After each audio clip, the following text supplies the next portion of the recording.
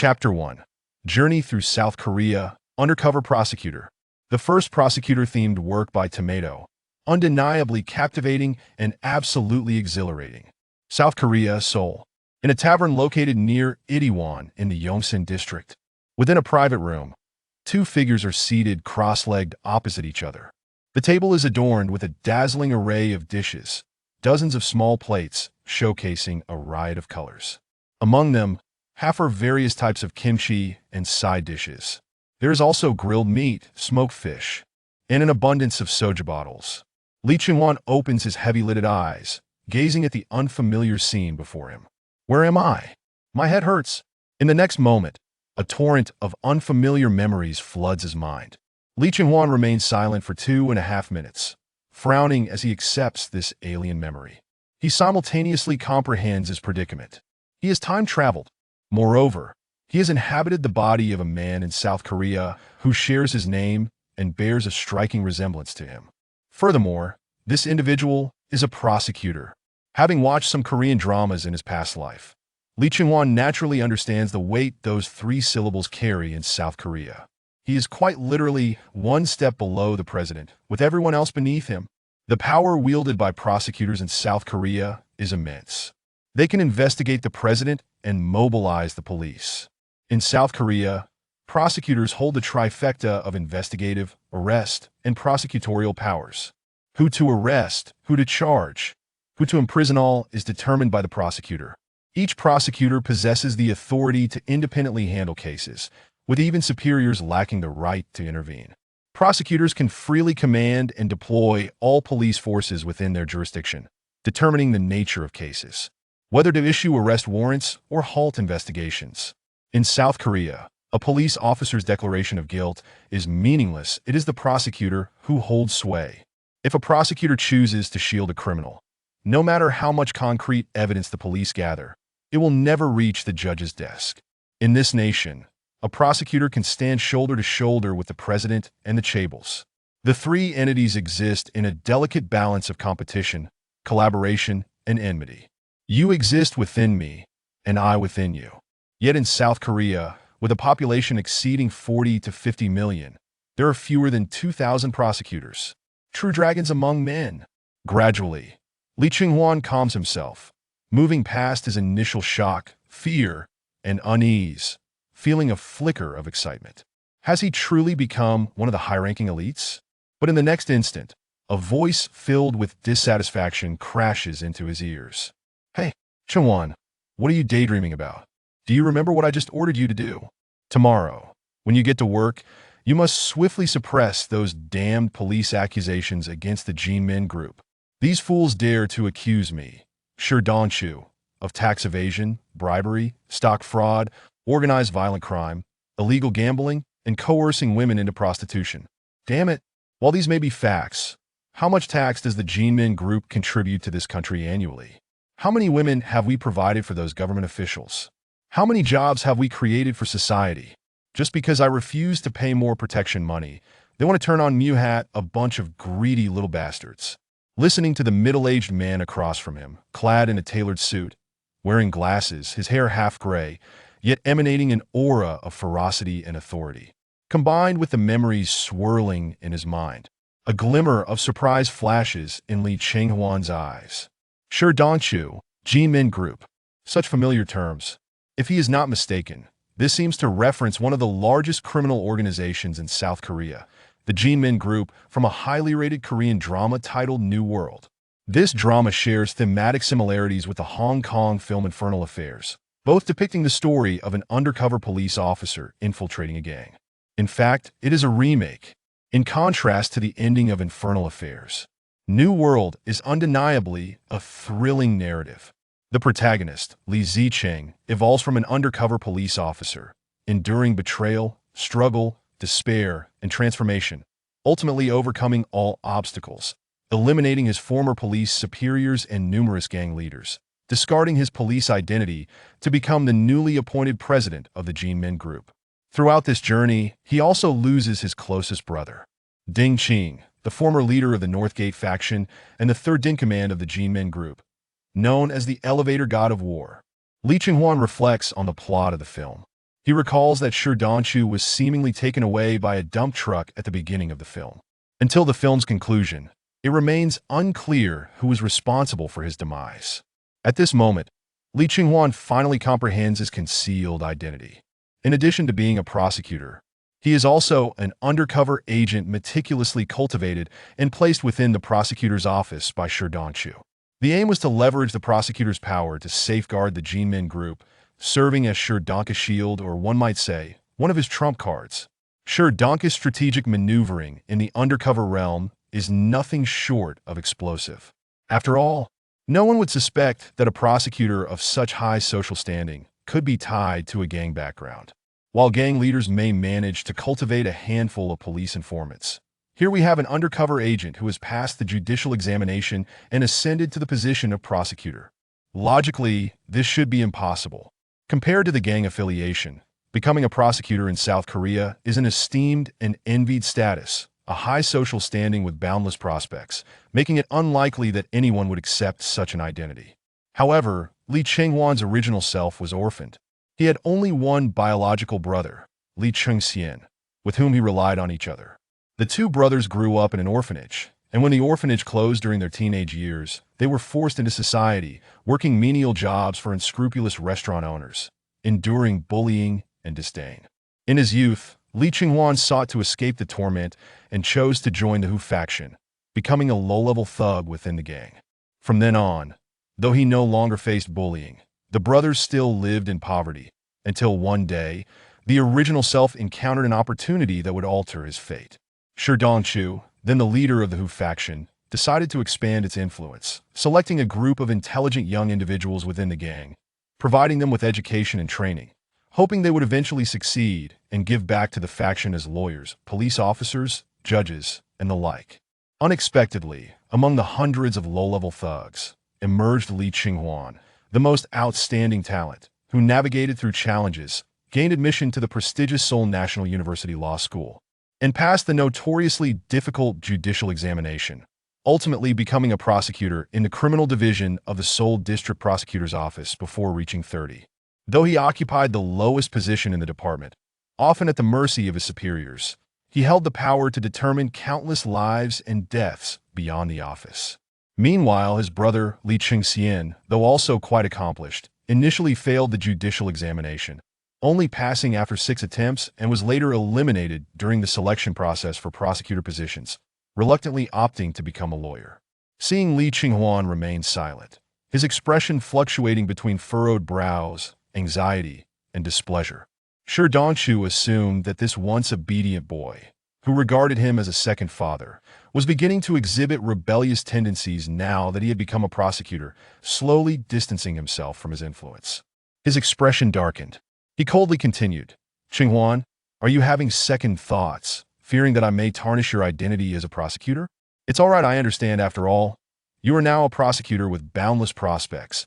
Even the Chaebils wish to win you over by marrying off their daughters to you, so you can become one of them. Ultimately, the Jinmin group is merely a large gang, which will cast a shadow over your background. It's natural for you to desire to sever ties with us now that you have gained some independence.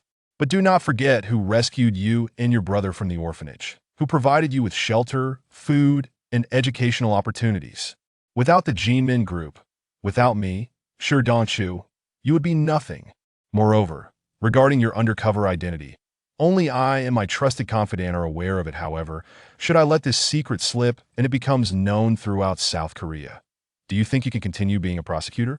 Qinghuan, I have never wronged you over the years. You must consider carefully whether to continue assisting me or to draw a line between us." As he concluded, the tone of Shi Dong's voice bore a chilling warning, his anger barely restrained. Were Li Qinghuan merely a simple gang subordinate, even a key member, he would have unhesitatingly slapped him across the face. But now, Li Qinghuan is a prosecutor.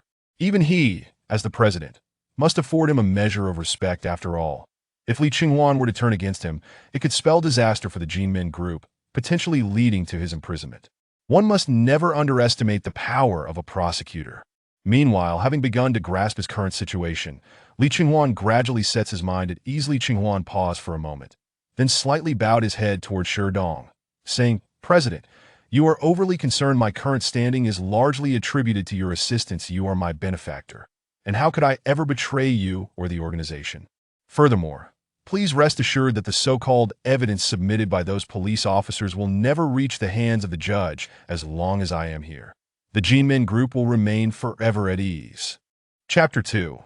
Is the elder sister-in-law residing at home? Upon hearing Li Qingwan's expression of loyalty, a look of satisfaction indeed spread across Shi Dongchu's face, that he patted Li Qingwan on the shoulder, exclaiming, "Ah, Qingwan, I have not misjudged you. Among the many key figures in the group, you are the one I value the most. Work diligently, and when I retire, I shall entrust the group to your capable hands. In my heart, you are like a son to me. You are the true heir to my legacy." With a heartfelt sentiment, Shi Dongchu became more amiable towards Li Qingwan, pouring him a glass of liquor. The two continued to clink glasses, exchanging laughter and jovial banter. Li Qingwan, maintaining his composure, cheerfully clinked glasses with the old fox, downing the drink without hesitation. Perhaps it was a boon bestowed upon him as a time traveler. He felt an extraordinary vigor coursing through his veins, capable of drinking endlessly without becoming inebriated. As the night wore on, feigning drunkenness, the disoriented Li Qingwan supported the inebriated Shi Dongchu, who was as unsteady as a drunken dog. As they exited the private room of the tavern, outside, several of Shi Dongchu's subordinates, who had long awaited their arrival, hurried forward to assist. They took Shi Dongchu from Li Qingwan's grasp, bowing slightly as they addressed him. "Mr. Prosecutor, please allow us to take the chairman." "Good, hiccup. You must ensure the chairman arrives home safely. Is that understood?" Li Qingwan released Shi Dongchu, also pretending to be slightly dazed, his steps wavering. "But Mr. Prosecutor, are you all right?" "No, no worries. I'll just take a cab back later. You all may leave." "Understood." They watched as Shi Dongchu, supported by his bodyguards, climbed into a sleek black Maybach, which then glided away as soon as Li Qingwan's previously hazy gaze cleared. He found himself imbued with sharp clarity. That moment, he was devoid of intoxication and stood upright, filled with vigor. Utilizing the reflection in the tavern's glass, he admired his own visage, standing over 180 centimeters. With starry eyes and sharp brows, dressed impeccably in a tailored suit, he possessed an admirable appearance that in South Korea, where looks hold significant weight, even exceptional academic achievements could be overlooked due to one's lack of aesthetic appeal. As the night deepened, guided by the memories in his mind, Li Qingwan finally arrived at the entrance of his recollected home. Nestled in a prestigious villa community in Cheongdam-dong, it was a two-story residence valued at over 10 million. For Li Qingwan, a newly appointed prosecutor with less than 3 years of service, affording such a property was out of the question. This house, a gesture from Shi Dongchu to celebrate his successful passage of the prosecutorial examination, was an embodiment of the saying, "A fortune spent for a worthy cause," a core member of the gang upon whom Shi Dongchu had high hopes. He was indeed worth such a lavish investment. With a click, he retrieved a key from his pocket and unlocked the door, stepping inside. Immediately, a gentle voice laced with a hint of allure graced his ears. "Is it you, Qingwan?" Taken aback, Li Qingwan turned to see a stunning figure emerge from the room. Dressed in traditional Korean loungewear, her hair elegantly coiled atop her head, revealing a delicate oval face that a petite beauty mark on her exquisitely shaped nose enhanced her already enchanting allure. Her fair, swan-like neck and snow-white skin were striking. And despite her conservative attire, one could not overlook her captivating curves. Standing around 168 centimeters tall, her proportions were impeccable, plump where it mattered and slender where it was due, devoid of any excess flesh. Recalling the memories in his mind, he recognized this woman as Han Yoshi, the elder sister-in-law, the wife of his biological brother, Li Chengxian. They were college classmates, with Han Yoshi having pursued Li Chengxian first, leading to their marriage shortly after graduation. After their union, Han Yoshi relinquished a lucrative position in a conglomerate to devote herself entirely to being a homemaker, supporting Li Chengxian in his preparations for the judicial examination. Little did she know that Li Chengxian would fail multiple times, exhausting their savings and accruing substantial debt. Ultimately, he was forced to accept reality and became a lawyer, knowing he could never pass the prosecutor's screening. Both brothers were, in fact, exceptional individuals. After all, whether as a prosecutor or a lawyer, both are high-income, respected professions in South Korea. However, their personalities were starkly different. The original Li Qinghuan was clever, resourceful, and alert, with flexible moral boundaries. He was selected by Shi Danshu as a key member of the gang and joined the Jinmin group at an early age. In contrast, Li Qingxian was earnest and reserved, lacking adaptability, a paragon of virtue. When he learned of Li Qinghuan's involvement in the underworld, they had a fierce argument, resulting in a rift between the two brothers. However, the younger brother, Li Qinghuan, proved to be more promising, achieving the status of prosecutor before his elder brother. This left Li Qingxian feeling disheartened and frustrated. His repeated failures in the judicial examination over the past few years led him into a deeper melancholy. Since choosing to become a lawyer, he worked tirelessly, focusing on helping the impoverished who could not afford legal fees, spending most of his time at the law firm and rarely returning home. As for why sister-in-law Han Yoshi did not live with him, it was due to financial strain. The previous judicial examinations were exorbitantly costly, leaving them in deep debt, which forced Han Yoshi to seek financial support from her family, enduring considerable disdain from them. Li Qingxian felt deep shame. Faced with the harsh reality, he could scarcely afford rent and Seoul, and having worked pro bono for the past 2 years, his financial situation was dire. The original Li Qinghuan, as the younger brother, could not stand by idly that he had repeatedly offered assistance to his elder brother, but Li Qingxian, believing this to be his own burden, declined the help. Ultimately, Li Qinghuan had to appeal to reason and emotion, suggesting that since his brother refused his aid, they could simply reside in his home. After all, he could not allow his sister-in-law to suffer alongside him without a proper place to live. Upon hearing these heartfelt words, Li Qingxian ultimately conceded to reality that he agreed to Li Qinghuan's proposal to split the villa in half, with the lower portion designated for his elder brother and sister-in-law, while he would occupy the upper level. Initially reluctant, Li Qingxian believed that providing them with a study would suffice. After much persuasion, he eventually relented, recognizing that he could not bear to see his wife endure hardships, and agreed to move in with Han Yoshi, although he seldom stayed there, often residing at the law firm in a cramped cubicle. A true workaholic, sister-in-law Han Yoshi was very understanding, often assisting with household chores. Embodying the essence of a virtuous wife, Li Qinghuan could not help but feel a pang of jealousy. Though many affluent families and business moguls sought to marry their daughters to him after he became a prosecutor, they merely sought to exploit his position for their own gain.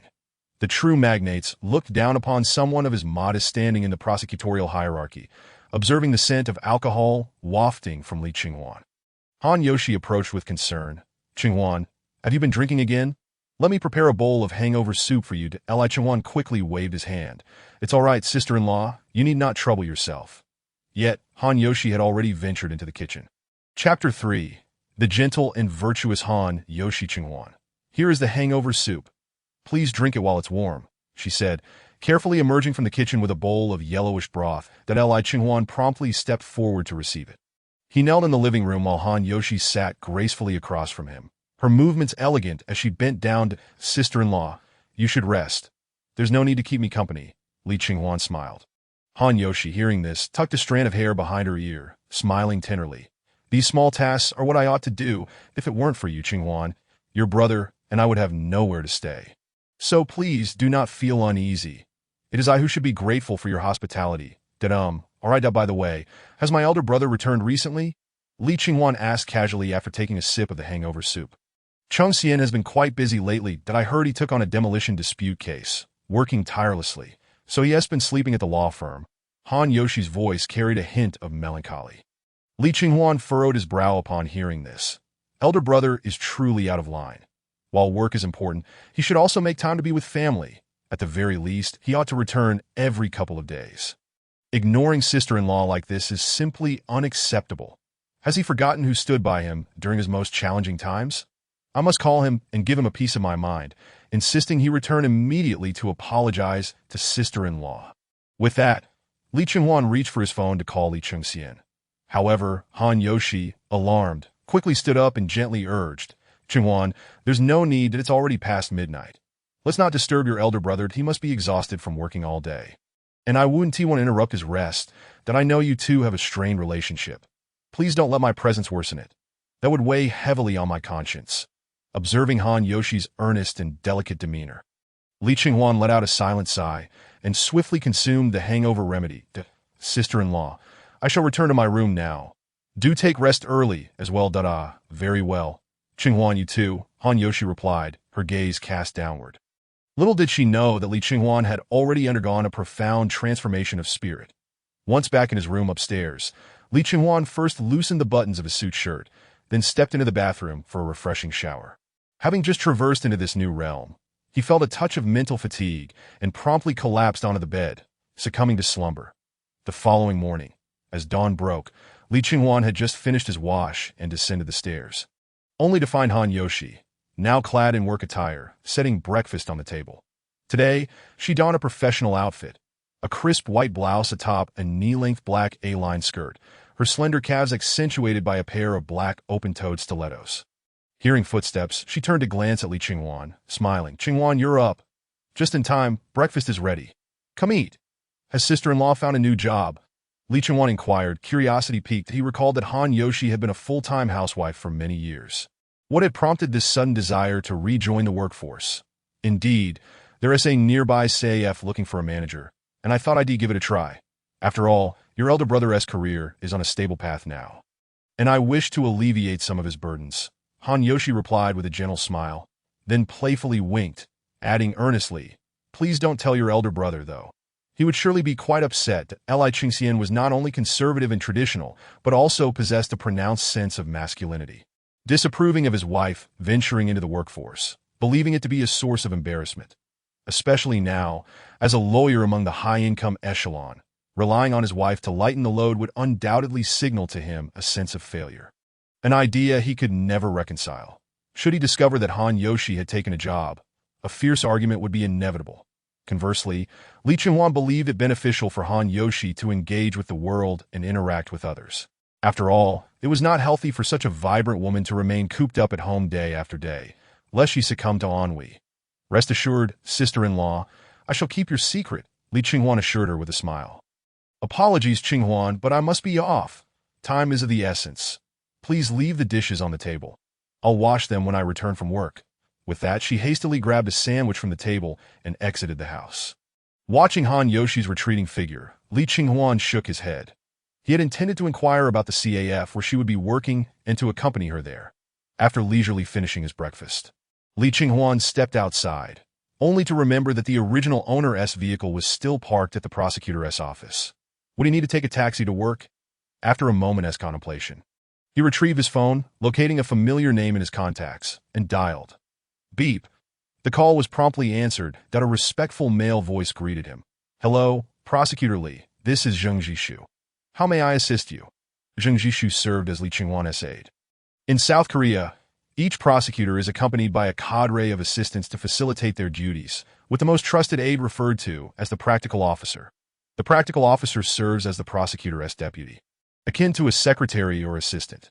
Typically, a practical officer remains loyal to the prosecutor for life, until retirement, thus forming an intimate alliance, sharing both triumphs and tribulations.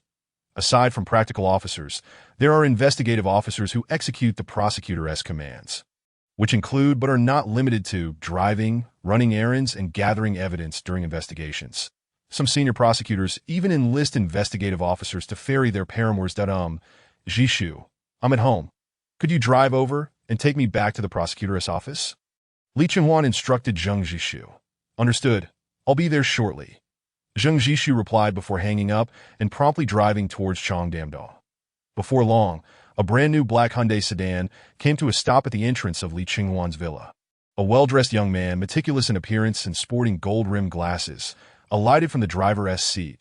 He strode towards Li Qinghuan, bowing at a 90-degree angle. Prosecutor Li, please get in. Thank you for your hard work. Li Qinghuan said, patting Zheng Jishu's shoulder with a satisfied smile, that it is worth noting that South Korea is a society that places immense emphasis on hierarchy. Juniors and subordinates display utmost respect towards those of higher status, adhering to impeccable etiquette. Once inside the vehicle, Li Qinghuan engaged in casual conversation with Zheng Jishu while gazing out at the scenery, having been unable to discern much in the darkness of the previous night. Daylight now afforded him a clearer view of the country. After a while, Li Qinghuan withdrew his gaze in disappointment. Despite Seoul's reputation as a world-class metropolitan city, its infrastructure appeared rather unimpressive, with skyscrapers being few and far between. Particularly in the affluent Gangnam district, one could still observe several dilapidated low-rise houses and a chaotic array of power poles. The state of infrastructure seemed comparable to that of a third-tier city within Hwaxia. As the vehicle meandered through the city, it finally reached his workplace, the Seoul District Prosecutor's office, located in Seocho District. However, upon his arrival, he unexpectedly received a notification. Prosecutor Lee, the minister requests your presence in his office. Chapter 4. Minister, I am simply eager to progress. Upon arriving at the prosecutor's office, Lee Ching-hwan was summoned by the practical officer of his superior, the minister of the criminal division, causing his heart to skip a beat. Had his identity as an undercover agent been exposed? Should he consider fleeing immediately? His expression oscillated between uncertainty and apprehension. It is only natural that anyone burdened with such a dangerous secret would feel a twinge of anxiety, particularly in an environment like the prosecutor's office.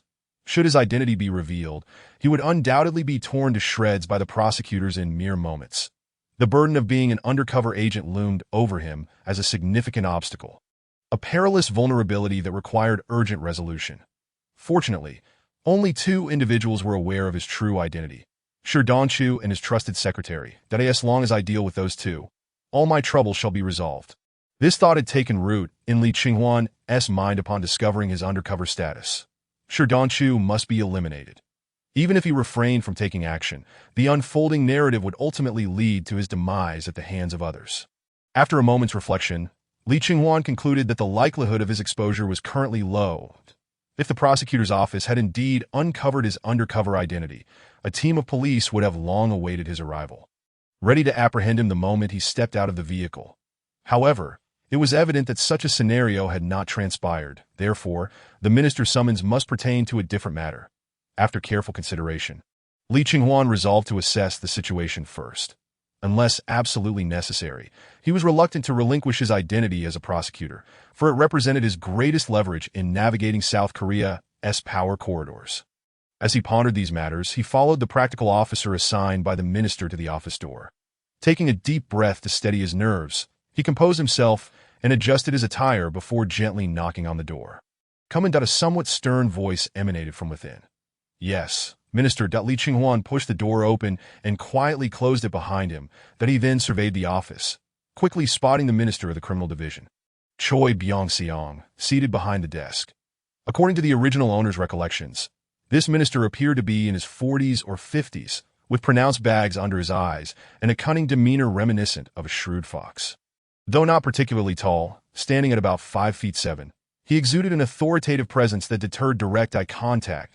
That a dangerous old fox was Lee Ching-hwan's immediate impression of Choi Byung-seong, that he approached the desk, bowing respectfully and gazing down at his shoes. Minister, I hear you wish to see me. In the bureaucratic landscape of South Korea, unless one has ascended to the highest echelons, such as the esteemed position of prosecutor general or president, it is customary to bow and show deference to anyone of higher rank. Colleagues may exchange nods and slight bows, a gesture known as a salute of respect, when encountering superiors or those of greater rank. The depth of the bow increases accordingly. Lee Ching-hwan bowed at a full 90 degrees, adhering to impeccable etiquette. Choi Byung-seong regarded the well-dressed young man before him, nodding slightly that he held a particular fondness for energetic and hard-working individuals without deep-rooted connections in the prosecutor's office. Viewing them as prime candidates for labor, a little incentive and positive reinforcement would yield tireless dedication from them. Ching-hwan, there is no need for such formality.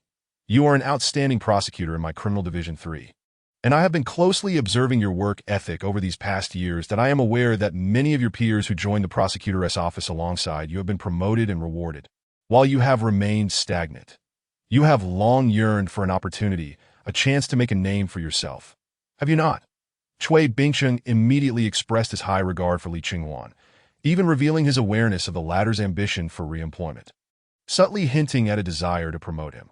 However, Lee Ching-hwan found this situation suspicious, believing that where there is something unusual, there is often something amiss. According to the memories of his former self, he indeed lacked any backing within the prosecution office. Shi Dongchu hardly counted as support, and it could be said that Shi Dongchu's discovery of Li Qinghuan, a potential candidate for prosecutor, was already a stroke of luck. The Jinmin group was unlikely to lend Li Qinghuan any assistance. Rather, it was Li Qinghuan who had become the greatest support for the Jinmin group, compelling Shi Dongchu to rely on threats and inducements to keep him in check. Due to his humble origins and lack of connections, he often found his opportunities for promotion and advancement snatched away. He was relegated to the most arduous and menial tasks, while prospects for promotion and salary increases perpetually eluded him. As a member of a society heavily influenced by Huaxia culture, South Korea outshone in matters of interpersonal relationships and hierarchy.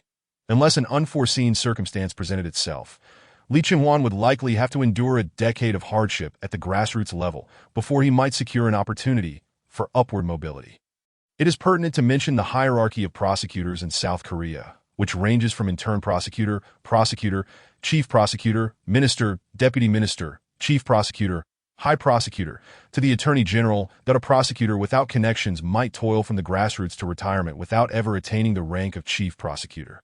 As for ascending to a ministerial level or higher, it would require solving a high-profile case of national significance or imprisoning a member of the National Assembly, a chaebol leader, or even a president to achieve such a feat. This is why, upon the conclusion of their terms, former South Korean presidents often find themselves under investigation by prosecutors, relentlessly pursued like hounds, ultimately facing imprisonment or being driven to suicide. This is the quickest way for them to establish their reputations. While the true intentions of Cui Bingxing remained unclear, Li Qinghuan felt compelled to express the requisite flattering remarks. He once again bowed slightly to Cui Bingxing, saying, "Minister, your regard for me is overwhelming. I am truly apprehensive as a prosecutor of the Republic of Korea. My sole desire is to serve the citizens diligently and alleviate the burdens of our ministers and leaders. Opportunities for promotion and salary increases should be reserved for my more distinguished colleagues and seniors. I am still young and have much to learn, especially from outstanding predecessors like Minister Cui, who, as a seasoned prosecutor on the front lines, possesses invaluable experience and wisdom. Even a single word from you could greatly benefit us juniors. I sincerely hope for more opportunities to learn from you, Minister, as I am eager to progress." Li Qinghuan's words were both humble and ingratiating, with a hint of flattery that caused Cui Bingxing's furrowed brow to relax, eliciting a faint smile of satisfaction. "Ha, Qinghuan, I never realized you were such a silver-tongued lad," he praised. "Unpretentious and poised, you are an exceptional prosecutor worthy of great responsibility, that I have not summoned you merely for idle chatter. I have an important task to assign you to this." Li Qinghuan's expression shifted to one of gravity, as he realized the time had come for the crux of the matter. "Minister, please instruct me. I will face any challenge without hesitation." "Excellent," Cui Bingxing thought, pleased by Li Qinghuan's fervent response that a glimmer of hope ignites youthful passion, making him a valuable asset indeed. After a moment's consideration, Cui Bingxing began. "Recently, I received intelligence that the most prominent congressional member, Zhang Biyu, who is a leading contender for the presidency, along with his financial benefactor, Chairman Wu of the Future Group, is embroiled in an illegal loan scandal that has resulted in significant losses of state assets, amounting to a staggering 800 billion won. I need you to investigate this illegal loan case and gather evidence of Chairman Wu coercing the bank president into providing illicit loans. Furthermore, Zhang is likely involved and may be one of the principal perpetrators, that if you can procure evidence of their crimes, I promise to promote you to Chief Prosecutor of the Criminal Division 3, making you my right-hand man." Upon hearing Cui Bingxing's assignment, Li Qinghuan felt an overwhelming urge to curse. How could a mere grassroots prosecutor be tasked with investigating a congressional member and a top chaebol leader? Had Cui Bingxing lost his mind? He recalled a similar plot from his past life when the nine-headed bug ordered Benbo Erba to eliminate the Tang monk and his disciples, that if I could eliminate those four, would you be sleeping in the same room with the Princess of Halloween? He thought that as a lowly prosecutor, you expect me to take down a congressional member and a chaebol chairman. Damn you. Cui Bingxing, are you trying to get me killed again? Chapter 5. What I mean is, I need more money. Li Qinghuan was infuriated by Cui Bingxing's shameless request that he had expressed a desire to progress. But he had never indicated a wish to court disaster. A congressional member and a top chaebol leader were beyond the reach of a mere grassroots prosecutor. Even if he managed to uncover something, he would have no means to contain it. This was not merely a hot potato. It was akin to a nuclear bomb. Once detonated, the pressure from powerful figures would plunge him into the abyss. And no one could save him. The difficulty of bringing down a powerful congressional member and a Chaebol leader was akin to asking Benbo Urba to eliminate the Tang monk and his disciples. Damn it! Why doesn't Cui Bingqing do it himself? Li Qinghuan seethed inwardly, cursing the old fox, already envisioning a future opportunity to settle the score with him. However, on the surface, he feigned hesitation and anxiety, coupled with a hint of desire and eagerness to prove himself, exhibiting a level of emotional turmoil comparable to that of a pie chart. Cui Bingqing was evidently deceived by his exceptional acting skills. Sensing that Li Qinghuan was wavering, he decided to stoke the fire further, saying, "I understand your concerns, Qinghuan, as the enemy is indeed formidable. But please do not forget your original intentions. We are prosecutors of the Republic of Korea, the pillars of justice in this nation. Currently, Zhang Biyu and Chairman Wu are colluding for their own interests and scrupulously inflicting significant losses on the nation and its people, that we must put a stop to them. And you, Qinghuan, are my most esteemed junior, and I will be your strongest support. Imagine the day you expose the criminal activities of Zhang and Wu to the public. Countless journalists will clamor for interviews, heralding your glorious achievements in newspapers and media. You will transform from a disheartened grassroots prosecutor into a celebrated figure, fearless of authority, unflinching in the face of personal danger, unveiling the dark dealings of the elite and chaebols, thereby salvaging the nation from monumental losses. Such deeds would elevate you to the status of a star prosecutor in Seoul or even all of South Korea. You may even receive a personal audience and commendation from the president. By then, with fame and fortune in your grasp, you could smoothly succeed me as the Minister of Criminal Division 3 within a few years, and perhaps even attain the position of Deputy Chief Prosecutor or Chief Prosecutor before reaching 50. Cui Bingqing, this old fox, not only possessed a cunning mind, but also had a silver tongue, painting a vivid picture of a promising future for Li Qinghuan. Most young individuals would find it hard to resist such temptation, becoming fervently inspired and eager to act. However, Li Qinghuan, having seen much in his years, was not easily swayed to in his previous life. He had built his fortune through dubious means. Just before his rebirth, he had been running a gray business in a small Southeast Asian country, amassing a considerable operation. Unfortunately, local warlords, insatiable in their greed, failed to negotiate an agreement on protection fees, resulting in an armed robbery. In the chaos, he fell victim to stray bullets, having been a boss himself. And having painted grand visions for many, he was all too familiar with Cui Bingqing's tricks. They were childish play. Although Cui Bingqing's request for him to investigate Zhang and Wu was daunting, he had already made up his mind to proceed. Despite Cui Bingqing's grandiloquence, he had spoken a truth. In South Korea, the fastest way to ascend the ranks, aside from having connections, was to tackle major cases. Targeting the powerful and influential would help him achieve results.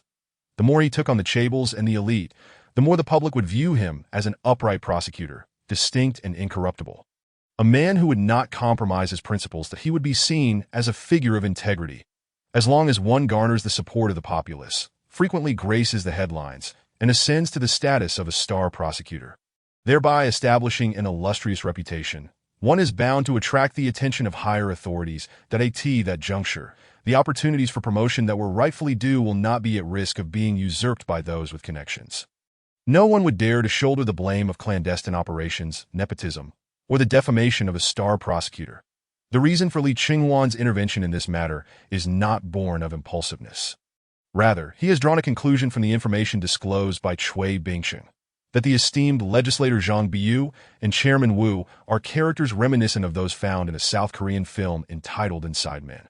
This film exposes the intricate web of interests and entanglements among political figures, large conglomerates, organized crime, and judicial institutions, dissecting the pervasive corruption and class stratification within South Korean society. In simpler terms, legislator Zhang, Chairman Wu, and editor Lee, who wields control over the media, together form a coalition known as Inside Men. They exploit their influence to manipulate the political arena, the business world, and public opinion, constructing an impenetrable fortress. From their lofty perch, they regard the masses as mere livestock, view celebrities as playthings, and consider their followers and subordinates as mere tools to be discarded once utilized. The two male protagonists in the narrative, one a prosecutor and the other a gang leader, are both pitiful souls abandoned by their respective superiors. Yet, they immerse themselves in the fray and ultimately dismantle the Inside Men coalition, achieving revenge by incarcerating both legislator Zhang and Chairman Wu, while only the mutilated editor Li Jiangxi plots his resurgence from behind bars. It must be said that South Korean directors possess remarkable audacity, and the relevant authorities exhibit a commendable willingness to approve such films. The audacity to portray the raw and violent underbelly of South Korea's elite is truly astonishing. Do they not fear inciting public outrage or retribution from those in power? Although, it is likely that even if the populace were to become aware, the status quo would remain unchanged, that Li Ching-hwan has come to realize that while he may not possess a golden finger in his rebirth, the greatest advantage he holds lies in his familiarity with the plots of those Korean dramas and films, that if he can leverage these inherent advantages and seize the opportunities that arise, he can swiftly elevate his standing. The position of chief prosecutor is undoubtedly not his ultimate destination, that he is not even deterred by the prospect of becoming the minister of justice. What he seeks is the crownless king, a position of authority one step below the highest echelons. Thus, in response to Cui Bingqing's repeated grandiose promises, Li Ching-hwan cautiously and somewhat sheepishly replied, "Minister, while I genuinely wish to alleviate your burdens and aspire to become a star prosecutor, Legislator Zhang and Chairman Wu are formidable figures. With just a mere finger, they could extinguish me. What if I were to uncover something that they catch wind of? I fear for my safety." Initially, Cui Bingqing listened attentively, but upon hearing Li Ching-hwan's sudden shift in tone, he realized this young man was not as naive as he seemed. Observing that he could not sway Li Ching-hwan, Cui Bingqing's expression darkened. He understood that the perilous task of investigating Legislator Zhang and Chairman Wu was assigned to him by his benefactor, Senator Jean, and he dared not refuse, for his ministerial position was orchestrated by Jean. Senator Jean, keen to glimpse the presidential throne, is currently locked in fierce competition with Legislator Zhang, who enjoys the backing of the Inside Men organization, providing him with resources and support to suppress rivals, thereby achieving the highest approval ratings. Although Senator Jean ranks just below Legislator Zhang, he is in reality far behind. Consequently, he devised a plan to utilize the illegal loan case involving Chairman Wu to bring down Zhang, the shadowy protector. Once Zhang is eliminated, he would rise to the top in public support with the presidential seat within his grasp. It must be said, Senator Jin's calculations were astute. However, to his surprise, Cui Bingqing opted to outsource the task, choosing to safeguard his own reputation by delegating the dangerous assignment to his subordinates. This way, should the endeavor fail, he would not face severe repercussions. Yet if fortune favored his underlings and they succeeded in this seemingly impossible mission, he could claim all the credit. That a shrewd strategy indeed. Yet he underestimated the intelligence of the prosecutors.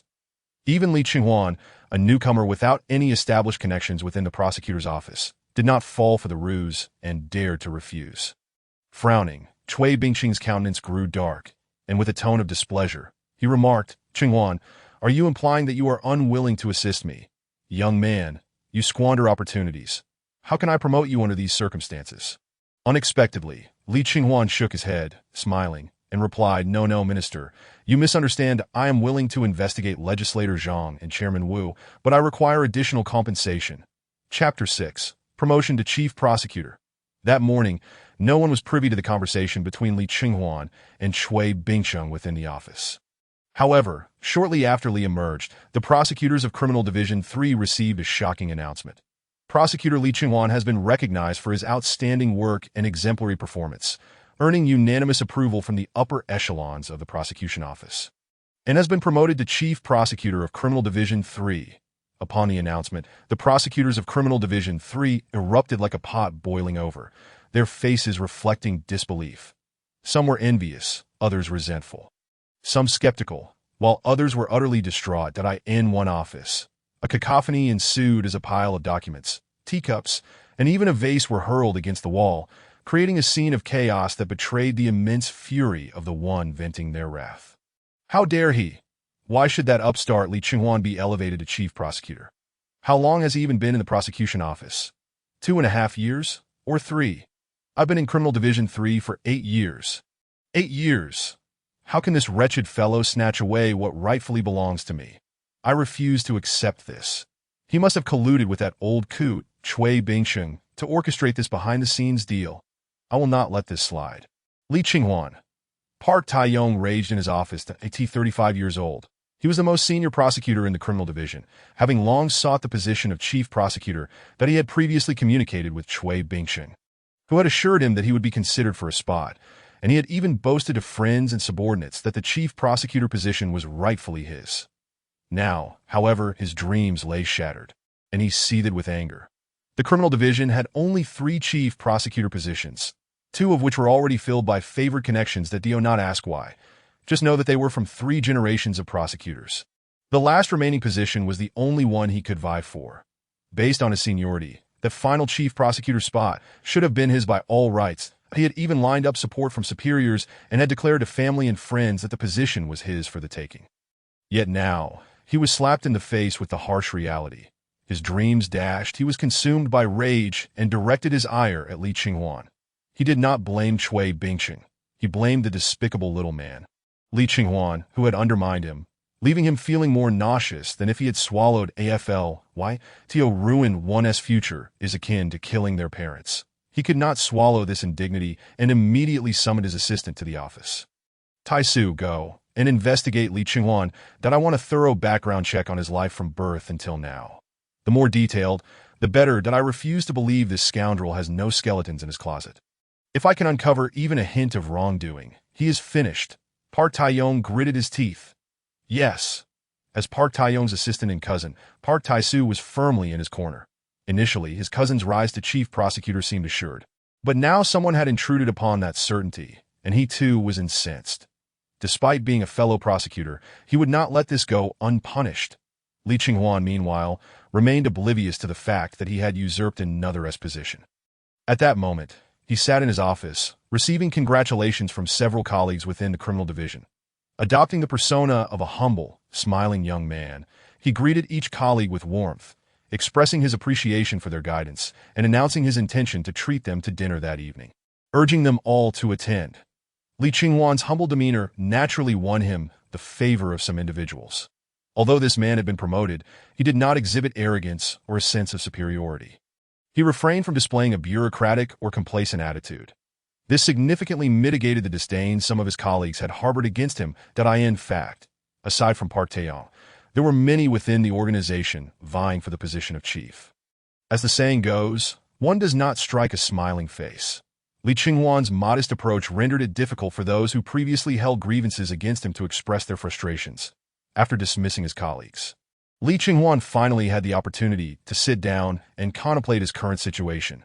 Presently, he was precariously walking a tightrope over a chasm. The threats emanating from Shi Dongchu had yet to be addressed. And now he was compelled to confront a member of the National Assembly and the chairman of a conglomerate, as well as the insidiously crafty editor-in-chief of a newspaper, Li Jiangxi. The challenges posed by this individual were unlikely to be less formidable than those presented by the tycoon and the legislator. Particularly concerning was the fact that he had control over a significant gang, along with both media and violent organizations, leaving Li Qinghuan with an insufficient number of trustworthy personnel at his disposal. Ideally, he could leverage the power of the Jinmen group. Yet Li Qinghuan was reluctant to entangle himself too deeply with Shi Dongchu. He was indeed covetous of the Jinmen group and wished to command the formidable talents of Ding Qing and Li Zicheng. However, that would have to wait until after he dealt with Shi Dongchu. Therefore, Li Qinghuan needed to devise a strategy to recruit several reliable subordinates capable of handling the dirty and laborious tasks that required discretion. Zheng Jishu was an excellent practical officer and also his trusted confidant, but assigning him to menial work seemed a waste of his talents. Regardless, he had managed to establish a tenuous foothold within the prosecution office. And things on the Shi Dongchu front were temporarily stable. Before confronting the other party, Li Qinghuan need not worry about the risk of exposure. This period presented a prime opportunity for him to expand his influence swiftly. He sat in the office for the entire morning. Knock, knock, knocked at that moment. There was a knock at the door. Come in. Zheng Jishu entered, bowing slightly and saying, Chief Li, you've been working for quite some time. It is time for lunch. All right, I am feeling a bit hungry. Are there any good restaurants nearby? Li Qinghuan stood up, crumpling the A4 sheets filled with plans on his desk and stuffing them into his pocket. Indeed, there is a barbecue and Dungeon Guk noodle shop within 2 kilometers of the prosecution office, and it's quite good. Would you like to give it a try? Let us go there. Of course. Chiefly, the two descended the stairs, with Zheng Jishu fully exercising his duties as a practical officer, personally driving Li Qinghuan through winding streets until they arrived at a modest barbecue restaurant tucked away in a civilian neighborhood. This is the place. Chiefly that I came here once before and found the barbecue and Dungeon Guk quite delightful. Zheng Jishu pointed to a nondescript barbecue shop nearby with a smile. Ditto. It seems I am in for a treat today. Li Qinghuan replied, and then followed Zheng Jishu into the establishment. Although the shop was small, it was well equipped, reminiscent of the barbecue joints in Huaxia. The grill was laden with a variety of meats, sizzling and releasing tantalizing aromas as they cooked over the charcoal. The husband and wife owners were busily attending to their customers. Despite the shop only having 5 or 6 tables, it was filled to capacity. The two found an empty table, and without even glancing at the menu, Zheng Jishu called out to the owner, "Boss, please bring us 2 large portions of barbecue, 2 servings of seafood doenjang soup, and some rice, coming right up. Please wait a moment." The owner shouted back while deftly flipping the pork belly on the grill. The entire establishment was enveloped in the mouth-watering scent of grilled meat.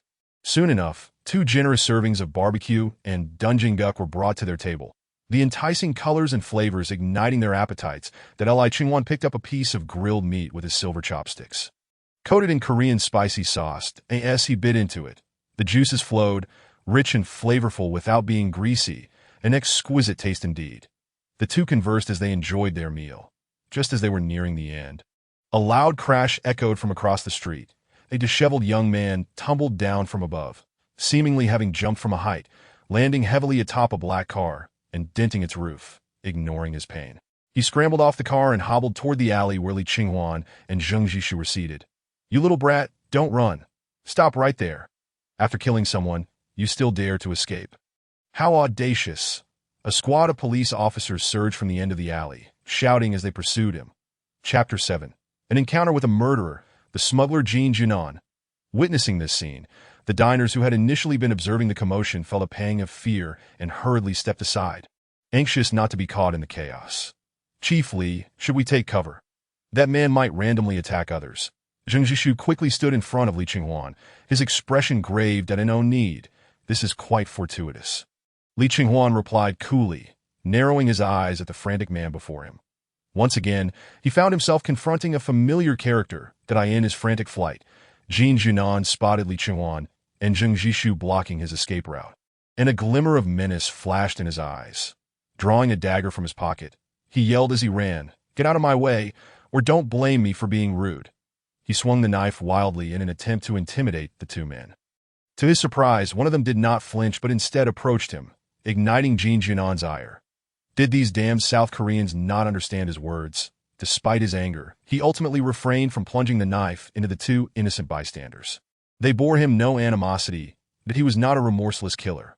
Rather, he was a simple man trying to earn money for his child's medical treatment and to find his wife that it was poverty and that scoundrel Mian Jinghe who had forced him into such a corner, driving him to scurry like a wild dog in a foreign land, stripped of dignity. All he wished was to find the rendezvous point that Mian Jinghe had promised him and return home. Just then, he lost his footing. His entire body crashed heavily to the ground. Thud. He let out a muffled groan, pain coursing through him. Only then did he realize that one of the men blocking his path had tripped him. "Damn it! Why are you stopping me?" Jin Junan seethed with fury, struggling to rise, just as the police officers who had been pursuing him finally caught up, that a throng of officers surrounded him. "Get away! Don't come any closer." He swung the dagger like a caged beast, trying to fend off the approaching officers. But it was ultimately in vain. The knife was soon knocked from his hand by one officer wielding a baton. And in the blink of an eye, he was overwhelmed by the crowd, that in no time. He was subdued and handcuffed. As the dust settled, a police captain stepped forward to express gratitude to Li Qinghuan, saying, "Thank you, sir, if it weren't for your intervention, this murderer might have escaped." "Damn, I'm not a murderer. I merely passed by and saw 2 people stab that man that I thought I might check if he had any money. And when I heard your sirens, I panicked and tried to flee. I swear, I'm not the killer." Jin Junan protested vehemently, still struggling against the grip of the 2 officers, that if you didn't kill him. "Why did you run? Even facing death, You still dare to talk back? Take him away. Officer Chao Dajuan barked angrily at Jinji unanimous. At that moment, Li Qinghuan calmly interjected, the possibility he mentioned does exist. Without ample evidence, you should not hastily convict someone upon hearing this. A hint of embarrassment flickered across Chao Dajuan's face that he wanted to retort. Who do you think you are to question our police work? Meanwhile, Zheng Jishu produced his credentials and sternly addressed Chao Dajuan. This gentleman beside me is Chief Prosecutor Li Qinghuan from the Seoul District Prosecutor's Office, and I am his practical officer, Zheng Jishu. Since this incident occurred right under our noses, we shall take over the case. Please lead the way to the crime scene, Dada. You're the prosecutor? Chao Dajuan was taken aback, realizing why these two were impeccably dressed and carried themselves with such poise. They were clearly elite, that he was relieved he hadn't spoken carelessly and offended them, or he would have had nowhere to cry. He quickly saluted Li Qinghuan, speaking respectfully. So it's Prosecutor Li from the Seoul District Prosecutor's Office. I apologize for my earlier lack of diligence. That as you said, while this suspect has a high probability of being the murderer, we cannot rule out other possibilities. With you overseeing the situation, I believe the truth of this case will soon be revealed. In South Korea, even the most junior prosecutor can exert authority over the police, commanding them to act unconditionally. Not to mention, he had heard from Zhang Jiksu that Li Sunghwan was a chief prosecutor, a figure of great significance whom these lowly officers rarely encounter. That as he spoke, he wore a sycophantic smile, flattering Li Sunghwan while beckoning his colleagues to bring in Kim Gunam. Come on, with Prosecutor Li present. Let us take the suspect back to the crime scene and see what he has to say. Kim Gunam, upon realizing Li Sunghwan's identity, was struck with shock that he never imagined that the person who had stopped him was a high-ranking prosecutor. Even though he hailed from the neighboring Huaxia, he understood that prosecutors in South Korea wield tremendous power, that a mere word from them could turn the police into subservient lackeys, obediently carrying out orders without a whisper of dissent, all while showing utmost respect.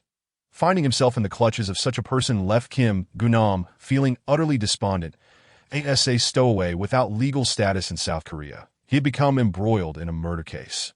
Although he did not kill the victim, he had indeed wielded a knife, severing Professor Kim's finger, leaving behind blood and fingerprints at the scene. That it was a predicament from which he felt he could not escape. Overwhelmed by despair, his mission was unfulfilled, the money remained unattained, his wife was still lost, and he faced the prospect of imprisonment in a foreign land. Tears blurred his vision, grief flooding his heart.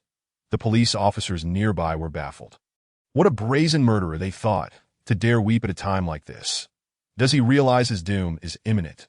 Soon, a group arrived at the crime scene. That it was an old 6-story residential building, and the incident occurred between the 3rd and 4th floors. That a corpulent man in a black suit and white shirt lay in a pool of blood, having been stabbed multiple times in the chest. With blood pooling around him, his right thumb had been severed as well. Upon seeing Professor Kim again, Kim Gunam trembled, his gaze darting away in dread. Writhing in discomfort, he wished he could discreetly dispose of the severed thumb he had in his pocket. But his hands were cuffed, rendering him unable to do so. Li Sunghwan, surveying the crime scene, found his suspicions confirmed. He was indeed witnessing a scene reminiscent of a Korean drama.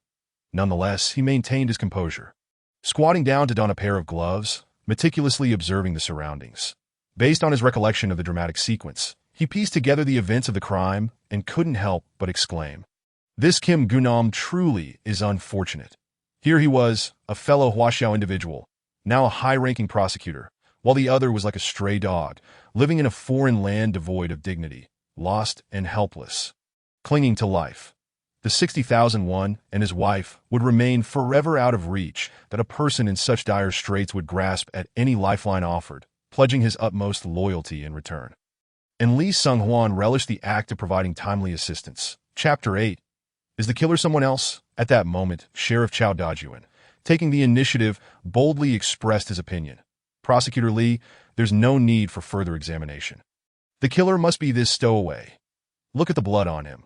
There are bound to be his fingerprints on the victim's body, and those bloody footprints are undoubtedly his. That he is undoubtedly the murderer.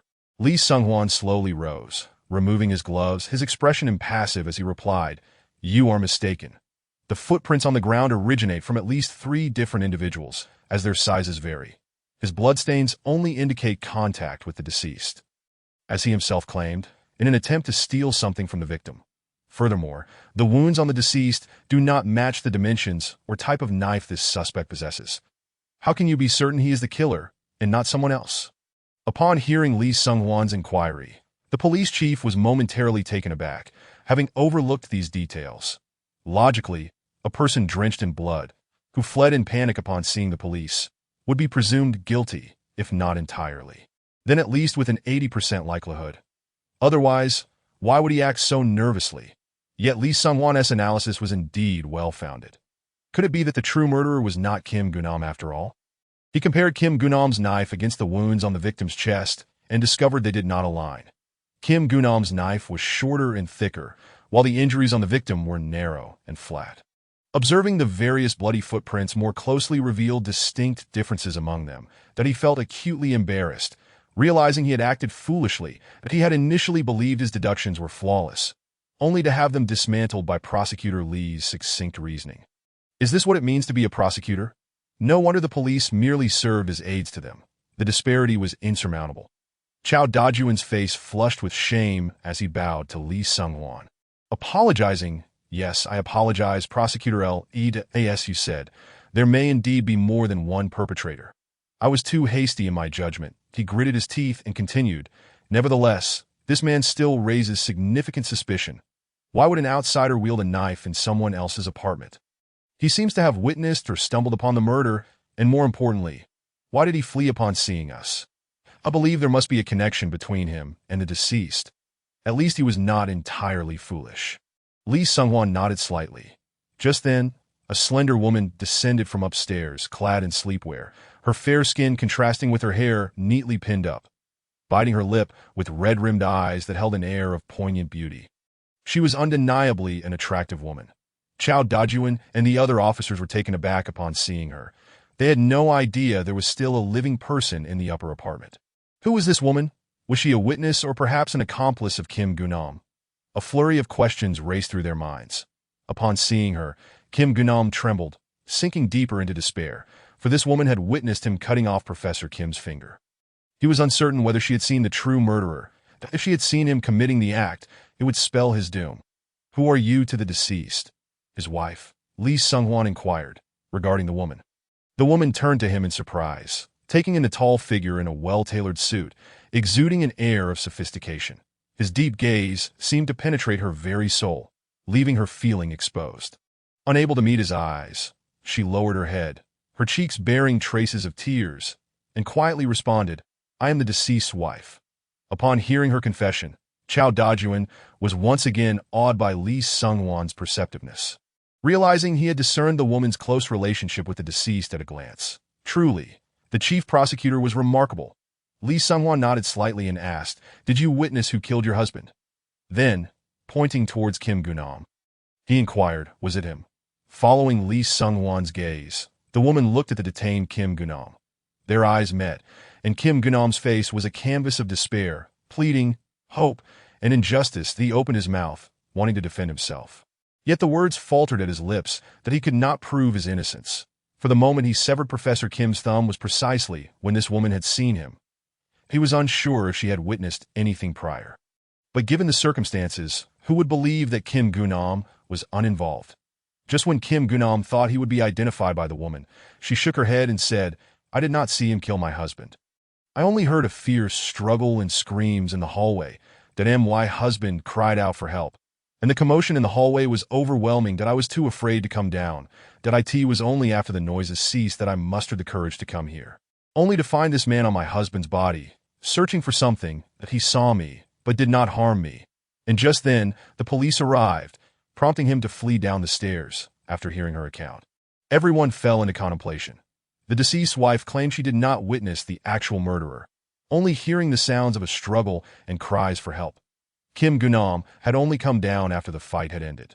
Did this imply that there was indeed another group of individuals? Were they the true killers? After murdering Professor Kim, had they fled, leaving Kim Gunam to arrive later? Jean Junan, upon hearing this, felt akin to a drowning man finally gasping for a breath of fresh air. The tension that had gripped his body began to dissipate momentarily, as he had not anticipated that this woman would refrain from identifying him as the murderer. Had she witnessed the altercation between him and Professor Jin's driver? Li Qinghuan, upon hearing his thoughts, remained non-committal, gesturing to Chao Dajuan, instructing him, "Take this woman and the suspect back to the prosecutor's office, that I wish to interrogate them personally. As for you all, bring these two corpses back to the police station, where the forensic experts will assess the wounds and determine the cause of death. Once you have the report to me at the Seoul District Prosecutor's office immediately. Understood?" "Yes." Chao Dajuan and the other officers promptly bowed in response.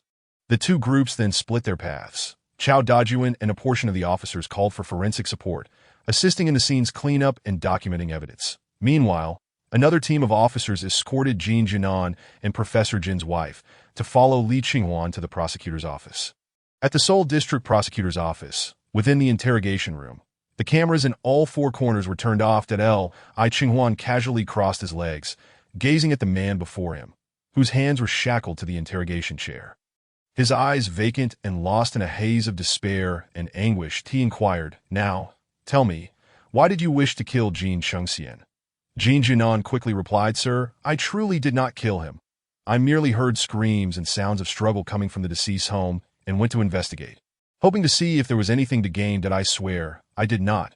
He understood well that the prosecutor before him was astute, having discerned from the outset that he was not the murderer.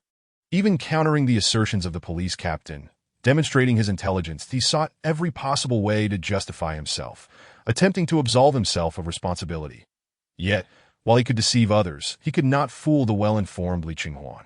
He tossed the pen he had been using for notes onto the table with indifference, his expression unreadable as he fixed his gaze on Jin Jinan. "You may not have committed murder, but you certainly intended to kill Jin Chengxian. It just so happens that another group also sought his demise, and your paths crossed. The actual murderers have fled, and you arrived too late. In your encounter with Jin Chengxian's driver, who was one of the culprits, a struggle ensued, leading to his accidental fall to his death.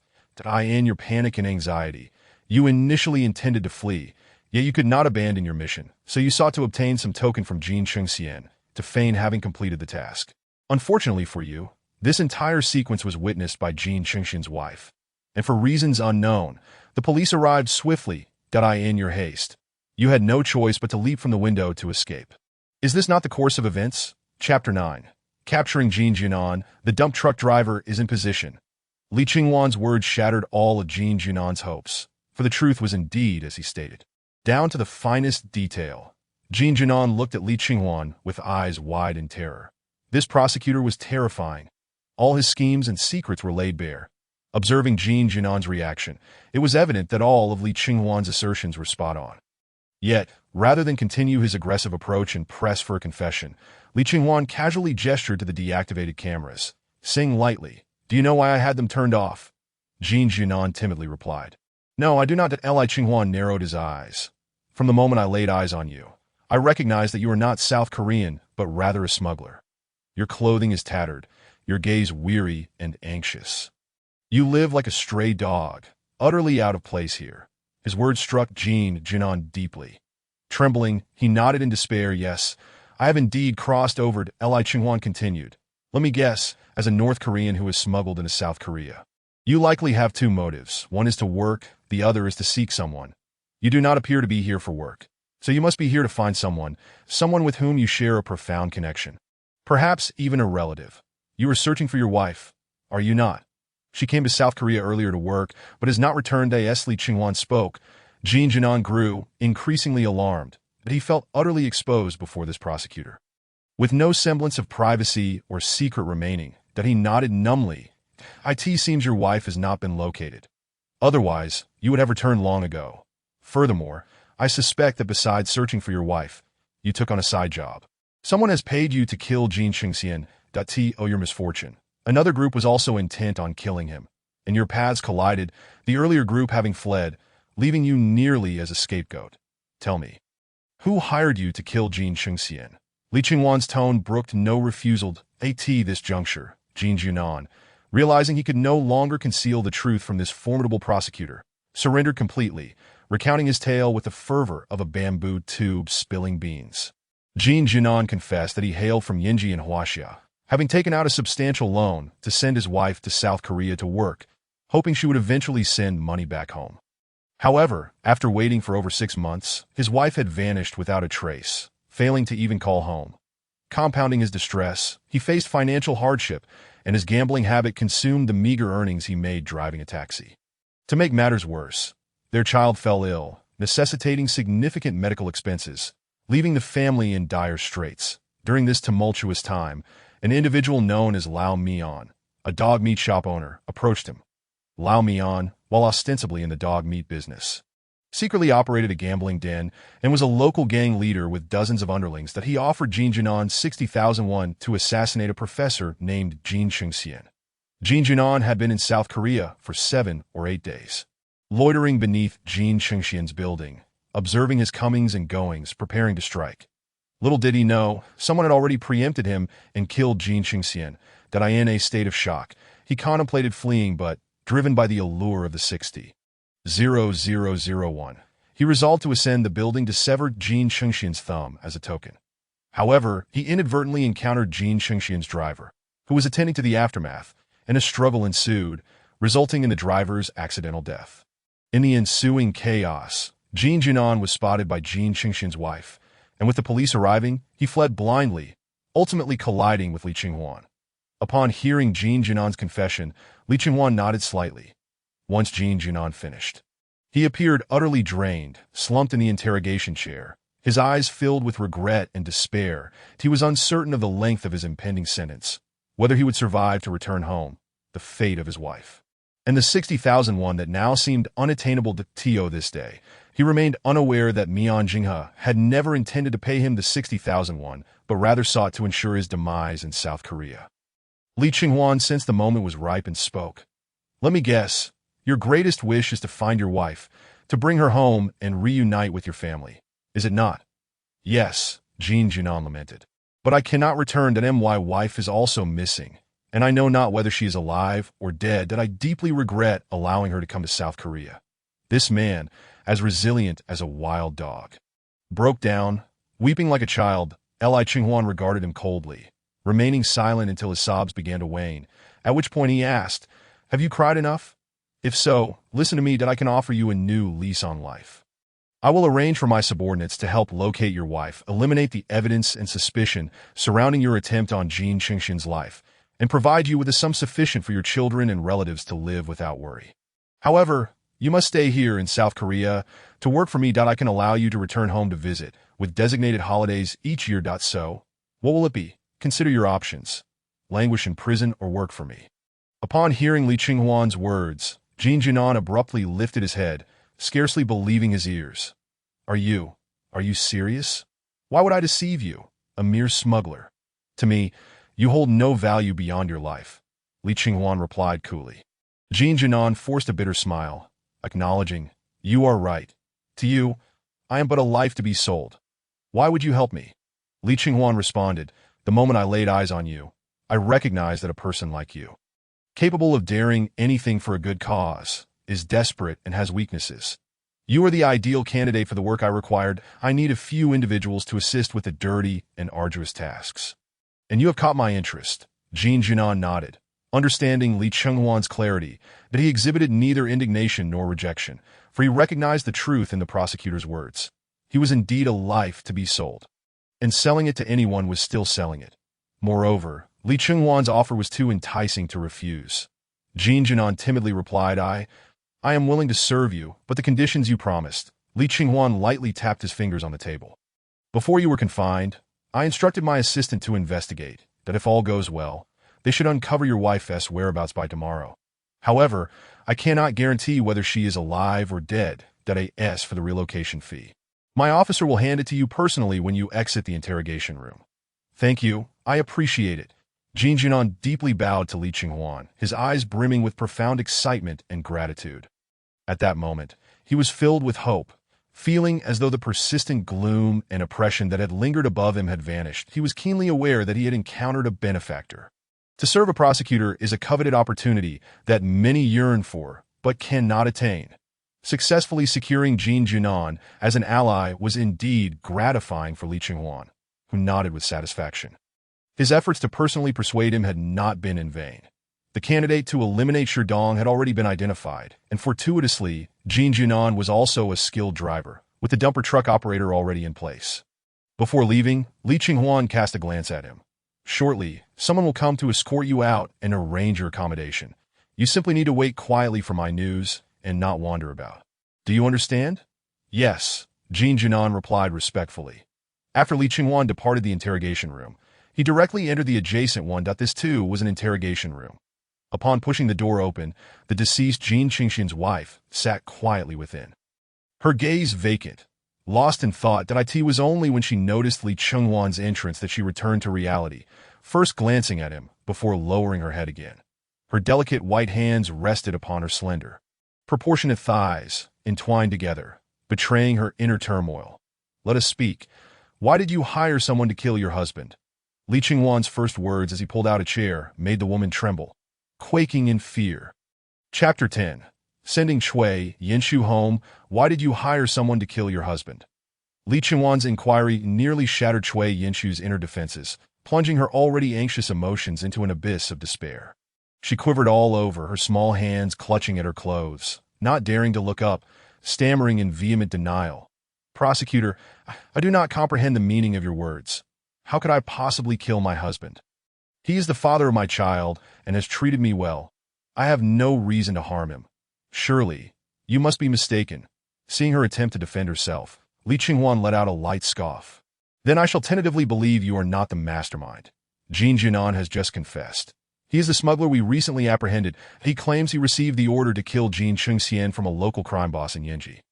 Huaxia, he indeed intended to murder your husband, but before he could act, another group preempted him. By the time he rushed upstairs, your husband had already fallen in a pool of blood, one of the assailants being your husband's driver, while two other culprits fled. This raises a curious point. Jin Chengxian, as far as I know, was a businessman and a former Taekwondo world champion, enjoying a fairly high social status. Why would he offend so many that they all wished for his demise? Another perplexing detail is that the police arrived almost immediately after your husband's death. From what I understand, the South Korean police are not known for their efficiency. Most of the time, they are more of a hindrance than a help. Li Qinghuan was unreservedly disparaging of the South Korean police. This was not mere derision, but rather a reflection of reality. The incompetence of the South Korean police was widely recognized, ASA prosecutor. Li Qinghuan was certainly entitled to such opinions. Upon hearing his mockery, Chui Yinshu dared not interject, silently weeping as she sat, embodying a victim's demeanor. The police arriving so swiftly suggests only one possibility. Li Qinghuan's gaze bore into Chui Yinshu's pale, yet striking widow's face as he spoke slowly. The one who reported the incident was you. You were aware in advance that someone intended to kill your husband, even knowing that the culprit was hiding in the corridor. Hence, you called the police beforehand, ensuring that once they murdered your husband, they would be apprehended by the promptly arriving authorities. That I end this way. Your husband would be dead, and the assailants caught, while no one would suspect you, the true perpetrator, allowing you to evade legal repercussions to Jin Qingxian's widow. You would rightfully inherit his substantial estate and be reborn anew, free to be with the one you desire. Am I correct? Li Qinghuan's words were piercing, resonating deeply. Especially under the weight of his sharp, penetrating gaze, Chui Yinshu found it nearly unbearable. Yet, she was not merely a fragile woman. Even in such circumstances, she did not yield, instead defiantly shaking her head, her teeth clenched. I did not do it, prosecutor. Please do not test me further, that I truly do not know who killed my husband. Nor did I ever wish to harm him, that if I had such intentions, why would I bear children for him? Seeing that Chui Yinshu remained steadfast, Li Qinghuan was not angered. Rather, he chuckled lightly and stood, addressing her. Very well, Mrs. Chui. Your willpower is commendable. You maintain your composure under these circumstances. Congratulations, you have passed my test.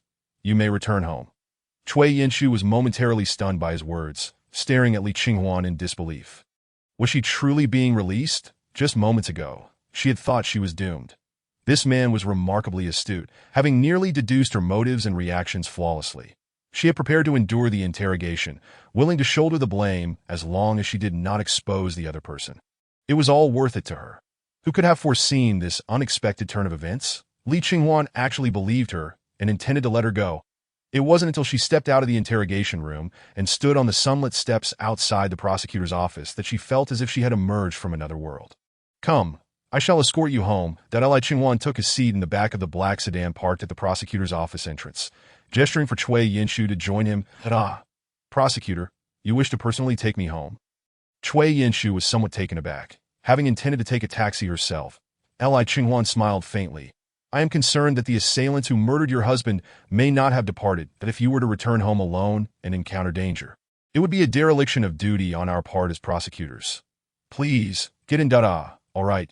Thank you," Cui Yinshu replied, slightly bowing her head as she entered the vehicle with a hint of apprehension.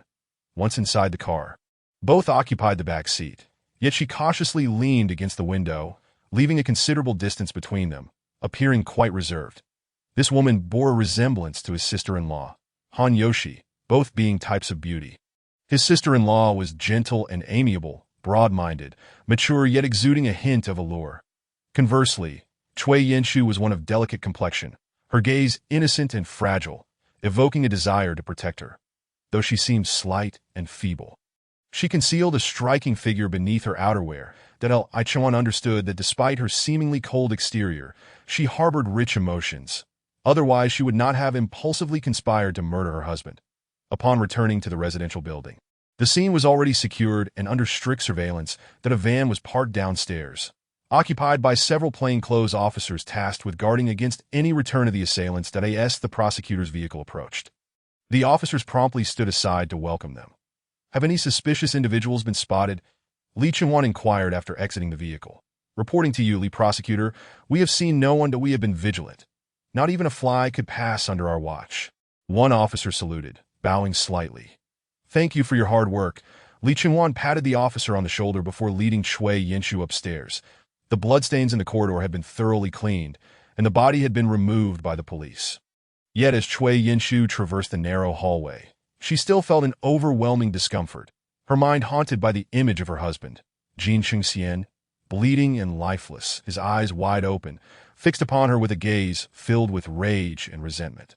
Overwhelmed by her own disorientation, Cui Yinshu inadvertently missed a step and began to fall backward. She let out a scream, believing she was about to tumble down the stairs when suddenly she found herself caught in a strong embrace. A potent masculine scent enveloping her. Opening her eyes, she found Li Qingwan's handsome face mere inches away, seemingly within reach. Li Prosecutor, I apologize," she stammered, her once pale cheeks now flushed with color. "Calm down, it's nothing. Just be mindful while walking. Let us continue upstairs," Li Qingwan replied with an air of calm as he helped her regain her footing. To be fair, while this woman might not surpass Han Yoshi in beauty, she was still quite appealing. However, as a principal prosecutor, he would never stoop to taking advantage of someone in a vulnerable state. Bullying a housewife was hardly a feat of prowess. Her husband, Jin Chengxian, was already deceased. Then it's nothing.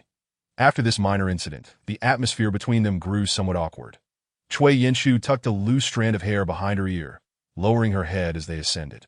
With a click, Cui Yinshu reached the 6th floor, pulled out her keys, and opened the door, inviting Li Qingwan into her home. "Li Prosecutor, please make yourself comfortable. I will prepare some tea for you." Upon returning home, Cui Yinshu visibly exhaled in relief, inviting Li Sunghuan to take a seat while she entered the kitchen to retrieve a kettle. Li Sunghuan leisurely settled in the living room, surveying his surroundings. Cui Yinshu's abode was modestly decorated, exuding a simple style.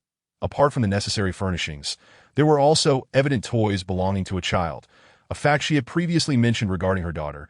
As Cui Yinshu emerged from the room with the brewed tea, ready to offer it to Li Sunghuan, he waved his hand dismissively, smiling as he said, "No rush. Let us wait for someone first. Prosecutor Li, is there someone else coming?" Cui Yinshu stammered in surprise. Li Sunghuan shook his head, a knowing smile gracing his lips. "No. The person I seek is someone you are quite familiar with. His name is Kim Jong-hwan, a bank section chief." At the utterance of this name, Cui Yinshu's teacup slipped from her grasp and shattered upon the floor. Chapter 11. Which prosecutor can endure such a test? Let us wait for Mr. Kim Jong-hwan to arrive before we indulge in tea. Hearing the name Kim Jong-hwan escape, Li Sunghuan's lips sent a tremor through Cui Yinshu, her emotions oscillating violently, rendering her unable to steady the kettle, which clattered to the ground. Choi Yun-soo gasped, hastily retreating. Fortunately, she wore plush slippers and had not yet changed into home attire. The long pants she donned shielded her from the scalding water that splattered everywhere. Nevertheless, overwhelmed by shock, she slumped onto the sofa, her gaze rife with panic as it fell upon the prosecutor before her. "What are you afraid of?" Lee Sung-hwan rose, looking down at the bewildered woman with a smirk laden with derision. Noting her silence, he flicked his fingers dismissively, speaking with the air of someone who had calculated every detail. "Surely you do not believe I am swayed by your narrative, do you, Mrs. Choi, without a third party inciting and orchestrating your murderous scheme? How could a mere woman like you possess such audacity and means? You are but a pitiable soul, blinded by so-called love, attempting to shield the true perpetrator behind your actions. It is laughable." His words dripped with scorn and disdain. Observing the woman on the verge of collapse from his accusations, he continued, "Let me speculate. Although the deceased, Kim Song-hyun, was affluent and held a certain social standing, he did not love you. Rather, he viewed you as his possession, subjecting you to cruelty without a shred of affection. Perhaps your marriage was born of necessity, leaving you devoid of any genuine feelings for him. As a housewife without work or the love of a husband, your days were consumed by mundane chores, which inevitably birthed a profound emptiness, leading to thoughts you ought not to entertain. Then, during a visit to the bank for a deposit or transfer, you encountered the bank clerk named Kim Jong-hwan, and a mutual attraction blossomed. Over time, you clandestinely engaged in an affair, confiding in him about your loveless marriage and your husband's abusive tendencies. Naturally, upon learning this, Kim Jong-hwan was incensed and vowed to avenge you, but you cautioned him to remain calm, for your husband held significant social connections and wealth, far beyond the reach of a mere bank section chief. Yet Kim Jong-hwan, emboldened by his infatuation and possessiveness, resolved to liberate you from Kim Song-hyun's grasp and ensure he never troubled you again. Thus, he sought out a group of unscrupulous individuals to carry out the deed, spending money to hire a hitman. Upon discovering this, you initially hesitated, but ultimately, swayed by Kim Jong-hwan's persuasion, you agreed to conspire with him to murder your husband. Consequently, the plan to have Kim Jong-nam smuggle himself into South Korea to kill your spouse was set in motion. Little did you anticipate that another party would also plot your husband's demise. Elated, you embraced the scheme, watching as they ended your husband's life, only to report the incident to the authorities. Upon hearing Lee Sung-hwan's deductions, Choi Yun-soo trembled, her gaze filled with dread as she regarded this formidable and I asked this what a prosecutor is like. Why did all her secrets lay bare before him, as if he possessed the ability to read minds? Of course, Lee Sung-hwan could not read minds, but observing Choi Yun-soo's pale face, stricken with terror and anxiety, alongside her visceral reaction to his revelations, indicated that his reasoning was nearly flawless and perilously close to the truth. After all, he had an advantage. Being well acquainted with the narrative that in the 2 days since his rebirth in South Korea, he had experienced a remarkable enhancement in his physical abilities, strength, and memory that he could vividly recall every detail from his previous life, including all the books, articles, dramas, and films he had consumed. Fortunately, having watched a plethora of South Korean dramas, he could leverage this knowledge to reverse engineer his deductions with remarkable ease at that moment. Even Choi Yun-soo could grasp the reality. Lee Sung-hwan had no intention of letting her off the hook. His feigned offer to escort her home had merely served to lower her guard, allowing him to strike at the opportune moment and expose her vulnerabilities. Realizing this, she forced a bitter smile, gazing at Lee Sung-hwan. "Prosecutor Lee, you have known all along that I am the mastermind behind this, and your intention in bringing me back was to lure Jong-hwan here. Ensnaring us both that it appears I have concealed nothing from you." Tears glistened on her pallid face, her sorrowful expression heart-wrenching that moment. She made an unexpected move. She suddenly knelt before him, lifting her tear-streaked visage. "Prosecutor Lee, please, I implore you, show mercy towards Jong-hwan. He is merely a young man who has recently graduated, with a bright future ahead, that I do not wish for him to be condemned to a life behind bars due to this incident. I beg you, if you are willing to show leniency, I will shoulder all responsibility alone, no matter the cost." Upon hearing her plea, Lee Sung-hwan raised an eyebrow. What sort of delusional, love-struck woman was she? Willing to bear the burden alone for an affair? What qualities did that young man possess? Or perhaps Kim Song-hyun was indeed unworthy, treating Choi Yun-soo with such disdain that she found herself infatuated with another man, ready to give everything for him. Seeing Lee Sung-hwan remain silent, Choi Yun-soo grew more anxious. What can I offer to ensure Jong-hwan's release? My husband is wealthy, with deposits amounting to several billion Korean won, equivalent to tens of millions in renminbi. He possesses numerous gold watches and jewelry. And Lee Sung-hwan interjected with a cold scoff, his voice resolute. Mrs. Choi, are you attempting to bribe a prosecutor of the Republic of Korea? Where do you place the honor and dignity of this profession? Which prosecutor can withstand such a test? After being reprimanded by Lee Sung-hwan, Choi Yun-soo fell silent. Just as he believed she might surrender, she unexpectedly. Chapter 12. Choi Yun-soo. Who is he? Choi Yun-soo, determined not to implicate Kim Jong-hwan, earnestly requested Lee Sung-hwan for an opportunity, acknowledging that this entire situation stemmed from her actions. After careful consideration, Lee Sung-hwan gradually nodded. Choi Yun-soo then revealed her circumstances and her connection with Kim Jong-hwan. To his astonishment, he learned that the young man was a true romantic, seeking to eliminate Kim Song-hyun and subsequently marry Choi Yun-soo openly. Moreover, her husband Kim Song-hyun had been unfaithful, maintaining multiple mistresses and showing no interest in Choi Yun-soo, who had remained virtuous throughout their marriage aside from bearing him a daughter. Prosecutor Lee, could you possibly spare Jong-hwan? I understand he has committed a crime. Hiring a hitman is wrong, but our plan ultimately failed. Kim Song-hyun was killed by another group that we should only be charged with attempted murder, correct? If you let Jong-hwan go, Choi Yun-soo, sensing Lee Sung-hwan's favorable demeanor, cautiously continued. Lee Sung-hwan raised an eyebrow at her words. Are you still harboring feelings for that young man? Choi Yun-soo quickly nodded in affirmation. After such an incident, how could I dare to maintain any relationship with him? Prosecutor Lee, rest assured, I will sever all ties with him from now on. Choi Yin-shu is not foolish. To defy Lee Ching-hwan at this juncture would be utterly irrational. She merely seeks to seize this opportunity to bring closure to the matter, while Jin Jing-hwan is indeed at fault. His transgressions do not warrant death. Ultimately, she remains the siren whose allure has ensnared him, leading him to this predicament. Now, with clarity, she realizes that Jin Chung-sien is no longer a concern. She can step out from the shadow of her past and embark on a new beginning. Lee Ching-hwan's expression begins to soften, that he can grant her reprieve, but she must articulate that he should not interfere in her life any further. Upon receiving Lee Ching-hwan's assurance, Choi Yin-shu feels a wave of elation. I understand. Just then, an unexpected visitor arrives downstairs. Jin Jing-hwan, clad in the attire of a bank employee, hastily descends to Choi Yin-shu's residence. His thoughts have been consumed by her. After Jin Ching-shin's demise, she had reached out to inform him of the tragic news. This revelation has ignited an overwhelming excitement within him, rendering him unable to contain his joy while at work that he longs to see Choi Yin-shu, and had she not urged him to exercise restraint, he would have come sooner. Finally free from the shackles of work, he rushes over without delay. Upon his arrival, he notices a black Hyundai parked at the entrance, bearing a license plate from the prosecutor's office. A chill runs down his spine. Could something have happened to Yin-shu? He quickly retrieves his phone to call her, but it takes a full 2.5 minutes for the call to connect. At last, he hears Choi Yin-shu's voice. Hello, is that Jingwon? Yin-shu, are you at home? Yes, what is the matter?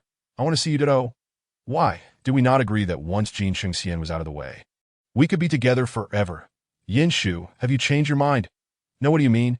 I mean, Jingwon, let us break up. Please do not come around anymore. Why? Because my husband's death has attracted the attention of the prosecutor. They find the circumstances surrounding his death suspicious and are investigating. They have already begun to suspect me that if you become entangled in this, my conscience will not allow it that I don't care. Yin-shu, as long as I can be with you, I am willing to endure anything, even imprisonment. Yin-shu, please open the door. I'm right outside. What? When did you arrive? Just now. The astonishment in her voice is palpable. Choi Yin-shu, filled with guilt, replies, Jingwon, I'm sorry, but I cannot be with you. Please leave. We must not meet again. Why? Did we not agree? We could be together as long as Jin Chung-sien was gone. How can you betray our promise? Tears stream down Jin Jingwon's face as he speaks, already grasping a painful possibility, yet unwilling to accept it. Please, open the door, did I beg you, Yin-shu. even if you no longer harbor feelings for me. We must meet to clarify things. Otherwise, I shall never give up. Jinghuan, why put yourself through this? I confess, I am a selfish woman that I agreed to be with you solely to use you to eliminate Jin Chengxian. Now that he is gone, I have no reason to pretend. Please leave. I truly do not love you, no. Yinshu, do not deceive me. We were so happy together. I refuse to believe you can be so heartless. You must have your reasons, right? Yinshu, please open the door. With that, Jin Jinghuan begins to pound on the door fervently. Cui Yinshu, taken aback by his unexpected arrival, finds herself in a flurry. Moments later, the door finally opens, revealing the figure of Cui Yinshu, whom he has longed to see. Though only a few days have passed, she appears even more radiant than before. Previously, her complexion was pale, rarely adorned with a smile, as if she had been deprived of sunlight for years, emanating a frigid aura. Now, her vitality is restored. Her cheeks are flushed, and she seems to have just awakened, clad in a simple nightgown with a black coat draped over her. Yinshu, I missed you. Upon seeing her, Jin Jinghuan can no longer contain his yearning and reaches out to embrace her, only for her to flinch away as if startled, leaving him grasping at air. Yinshu, Jin Jinghuan is bewildered and aggrieved, unable to comprehend why, after just a few days apart, she would reject him so vehemently that in the next moment, he catches sight of a tall, imposing figure behind Cui Yinshu. The moment he lays eyes on this man, his mind erupts in chaos. The ominous premonition he had felt crystallizes into reality. His eyes widen in fury, and his face flushes with rage as he confronts Cui Yinshu. Cui Yinshu. Who is he? Chapter 13. He did not defy you, did he? In that instant, Jin Jinghuan is consumed by an overwhelming rage. He has been betrayed. Cui Yinshu had assured him that as long as Jin Chengxian was eliminated, they could be together forever. Yet mere moments after Jin Chengxian's demise, she brings another man into her home. How could she do this to him? Jin Jinghuan feels as though he has been adorned with a garish green hat of shame.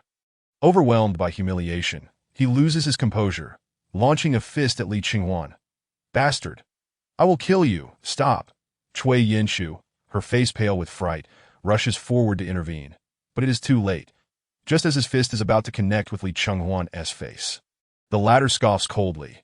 With a swift motion, he retaliates with a powerful slap that sends Jin Jinghuan crashing to the ground, his cheek swelling painfully from the impact. A cry escapes Jin Jinghuan as he tumbles to the floor, clutching his face in shock as he gazes up at Li Qinghuan, whose strength is terrifying. Cui Yinshu, witnessing this scene, is momentarily stunned.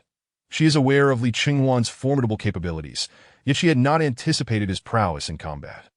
Jin Jinghuan stands no chance against him. Initially, she breathes a sigh of relief, but then her brow furrows as she scolds Jin Jinghuan, who is now on the ground. Jin Jinghuan, did I not tell you to stop coming after me? I admit I had some feelings for you in the past, but I have come to my senses now. You must leave. The prosecutor is the chief prosecutor of the Seoul District Prosecutor's Office. He is someone you cannot afford to offend. Moreover, he is aware of our relationship. You should be grateful to him. Otherwise, you would have been arrested by now. As she stands beside Li Qinghuan, delivering these cold and unfeeling words. Jin Jinghuan feels his heart shatter. Why? Why must you treat me this way?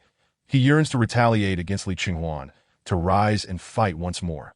Yet, upon realizing the latter's identity, the flames of his anger are extinguished, replaced by an overwhelming chill of despair. The prosecutor. He is a force to be reckoned with, especially as the chief prosecutor. Such a significant figure has intervened and is aware of their affair. Jin Jinghuan is engulfed by profound hopelessness. In this moment, he understands that he is about to lose Yinshu forever. Yinshu, I am sorry for overestimating my capabilities. I was wrong that I shall never appear before you again. I wish you happiness. With a pale countenance, he clumsily rises and stumbles down the stairs. Remaining would serve no purpose. It would only lead to further humiliation and pain. Watching Jin Jinghuan depart in such disarray, Cui Yinshu feels a flicker of guilt and whispers, I am sorry. She acknowledges that Jin Jinghuan has treated her well, but Li Qinghuan could easily crush him with a single hand. He stands no chance. She understands that allowing Jin Jinghuan to leave safely is a mercy bestowed upon him by Li Qinghuan, for otherwise he would undoubtedly face imprisonment and bear the charge of assaulting a prosecutor. Thank you very much, Prosecutor Li. Cui Yinshu lifts her face, her beautiful eyes brimming with gratitude. Shortly thereafter, Li Chengwan departs from Cui Yinshu's residence and makes his way downstairs. The officers stationed outside stand at attention. Upon seeing Li Chengwan emerge, they approach him with utmost respect and eagerness.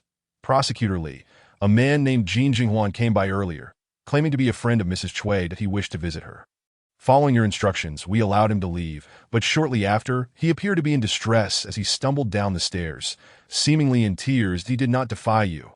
Did he? Of course not. The one who defied me is someone else entirely. A fleeting smirk of mockery crosses Li Chenghuan's lips that he then adopts a serious demeanor as he addresses the officers.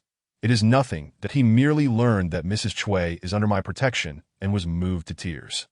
You will need to remain vigilant over the next few days, ensuring that no other suspicious individuals ascend to disturb Ms. Cui. Understood? We will certainly ensure Ms. Cui's safety. Please rest assured, Prosecutor Li. The officers respond in unison. Indeed, I shall remember you. Li Chenghuan gently patted the shoulders of the officers, and several of them immediately felt a surge of excitement.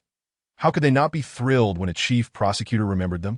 With reverent gazes, they watched as Li Chenghuan boarded his vehicle and departed from the community, before turning their focus back to guarding the stairwell. That Li Chenghuan returned to the prosecutor's office. The practical officer Zheng Jishu, who had gone out on his behalf, came back shortly thereafter. He promptly entered Li's office to report. Chief Li, everything has been arranged. Jin Junan now has a residence, following your instructions. We provided him with a relocation fee of 20 million Korean won, approximately $10,000, and a monthly salary of 400,000 won, around $2,000, upon receiving the funds. Jin Junan was immensely pleased. To the point of tears, he conveyed through his subordinates his profound gratitude for your assistance. He is willing to go to great lengths for you, ready to do anything you require. Moreover, we have some information regarding the whereabouts of his wife. Li Huazid, it is said that an officer in the jurisdiction spotted her at an entertainment venue controlled by a certain gang not long ago. Her current status, whether alive or dead, remains uncertain. That MY subordinates have not yet disclosed this matter to him. Upon hearing this, Li Chenghuan nodded in satisfaction and remarked with a smile, Jishu, you have done well. We must ascertain the whereabouts of Li Huazi as swiftly as possible. Regardless of whether she is alive or deceased, we owe it to Jin Junan to provide him with some closure. Zheng Jishu hesitated slightly. Chief Li, this fellow appears quite ordinary, lacking any notable skills, and is merely an illegal immigrant from Huaxia. Is it truly worth your personal effort to cultivate a connection with him? Li Chenghuan chuckled lightly. Jishu, you do not understand. Though this man is merely a lowly figure, living like a wild dog, he possesses remarkable resilience and vitality. Most importantly, he has vulnerabilities and is in need of money. If we can grasp his weakness, provide him with the financial support he desires, and help him regain his dignity, he will be as loyal as a devoted hound, willing to comply with my every command, even to the point of sacrificing himself if necessary. Such resolute individuals are rare in South Korea. Rather, it is those from Yinbian who embody a fierceness and tenacity unimaginable to South Koreans. Zheng Jishu nodded in agreement, deeply resonating with this insight. Indeed, many gangs in South Korea are composed of North Korean immigrants from Yinbian, known for their brutality and merciless tactics, often decimating local gangs and leaving chaos in their wake. Our criminal division handles numerous cases involving such gangs every year. Li Chenghuan waved his hand dismissively. This is merely a minor matter. Keep a watchful eye on it. Now, I have a very important task for you, Jishu. Zheng Jishu immediately bowed. Please instruct me. Li Chenghuan continued. Recently, I need you to investigate the financial and loan situations of the Future Group that I have received intelligence that they are involved in illegal loans amounting to 800 billion won, embezzling funds and misappropriating resources, which severely undermines national interests. Furthermore, according to my sources, the former financial manager of the Future Group has resigned for unspecified reasons and is currently untraceable, with a high likelihood of hiding.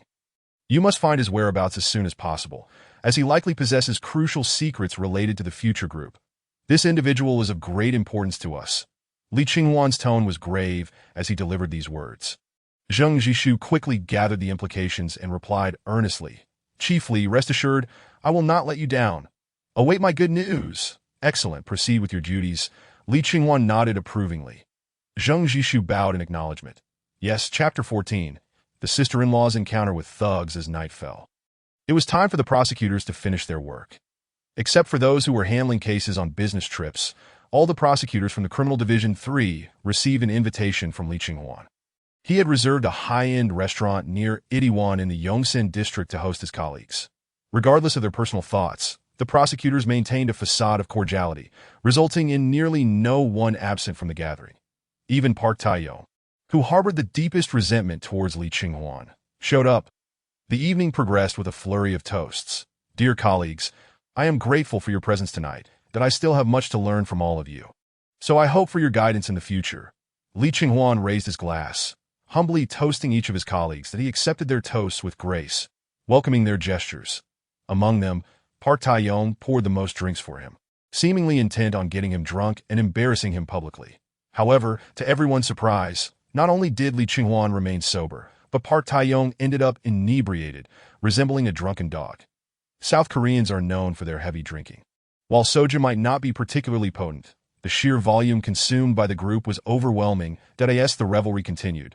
They drank until 11 at night, with most prosecutors thoroughly intoxicated. Only Li Qinghuan maintained his composure.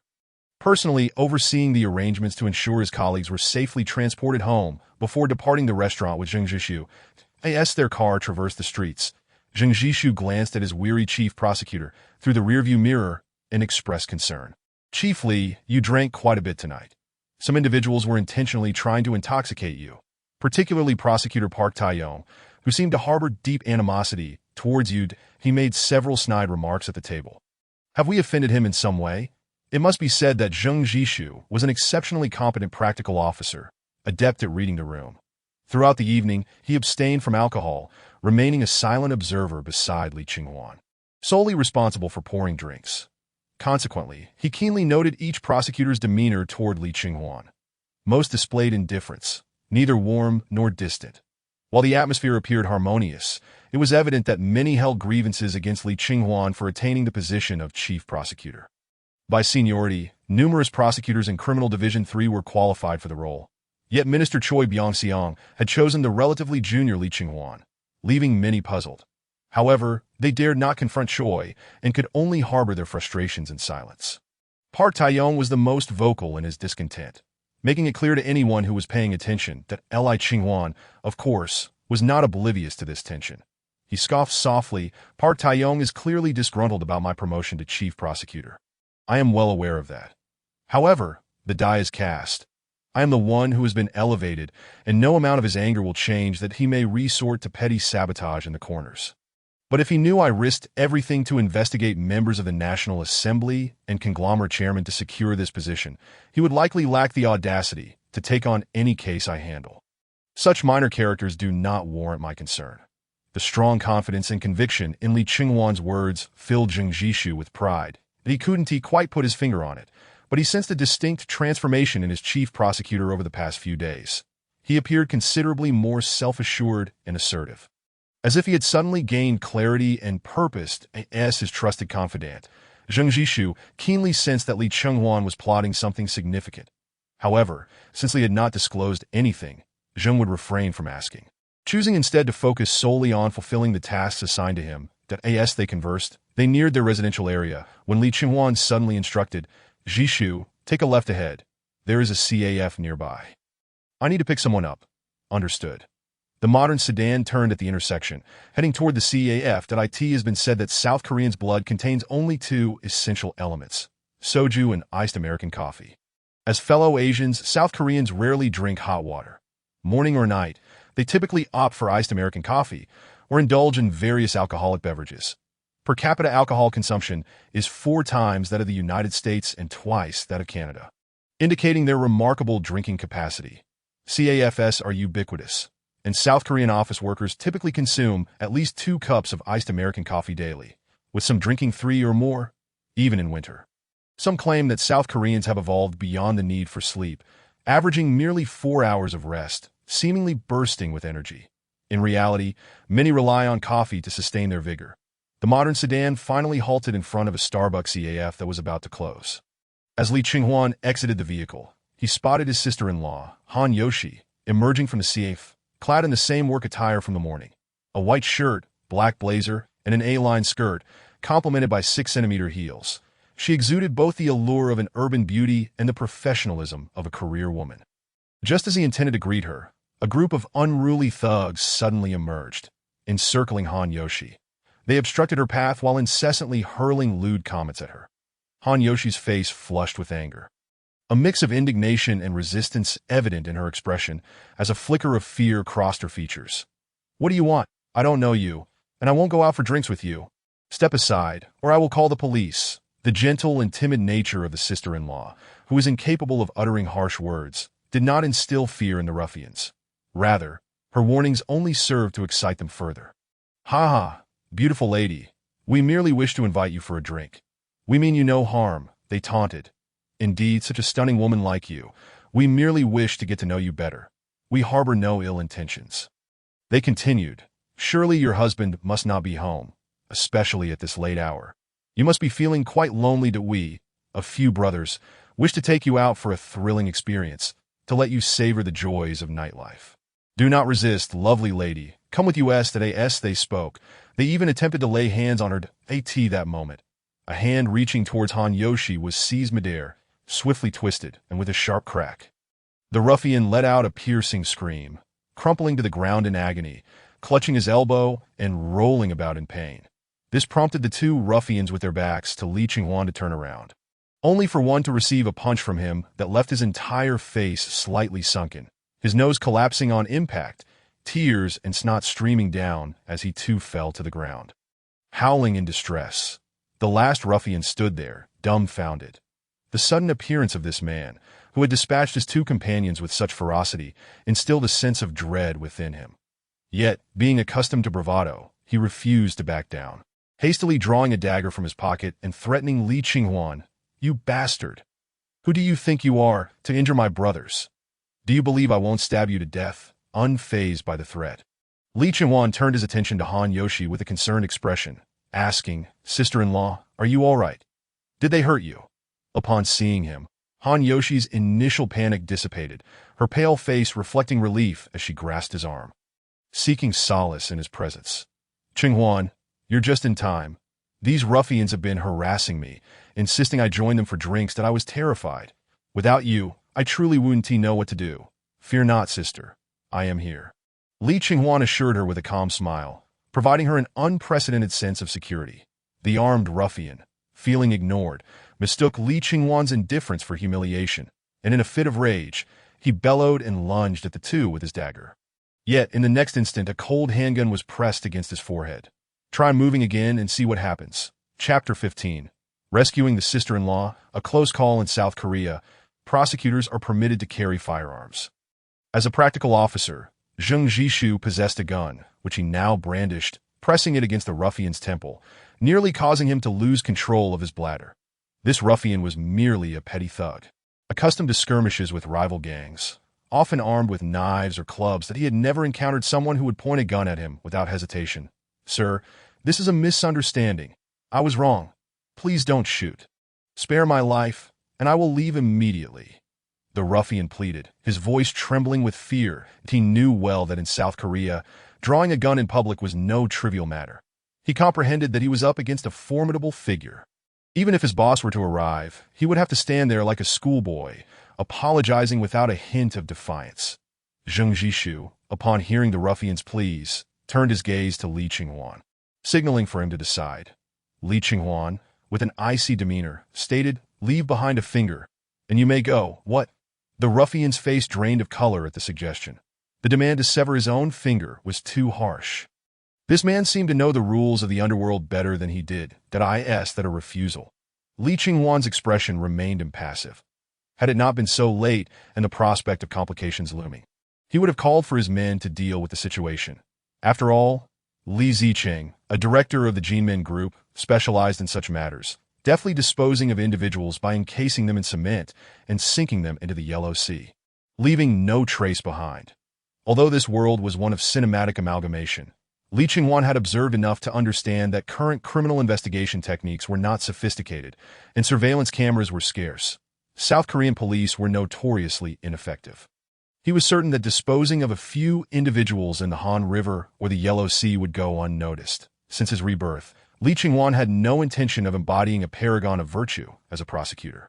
To establish a foothold in the prosecution office in South Korea at large, one must wield both power and violence, alongside wealth. Currently, Lee Ching-won possessed only a modicum of authority, which was far from sufficient. However, dealing with these petty gangs posed no challenge at all. Upon hearing Lee Ching-won's cold and relentless tone, the ruffian felt tears welling up, terrified of the pain he would have to endure. Yet, he understood that if he refused, the alternative could be fatal to save his own skin. He grit his teeth, crouched down, and placed his palm on the step, aiming for his pinky finger, before making a decisive cut. Accompanied by a scream, half of his finger lay bloodied on the ground. "Sir, may I leave now?" The ruffian gasped, tears streaming down his face, his expression a mask of agony as he drew in sharp breaths. Seeing that he had indeed severed his own finger, Lee Ching-won was somewhat surprised, regarding him with newfound respect before casually waving him off. "Hurry and leave. Should I ever see you again, your entire gang will cease to exist.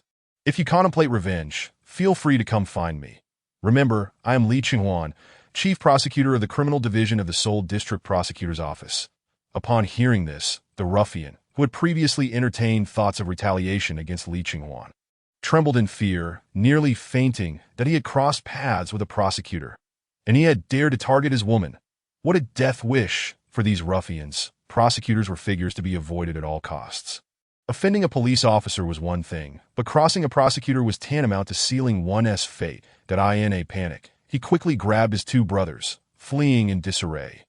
Meanwhile, Lee Ching-won, who had shielded Han Yoshi from the bloody scene, released her and smiled gently. "Sister-in-law, all is well now.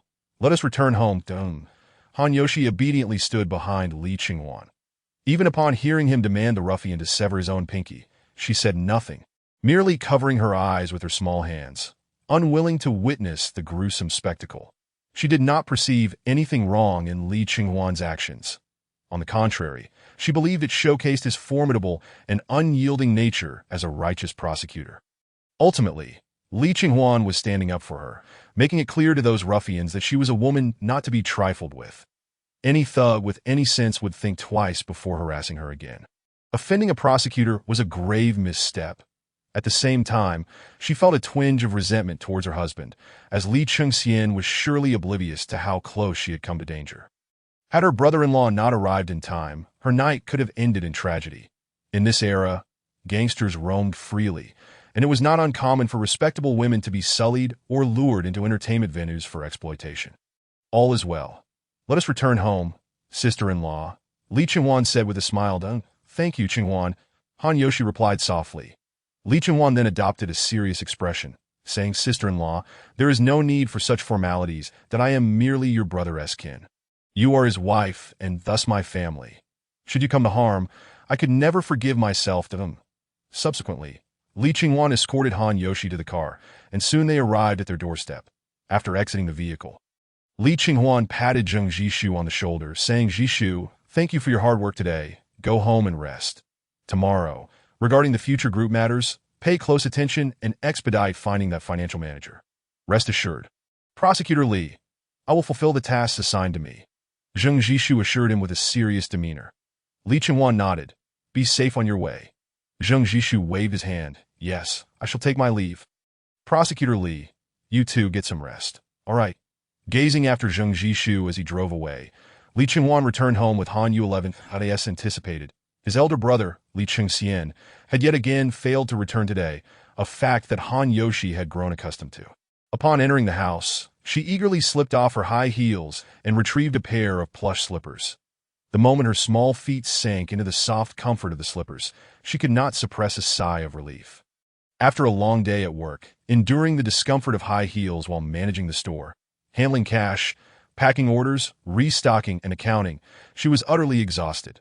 Were it not for the decent salary and the proximity to home, she would have been inclined to alleviate her husband's burdens and resign, especially considering what would transpire that evening. Should Lee Chung-sien learn of it, he would certainly chastise her and demand she quit her job. Yet her brother-in-law, Li Qinghuan, had not only refrained from discouraging her employment, but had encouraged her to broaden her horizons, make new acquaintances, and avoid the suffocating ennui of idleness at home, which could lead to a melancholic disposition over time. Moreover, his timely intervention that night had been a rescue. Filled with gratitude towards her brother-in-law, Han Yoshi, after changing her shoes, sought out Li Qinghuan's pair of men's slippers and said, "Qinghuan, you should change your shoes too." Sister-in-law, there's no need for that. I can manage on my own," Li Qinghuan replied, his expression awkward as he looked at Han Yoshi crouched on the floor. "Qinghuan saved me. It is only right that I help you with the slippers." "Please do change," she insisted with a gentle smile. After they had both changed their footwear, they proceeded into the living room, with Han Yoshi's cheeks flushed as she turned to Li Qinghuan and asked, "Qinghuan, are you hungry? Would you like me to prepare a bowl of instant noodles?" Li Qinghuan waved his hand and shook his head with a smile. "Sister-in-law, I'm not hungry. I just finished dining out with colleagues." "If you're hungry, feel free to prepare a bowl for yourself." She shook her head in response. "I'm not hungry either." "Then I'll go wash up." "All right, sister-in-law, please make yourself at home. I'll sit for a while." Li Qinghuan settled onto the sofa, rubbing his temples. He had indulged a bit too much in alcohol that evening, and despite his robust constitution, he felt a slight headache. Chapter 16. Former financial minister of the Future Group the next day. Li Qinghuan awoke to find that his sister-in-law, Han Yoshi, was not at home. It was only upon seeing the breakfast laid out on the dining table along with a note that he realized she had left for work early. After finishing his breakfast, he donned a pristine suit and stepped outside to his surprise. Zheng Jishu had arrived early. Upon seeing Li Qinghuan emerge, he exited the car, opened the back door, and bowed slightly, saying, "Chief Li, please get in. I will take you to the prosecutor's office." As a diligent practitioner, Zheng Jishu was indeed meticulous, and it was no wonder that those in leadership positions favored employing and nurturing secretaries. They were articulate, efficient, and adept at discerning their superiors' intentions, making them exceedingly pleasant to work with. Li Qinghuan was equally pleased with Zheng Jishu, responding with a smile, "Let us go." "Understood." Zheng Jishu closed the back door and returned to the driver's seat. Driving him towards the prosecutor's office, it must be said, South Korea is quite compact. The entirety of Seoul is not very vast. Before Li Qinghuan even noted it, the sleek black Hyundai had already come to a gradual halt in front of the prosecutor's office. After alighting from the car, he fastened his suit jacket as he ascended the steps to the office. "Good morning, Chief Li, that you're here quite early today," greeted several colleagues and staff members, bowing slightly in acknowledgement upon seeing him. After all, he was currently the head prosecutor of the department, and to many of the junior and intern prosecutors, he could be considered a senior figure. Li Qinghuan returned their greetings with a smile. Nodding to each person who acknowledged him, he bowed slightly to his peers and stepped aside for the higher-ranking prosecutors, watching them depart with respect. His etiquette was impeccable. Li Qinghuan adapted quickly. In just 3 days, he had seamlessly transformed his external demeanor to fit that of a South Korean. Even if he internally held disdain for the rigid traditions, he understood the importance of maintaining appearances. Upon entering his designated office, Li Qinghuan commenced his work as a prosecutor. He was tasked daily with handling numerous cases, as each case was individually managed. He was responsible for all criminal matters within his jurisdiction, as well as any cases related to crime. Furthermore, prosecutors frequently had to be on the move, stationed at police stations to oversee operations, signing arrest warrants, and managing investigations, arrests, and prosecutions among a myriad of other responsibilities. It was a relentless pace. Fortunately, he had not been assigned any major cases recently. The only matter at hand being that concerning Jean Jun-nam, as previously mentioned, prosecutors wield significant power to what extent. Although Choi Yun-soo and Kim Jong-hwan had conspired to commit murder, their attempt ultimately failing. A single word from Li Qinghuan could absolve them of punishment. This was due to the prosecutor's authority to prosecute or dismiss charges. In other words, even if the police meticulously gathered evidence against Choi Yun-soo and Kim Jong-hwan for their conspiracy to murder, they would still need to seek Li Qinghuan's approval for an arrest warrant. Even if Li Qinghuan consented to their arrest and interrogation, he still possessed the authority to dismiss the case on grounds of insufficient evidence, regardless of the solid proof against them. If a prosecutor does not initiate prosecution, the accused cannot stand trial. If the accused cannot be tried, how can they be convicted? Thus, the police could only watch in frustration as the perpetrators were released. Do not be mistaken, this is not a far-fetched notion. Such occurrences have transpired countless times in South Korea. Those with power and wealth, the elite, and the affluent can exploit this loophole to evade justice. As long as they can bribe prosecutors and judges, even the gravest offenses can be dismissed on the basis of insufficient evidence. This explains why, in South Korea, prosecutors hold such a high social standing and command both respect and fear. Even the most junior prosecutor, when placed in the outside world, becomes an entity to which many must curry favor and regard with trepidation. Young people in South Korea strive fervently to become prosecutors. And many small chaebols and powerful figures are eager to marry off their daughters to prosecutors, even going so far as to provide lavish dowries for their sons-in-law. Once one becomes a prosecutor, it is truly a life-altering achievement. In consideration of Choi Yun-soo's situation, Lee Chang-won intended to spare Kim Jong-won. The young banker would no longer dare associate with Choi Yun-soo upon learning of Lee Chang-won's identity. As for Jin Jun-nam, he had been preemptively subdued, thus sparing him from the disarray depicted in the narrative. However, Kim Sung-hyun had ultimately died. This constituted a serious criminal case that necessitated the apprehension of the true murderer. Coincidentally, Lee Chang-won was privy to the plot's trajectory and its antecedents. He knew that 3 individuals were responsible for Kim Sung-hyun's death, one of whom had accidentally perished during a struggle with Jin Jun-nam. The other 2 were hired hands from Yinbian, brought in specifically for such murderous tasks, loyal only to the payment rather than the individual, hailing from the same region as Jin Jun-nam, albeit having established roots in South Korea much earlier. These 2 killers were relatively easy to locate. Capturing the mastermind who had employed them would suffice. Consequently, Lee Chang-won planned to confront the mastermind, Kim Tae-won, a leader of a small gang in Seoul and a supposed close friend of the deceased. Kim Sung-hyun, who had become enraged after discovering that Kim Sung-hyun had been involved with his mistress, ultimately hiring assassins to kill him. In summary, the film Yellow Sea revolves around a bloody incident instigated by 3 women. The protagonist, Jin Jun-nam, embarks on a murderous mission to locate his wife who had come to South Korea for work. Bank Section Chief Kim Jong-won seeks to eliminate Kim Sung-hyun to be with Choi Yun-soo. Gang leader Kim Tae-won, feeling betrayed by Kim Sung-hyun's infidelity, opts to hire a hitman for revenge.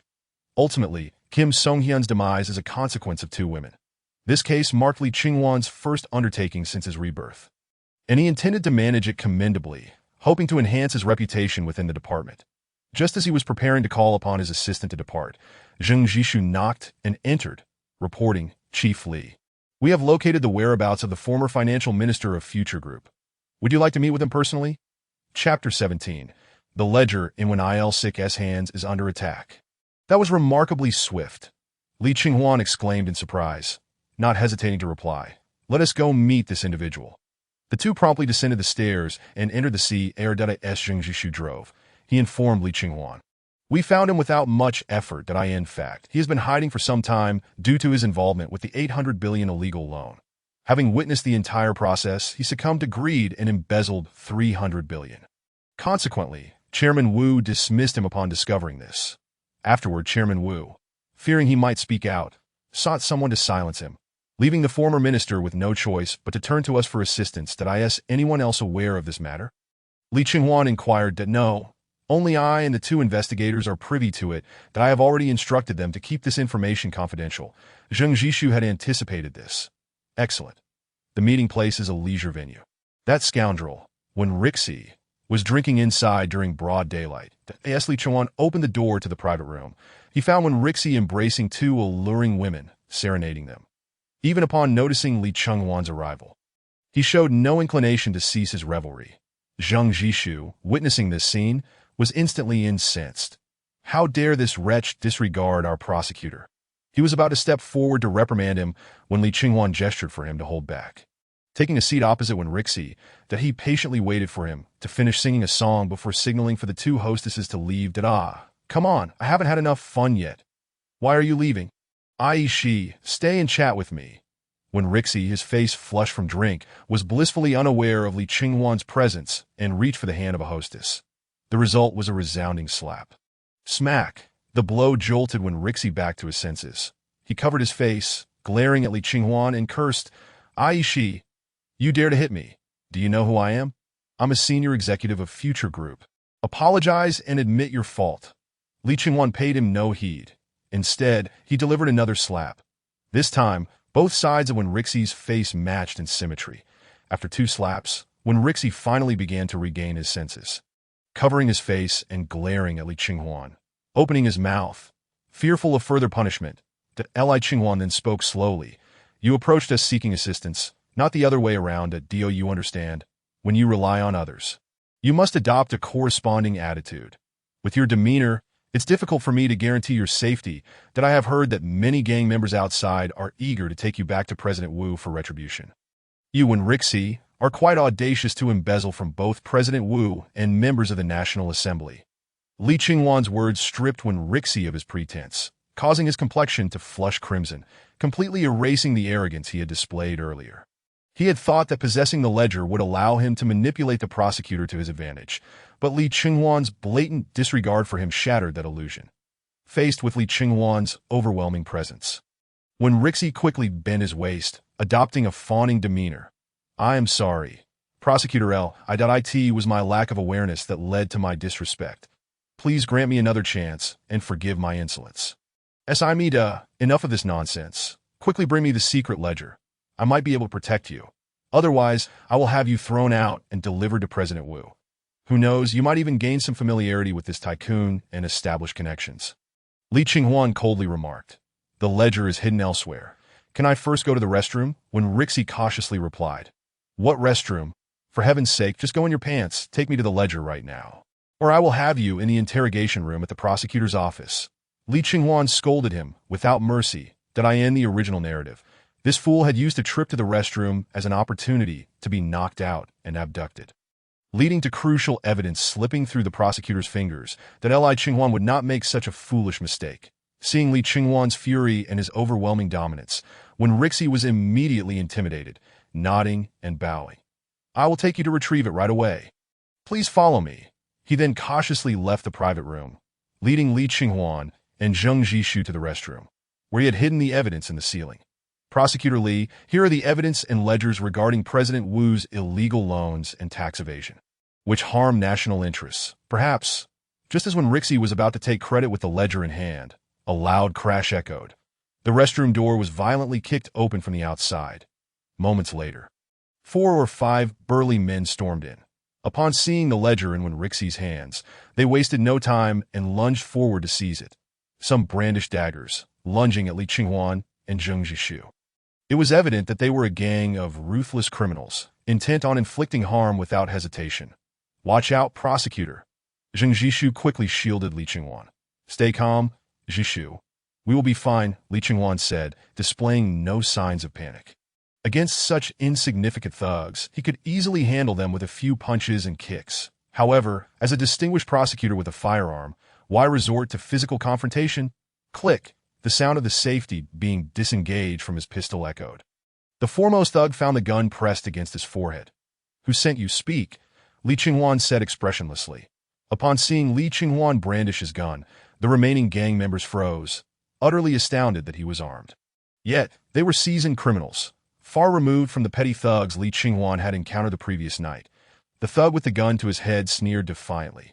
They only have one gun between the 3 of you. Quickly snatch Wenrixi and the ledger. Don't worry about me, that I don't believe he dares to pull the trigger. Remember, this is someone the boss and specifically requested. Even a prosecutor cannot stop us. Hearing this, the other 4 thugs surged into the restroom, heading straight for Wenrixi and Zheng Jishu, brandishing their knives and threatening. Hurry up and come with us, or we'll kill you. Witnessing the ferocity of these thugs, Wenrixi nearly wet himself, not daring to offer even the slightest resistance, eager to comply with their demands. Zheng Jishu, however, was incensed he had come out unarmed but had some martial arts training. He prepared to engage 2 of them, attempting to stall them. Just then, a bang echoed.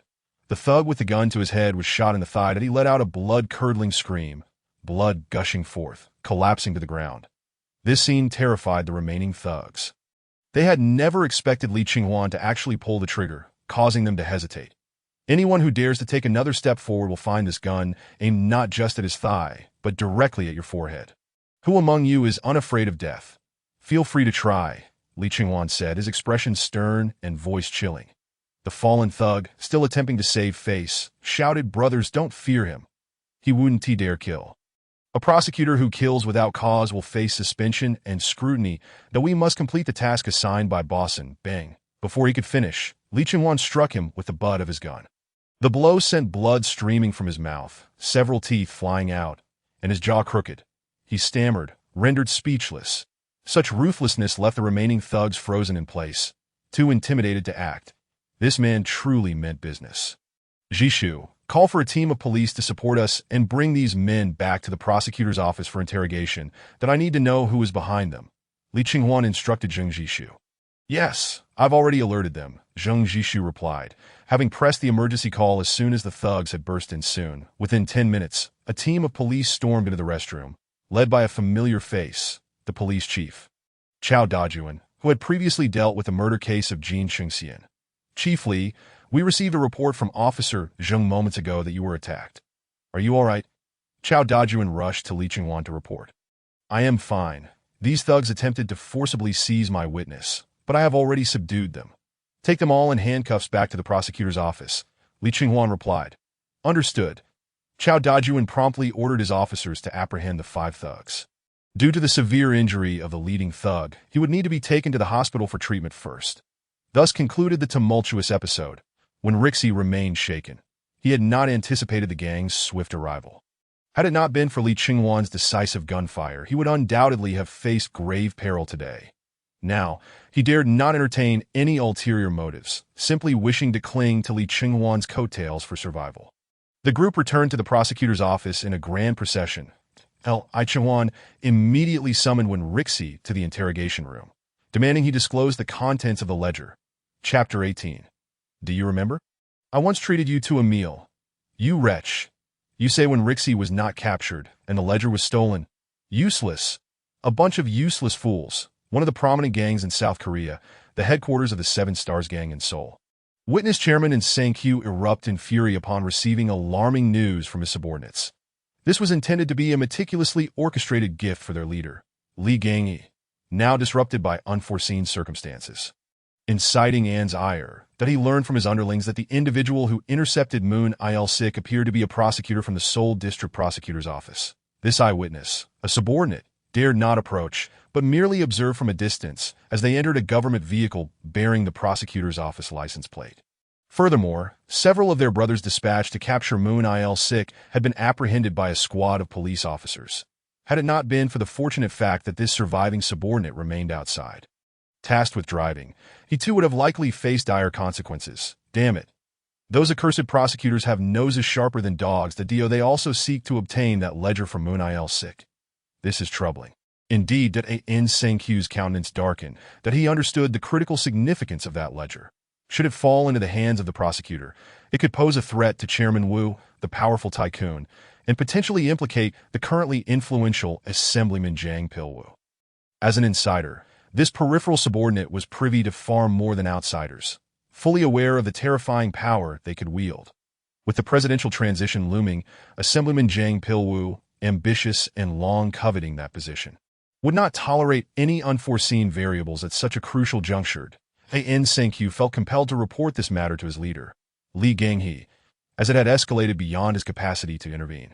Shortly thereafter, he arrived at Lee Gang-hee's workplace, a newspaper office where Gang-hee served as the editor-in-chief of the nation's largest official media outlet, the Motherland Daily. In the office, and Sang-kyu stood before the desk of Lee Gang-hee, bowing respectfully, leaving no room for concealment as he earnestly conveyed his desire to assist in securing greater agency for his leader among the insiders, aspiring to take the reins. Thus, he had taken it upon himself to gather information regarding Chairman Wu's illicit loans tied to the future group, and had his subordinates invest significant time locating Moon Il-sik, the former head of finance at said group. The goal was to extract evidence regarding Chairman Wu's tax evasion and unlawful lending practices over the years. It was said that Moon Il-sik had compiled this evidence into a ledger, and if obtained, it would empower the leader to exert control over Chairman Wu, potentially even garnering increased respect and caution from Assemblyman Jang. This way, the leader could ascend to the status of the boss among the insiders, ensuring that even if Assemblyman Jang were to become president, he would dare not underestimate the leader's influence. As Sang-Q elaborated on his plans and initiatives, Li Gangyi maintained his composure, even wearing a faint smile, leading him to believe his actions had received Ganghe's approval. However, Li merely smiled gently and said to Sang-Q, "Sang-Q, your intentions are appreciated, but I am aware of this matter. Refrain from further involvement. I will arrange for it to be handled. You may leave now." "Yes, boss," and Sang-Q, thinking he had received praise from Li Ganghe, wore a delighted expression and turned to exit. Just as he was about to leave the room, Li called out to him, "Sang-Q, in the future, ensure you inform me of any matters in advance." "Understood? I do not appreciate such surprises." Upon hearing this, Sang-Q's heart sank, and he quickly bowed in apology. "I'm sorry, boss. It was my overreach." As Sang-Q departed the office, Li Ganghe's previously smiling visage darkened in an instant. "Fool," he muttered that he maintained a solid alliance with Chairman Wu and Assemblyman Zhang Pilwu, their fates intertwined in an unbreakable bond. Now his subordinate's reckless ambition to procure evidence of Chairman Wu's illicit loans to threaten the tycoon was utterly foolish. What would Chairman Wu think if he discovered such treachery? "We are allies, and yet you seek to betray me. Would we even continue to collaborate?" Once suspicion takes root, this unassailable organization would crumble, and the political alliance he had painstakingly cultivated would collapse in an instant. Without the insider organization, he would merely remain an editor-in-chief of a newspaper and a clandestine gang leader.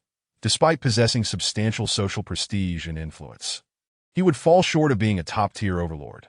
Sometimes, excessive loyalty proves detrimental. As a subordinate, one must possess the awareness befitting that role. When did Li Ganghe sink to the level of needing instruction from a subordinate? With an impassive expression, Li Ganghe picked up the phone on his desk and dialed a hidden pawn. "Hello. Is it the boss?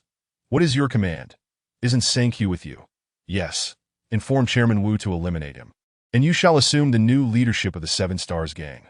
Also, ensure he keeps his mouth shut. Henceforth, he shall remain a mute. Considering his loyalty over the years, I may spare his life." "Understood." The subordinate, receiving the orders, exhibited no hesitation. Meanwhile, Sang-Q remained blissfully unaware, oblivious to the fact that the subordinate he regarded as a trusted aide was, in reality, a pawn planted by Li Gang that night. Adhering to his usual practice, Sang-Q personally drove to deliver several female celebrities to the gang's leaders for entertainment. Just as he prepared to leave, he was struck on the back of the head with a brick and lost consciousness on the spot. When he regained awareness, he found himself bound within a cold storage facility, surrounded by unfamiliar faces. "Damn it. Do you know who I am? I am Sang-Q of the Seven Stars gang. My boss is Li Ganghe. Release me at once, or you'll all be doomed." Sang-Q struggled against his restraints. One of his eyes was bloodshot, a result of the severe blow to his head pressing against his eyeball, rendering him a ghastly sight. At that moment, a familiar figure entered the room, approached him, and activated a voice recording on his phone, revealing An's own suggestions to Li Gang He. Sang-Q's expression shifted dramatically. "I hear you wish to threaten our Chairman Wu and jeopardize the friendship between him and Editor Li. The chairman is quite displeased and has decided to administer a small lesson." Upon concluding this statement, the individual instructed a subordinate to bring forth a saw. Upon witnessing this, Sang-Q's eyes filled with terror and regret as he desperately pleaded, "I'm sorry, Secretary Park. I was wrong. I acted on foolish whims and hubris. I must have been kicked by a donkey to contemplate harming Chairman Wu. I truly recognize my mistake. Please grant me another chance. I wish to personally bow and apologize to Chairman Wu. I beg you, don't kill me. Remember, I treated you to a meal." However, Secretary Park, maintaining a stoic demeanor, seized the saw and promptly severed Sang-Q's wrist, the scene unfolding in a gruesome display, accompanied by An's anguished cries. Meanwhile, Li Chonghuan remained unaware that Sang-Q, despite not having procured the ledger as depicted in the original narrative, had nonetheless been cast aside by Li Gang He. At this juncture, he had extracted the entire account of Chairman Wu's illicit loans from Moon Il-Sik. Closing the ledger, he could not help but lament the perennial theme of collusion between officials and businessmen, a narrative that transcends borders, that a moment's whimsy and power can yield immense benefits for the vested interests, while the underprivileged bear the brunt of the consequences. Having obtained the ledger, Li Chonghuan did not intend to submit it to his superior, Choi Byung-sung, immediately. Presenting the ledger might earn him newfound respect. Yet it would yield no substantial benefit beyond a mere promise of potential gain. This ledger must be disclosed at an opportune moment to maximize its value. Choi Byung-sung could not provide him with what he truly desired. Lee Chong-hwan believed that those in need of the ledger would reach out to him proactively. Notably, following the attack, Moon Il-sik had developed a psychological barrier and, in order to evade the fate of being eliminated by the tycoon's henchmen, chose to cling to the leg of prosecutor Lee Chong-hwan, voluntarily requesting incarceration, deeming it safer than wandering outside, susceptible to random gunfire. While it was true that if the tycoon's elite wished to eliminate him, even prison would offer no sanctuary, Lee Chong-hwan, naturally inclined to accommodate Moon Il-sik's request, arranged for him to have a solitary cell, with dedicated prison guards assigned for his supervision. During the period in which Lee Chong-hwan personally interrogated Moon Il-sik, new developments emerged in the murder case of Kim Song-hyun. After receiving the names from Lee Chong-hwan, Jang Jik-soo directly led a team of investigators and police to apprehend Kim Tae-won, the mastermind masquerading as the president of a fishing company. Who was, in truth, the gang leader? Chapter 19. 200 million. If my colleagues next door found out, they would think I couldn't handle it. Kim Tae-won felt jubilant these days, having eliminated the scoundrel, Kim Song-hyun, who had toyed with his mistress. This scoundrel not only toys with his women, but also frequently meddles in the company's operations, arrogantly wielding his status as a company veteran to oppose him openly, showing him no respect. The animosity between them has festered for quite some time. Jin Tae-yuen has long harbored thoughts of killing Jin Chung-sien. Recently, he finally resolved to act on this desire and entrusted the task to his loyal confidant. Director Cui.to his surprise, the plan unfolded with unexpected ease. Jin Chung-sien met a swift demise, and even the driver, who had been bribed by Director Choi, met an untimely and accidental death. This turn of events rendered him completely beyond reproach. He no longer had to worry about any loose ends. Seated in his office, Jin Tae-yuen perused the company's recent revenue reports while contemplating a suitable time to summon Jin Chung-sien's wife. Intending to acquire the assets Jin Chung-sien had left behind at a remarkably low price, that is, a former dear friend and brother, he vowed to offer the widow a fair price, sufficient for her to enjoy a comfortable life for the remainder of her days. Should she not object, he would even be willing to look after her and her children in place of his late brother. After all, if Jin Chung-sien dared to betray him, why should he not follow suit? Just as he reveled in these gratifying thoughts of the future, a loud bang interrupted him. The door to his office was kicked open from the outside. Jin Tae-yuen furrowed his brow, ready to unleash a torrent of curses, only to be confronted by a cold-faced young man in a tailored suit, adorned with gold-rimmed glasses, accompanied by a group of individuals that he slammed an arrest warrant onto Jin Tae-yuen's desk. Are you Jin Tae-yuen? Yes, that's me. I am the chief prosecutor of the Seoul District Prosecutor's Office, Lee Ching-hwan, from the Criminal Division 3, that we suspect you are involved in a hired murder case. You must accompany us to the prosecutor's office. What? Not me. You must be mistaken. Spare me your excuses. Will you come with us voluntarily, or shall I have the police place you in handcuffs? I will come with you. Faced with the aggressive and imposing Zheng Jishu, Jin Tae-yuen's bravado quickly diminished, and he dared not retort. The title of prosecutor was simply too intimidating. When a prosecutor sought to apprehend him as a mere leader of a small gang, he had no choice but to comply. Hoping for a glimmer of hope, to oppose a prosecutor could easily lead to his demise. It was well known that none of these gang leaders were without sin. No one could claim to have never engaged in illegal activities. The only reason they remained untouched was because, in the absence of the prosecutor's intervention, any evidence the police might gather against them would be futile. South Korean law enforcement could not convict them. Only the prosecutor held the power to determine their culpability. Jin Tae-yuen walked meekly within the encirclement of officers, casting a glance at his subordinates outside, who were filled with anger and concern. As he was escorted into a police CARDAS, he departed. Zheng Jishu surveyed Jin Tae-yuen's gang members, asking, "Who is Director Choi?" A profound silence fell among the gang members. Heads lowered, no one dared to respond. Noticing their intent to shield the criminal, Zheng Jishu turned his unyielding gaze back to Jin Tae-yuen. "President Jin, do not claim that your company lacks an employee named Director Choi. Hiring a hitman and harboring a criminal equates to an even graver offense. Not to mention your company's involvement in organized crime. Upon hearing this, Jean Taiyuan dared not hesitate. He shouted through the car window, "Ashi, Director Chui, get out here!" At that moment, a pale-faced man emerged from the crowd, timidly responding, "I'm here."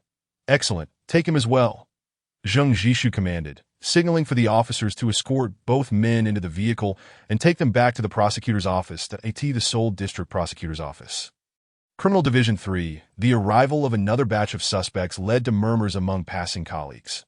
Ashi, the new chief, is certainly making waves. Ever since Prosecutor Lee took over, he has apprehended quite a number of individuals. Has he received a major case? I heard a somewhat reputable professor was murdered at his doorstep. It seems to be a crime of passion, a case of moderate significance.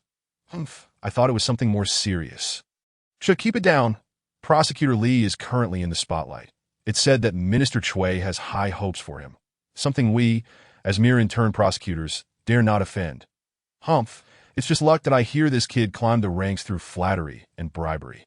There are more qualified individuals in our Criminal Division 3 than he that we all endured countless hardships to emerge from the sea of law students who took the judicial examination. What makes him so special? Hey, flattery is a skill in itself. Besides, there are two others in our division with connections, and they are also chiefs. Why aren't you envious of them? Ashi, those two have powerful backers. We ordinary prosecutors cannot afford to cross them. The whispers gradually faded as Zheng Jishu moved further away, signifying that in some sense, Li Qinghuan's position as chief prosecutor was precarious, attracting the envy of many. They all hoped for him to falter, make a mistake, or even be reassigned or suspended. In such a scenario, a chief position would open up. In essence, it boiled down to the lack of a powerful backing. The political landscape operates on a principle of limited positions. When one ascends, others must wait. A prosecutor without connections attaining the chief position would naturally incite jealousy. Li Qinghuan was acutely aware of this significant drawback and had long been strategizing. However, the timing was not yet ripe. At that moment, he sat once more behind the interrogation room's table, observing the anxious Jean Taiyuan in the interrogation chair, slowly beginning to speak. Jean Taiyuan, enlighten me on the irreconcilable conflict with Jean Chengxian that drove you to hire a murderer. I'm innocent, Prosecutor Lee. Jean Taiyuan vehemently protested, his face contorted with grievance. Chengxian is my best brother, my dearest friend. How could I possibly hire someone to kill him? You must be mistaken. To his surprise, Li Qinghuan clapped his hands. Jishu, play the recording from Director Chui for President Jean. Understood. Zheng Jishu promptly pressed the play button on his phone. The microphone crackled to life with Director Chui's desperate voice. Prosecutor, it has nothing to do with me. It was our president who instructed me to seek out the old man from Yinji to kill Jean Chengxian. He is the mastermind. As his subordinate, I was left with no choice but to follow his orders. I was merely a pawn in this. Upon hearing Director Chui's words, Jean Taiyuan, nearly choked with rage, he slammed his hand on the table, abandoning pretense, and yelled, Ashi, that bastard Director Chui. How dare he betray me? Once I get out, I will surely kill him. Before he could finish his thought, he caught the prosecutor's malevolent gaze and quickly fell silent, forcing an awkward smile. Prosecutor, I was merely jesting. Li Qinghuan scoffed coldly. Your subordinate, Director Chui, has already confessed everything. Is there anything you wish to add? If not, sign this confession and prepare for court. The prosecutor, I will initiate public prosecution against you. The judge will determine your sentence, which is likely to range from 10 to 15 years. I will contact your family and inform them about hiring a lawyer, so prepare yourself for detention. With that, he began to rise to leave. Upon hearing Li Qinghuan's merciless judgment regarding his future, Jean Taiyuan panicked. He quickly pleaded, Prosecutor Lee, chiefly I was wrong. I admit that I hired someone to kill Jean Chengxian, but let's not overlook the facts. He was at fault too. If he hadn't toyed with my woman, I wouldn't have been so furious. I had my reasons. I am willing to compensate. I seek to gain the widow's forgiveness. Chief Lee, please show me mercy and help me secure a suspended sentence. To demonstrate his sincerity, he offered, I am willing to personally contribute 100 million. No, 200 million won. As your fee, Chief Lee. Hearing this, Li Qinghuan merely chuckled derisively. 200 million. Are you trying to insult me? If the neighboring prosecutor hears this, they might think I, Li Qinghuan, am incapable of being bought. 200 million won isn't enough. What amount do you seek? Jean Taiyuan asked, his face a mask of despair, treading carefully to at least 1 billion. Li Chengwan held up a single finger, casually stating, "That much?" Jean Taiyuan felt a pang of pain. His gang's smuggling business, along with a few small bars and entertainment venues, typically netted him only 2 to 3 billion won a year, amounting to around 150 million yuan, not accounting for the expenses of supporting his subordinates and various operational costs. That'd be why the end of it all, retaining half would be a stroke of luck. Li Chengwan's demand of 1 billion won was indeed steep. However, circumstances dictated that spending 1 billion to buy his freedom was a worthwhile exchange. Gritting his teeth, he resolved, 1 billion it is. Let me make a call. I will have someone bring the money right away. Prosecutor Li, we have a deal. Please ensure I avoid prison. Who knows? Li Chengwan shook his head. Jean Taiyuan, it seems you have misunderstood my intent. I am referring to 1 billion a year. Huh.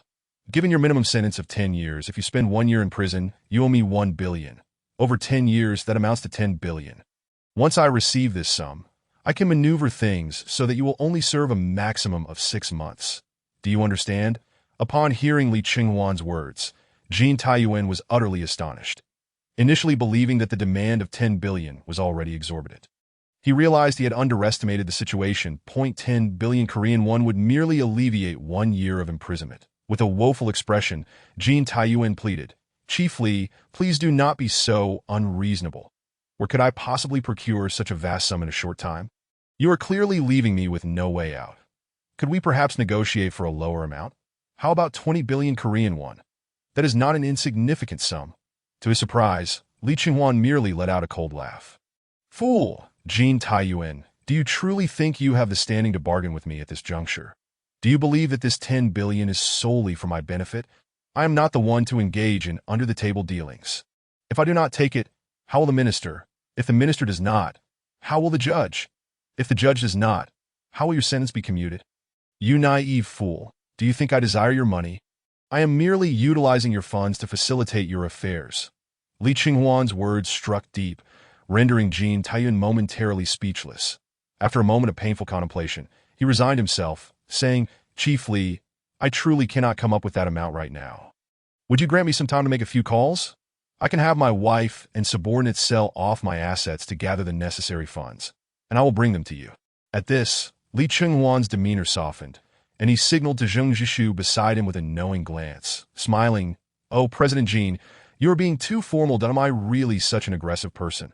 As long as you are willing to support our work as prosecutors. Minor transgressions can certainly be forgiven. The circumstances of this case are already quite clear. Your subordinate, Counselor Choi, heard that Jean Song-hyun had wronged your lover and that you wished to eliminate him. Misunderstanding your intent, Counselor Choi took it upon himself to hire someone to commit murder, and thus you, as president, bear shared responsibility for his negligence and misguidance, resulting in a sentence of 6 months. How does that sound? Jean Taiyuan received the phone that Zheng Zhishu handed to him, his face filled with gratitude as he exclaimed, "Thank you, Chief Li, for your fair investigation that restores my innocence. I will certainly turn over a new leaf and strive to be a better person." "Haha, it is good to have such intentions." Li Chengwan waved his hand, indicating that Jean Taiyuan could proceed with his calls. With Zheng Zhishu watching closely, Jean Taiyuan dared not attempt any underhanded schemes. He made several calls, notifying his wife, subordinates, and even his beloved mistress, to gather the funds. That it was only by the following day that he managed to scrape together the 10 billion Korean won, roughly equivalent to over 50 million Chinese yuan, a substantial sum indeed. This amount represented nearly all of Jean Taiyuan's wealth. Following this incident, he transitioned from the leader of a small gang to a penniless individual, with most of his subordinates dispersed and even the most lucrative of his ventures sold off. Yet, at least he managed to retain his freedom, that as long as he was not imprisoned, he could eventually rise again. The only unfortunate one was his subordinate, Counselor Choi, who was reclassified from an accomplice to the principal perpetrator, facing at least a decade of incarceration. Initially reluctant, he continuously protested his innocence, claiming it was unfair, and threatened to expose President Jean for colluding with the prosecutor to shift the blame onto him. However, after Jean Taiyuan exerted some pressure, he fell silent, and one knew what leverage Jean Taiyuan held over him. But soon enough, Counselor Choi admitted his guilt in court. Li Chengwan's first criminal case, handling after his rebirth, passed through the courtroom in a mere half hour. Counselor Choi, demonstrating a good attitude in admitting his error, received the forgiveness of the deceased's family Choi Yan-soo, and was sentenced to 10 years in prison along with a fine of 300 million Korean won, and so forth. Jin Tae-yuen, due to incitement and negligence leading to his subordinates' misunderstanding of his intentions, bore a degree of responsibility and was sentenced to 6 months of imprisonment, along with a fine of 100 million Korean won. After the trial concluded, standing in the section reserved for the deceased family, Choi Yan-soo wiped her tears, her eyes reddened, and her delicate, pale face appeared heart-wrenchingly sorrowful. Lee Ching-won approached her directly, offering comfort. "Mrs. Choi, do not grieve excessively. The deceased has passed, and the perpetrator has been apprehended, which should bring some solace regarding your husband. I trust that your husband, in spirit, would not wish to see you in such a state of distress. Furthermore, I have heard that your husband left behind considerable assets. As his wife, you are entitled to inherit all of his estate. If you are unsure about the specifics of the process, please feel free to visit my office, and I will assist you." Upon hearing Lee Ching-won's words, she seemed to recall something. Her cheeks slightly flushed as she softly replied. At the Seoul District Prosecutor's office, a knock echoed on Lee Ching-won's office door. "Come in." Jung Jishu entered the office, immediately spotting Lee Ching-won leisurely adjusting his cuffs and tied-up. "Jishu, what brings you here?" Lee Ching-won greeted with a smile. Jung Jishu slightly bowed. "Chiefly, the bank card containing 100 billion Korean won belonging to Jin Tae-yuen is with us. Are you truly planning to take it?" Upon hearing this, Lee Ching-won recognized his thoughts and replied with a serious expression. "Jishu, as civil servants, we endure considerable hardships, especially as prosecutors. Working tirelessly throughout the year, we labor for the citizens without pause. Yet at the end of the year, our salaries amount to only a few million Korean won. Why should these lowly individuals be allowed to establish companies, form gangs, and engage in smuggling, earning tens of billions while we cannot even enjoy a decent life? Do we not deserve to live well? Moreover, Jin Tae-yuen came to me in tears, pleading for me to accept the money. If I refuse, it would be a disservice to him. Tell me, would it be better for such ill-gotten gains to remain in the hands of these lawless gang leaders, allowing them to squander and abuse? Or should we, as righteous prosecutors, safeguard these funds? In truth, we are merely acting as custodians of the nation's wealth." Jung Jishu was momentarily taken aback, instinctively nodding in agreement. It seemed that the prosecutor's argument had some merit. Chapter 21. The Borderland War God, Myeonjinga. Lee Ching-won genuinely found himself in need of funds. Although prosecutors earn significantly more than the average citizen, the pay is still limited. As a former grassroots prosecutor, his annual salary barely reached tens of millions of Korean won. Converting that to Chinese yuan, it amounted to just over 300,000. However, the average salary in South Korea had already surpassed 200,000. Such a sum was hardly sufficient in the expensive city of Seoul. Take his apartment, for instance. Without the support of Sir Dong-chu, it would take at least 50 years to afford it. The sentiments he expressed were heartfelt. Why should a petty gang leader like Jin Tae-yuen be allowed to amass tens of billions while a dignified prosecutor of the Republic of Korea could not live comfortably? Only by enriching himself could he selflessly aid the common folk. Additionally, Lee Ching-won allocated 5 billion to Jung Jishu.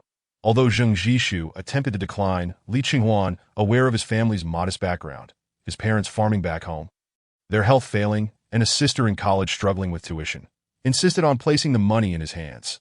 The investigators Jin Da-hai and Kwon Do-min each received 1 billion, as well as a superior. One cannot simply feast alone.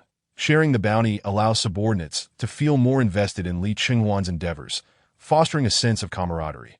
Although corruption is wrong, it is undeniably gratifying. Moreover, this is South Korea. What harm could come from his actions? After concluding the case of Jin Chung-sien, the whereabouts of Jin Junan's wife, which Jung Jishu had previously been tasked to investigate, were finally uncovered. His wife, Lee Hwazi, had already passed away. Moreover, someone had reported the incident to the police, allegedly due to a crime of passion. After arriving in South Korea, she initially worked at a restaurant, later becoming involved with a seafood vendor, but soon found herself entangled with another owner of an entertainment establishment, believing that this would elevate her status to that of a wealthy man's wife.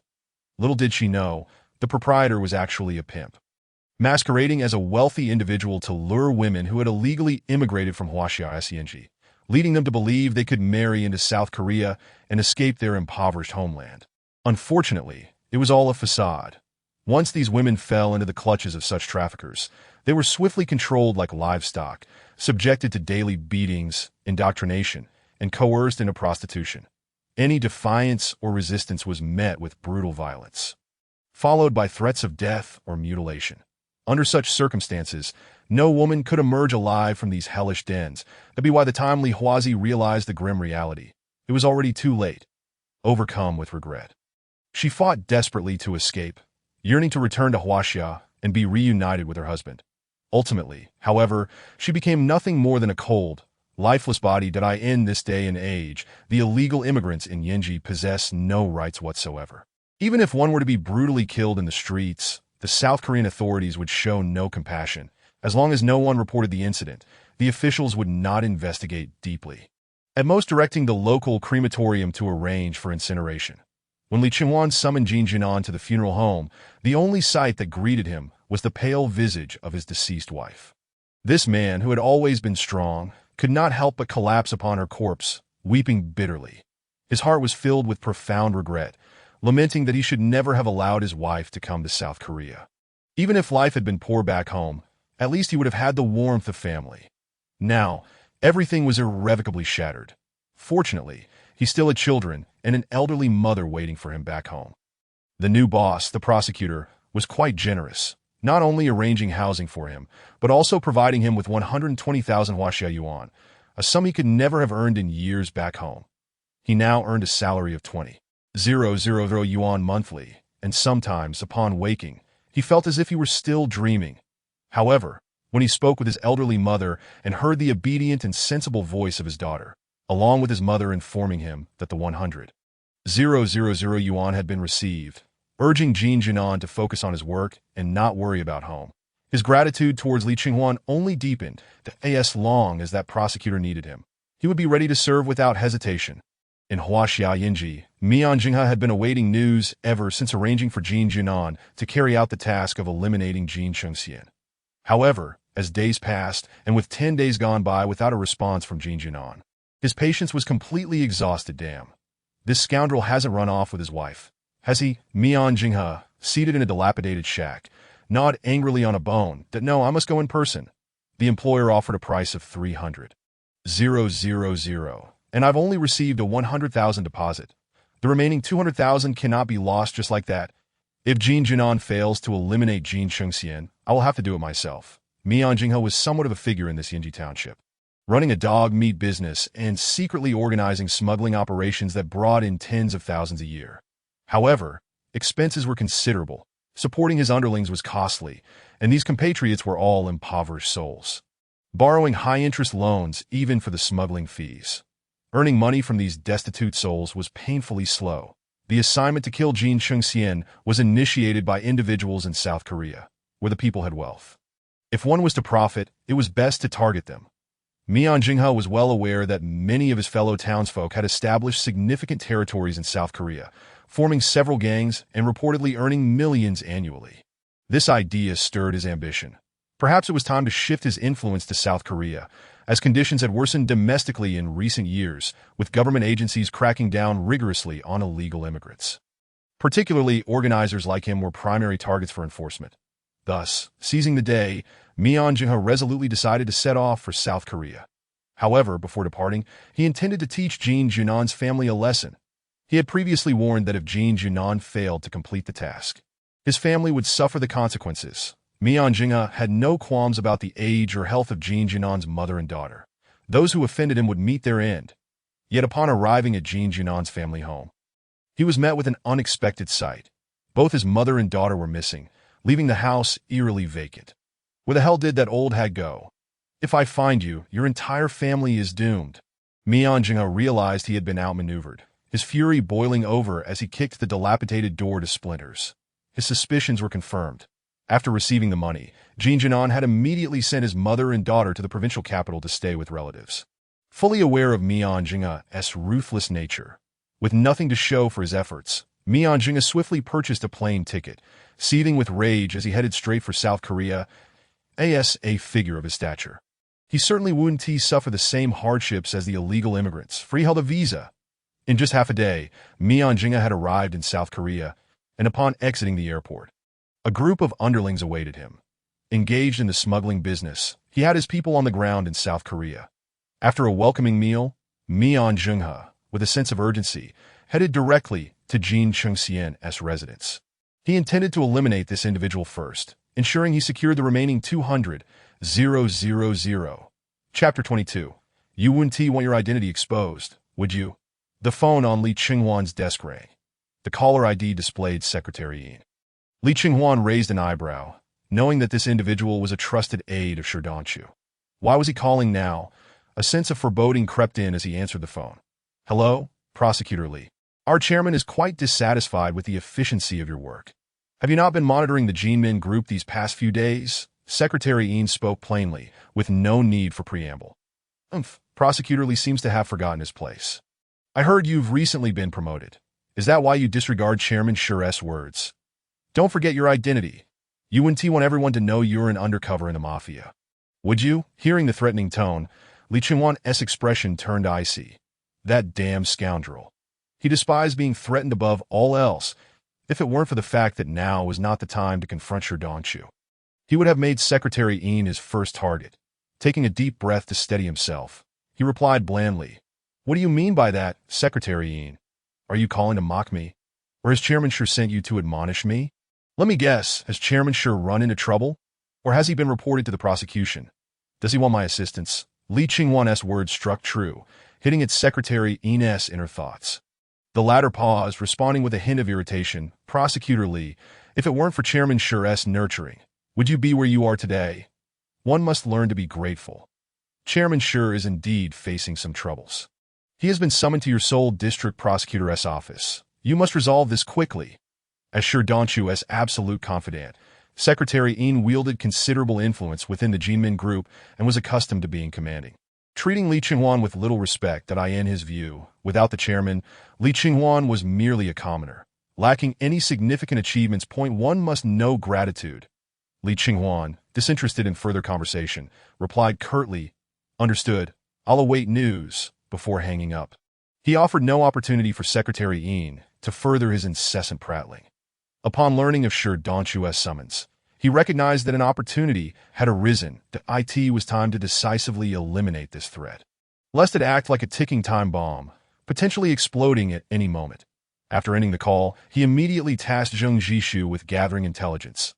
The Seoul District Prosecutor's office was not vast, and any stirring of events would soon become common knowledge. As the chairman of a major corporation, Sure Donchu's summons for questioning could not be concealed. Zheng Jishu quickly discovered the full context and returned to the office to report. Prosecutor Lee, Chairman Sure Donchu of the Jinmin Group, has recently faced multiple reports to the police, accused of tax evasion, malicious stock manipulation, illegal operation of gambling venues, and organizing violent crimes.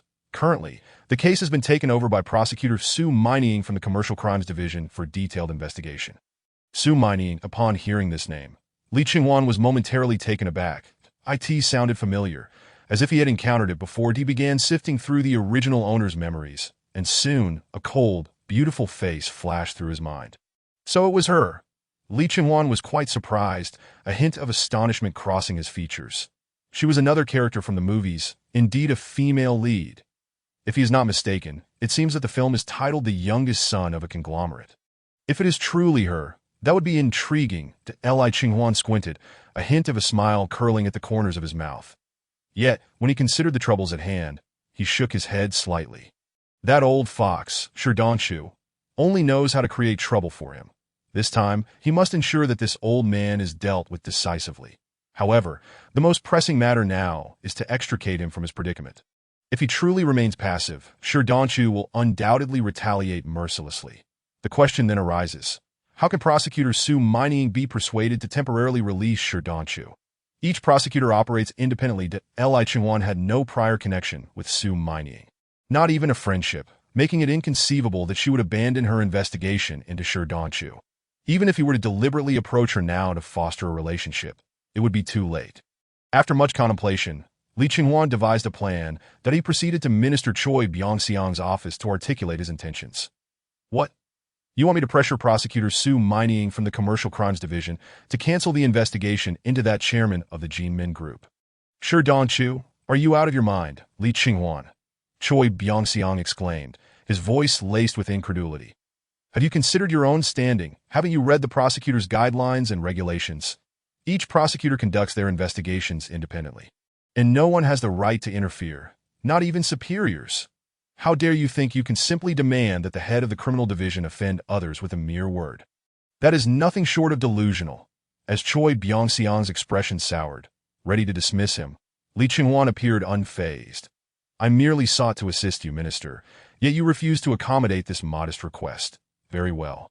I had initially intended to inform you that I have uncovered leads regarding Chairman Wu's illicit loan transactions, but since you seem uninterested, I shall take my leave. With that, he turned to exit. Upon hearing this, Choi Byung-seong's eyes widened in shock, and he hastily gestured for him to wait. Hold on. What did you say? You have found evidence of Chairman Wu's illegal loans. Where is the ledger? Lee Ching-won let out a cold laugh. When tasked with responsibilities, Choi Byung-seong would evade, yet now, upon hearing a tidbit concerning his future, he was suddenly agitated. Intending to leverage Choi Byung-seong's anxiety, Lee Ching-won maintained a stoic demeanor. Minister, weren't you just saying I was insane? Choi Byung-seong offered an awkward smile. Ching-won, I thought you were becoming overzealous, emboldened by your recent promotion to chief prosecutor, and that you might attempt to use our relationship to engage in reckless behavior. Lee Ching-won replied calmly, Minister, as you are aware, since undertaking the investigation into the illicit loans involving Councilman Zhang and Chairman Wu, I have been tirelessly dedicated, ever wary of complacency. Recently, I received credible information indicating that the ledger of illegal transactions has found its way into the hands of Shi Dongchu, the chairman of the Jinmin Group, though he appears unaware of its significance. This is precisely why I wish for you to pressure prosecutor Su Mining to release him, that I have already established a covert collaboration with Shi Dongchu's secretary. If we can alleviate the charges against him, we will gain his trust and gratitude, allowing me to broker a deal and obtain that ledger from him.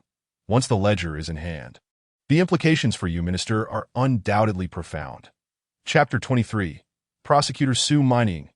Choi Byung-seong was momentarily overwhelmed by the immense surprise conveyed in Lee Ching-won's words, rising in excitement. Ching-won, is what you say true? That ledger related to Chairman Wu's illicit loans is genuinely in Shi Dongchu's possession. Lee Ching-won asserted confidently. Minister, what benefit would I gain from deceiving you? After all, this case falls under my purview. And if I have the opportunity to shine before the citizens of Seoul and even the nation, would I not seize it? Choi Byung-seong felt a twinge of embarrassment. That is a valid point. However, he still harbored some doubts. Lee Ching-won seemed to sense his uncertainty and continued to elucidate. After 2.5 days of investigation, I discovered that a former finance minister of the Future Group, when Rixi, was dismissed for corruption. Realizing he might possess crucial information, I immediately dispatched investigators to locate him, only to find that he was evading detection, seemingly in fear. When we finally tracked him down, we found he had joined the Jinmin Group, likely seeking refuge from a mysterious force pursuing him. Thus, I surmised that he must have the ledger, and it is possible it has already fallen into Shi Dongchu's hands. After listening to Lee Ching-won's account, Choi Byung-seong nodded. The logic of Lee Ching-won's narrative flowed smoothly, albeit with some flaws. Nevertheless, his confidence indicated that the ledger's whereabouts were indeed credible. Now, if they could acquire that ledger, he could immediately assist Councilman Jin in taking down Councilman Zhang and Chairman Wu. While it may not lead to their utter ruin, it would certainly inflict significant damage, causing their approval ratings to plummet drastically. As long as Councilman Zhang did not ascend to the presidency, it would be a resounding victory. For once he became president, anyone who had crossed him would surely face retribution, starting with Councilman Jin and himself. As Choi Byung-seong had previously conducted investigations and made allegations against Councilman Zhang, effectively earning his ire long ago. Ching-won, you have done remarkably well. I did not expect you to progress so swiftly and discover such a damning piece of evidence against Councilman Zhang and Chairman Wu. Are you certain you can secure the ledger? Minister, I cannot guarantee it, but I possess at least an 80% likelihood. In that case, I shall lower my pride to assist you this once. I hope you do not disappoint me. Reluctant to let the opportunity slip away, Choi Byung-seong resolved to lend his support, viewing it as a minor favor to the head of the Commercial Crimes Division, insignificant compared to his own future. While it is true that each prosecutor operates independently, it does not preclude superiors from exerting influence. After all, the promotion nominations for each junior prosecutor are held in the hands of their direct superiors, namely the division ministers, while the ultimate decision rests with the chief prosecutor. That a minister may lack the authority to determine an individual's promotion, yet they possess the power to block nominations altogether. If one wishes to avoid antagonizing their superior and suffering a lifetime of suppression, it is prudent to grant them a modicum of respect. Thus, when Choi Byung-seong took action personally, prosecutor Soo Min-ing of the Commercial Crimes Division received a subtle hint from her superior. Min-ing, the background of Sher Dong-chu is rather intricate. Someone has personally entrusted me to convey that you should temporarily halt the investigation against him. Rest assured, it will not be for an extended period. Nor does it imply a permanent cessation of your inquiry. Just 3 days. After that, you may summon Sher Dong-chu again to as a favor to the minister. I intend to nominate you as one of the chief prosecutors in our department. What do you think? Initially interrogating Sher Dong-chu, Soo Min-ing was taken aback by the news relayed in the minister's office, her face awash with disbelief and skepticism. Minister, Sher Dong-chu is a man of countless crimes. Who knows how many illegal activities he has engaged in? If you grant me a bit more time, I can extract a confession from him and compel him to reveal everything. Your request to halt the investigation defies protocol. The minister chuckled ruefully. Min-ing, I have already stated that I am merely asking you to pause the investigation, not to terminate it permanently, that I am familiar with your case. Sher Dong-chu is exceedingly cunning. Having once led one of Seoul's largest gangs, the Hu faction, surrounded by ruthless henchmen. Their actions are brazen and unrestrained, yet we have consistently struggled to obtain incriminating evidence against him. Every time local law enforcement has targeted him, he has skillfully evaded capture, and he has frequently navigated the intricacies of our Seoul District Prosecutor's office without facing conviction. However, this situation is different than if you pause the investigation, allowing him to believe that we, the prosecutors, cannot touch him. He will undoubtedly lower his guard and become overconfident, presenting us with the perfect opportunity to strike. That I have received intelligence indicating that there are undercover police officers within the Jinmin group, and they are nearing the moment of capturing Sher Dong-chu and his criminal organization. That if you declare a lack of evidence and release him while he is at his most arrogant, we can then collaborate with local law enforcement to deliver a decisive blow. At that point, you, as an exceptional prosecutor, would be credited with dismantling the largest criminal syndicate in Seoul, which would undoubtedly make headlines. Who knows, Min-ing, you might even earn the esteemed title of Seoul's star prosecutor. After much persuasion from the minister, Soo Min-ing's expression softened slightly. Biting her rosy lip, she pondered for a long moment before reluctantly nodding. Very well. Minister, I agree. However, let us be clear. I shall grant the police a maximum of 3 additional days. Once the time is up, regardless of whether they have secured tangible evidence, I will reinstate the investigation into Sher Dong-chu and ensure that these criminal elements are eradicated. Rest assured, Min-ing, you are a promising protege of mine, and we at the Seoul District Prosecutor's Office must establish a benchmark, demonstrating to the citizens of South Korea that we have an outstanding female prosecutor in our ranks. The minister's words instilled a flicker of motivation within Soo Min-ing. What was her relentless pursuit of justice for? In addition to upholding the justice that resides in her heart and safeguarding the judicial integrity of South Korea, she aspires to earn the respect of all, including her parents, friends, and those who doubt the capability of women to serve as outstanding prosecutors. Thus, when Soo Min-ing returned to the interrogation room, she confronted Sher Dong-chu, who lounged with an air of nonchalance, his legs crossed and demeanor unfazed. With a grim expression, she declared, Sher Dong-chu, congratulations. After our thorough investigation, we have determined that there is insufficient evidence to charge you, and you are hereby declared not guilty. That I hope that upon your return, you will abide by the law and refrain from straying into unlawful conduct, lest you find yourself in my grasp one day. Do take care. Chapter 24. 3 sentences that cost that man 3 billion. Sher Dong-chu had anticipated that Lee Ching-won would not remain idle and would exhaust all means to extricate himself from the predicament. Therefore, when summoned by Soo Min-ing, he had already contacted his trusted aide, Secretary Yin. Initially expecting to linger at the prosecution office for a while, he was taken aback when, in less than half a day, the charges against him were dropped. One cannot deny that his decision to finance Lee Ching-won years ago was perhaps the most valuable investment of his life, and he felt a sense of satisfaction with his foresight and strategy. While other gang leaders groveled before prosecutors, he had already attained the authority to command a prosecutor to act on his behalf. How exhilarating! Feeling a twinge of pride, he taunted Su, miming, "Ha ha, Prosecutor Su. I, Sherdonchu, have always been a law-abiding citizen. How could I engage in any criminal behavior? You might harbor some slight prejudice against me, but I bear you no ill will. After all, you are still young and a woman, and it's only natural to act impulsively. However, as a senior, I must offer you a piece of advice. Women should prioritize family and embrace the role of a virtuous wife and mother. A dangerous profession like that of a prosecutor is ill-suited for a beautiful woman like you." Upon hearing Sherdonchu's remarks, Su Mining's expression darkened, a flicker of anger crossing her delicate features. "Sherdonchu, do not get too cocky if I catch you in wrongdoing again. I will not let you off easily." "Miss Su, please do not take offense that I was merely jesting," he replied, dismissively. "Sherdonchu, do not push your luck. In the prosecution office, you should address me as Prosecutor Su. Otherwise, I have the right to accuse you of disrespecting a prosecutor and harassment." All right, I stand corrected, Prosecutor Su," he conceded, his eyes glimmering with mischief as he observed her agitated demeanor. With an air of arrogance, he strutted out of the prosecution office.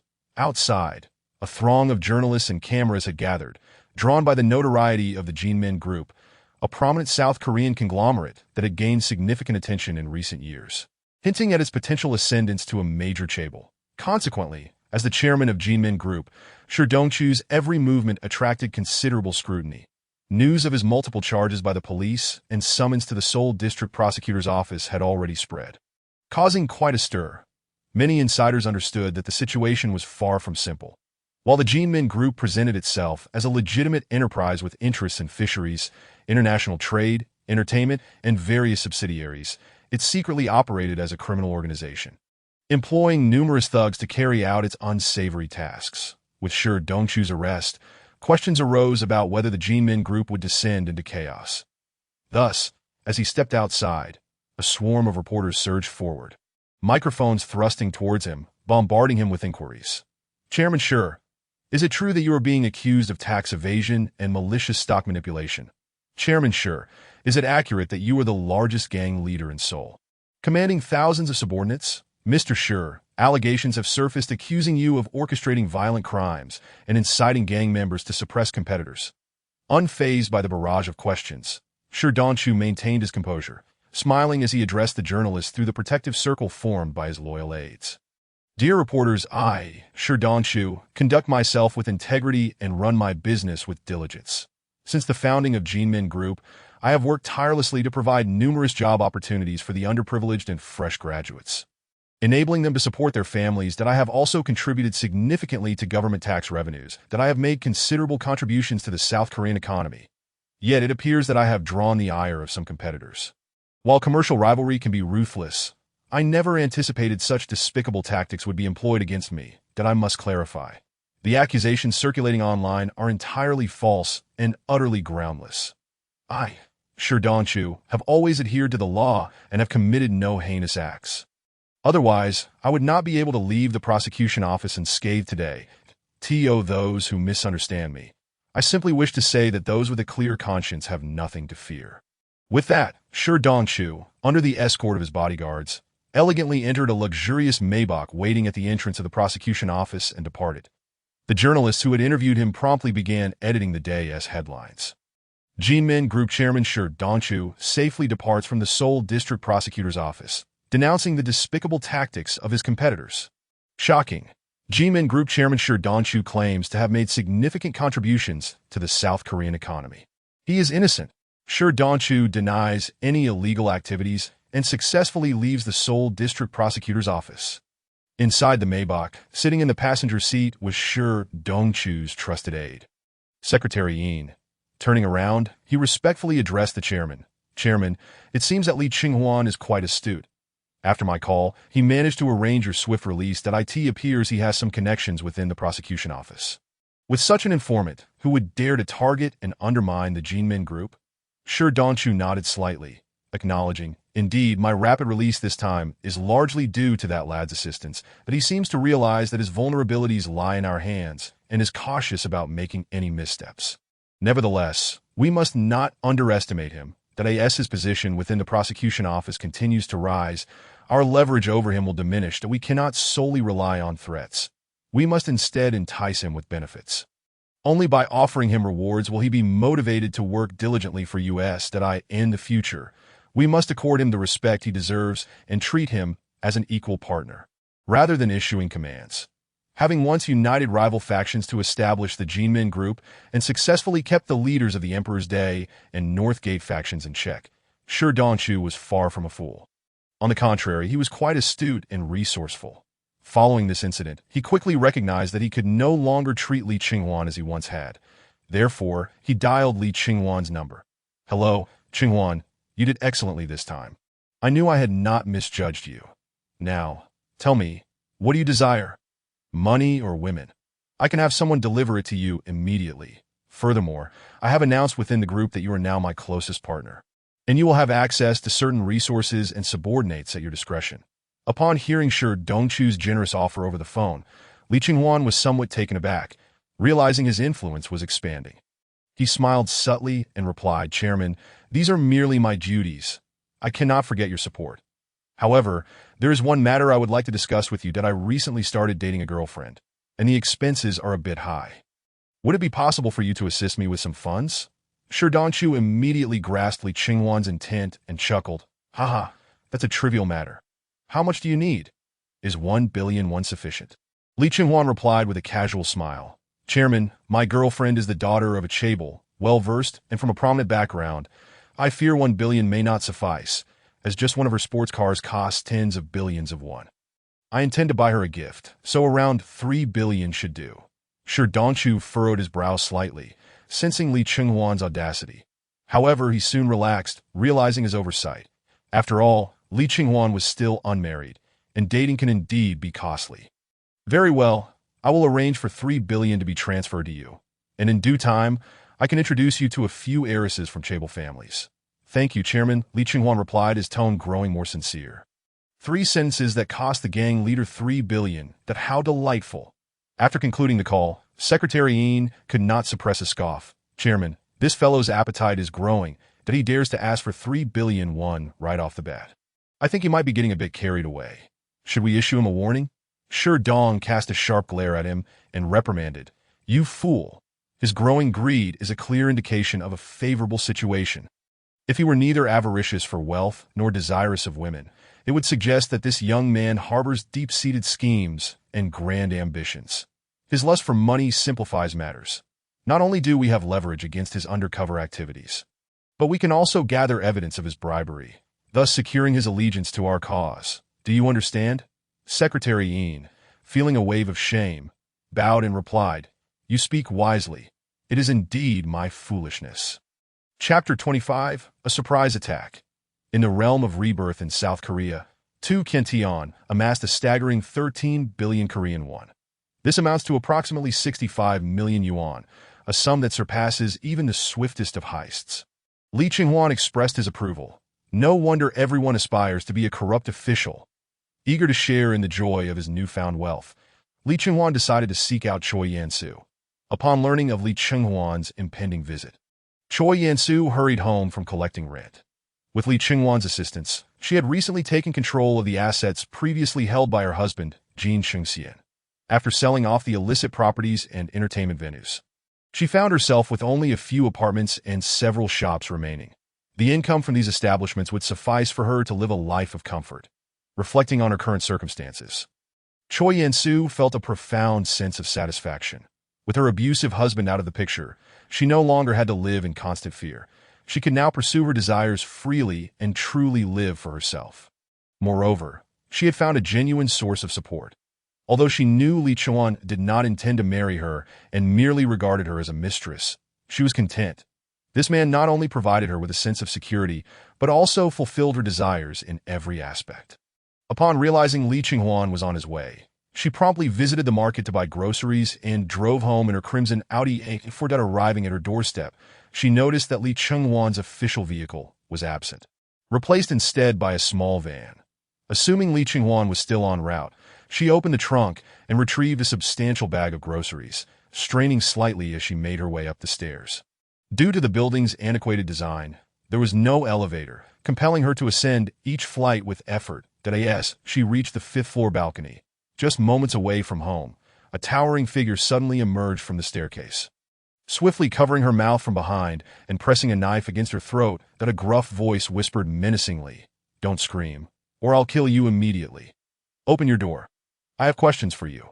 Choi Yan-soo felt the icy blade against her fair neck, paralyzing her with fear.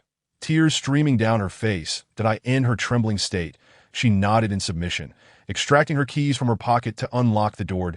Shortly after Choi Yan-soo was taken hostage, Lee Ching-won's official vehicle arrived at her building. Spotting her car parked in its designated space, he knew she had returned home. As he prepared to ascend the stairs, he noticed the van parked nearby. Its windows were tinted, rendering the interior opaque. Lee Ching-won's suspicions were aroused. Given that Jin Xingxin's case had been resolved, he had withdrawn the officers assigned to protect Choi Yan-soo. However, the presence of this van was decidedly unusual. After a moment's contemplation, he approached the vehicle. Behind him, Zheng Jishu observed his superior's change in direction with confusion, but chose to remain silent, following closely while resting a hand on his waist. Ready to draw his weapon if necessary, Lee Ching-won knocked on the driver's window. In no response, he knocked again, still nothing. Just as he was about to give up, the window abruptly slid down, revealing a disheveled man with bleached hair, who scowled in irritation. "Who the hell are you? I was sleeping soundly. Why did you wake me up?" He reached out to strike Lee Ching-won, but before his hand could make contact, Lee Ching-won seized his hair and slammed his head against the window's edge with tremendous force. Bang! The blow rendered the man unconscious. Zheng Jishu rushed forward, exclaiming, "Lee Prosecutor, did he attack you?" Lee Ching-won nodded slightly, stepping outside to unlock the van's door, tossing the unconscious man aside. He then opened the sliding door of the van, revealing an array of weapons within: large knives, ropes, a sizable locked box, and various tools used for abduction and violence. Zheng Jishu furrowed his brow at the sight, pondering the man's intentions and who he intended to abduct. Suddenly, realization dawned on him as he looked up and exclaimed, "Lee Prosecutor, is Choi Yan-soo in danger? I'll call the police immediately." But Lee Ching-won restrained him. "Don't panic. Yan-soo is likely already in their grasp. If we alert the police, it may provoke them, especially if they feel cornered. You stay here and keep an eye on this individual, ensuring he has no accomplices. I will ascend alone and keep a low profile.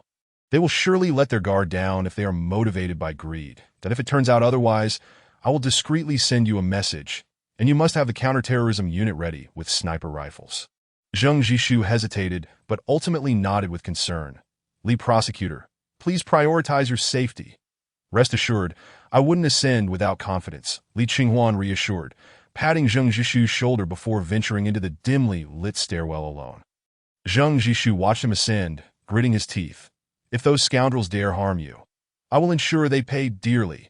He promptly called the nearby precinct, requesting 2 snipers for backup, anxiously observing the upper floors.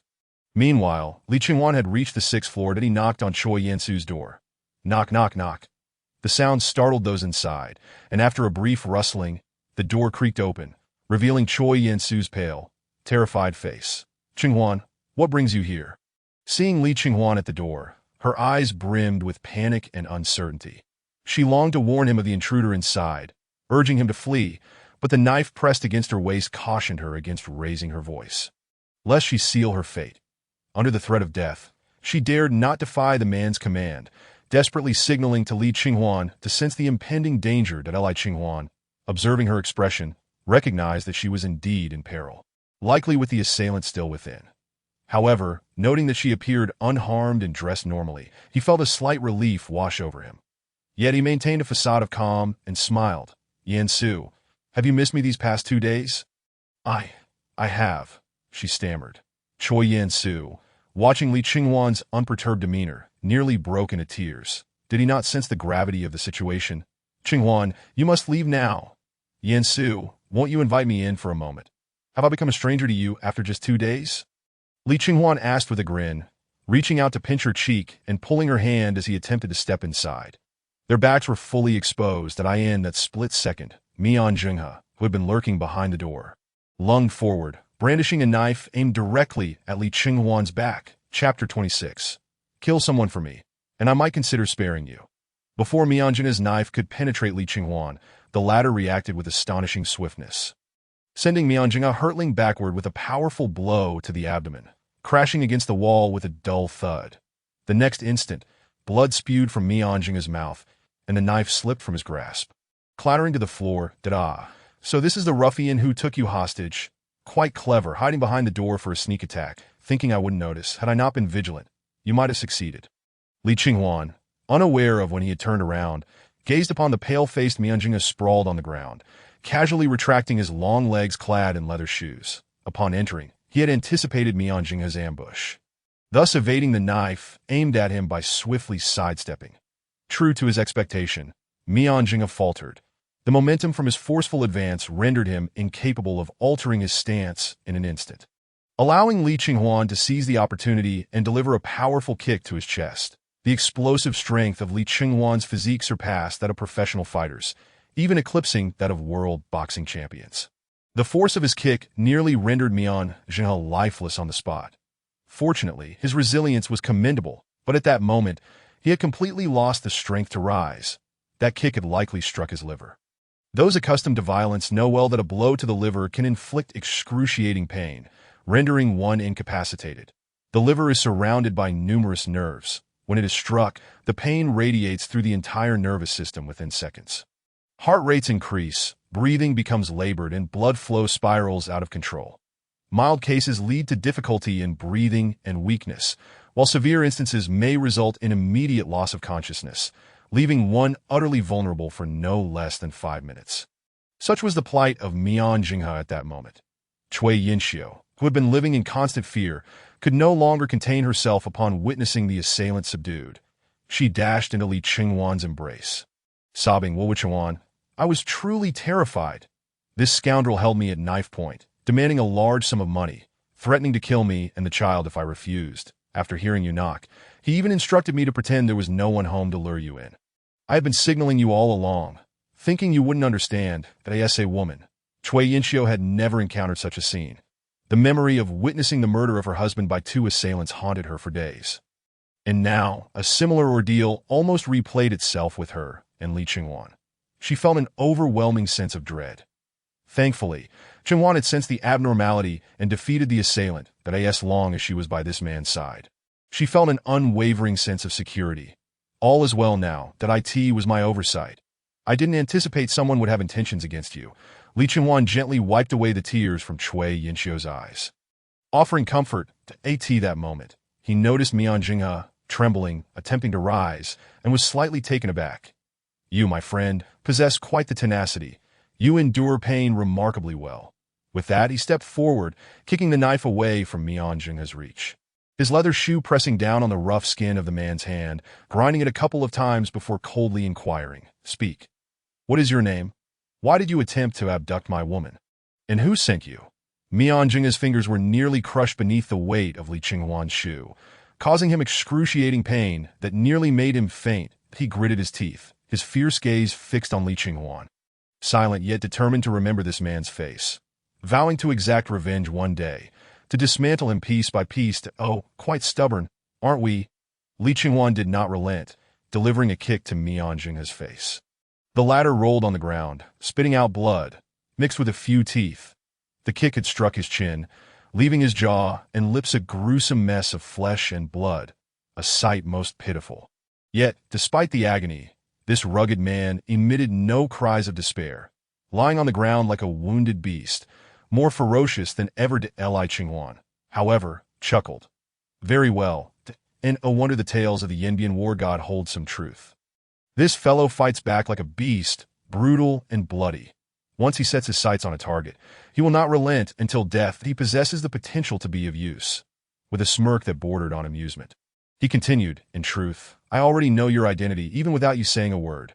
You are Mianjing from Yinji, Huaxia. That on the surface, you run a dog meat shop, but beneath that facade, you are the leader of a smuggling ring, commanding a band of underlings in the underworld, running casinos, lending at exorbitant interest, collecting debts, and occasionally taking on contracts to kill for money. Am I correct?" Upon hearing these words, Mianjing's expression noticeably shifted, revealing surprise, confusion, and a hint of trepidation in his eyes. That Li Qinghuan continued, speaking as if to himself. I also know you accepted a contract to kill someone named Jin Chung-sien in South Korea. However, to cut corners, you foolishly sought out a hapless soul named Jin Jinan back home, deceiving him with promises of 60,000 yuan upon completion, all the while intending to leave him behind. Now, as the deadline has passed and Jin Jinan has yet to contact you, seemingly vanished from existence, you decided to come to South Korea personally to fulfill your employer's task of eliminating Jin Chung-sien and confront Jin Jinan about his audacity to abandon you, intending to finish him off in the process. Is that not so? After Li Chengwan's revelations, Mian Jingha's face visibly paled. He could no longer maintain his composure, growling, "Who are you? How do you know all of this? You cannot be Jin Chung-sien." Mian Jingha had never seen a photograph of Jin Chung-sien. Initially, he had assumed Li Chengwan was the man himself, and thus, without hesitation, had aimed to stab him upon his entrance, eager to complete his task and claim his payment. Yet now he realized this man was not Jin Chung-sien. The real Jin Chung-sien would not possess such knowledge. Damn it, this scoundrel dared to deceive me. Mian Jingha recalled his earlier encounter with Cui Yinxiu when he had held her at knife point, inquiring about her husband's return. She had replied he would arrive in the evening, shortly after her words. Li Chengwan had ascended the stairs. That it now dawned on him that this man was Cui Yinxiu's lover. Noticing Mian Jingha's dawning realization, Li Chengwan smirked. "I can only tell you that someone revealed your entire background to me before they died. Mian Jingha, I am now formally arresting you as the chief prosecutor of the Seoul District Prosecutor's Office in the Republic of Korea on charges of transnational murder of my fellow citizens, kidnapping, threatening, and attempting to assault a prosecutor, that if all goes as expected, you will spend the rest of your life in a South Korean prison. Additionally, due to your defiant demeanor, which I find particularly loathsome, I will leverage my connections to ensure your existence in prison resembles that of a dog, devoid of dignity, and each day filled with despair, so profound you might wish for death." Li Chengwan's ruthless words rendered Mian Jingha silent. Engaged in the hunt, he never anticipated becoming the hunted. This time, he was thoroughly ensnared. The thought of spending the latter half of his life in prison filled even this audacious man with despair. Sometimes, the loss of freedom is far more terrifying than death. Just as he was resigning himself to this fate, Li Chengwan's voice echoed once more. That being said, I can see you are a desperate man, one who dares to commit any crime. Therefore, if you assist me in eliminating someone, I might consider sparing you. Mian Jingha raised his head, disbelief etched on his face that he had not expected such a twist of fate. This man was offering him a reprieve. Li Chengwan regarded him with disdain. Surprised? You should be grateful that your worthless life still holds some utility for me. Otherwise, based on your recent actions, I could have shot you dead on the spot. Attacking a prosecutor in South Korea is a grave offense. Even if I were to kill you, I would face nothing more than a reprimand. Now, it's a matter of whether you help me kill someone and regain your freedom, or I send you to meet Jin Chung-sien right now. Choose. Upon hearing Li Chengwan's proposition, Mian Jingha fell silent once more, his brow furrowing slightly as he contemplated. After a moment, he rasped, "Who do you want me to kill? You truly intend to let me go? You think yourself of great importance, or that your wretched life holds any value? If it weren't for your reasonable skills and undeniable ruthlessness, you wouldn't even be worth my time," Li Chengwan retorted with a scoff. "Assist me in eliminating this individual, and not only will I spare your life, but I will also reward you with 500 million won. What say you?" Chapter 27. The mud truck arrives, though late. Upon hearing the underlying mockery in Li Chengwan's words, Mian Jingha felt no anger. Instead, he accepted it as his due. He understood well the high status of a prosecutor in South Korea, individuals who are esteemed and powerful within their nation, that if this man was indeed willing to part with 500 million won, then the humiliation he currently endured was not insurmountable, as he was solely motivated by money. After all, he had traveled a great distance to South Korea for a mere 30,000 yuan. According to the exchange rate, 30,000 Huaxia yuan equated to less than 100 million, 1.500 million won. On the other hand, amounted to 2.5 million. It would be disingenuous to claim he felt no envy. Upon completing this task, he could swiftly return to Huaxia. With this sum, he would be comfortably set for several years. Who do you want me to kill? First and foremost, let it be clear that regardless of whether this task is undertaken or not, you must provide payment up front. Offer me a deposit of 200 million, and upon successful completion, I shall receive the remaining 300 million. Mian Jinghe gradually rose from the ground, wiping his face and smearing the blood on his hands onto his overcoat. 5 minutes had already elapsed. He had endured excruciating pain and could barely manage to walk. Meanwhile, Li Qinghuan retrieved a bank card from his pocket, tossing a high-definition photograph of Shi Dongchu towards him, which the latter caught steadily. This card contains 300 million, with the password on its reverse. The individual in the photograph is named Shi Dongchu, who will be traveling to Villa number XX in Hanandong, Songpa District, tonight. Once he emerges, follow him immediately and eliminate him before he returns to his residence. The entirety of 500 million will be yours. Should he survive, it will be you who meets your demise. Do you understand? Mian Jinghe scrutinized the photograph of Shi Dongchu in his hands, and after a moment, looked up and replied in a grave tone, "Await my news tonight." With that, he turned to leave. Before he could exit, Li Qinghuan called out to him. Prosecutor Li stood at the doorway, looking down at Mian Jinghe, his eyes narrowed in a cold sneer. "If you dare to abscond with the money, I shall ensure your limbs are broken and you are cast into the Yellow Sea. Understood?" Mian Jinghe, upon hearing this, said nothing further and swiftly vanished around the corner of the stairwell that he indeed harbored such thoughts, yet was wary of Li Qinghuan, who seemed to possess extensive power and means, potentially able to dispatch assassins to China to eliminate him. Having navigated the world of smuggling for so long and frequently visited South Korea, Mian Jinghe had a clear understanding of the immense authority wielded by these prosecutors. Even the local gang leaders in South Korea hold a deep respect for them, compared to such genuine power brokers. He, a mere small-time gang leader, had little to showcase apart from his fighting prowess and fearlessness. Thus, he resolved to swiftly eliminate the elderly man named Shi Dongchu in the photograph and return to China once the money was secured. Meanwhile, Choi Yansu had witnessed the entire episode where Li Qinghuan brutally assaulted Mian Jinghe, followed by the abrupt negotiation, leaving her utterly perplexed, the two individuals who had been at each other's throats moments earlier. Why did the thug comply with Qinghuan's directives and leave so simply? Moreover, she had overheard some alarming matters, questioning why Qinghuan himself would resort to hiring a hitman. However, being an astute woman, she decided to keep such matters to herself. As night deepened, Shi Dongchu, having just departed from his mistress's abode, wore a contented expression, his face aglow with satisfaction. One finds joy in good fortune. After leaving the prosecutor's office, Shi Dongchu made a brief appearance at his company to reassure his staff before hastening to his young lover's residence in Songpa District. At over 50 years of age, his mistress was barely in her 20s. Yet, Shi Dongchu was drawn to these youthful and vibrant girls, especially relishing the moments spent with them, as it made him feel invigorated and accomplished, reminiscent of his own youth. After enjoying their time together, he chose not to stay the night, but returned home to be with his wife and children. Given his pleasant mood that evening, Shi Dongchu indulged in a few extra drinks, and as he lay back in the rear seat of his luxury car, he began to doze off that he harbored no concerns for his safety. For his trusted aide, Secretary Een, was also in the vehicle, and the driver had been with him for many years without a single incident that as they approached a traffic light, unbeknownst to them, an unmarked pickup truck had appeared behind them. Just as the green light was about to illuminate, the pickup suddenly accelerated, swerving violently and colliding with Shi Dongchu's Maybach. The impact was deafening, causing the luxury vehicle to flip over. Shi Dongchu, who had been resting, was instantly jolted awake. Drenched in cold sweat, he quickly opened his eyes and glanced outside, only to find the car's windows shattered like a spider's web. Both Secretary Een and the driver had sustained injuries, their heads bloodied and mangled. "Who dares to attempt my life?" Shi Dongchu, a formidable gang leader, quickly grasped that he was the target of a sinister plot, realizing that his chances of survival were slim this night.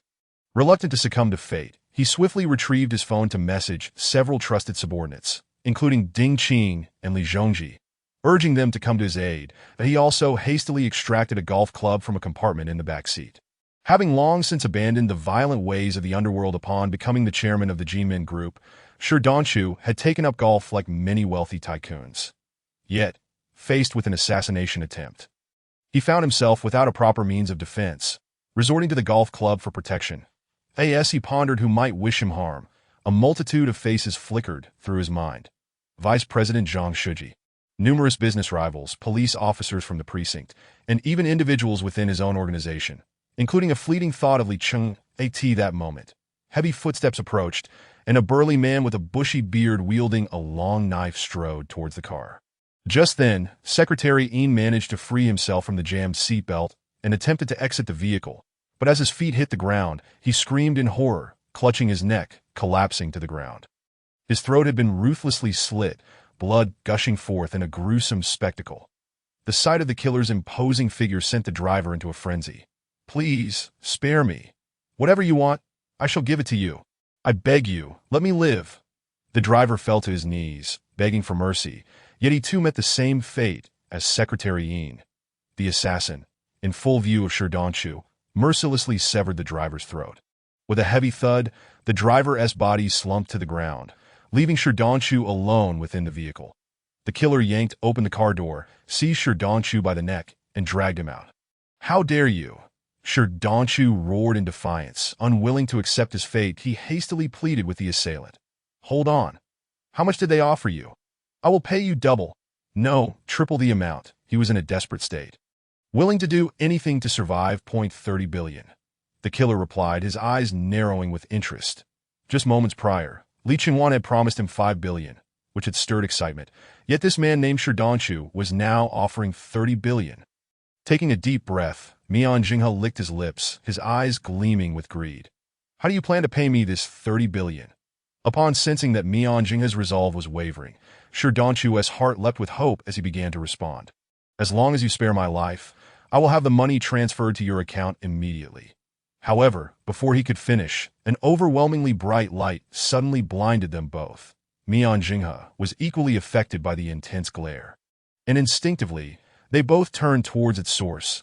The sight that met their eyes sent terror coursing through their veins. It was the headlights of a dump truck barreling towards them at an alarming speed. In an instant, the two men were struck by the truck, their bodies mangled and flung over 100 meters away, meeting their demise on the spot. Chapter 28. Li Zhongji, Ding Qing, and Li Zicheng. With a screech that grated on the nerves, the enormous wheels, now splattered with crimson blood and flesh, came to a halt that a man wearing a baseball cap and mask jumped down from the vehicle. Casually surveying the surroundings, that he approached the lifeless forms of Sherdonshu and Mian Jinghe, confirming their absence of life signs before pulling out his phone to dial a mysterious number. "Did I the task completed?" Came a steady voice from the other end of the line. The man in the baseball cap replied softly, "Yes, the target has been completely eliminated." The voice on the phone responded, "Excellent, depart immediately. Someone will arrive shortly to clean up the scene. Additionally, the 5 billion won from Mian Jinghe is yours." The man in the baseball cap's tone hinted at excitement. "Thank you." After hanging up, he scanned the area once more to ensure no witnesses lingered before swiftly departing. Not long after, a multitude of police vehicles rushed to the scene. Upon witnessing the scattered debris and the grotesquely mangled corpses, the officers collectively gasped in horror. "How horrific!" At that moment, an officer tasked with identifying the deceased examined one of the bodies and exclaimed, "He is Sherdonshu, the chairman of the Jinmin Group? What? It can't be him." This incident has escalated tremendously. Shiba, at the headquarters of the Jinmin Group, Li Zhongjio, the third in command, berated his subordinates mercilessly in his office. Kneeling before him was a line of bodyguards from Sherdonshu, each bearing bruised faces, some with blood trickling from their lips. Yet, not a single one dared to stand and refute him, although this matter was not directly their fault, since Sherdonshu had refused to allow them to accompany him. Their roles as bodyguards meant they bore indirect responsibility for their leader's demise. Especially now that Sherdonshu was dead, Li Zhongjio had ascended to become the new leader of the Hu faction. The fates of these men rested entirely in his hands, leaving them trembling with fear. After a fit of rage, Li Zhongjio's expression turned ominously dark that he waved dismissively from his sofa, instructing his subordinates to take the bodyguards away for further handling, before turning to one of his trusted aides and inquiring, "With the president deceased, who do you think stands to benefit the most? Is it even necessary to guess?" "It must be that scoundrel Ding Qing," replied the aide, his face twisted with anger. "That fellow has long coveted the position of president. For some time now, he has used the pretext of investigating police informants to ruthlessly suppress us within the Hu faction, systematically eliminating the president's trusted confidants and capable assistants, that Shiba brat. His ambitions are glaringly evident. He has long been unwilling to remain beneath the president, and we must avenge him. Upon hearing his aide's analysis, Li Zhongjio's triangular eyes darkened with malice, filled with murderous intent. He shared the same suspicions about Ding Qing as his aide. The Jinmen group had originally been formed from three factions: the Hu faction, the Beidao faction, and the Diri faction. Shi Danchu was the leader of the Hu faction, while Ding Qing led the Beidao faction. Their powers evenly matched at the time, neither able to dominate the other. The weakest among them was the Diri faction, as the elder brother and second brother clashed. The third brother bore the brunt of it. Years of mutual conflict and bloodshed ensued until Shi Danchu proposed a merger of the three factions to establish a corporate entity, advocating for an end to violence in favor of joint business ventures and shared profits. Paving the way to legitimacy, Shi Danchu was indeed capable and adept, naturally assuming the position of president of the Jinmen Group for over a decade. However, as the Jinmen Group expanded and prospered, spanning multiple industries and becoming a colossal entity, Shi Danchu increasingly resembled a wealthy tycoon, and the members of the Hu faction began to view the group as their personal domain, monopolizing its benefits. This incited discontent among certain individuals that, in truth, Ding Qing had played a significant role in the group's development. Without his business acumen, the Jinmen Group would not have attained its current stature. Naturally, Ding Qing harbored ambitions for the presidency. But Shi Danchu had consistently refused to step down. Moreover, Shi Danchu had treated Ding Qing well, even promising that upon his retirement, the presidency would be Ding Qing's. Yet, despite these assurances, should Shi Danchu genuinely wish to relinquish the role, his loyal followers might not consent. Thus, while the upper echelons of the group appeared harmonious, beneath the surface, tensions had long been brewing. As the leader of the Beidao faction, Ding Qing was neither lacking in cleverness nor ruthlessness. He had systematically eliminated numerous mid-level members of the Hu faction, effectively purging Shi Danchu's staunchest allies from the organization. Li Zhongjio, the second in command of the Hu faction, was acutely aware of this. This Shiba brat intends to sever ties with us in the Hu faction completely. Where is he now? I must confront him and demand answers. Li Zhongjio, known for his volatile temper, lacked the cunning of Shi Danchu and Ding Qing. He believed in resolving all issues through violence. With Shi Danchu, whom he regarded as a father figure, now deceased, Li Zhongjio was resolute in his quest for vengeance. Only through revenge could he elevate his standing within the Hu faction. I've heard he has been conducting business in Huaxia. But upon receiving news of the president's death, he should return immediately, his aide reminded him. Then we shall wait for his return. I look forward to hearing his explanation. Li Zhongjio's eyes gleamed with murderous intent.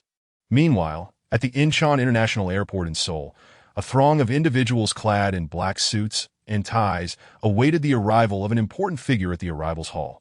Their formidable presence intimidated many travelers, who hesitated to approach for fear of offending them. Leading the group was a tall, stern man in a light gray suit, none other than Li Zicheng, the fourth in command of the Jinmen Group and a trusted ally of Ding Qing.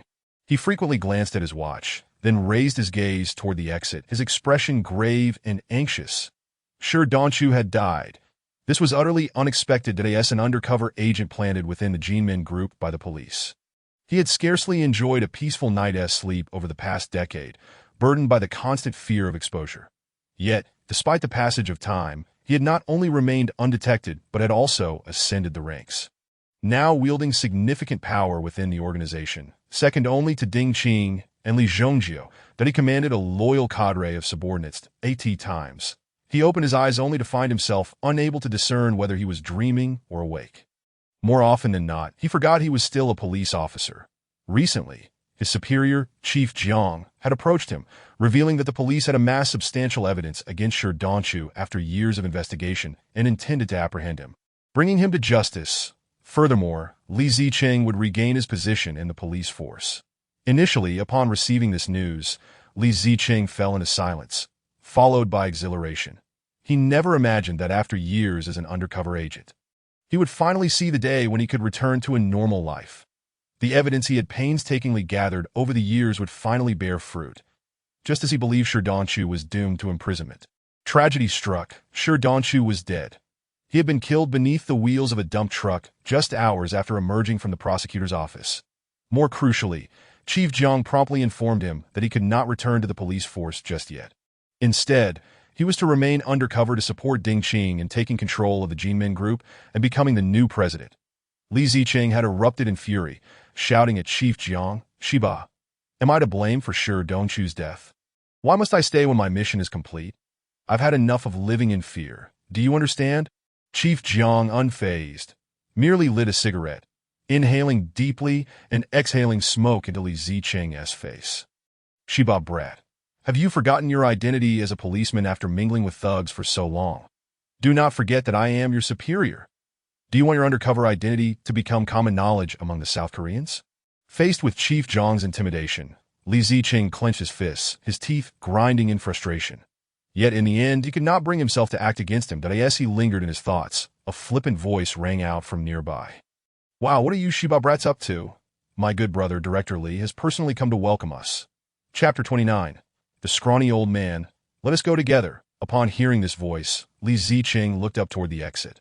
There stood a man wearing black sunglasses, clad in a white suit, black trousers, and hotel slippers, sporting a messy hairstyle, short in stature, with dark skin and an unremarkable appearance, waving at him with a grin.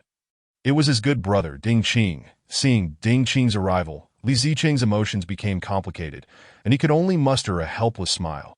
"Let us hurry," he urged, signaling his subordinates to leave. Ding Qing, noticing Li Zicheng's lackluster reaction, felt a pang of disappointment.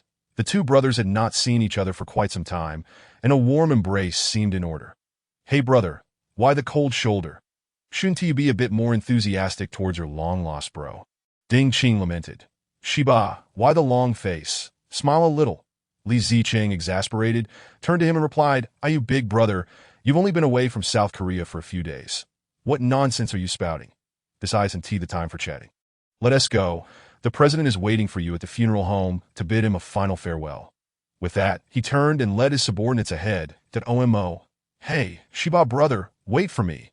Ding Qing, feeling ignored, called out to Li Zicheng's aide, Shi Wu, who was standing nearby. "Hey Shi Wu, come over here." Shi Wu approached respectfully, slightly bowing as he greeted, "Big brother." Ding Qing feigned anger, delivering several kicks. You just take the beating for that thoughtless leader." Shi Wu, with a foolish grin, replied, "Brother, the boss hasn't been in a good mood these past few days. Please be understanding." That moment, Li Zicheng noticed that Ding Qing had not yet left and could only turn back helplessly.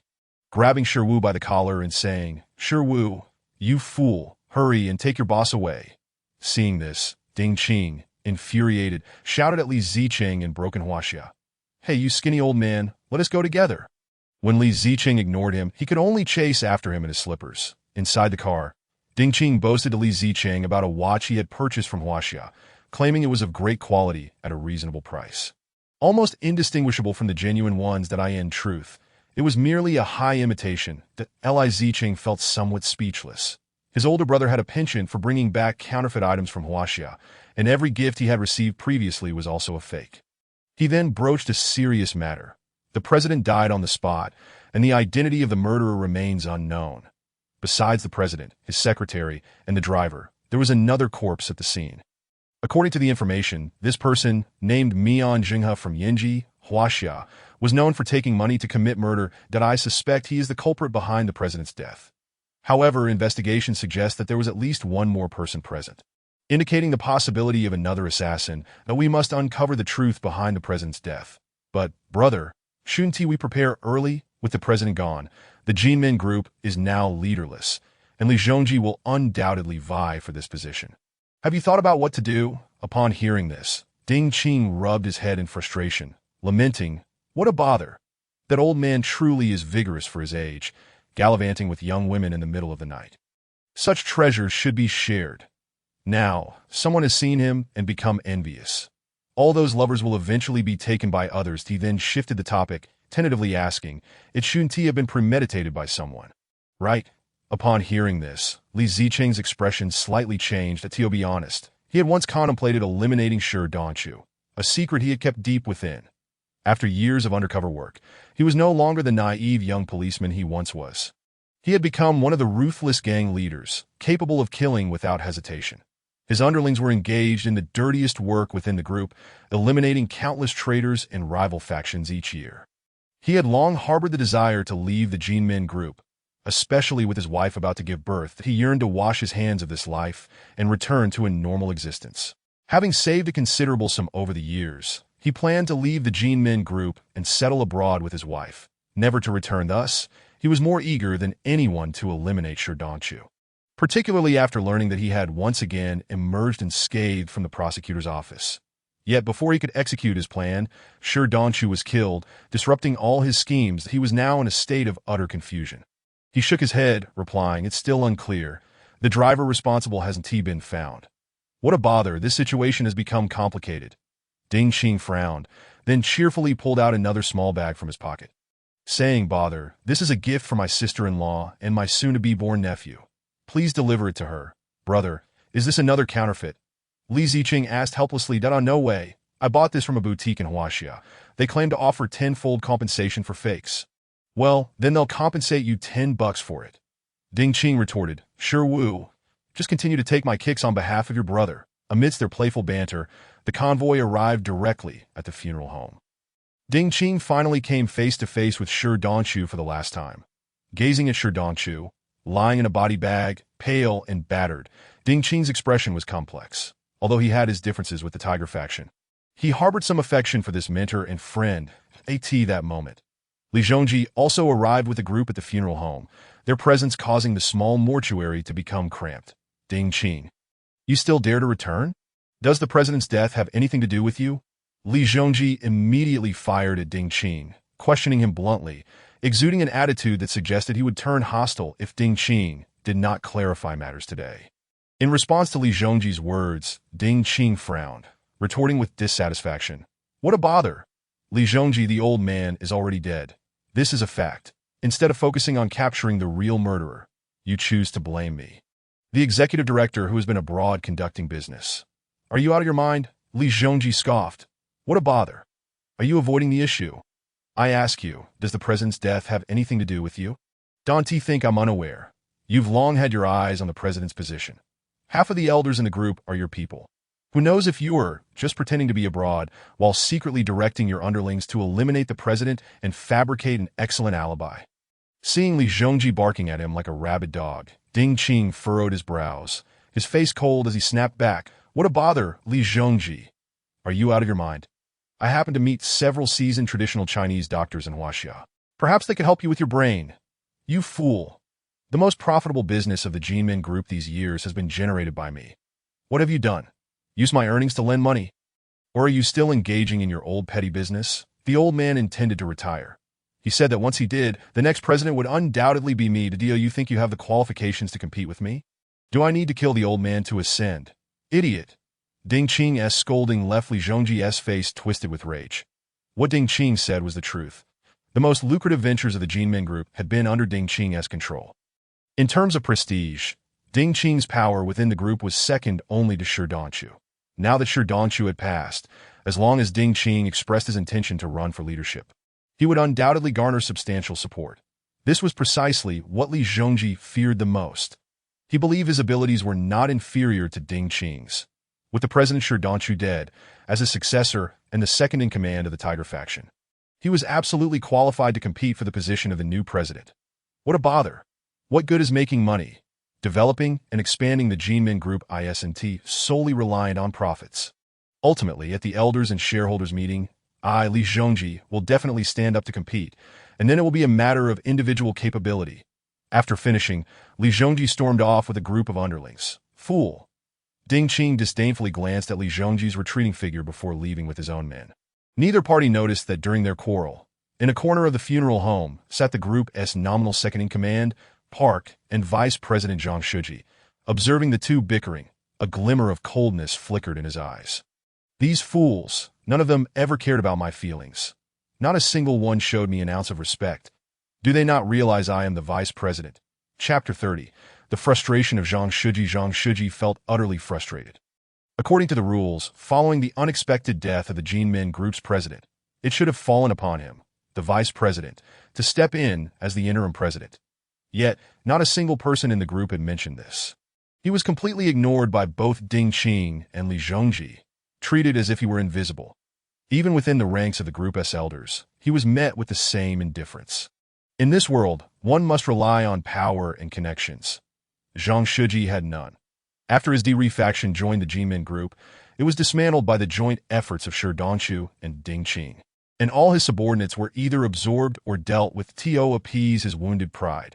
Shi Dongqiu had only given him a nominal title of vice president, relegating him to a mere puppet, a mascot for years who has cared about my feelings. Even within the company, Li Zicheng, a mere director, held a higher status than he did. He lived in utter frustration, wishing for Shi Dongqiu's demise. He never expected that his wish would actually come true. Catching him off guard, shortly after Shi Dongqiu's death, Zhang Shiji began plotting how to seize the presidency, that he had long awaited this day. But before he could make his move, Ding Qing returned, and Li Zhongji came charging in, determined to claim the presidency for himself. Zhang Shiji's heart sank. Watching the two fools lead their underlings away from the funeral home, Zhang Shiji approached Shi Dongqiu's body, casting a deep gaze at the former president. His eyes filled with malice and resentment. In that moment, he made a decisive resolution that it was you who acted unjustly first. Do not blame me for being ruthless, since I cannot defeat you openly. I shall collaborate with the police. Just give me a little more time, and you will all meet your demise. The Jinmin group will ultimately be mine. Otherwise, what has been the meaning of my years of enduring humiliation? I will make you all pay with your lives to quench my thirst for vengeance. Zhang Shiji's gaze fell, his eyes brimming with murderous intent and ferocity. This once inconspicuous elder within the group finally revealed his fangs. At this moment, Li Qinghuan was at home, savoring the noodles prepared by his sister-in-law, Han Yoshi, while simultaneously listening to Zheng Jishu's report on his mobile phone, LIGN. As per your instructions, the matter has been resolved. Well done, but we must closely monitor the movements of the Jinmin group. I have heard that Ding Qing has returned. Indeed, he just landed at noon. It seems he had quite the altercation at the funeral home with Li Zhongjiu, the second in command of the Hu faction. The tension between them is palpable. I suspect the Jinmin group may soon descend into chaos. You are correct that a confrontation between the two factions is inevitable. Additionally, keep an eye on when Shi Dongqiu will hold the mourning ceremony. I intend to attend personally. Understood. After hanging up the phone, Li Qinghuan let out a sigh. To eliminate Shi Dongqiu, he had taken double precautions. The emergence of Mian Jinghe allowed him to turn the tables, utilizing this so-called Yindian war god as a pawn to eliminate Shi Dongqiu. However, he had not anticipated that Mian Jinghe, driven by greed, would betray him, tempted by the greater reward offered by Shi Dongqiu. This was the path to his demise. Awaiting at a nearby intersection, Jin Jinan swiftly drove his vehicle into both Mian Jinghe and Shi Dongqiu, eradicating any possibility of future retaliation. Mian Jinghe would likely die oblivious to the fact that a listening device had been planted in Shi Dongqiu's car. He did not even have the chance to betray before his end came. In the original plan, had Mian Jinghe decisively eliminated Shi Dongqiu, Li Qinghuan might have considered sparing his life, grooming him as a cleaner for some unsavory tasks. Yet, he had overestimated this individual. Unlike Jin Jinan, Mian Jinghe was a thoroughly ungrateful wretch, loyal only to the highest bidder. Fortunately, Li Qinghuan had foreseen this, that he had previously informed Jin Jinan that should Mian Jinghe show any signs of treachery, both men were to be dealt with immediately. Realizing that Mian Jinghe had deceived him into coming to South Korea to commit murder with the intent to claim the bounty for himself, he felt no hesitation towards this traitor. After eliminating the two, Jin Jinan quickly withdrew and, under Li Qinghuan's guidance, returned home with his wife's ashes to avoid scrutiny. Ding Qing and Li Zicheng would never suspect that the murderers were merely illegal immigrants from Yinji. Huaxiadel, Qinghuan meticulously reviewed all the details in his mind, finding almost no flaws. The intersection had no surveillance cameras, and there were no eyewitnesses at that late hour. All those in the know were deceased, rendering the situation unsolvable. The next step was to retrieve the documents or files regarding his undercover identity from Shi Dongqiu. Qinghuan narrowed his eyes and mused to himself with Shi Dongqiu's demise. Li Zhongjiu and Ding Qing will be preoccupied vying for the position of chairman, and chaos will ensue. This way, Shi Dongqiu's family, including his widow and children, would be overlooked for once a person is gone.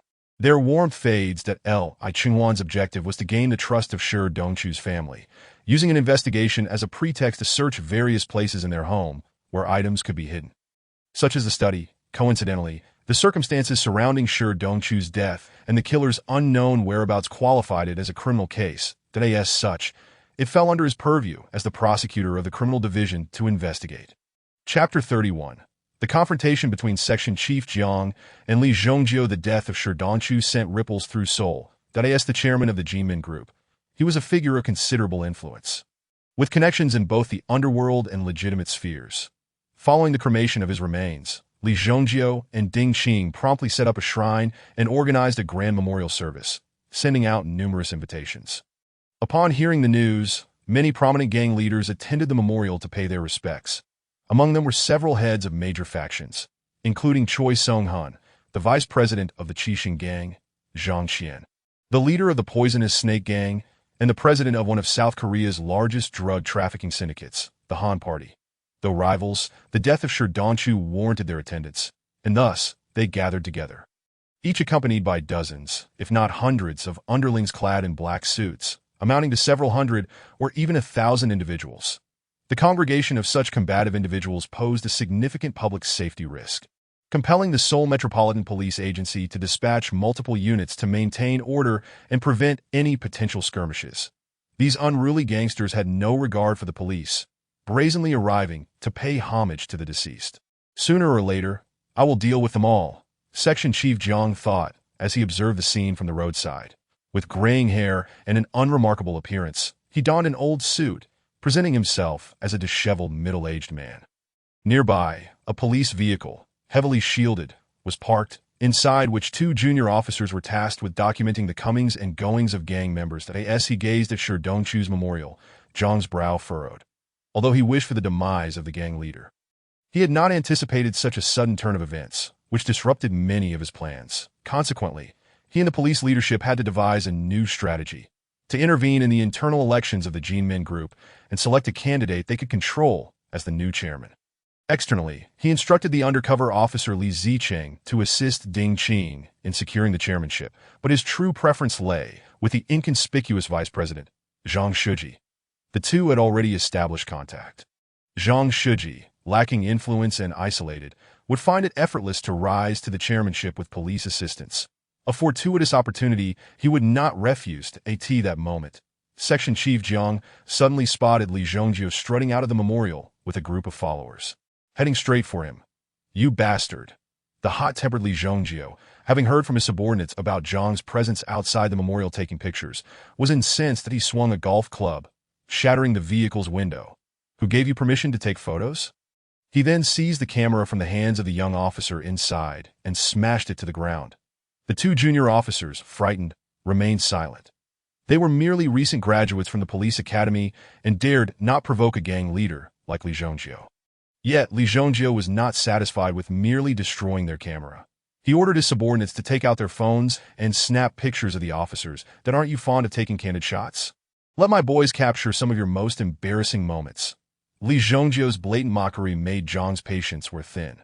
With a stern demeanor, he retorted, "Li Zhongjio, you rogue, do you think you're some sort of celebrity who can dictate what we can and cannot document?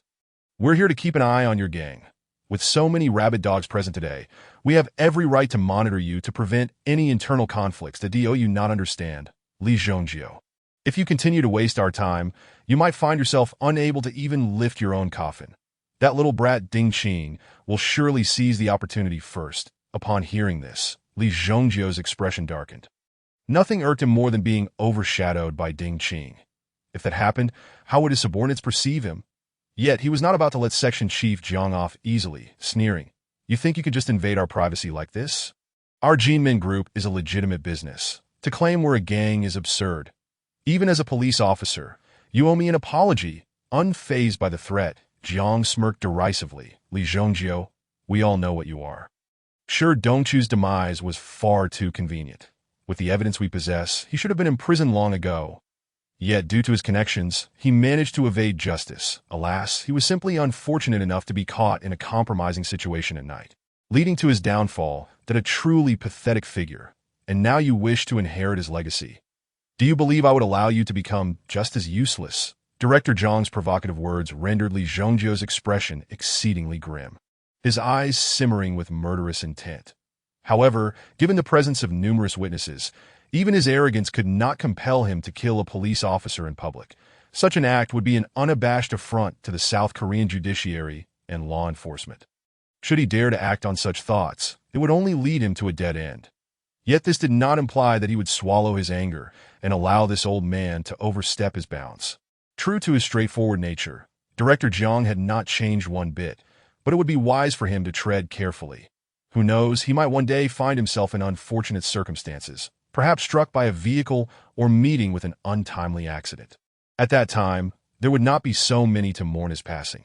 Nonetheless, rest assured, as an old friend, I shall attend your farewell, bringing along several wreaths that Li Zhongjio's arrogance knew no bounds, daring to threaten in front of the police. Director Jeong, unfazed, retorted mockingly, Li Zhongjio, let us make a wager to see who meets their demise first. Upon hearing this, Li Zhongjio's followers became agitated, ready to spring into action. You old fool, mind your language. Apologize to Executive Li. One shouted. You police are far too arrogant. In response to the barrage of accusations from Li Zhongjio's gang, Director Jeong calmly crouched down to retrieve the camera that lay on the ground. Addressing Li Zhongjio, moreover, this camera is a recent purchase by our precinct. The ink on the receipt is barely dried, you've broken it, so hand over the money promptly. With that, Director Jeong gestured for payment. Seeing this, Li Zhongjio scoffed, pulling out several large bills from his wallet and tossing them at Director Jeong's feet, adding a few extra as if to contribute to his future coffin expenses. After this, Li Zhongjio led his followers back to the morning hall. These scoundrels, making so much ill-gotten money, will inevitably face retribution. Director Jeong huffed disdainfully, bending to collect the scattered bills. To his astonishment, a pair of polished leather shoes halted before him. Stunned, he slowly raised his gaze to find a tall man clad in a light blue suit, possessing a strikingly handsome and stern visage, exuding an air of authority. Are you Director Jeong from the Northgate District Police Department? The man inquired. His voice was gentle, yet carried an undeniable weight that brooked no refusal. Director Jeong was about to retort with disdain, questioning the audacity of this young man. He caught sight of the prosecutor's badge beneath his collar and immediately shifted his tone. Inclining slightly as he said, Prosecutor, I am Jiang Jimin from the Criminal Division of the Northgate District Police Department. How may I assist you? Li Qinghuan regarded the old fox with a measured demeanor, stating, I am Li Qinghuan from the Seoul District Prosecutor's Office, Criminal Division 3, that I am here to investigate the case surrounding the murder of Shi Dongchu. I understand you have been involved in the investigation for quite some time and possess considerable knowledge about him. I would like to discuss a few matters with you. Realizing Li Qinghuan's position, Director Jeong's demeanor shifted. He had not anticipated that this case would attract the attention of the Seoul District Prosecutor's Office. However, considering Shi Dongchu's social standing and the influence of the Jinmin Group, Director Jeong quickly grasped the implications. This prosecutor likely aimed to leverage the case to bolster his own reputation, while the number of prosecutors in South Korea was limited. Those who garnered public attention were few and far between. A prosecutor who could achieve ongoing media exposure by solving high-profile cases would, akin to a celebrity, be dubbed a star prosecutor. Such individuals often garnered admiration from superiors and the public alike, being heralded as paragons of integrity and bravery. Many who had once held the title of star prosecutor later achieved significant success. Li Qinghuan had been aware of a prosecutor famed for his defiance against powerful figures in South Korea, known for his confrontations with chaebols and even the presidency, ultimately leading two of the nation's most powerful individuals to imprisonment. This prosecutor later ran for president and won, only to become soft-hearted upon taking office, pandering to foreign powers and betraying former rivals, earning him the moniker Edo Junyue. Returning to the present, Director Jeong discerned the underlying motives. Without a doubt, the recently trending Shi Dongchu was an excellent tool for cultivating prominence. His unexpected demise would undoubtedly attract a swarm of journalists. The prosecutor's announcement of an investigation would surely draw public and media attention, and if the case were solved, his fame would undoubtedly skyrocket. Thus, he cautiously inquired, What would you like to know, Prosecutor Li? We can discuss it as we walk. Li Qinghuan ascended the steps outside the morning hall, gesturing for him to follow, with Zheng Jishu quietly trailing behind. Director Jeong observed as this prosecutor, accompanied by only a single officer, boldly entered the lair of the gangsters. Unperturbed by the hostile gazes directed at him, that it was a scene that even he would hesitate to approach, fearing misinterpretation by the deranged thugs. Yet Li Chengwan advanced as if returning home, undeterred. Upon his entrance into the morning hall, all eyes turned towards him, including those of Li Zhongjiu, Ding Qing, Li Zicheng, Zhang Shiji, and other gang leaders. Anyone under such scrutiny would feel an overwhelming sense of pressure, perhaps even panic and fear. Yet, Li Qinghuan remained unfazed. He surveyed the room and calmly announced, "I am Li Qinghuan from the Criminal Division of the Seoul District Prosecutor's Office." Who are the family members of Shi Dongchu? Chapter 32. The widow of Shi Dongchu, Li Qinghuan introduced himself as a prosecutor seeking to question Shi Dongchu's family, which caused discomfort among the gang leaders present. While they might not fear the police, they certainly feared the prosecutors, who held the power to bring them to trial or imprison them. Each of them bore the weight of their misdeeds. And had it not been for their connections and the fact that this matter did not directly involve them, they might have felt compelled to leave at once. Ding Qing regarded the impeccably dressed, stern young prosecutor with raised eyebrows, saying nothing further. It was natural for a prosecutor to investigate the cause of Shi Dongchu's death. He too suspected foul play, although the police had hinted that the individual responsible for Shi Dongchu's death was a fellow victim, a small-time gangster from Yanji, China, who specialized in smuggling and extortion. Ding Qing was skeptical that the situation was so simple. Li Chengwan noticed Ding Qing's gaze and offered a slight smile, which surprised Ding Qing. Though perplexed, he returned the smile, understanding that it was best to avoid crossing a prosecutor. In stark contrast stood Li Zhongjiu, who, observing Li Qinghuan's disregard as he passed by and approached Shi Dongchu's widow and child, felt a flicker of irritation that he extended his hand to block Li Qinghuan's path. "Prosecutor Li, while you may wish to investigate, timing is crucial that we are currently conducting a farewell ceremony for Chairman Shi. Please wait until we conclude before proceeding," Li Zhongjiu insisted. Unbeknownst to him, this prosecutor was in fact a member of the Jinmin group. Shi Dongchu had not disclosed his connection to an undercover prosecutor to any of the group's executives, as it was best for such information to remain scarce. Taken aback by Li Zhongjiu's sudden obstruction, Li Qinghuan halted, looking at him with an impassive expression. "So you are Li Zhongjiu?" "Indeed," Li Zhongjiu replied.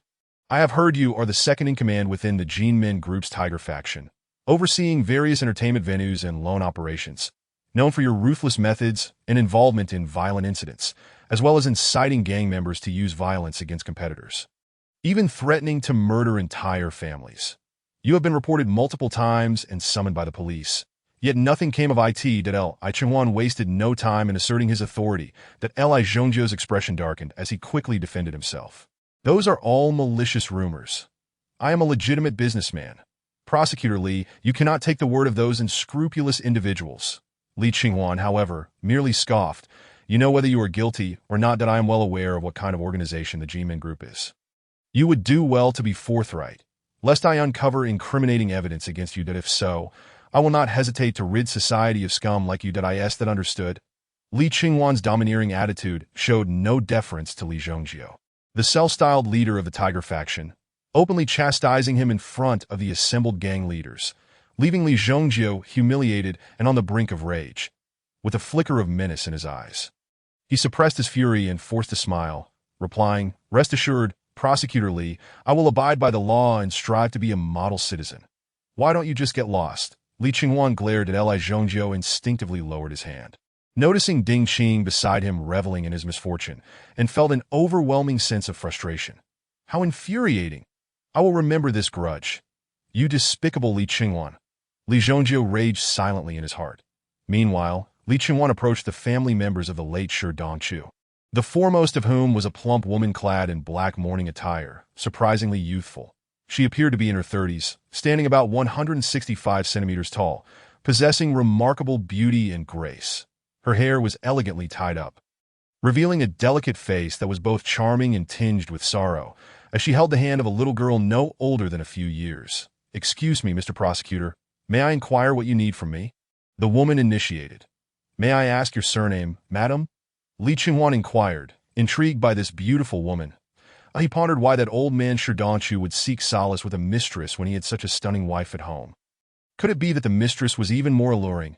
"I am Lin Yozhen Dada. Mrs. Lin, I am here to investigate the death of your husband, Mr. Shi Dongchu. May we speak privately for a moment?" "Certainly. Please follow me." Lin Yozhen first entrusted the child to an elderly woman nearby for care. then led Li Qinghuan to a private room in the back hall. As Li Qinghuan vanished from sight, the gang leaders present in the morning hall hastily took their leave, dispersing like frightened birds, fearing that lingering any longer might lead to trouble. After all, this Li prosecutor had a somewhat domineering presence. While they were not necessarily afraid of him, they wished to avoid any unnecessary complications.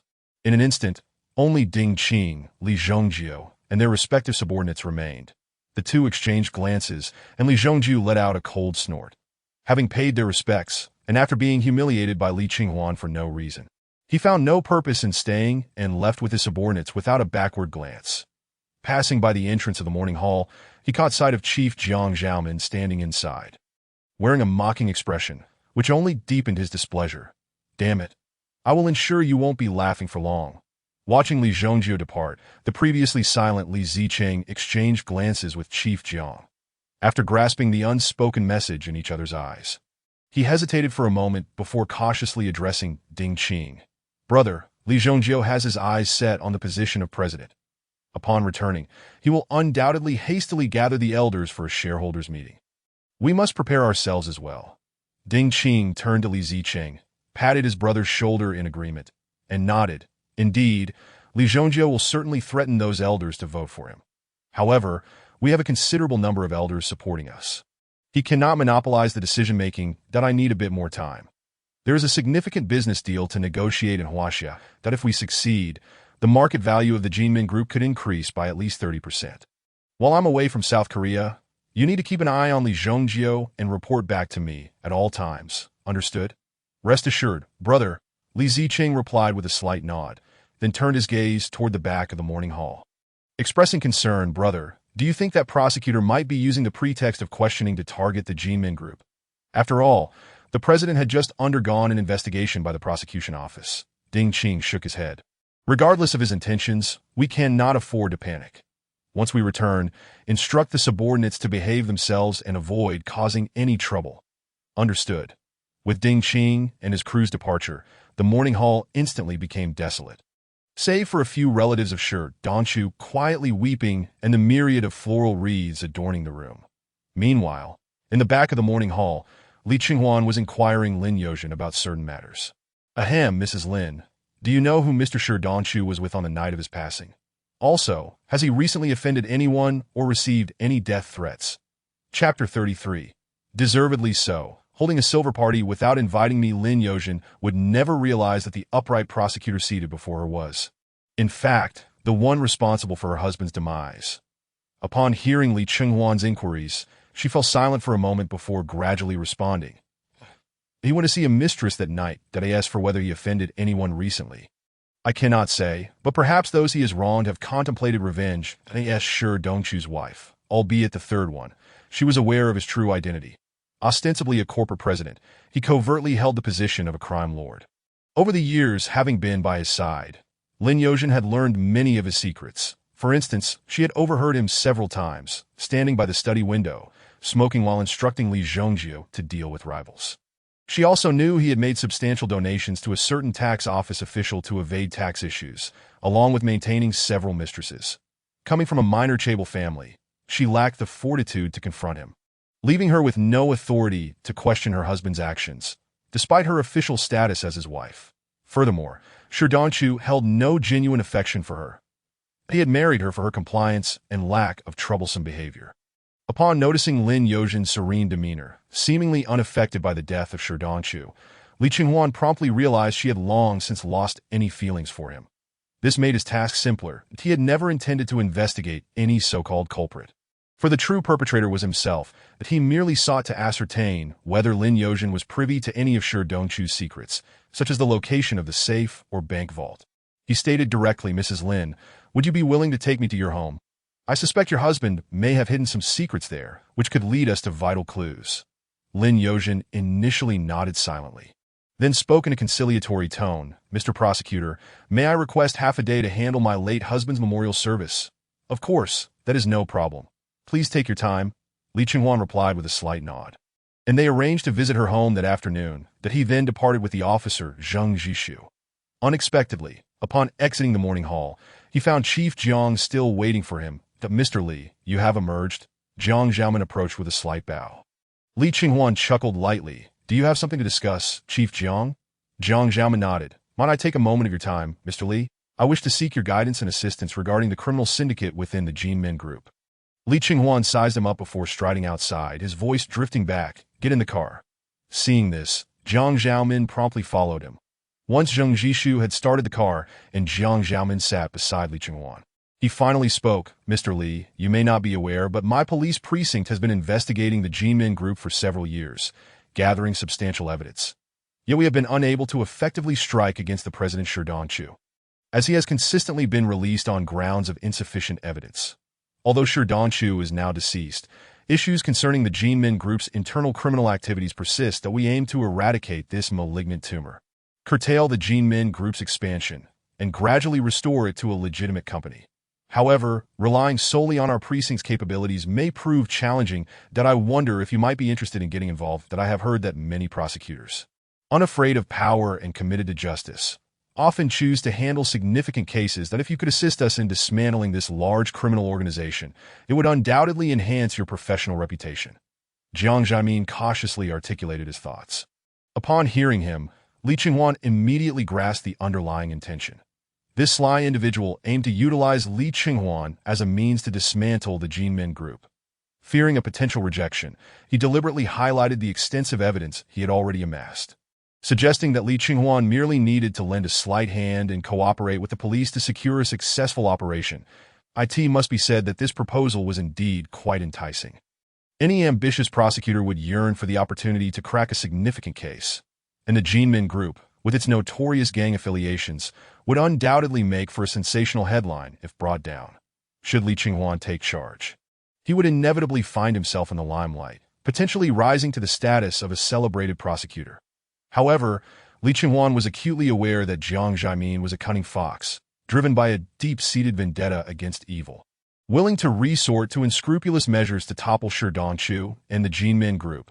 That he suspected that Jiang Zhaomin must have lost a loved one to either Shi Danchu or the Jinmin Group, which fueled his relentless pursuit to end their reign, becoming an obsession for the seasoned officer. Conversely, Li Qinghuan harbored no intentions of dismantling the Jinmin Group. Rather, he sought to control it, intending to win over Ding Qing and Li Zicheng. Li Zhongji and Zhang Shuji, however, were destined for demise, one lacking intellect, the other devoid of strength. Jiang Zhaomin's strategy involved instigating a violent clash between Li Zhongji and Ding Qing, ensuring mutual destruction while elevating Zhang Shuji as a puppet leader, ultimately leading to the gradual disintegration of the Jinmin Group. This plan directly contradicted Li Qinghuan's own aspirations. Yet, outrightly dismissing Jiang Zhaomin presented its own challenges. Although he held a disdain for the unscrupulous officer, there was one aspect he admired: Jiang Zhaomin's unwavering commitment to extreme justice. That in his crusade against organized crime, he would not hesitate to deploy undercover agents, manipulate them, and sacrifice them if necessary, employing despicable tactics against his own. Such a figure, when wielded wisely, could become a razor-sharp instrument, albeit one that must be handled with care to avoid self-inflicted wounds. Thus, after a moment of contemplation, Li Qinghuan spoke slowly. I have indeed heard whispers regarding the involvement of numerous senior executives within the Jinmin Group in illicit activities. Initially, another prosecutor was handling this case, but given its connection to the murder of Shi Danchu, it is reasonable for me to assume control over both cases. That if Director Jiang has a specific plan, he may first report it to my associate, Zheng Jishu, and I shall notify you in due course. Upon receiving Li Qinghuan's acquiescence, a flicker of delight flashed in Jiang Zhaomin's eyes. His decision was spontaneous. Without Li Qinghuan's intervention, his chances of dismantling the Jinmin Group would have been less than 30%. Now, with Li Qinghuan's involvement, his success rate had risen to at least 60%. He had made the right gamble. This young prosecutor truly harbored a fierce disdain for evil, embodying the spirit of a righteous prosecutor. Jiang Zhaomin alighted from the vehicle, while Li Qinghuan instructed Zheng Jishu to drive him to the barbecue restaurant they had previously visited in a narrow alley. As before, the small eatery was bustling with patrons, and Zheng Jishu deftly secured the last available table, simultaneously wiping down the seat with a napkin while inviting his prosecutor to take a seat.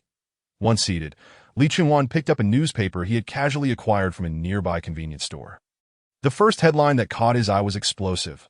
A certain entertainment company's owner, along with several prominent directors, investors, and screenwriters, have been arrested for engaging in a group sexual escapade.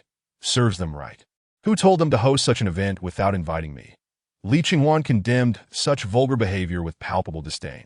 The second headline read, Jinmin Group Chairman Sher Dong-chu dies under mysterious circumstances, causing a plunge in company stock prices.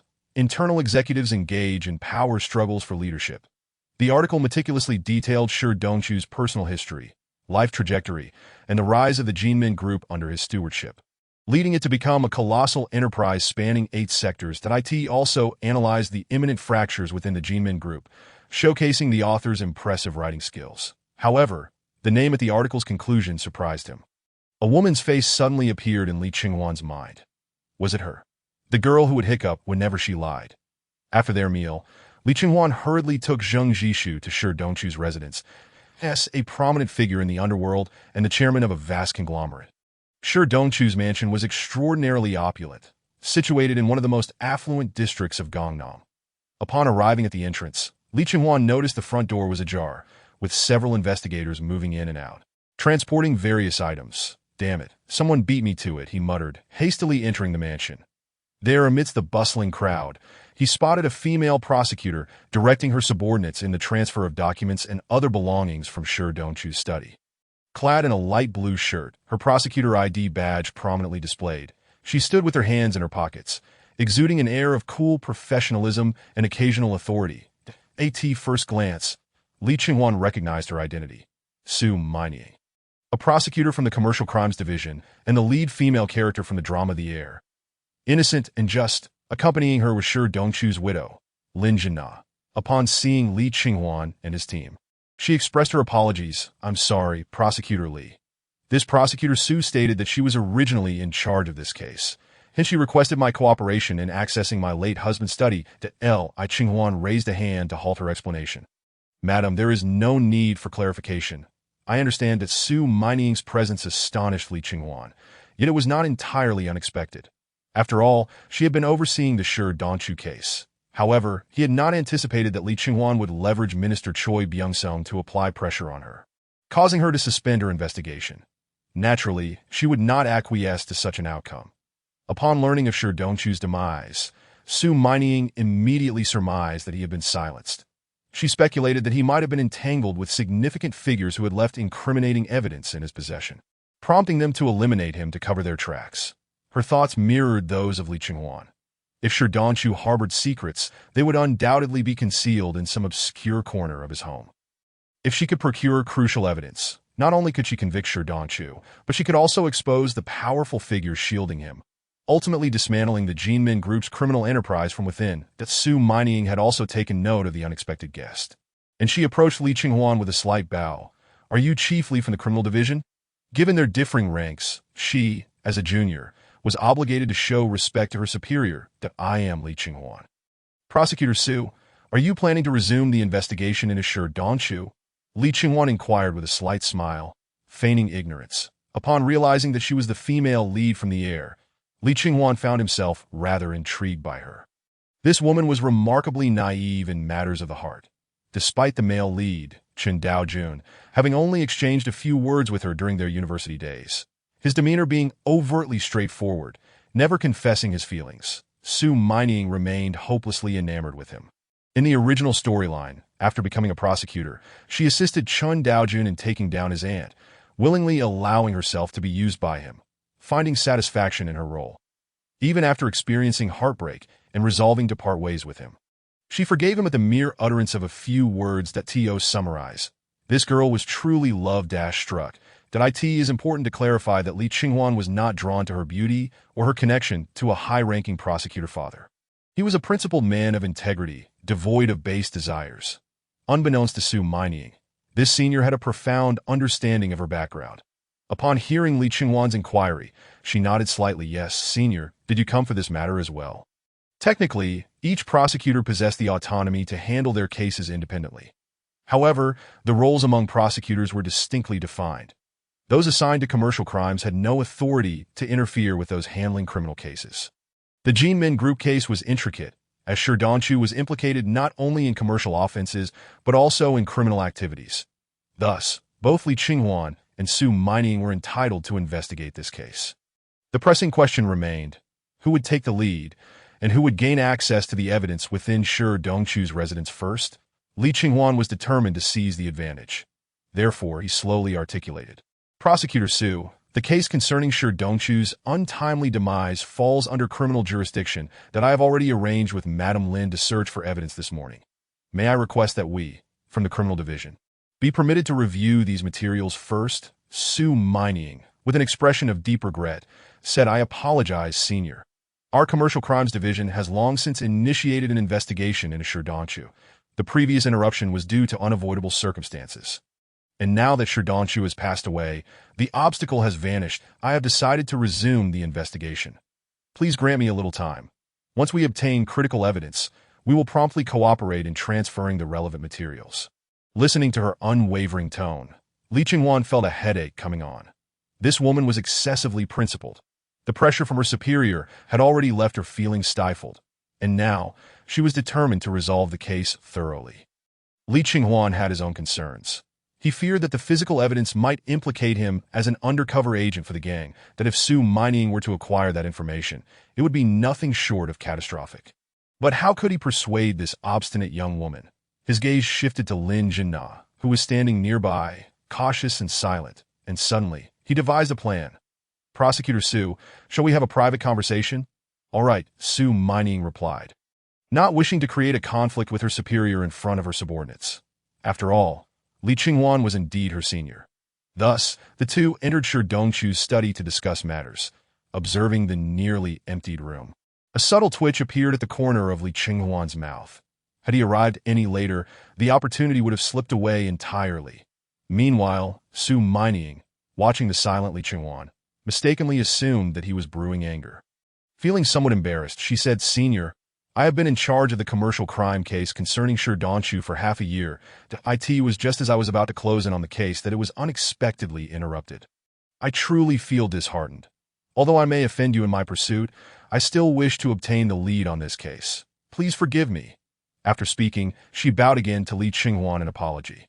To her surprise, there was no reprimand as she had anticipated. Li Qinghuan uttered a statement that left her utterly astonished. "Prosecutor Su, do you have a boyfriend?" Chapter 35, South Korea's Most Passionate, Li Qinghuan. Huh. Su Mining was momentarily taken aback. She had envisioned countless scenarios, including her senior pressuring her, reprimanding her for her lack of manners and disrespect towards her elders, compelling her to relinquish the lead on the case. Yet, she never expected Li Qinghuan to inquire about her relationship status. This unexpected question left her momentarily speechless, and after a brief pause, a faint blush crept onto her cheeks. "Why do you ask me such a personal question?" "Senior, can I refuse to answer?" A smile broke upon Li Qinghuan's lips as he gazed deeply into her eyes. "If Prosecutor Su does not have a boyfriend, would you consider me?" Su Mining was even more astonished. Was her senior confessing to her? Having never experienced a confession before, she felt a rush of shyness. Her cheeks flushed crimson, her heart raced, and she felt a slight thrill of excitement. Then, recalling something, she shook her head slightly. Her expression apologetic, that "I'm sorry, Senior, but we do not know each other well enough that we have not spent time together, and your sudden words have left me surprised and bewildered that I must decline your request." Moreover, she hesitated, appearing reluctant to hurt Li Qinghuan, "that I already have someone I like, that I'm sorry." Senior, that Li Qinghuan had long anticipated her response. Thus, he was not at all surprised by the rejection. However, since he had deviated from the norm, he could not leave empty-handed. His gaze, once filled with affection, now turned melancholic as he softly remarked, "The person you like, Prosecutor Su, is Chun Daojun, the youngest son of the Shenyang Group, isn't it?" Before Su Mining could voice her astonishment at how he knew, Li Qinghuan continued, "I should have realized it sooner. He is the heir of a wealthy family, likely to inherit the Shenyang Group. Prosecutor Su, you are also the daughter of a high-ranking official. You are well-matched. A perfect pair, as for me. I am merely an orphan, having lost my parents early on, raised in an orphanage, without any distinguished lineage or a wealthy grandfather. Even my university tuition was funded through the kindness of others and my own hard work. Though I attended Seoul University like you, I, as a commoner, could only watch from the sidelines as you privileged few flourished. You probably don't even know that I was your classmate, albeit a year ahead of you. You claim I do not understand you, but that is mistaken. I know you are fond of the idol group Su Taijun and his children. I am aware of the pressure you faced in your creative endeavors due to the group's eventual disbandment, which saddened you. That I also know you like Chen Daojun and once confessed your feelings to him while working part-time at a CAF, only to have him stand you up, leaving you heartbroken. I know there was a bond between you two, yet you have not come together. What you may not know, Prosecutor Su, is that my efforts to pass the judicial examination were driven by the desire to become a prosecutor alongside you. Perhaps I may never win your favor, but at least I can have the chance to speak with you, to meet you. For 2.5 years, there has been a boy who secretly cherished you. Li Qinghuan's heartfelt confession left Su Mining wide-eyed, her mind reeling from the unprecedented impact, her face a tableau of shock and disbelief. She had never imagined she would be confessed to in such a manner. Compared to Chen Daojun, who was evasive and noncommittal, behaving like a wooden, domineering figure, Li Qinghuan's declaration was bold, fervent, and deeply sincere. It was the first time Su Mining realized that there had been a boy throughout her university years who had quietly observed her, who knew her likes and dislikes, who had witnessed her entanglement with the son of a conglomerate, but had never dared to express his feelings due to the disparity in their statuses. Instead, he had chosen to strive tirelessly, to become a prosecutor, merely for the opportunity to converse with her as an equal. She could not help but reflect on how women often engage in fatal daydreaming, automatically filtering out all the unreasonable aspects and focusing solely on the glimmers of hope that a boy of humble origins silently loved a high-ranking official's daughter throughout university, yet never found the courage to confess, choosing instead to work diligently to bridge the gap between their statuses. Ultimately, he mustered the courage to stand before her and profess his feelings. Women are emotional beings that in this era, South Korean feminism had yet to emerge.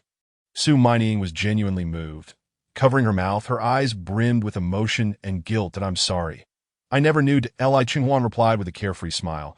It's all right. My feelings for Miss Mining are my own affair. You have the right to refuse.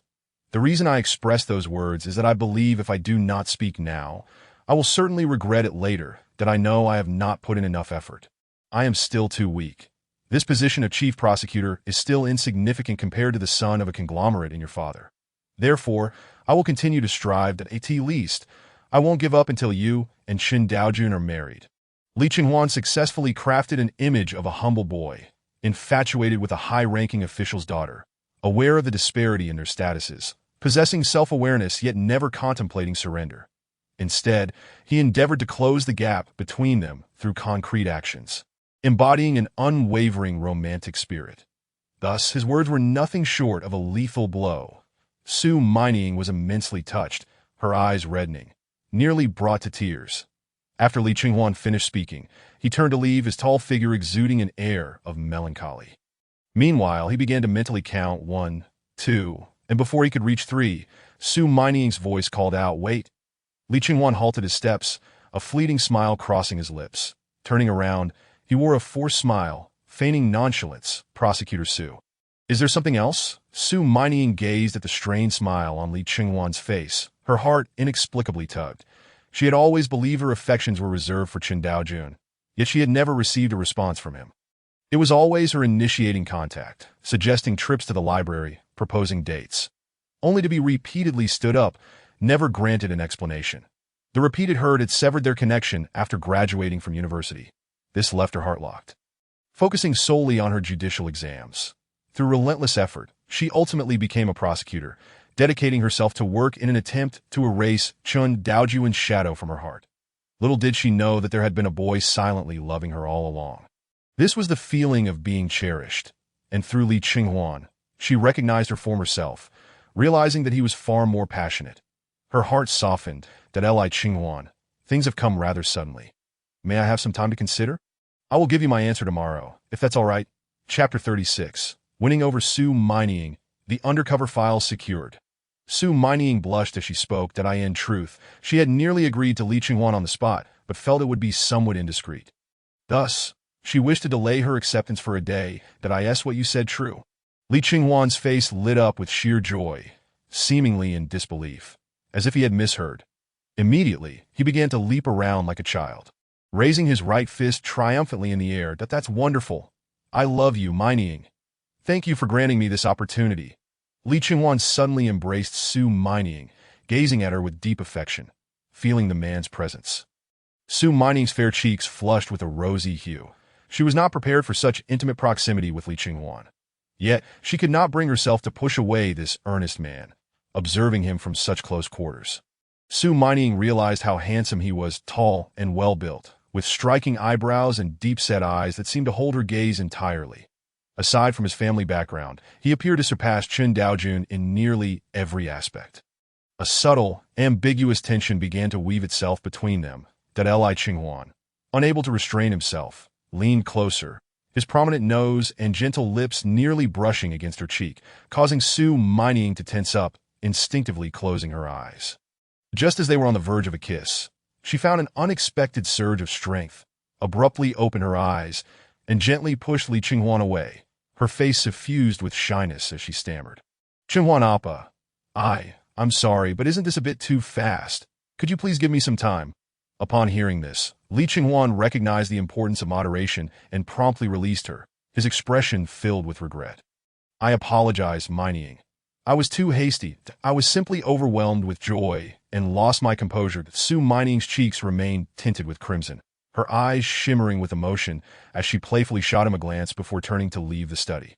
She feared that if she lingered any longer, she would succumb to temptation. As she departed, she hastily instructed her aide to hand over the information gathered by Shi Dongqiu to Li Qinghuan, then hurriedly fled, standing by the window of the study, watching Su Mining's retreating figure. A meaningful smile played on Li Qinghuan's lips that he had indeed won her over more effortlessly than he had anticipated. Su Mining's reaction had genuinely surprised him. He had expected to invest considerable effort in courting her, yet this woman was refreshingly innocent. The fabricated tales he spun seemed to have captivated her. Truly, she was a treasure. Chen Daojun, that oblivious man, had disregarded her throughout the drama, exploiting and hurting her, yet she never gave up that a mere hint of kindness from him had her eagerly approaching him. Surely his heartfelt approach would leave her spellbound. Those who have never witnessed the light may endure the darkness, but once they behold the illumination, who would wish to remain in the shadows? Faced with someone who does not reciprocate one's affections and another who is fervently sincere, even a fool would know how to choose. Moreover, Su Mining was not the type to prioritize family backgrounds. In truth, Li Qinghuan was already quite exceptional. At under 30 years of age, he was the chief prosecutor. Even if he had followed a conventional path, he would have had the opportunity to be promoted to minister within a decade. Yet, how could the current Li Qinghuan be satisfied with such a modest position? Taking a deep breath, he restored his stern and imposing demeanor before leaving the study. Zheng Jishu immediately approached him, his voice laced with astonishment. "Chief Prosecutor Li." After Su Prosecutor exited, she instructed her aide to transfer all materials related to Shi Dongqiu to us. "What exactly did you say to her that made her relinquish her priority?" Li Qinghuan shot him a sharp glance and cleared his throat. "That is a secret that in any case. Instruct Jean Dihe and John Duman to bring the investigators to examine the documents left by Shi Dongqiu and find evidence of his illegal activities." "Understood." Zheng Jishu promptly took charge of the task. Meanwhile, Li Qinghuan sought out Lin Jina to inquire about the location of Shi Dongqiu's safe, sensing that it likely contained well-guarded secrets. "I believe it is hidden somewhere in the study. That I once inadvertently saw a hidden compartment behind the bookshelf, where he entered a password to retrieve something that I didn't dare to look closely," Lin Jina explained earnestly. Observing the timid woman, Li Qinghuan felt a playful urge to tease her. But finding the safe remained his priority, and he took Lin Jina back to the study, where, under her guidance, he explored the bookshelf and indeed discovered a hidden door. Upon opening it, he found a safe, though it was secured with a password. With Shi Dongqiu deceased, no one knew the combination. However, this would not pose a challenge for him. Shortly thereafter, a professional team arrived, equipped with cutting machines, impact drills, and sledgehammers. Inside the study, a cacophony ensued. Shi Dongqiu would never have imagined that someone would bring a professional team to forcibly dismantle his safe. Though sturdy, the safe could not withstand violent cutting. Within half an hour, it was opened. Li Qinghuan promptly dismissed all unnecessary personnel, closing the door behind him as he began to sift through Shi Dongqiu's concealed possessions. The first items that caught his eye were stacks of cash, predominantly in US dollars, easily hundreds of bundles. Next were piles of gold bars, numbering at least in the hundreds. Additionally, there were numerous property deeds, commercial store ownership certificates, car keys, and various luxury watches that a rough estimate revealed the total value of these items exceeded $100 million, converted into Chinese currency that amounted to a staggering 1 billion. And in Korean won, approximately 200 billion. It must be said that Shi Dongchu was indeed wealthy. After all, the Jinmin Group was a mid-sized chaebol, not comparable to the likes of Future Group, Shenyang Group, or Samsung Group, but still a significant player in the industry. Having served as president for many years, his annual dividends from stock ownership alone were substantial, not to mention his involvement in illicit enterprises, which provided him with a steady cash flow. I Ching-Huan surmised that these assets represented only a fraction of Shi Dongchu's wealth. Casually discarding 2 gold bars to the side, he turned his attention to an envelope pressed beneath them, which Shi Dongchu seemed to have deemed important enough to place at the bottom. Upon opening the envelope, his gaze sharpened. The first document was a file pertaining to himself, detailing his recruitment into the Tiger faction, how Shi Dongchu funded his university education, and arranged for him to infiltrate the prosecutor's office. The IT outlined how he was instructed to discreetly inform Shi Dongchu during numerous anti-crime investigations, allowing him to leverage his position to suppress police inquiries. Furthermore, every monetary transaction he received from Shi Dongchu was meticulously documented. The more he read, the more alarmed he became. This man had likely received dozens of billions of Korean won from Shi Dongchu. What on earth had he needed all that money for? Chapter 37. From tomorrow on, no more gambling or drugs. Lee Ching-Huan was taken aback, particularly since he had checked his bank account balance after his rebirth and found it alarmingly low. Otherwise, why would he have gone to such lengths to acquire money? Generally, grassroots prosecutors lived on tight budgets, especially those in departments devoid of lucrative opportunities. Only divisions like the Criminal Division or Commercial Crimes Division, which dealt with numerous criminal syndicates and business owners, encountered substantial financial transactions. Particularly, those chaebol heads involved in commercial crimes would often bestow gifts upon the prosecuting attorneys to avoid punishment. However, entering such lucrative departments was not easily accomplished. One needed connections and support from above. If it weren't for the several tens of millions he acquired from Jin Taiyuan, he would have been utterly destitute. He may have overlooked or forgotten certain details when inheriting the original host's memories, as human memory is exceedingly complex.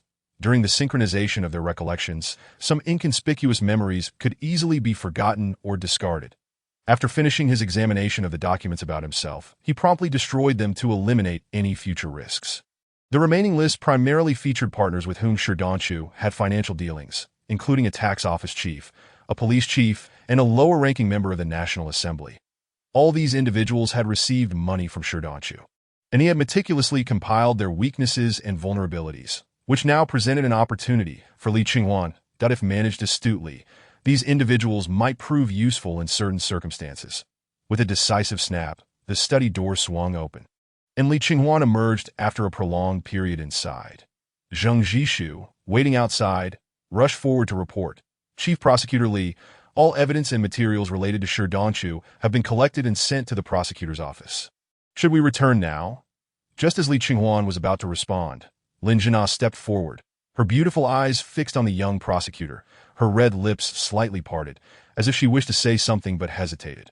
Lee Ching-Huan noticed this moment and gestured for Zheng Jishu to return first, turning his attention to Lin Jina. "Madam, do you wish to discuss something with me?" Lin Jina bit her lip, speaking softly. "Chief Prosecutor Lee, is there a definitive conclusion regarding my husband's death? Was it an act of revenge, or did he uncover some secrets, prompting someone to silence him?" Goodness, this woman had quite the intuition. How could she have deduced so much? Lee Ching-Huan maintained an impassive demeanor. Speaking in a calm tone, "I apologize, Mrs. Lin, but the investigation into Mr. Shi Dongchu's death is still ongoing. However, I can reveal that his demise is certainly not straightforward. To speak is to say nothing at all." Lin Jina comprehended Lee Ching-Huan's intent, yet she had no intention of delving deeper. The truth of the matter was irrelevant to her, and she cared not. On the contrary, she secretly wished for the demise of that scoundrel. She revealed her true motive. "Prosecutor Lee, since my husband is the chairman of the Jinmin Group and presumably held substantial shares, now that he is deceased, am I entitled to inherit all his assets?" It turned out that this woman was concerned about the inheritance. although he was a prosecutor in the criminal department. He had studied marital and inheritance law during his legal examinations and was quite knowledgeable about the division of property and inheritance rights between spouses. After some consideration, he replied, according to South Korean inheritance law, if one spouse unexpectedly passes away, the surviving spouse has the right to inherit their partner's estate. However, if the deceased is parents or children, they are also entitled to a portion. Does Mr. Sher Dong-chu still have parents living? Lin Jin-na shook her head.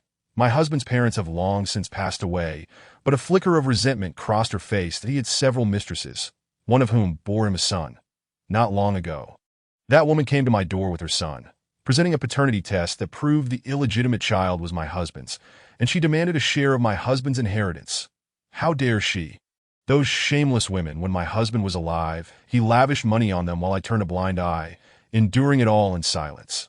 Now that he is dead, they seek to claim his assets. It's utterly disgraceful. I will not permit my husband's inheritance to be divided with that bastard. Prosecutor Lee, please help me. As she spoke, Lin Jin-na clung to Lee Ching-hwan's arm, pleading earnestly, her eyes glistening with unshed tears, projecting an air of vulnerability. Hearing this, Lee Ching-hwan understood her intent. Lin Jin-na sought his assistance in contesting Sher Dong-chu's inheritance. From her perspective, it was indeed unconscionable for Sher Dong-chu's mistress to act so brazenly. While he was alive, Lin Jin-na had swallowed her pride, prioritizing the greater good.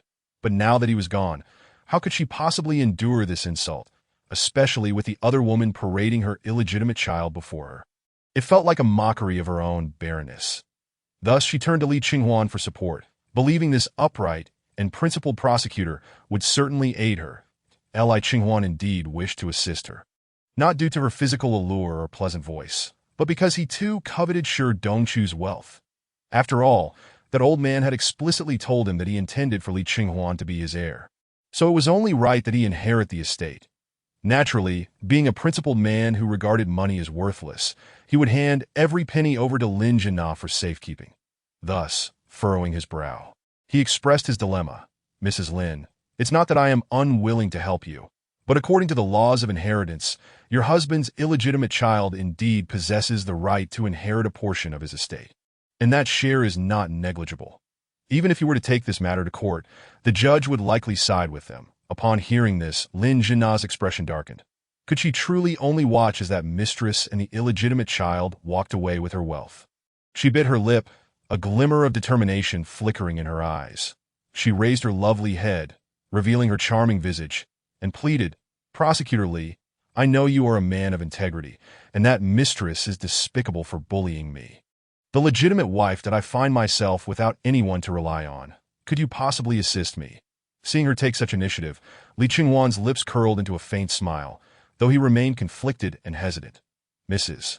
Lin, please do not misunderstand that I am not saying I will not help you. It is just that this situation is rather complicated. To prevent your husband's mistress from claiming the inheritance, we must persuade her to voluntarily relinquish her rights. Before he could finish, Lin Jin-na once again implored, Prosecutor Lee, I beg you, madam. Very well. Who can resist your pleas? Alas, I am too kind-hearted. I shall assist you to Lee Ching-hwan, being compassionate and unable to bear the sight of a woman in tears. Agreed to help Lin Jin-na. Drawing from his legal knowledge, he meticulously analyzed how she should confront the mistress that if necessary, Lin Jin-na could arrange a meeting with the mistress, during which Lee Ching-hwan would be present to persuade her to abandon her claim to the inheritance. However, it would require some financial expenditure. Lin Jin-na expressed her satisfaction with this arrangement, stating that as long as the mistress relinquished her claim, she would not mind compensating her, got on his way back to the prosecutor's office. Lee Ching-hwan slapped his thigh in disbelief. Absurd. It was utterly ridiculous. Here I am, a prosecutor of the Republic of Korea, at an age when I ought to be striving for success and achievement.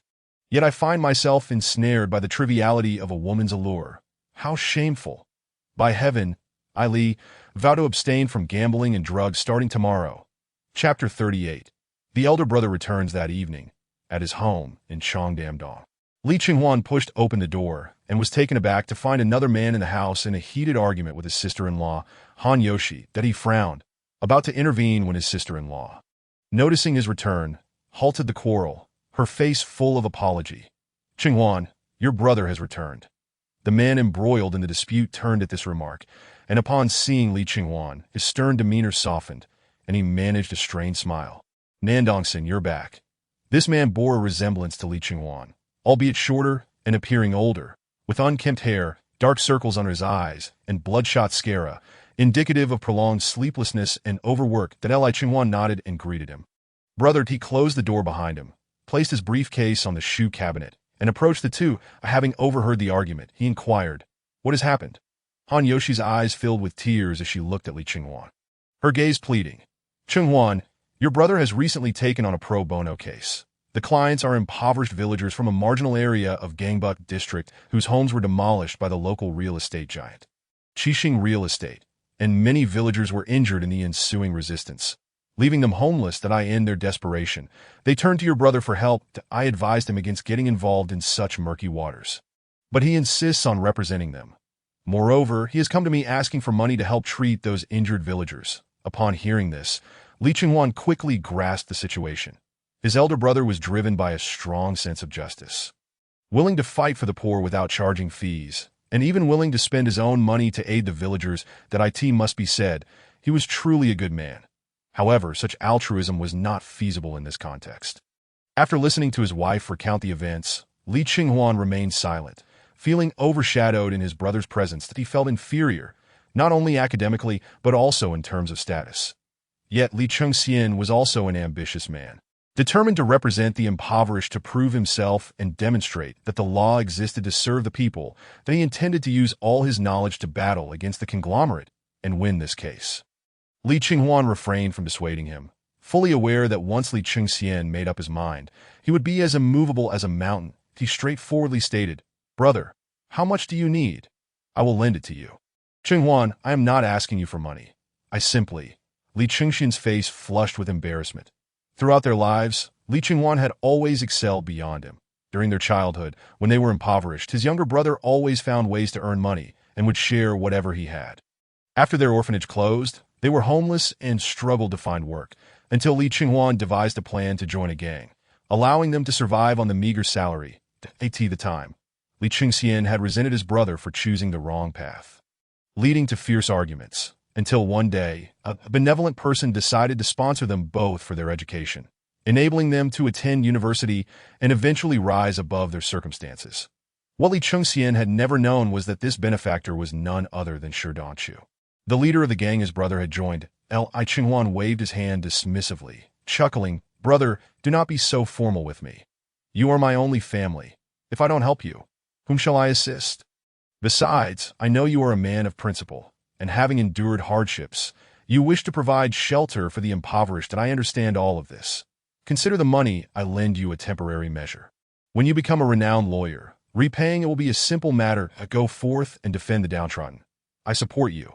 Upon hearing these words, Li Chengxian was nearly moved to tears. His eyes glistened as he patted his younger brother's shoulder. "I am the one who has failed. I have relied on you my entire life. I have been a most inadequate brother. Brother, do not speak such words. You are my sibling. If I do not support you, who else will?" Li Qinghuan waved his hand dismissively, presenting himself with a demeanor of brotherly affection and respect. Such idealists are found in every corner. Although he did not fully comprehend, he expressed his intention to show respect. Subsequently, Li Chengxian hesitantly inquired if he could borrow 50 million Korean won, explaining that the injured villagers were from impoverished families, many of whom could not afford even medical expenses. Without hesitation, Li Qinghuan operated his mobile phone and transferred 200 million Korean won to Li Chengxian. Upon seeing this amount, Li Chengxian's eyes widened in disbelief. "Brother, this is far too much. I don't need that much," he protested. "No need to be polite. Just use this money for now. If it's insufficient, come to me again. If you don't end up using it all, hold on to it. Who knows if similar situations may arise again. Besides, as a graduate of Seoul Law School and a lawyer, you cannot be so reluctant to spend money on clothing. Looking so disheveled, who would entrust their case to you?" Li Qinghuan continued, "Invest a little in yourself, and also make time to visit your sister-in-law more often. Take her out for meals and shopping. She has been with you for so many years without enjoying any blessings." These words from Li Qinghuan only deepened Li Chengxian's sense of shame. He glanced at his wife, who wore a look of sorrow. and with a heavy heart, lowered his head, biting his lip as he assured her, "I am sorry. Yoshi, it is my fault for neglecting your feelings all these years that I promised that after this case, I will make time to be with you. I will work hard and buy a home that belongs to us." Han Yoshi nodded gently. If Li Qingxian truly woke up to this, she would undoubtedly be delighted. However, observing the two brothers, one vigorous and self-assured, exuding the aura of a person in power, mature and composed, while the other appeared disheveled and lost, though noble in spirit, was overly idealistic. The disparity between them was striking. After receiving the money, Li Qingxian hurriedly departed, resolutely rejecting Han Yoshi's pleas for him to stay the night. Today, as he put it, the villagers relied on him as their anchor. If he did not go, their morale would wane, that he had to win this case and fight for the rights they deserved. Li Qinghuan refrained from commenting further. If such a stubborn individual could be persuaded, he would not be the one. Together with his sister-in-law, Han Yoshi, he saw Li Qingxian off, watching her husband hastily drive away in the dilapidated car gifted by her family on their wedding day. Han Yoshi let out a mournful sigh.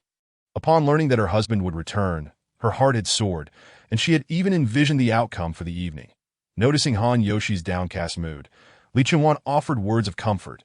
"Sister-in-law, my brother is simply oblivious to a woman's heart. This is his greatest flaw. I will mention it to him when the opportunity arises." "Thank you, Qinghuan." Han Yoshi sighed, her face clouded with worry as she retreated to her room. Meanwhile, Li Qinghuan lingered in the living room for a moment before calling Zheng Jishu, requesting assistance in investigating the demolition and reconstruction in the Gangbuk district, as well as the background of the Qixing Real Estate Company. He harbored a lingering suspicion that Qixing Real Estate had connections to the Qixing Gang. Chapter 39. Su Mining agrees. In the Siocho district, Seoul District Prosecutor's Office, Li Qinghuan entered the office building with Zheng Jishu, exchanging customary bows with colleagues they encountered, then waiting for the elevator alongside several colleagues preparing to ascend. By chance, they crossed paths with Su Mining. Today, she donned a black suit paired with a white shirt, black trousers, and 6-centimeter black heels, exuding both beauty and competence. Their eyes met. Li Qinghuan gazed at her with deep affection and sincerity. While Su Mining, feeling shy, could not maintain prolonged eye contact due to the presence of others, she playfully shot him a glance, signaling him to refrain from staring at her in such a manner, as it made her feel bashful. Just then, the elevator arrived. The crowd surged into the elevator, and Su Mining hurriedly squeezed inside. However, the space was limited, and she was soon pushed into a corner in her moment of panic. A large hand seized her wrist, gently pulling her into an embrace. Looking up, she found it was indeed Li Qinghuan. His towering frame effectively occupied the corner of the elevator, creating a space for Su Mining to stand, which meant she was left facing him, unable to turn away. The already confined space became even more intimate, rendering the atmosphere somewhat charged. Li Qinghuan lowered his head slightly, his deep, magnetic voice resonating. "Mining, have you decided to agree to be my girlfriend?" The moment the words left his lips, Su Mining's cheeks flushed crimson. Earlier that morning, she had contemplated avoiding Li Qinghuan, at least delaying her response, but unexpectedly, they encountered each other right at the start of the day, disrupting her plans. Her heart began to race uncontrollably, and her face burned hotter than ever.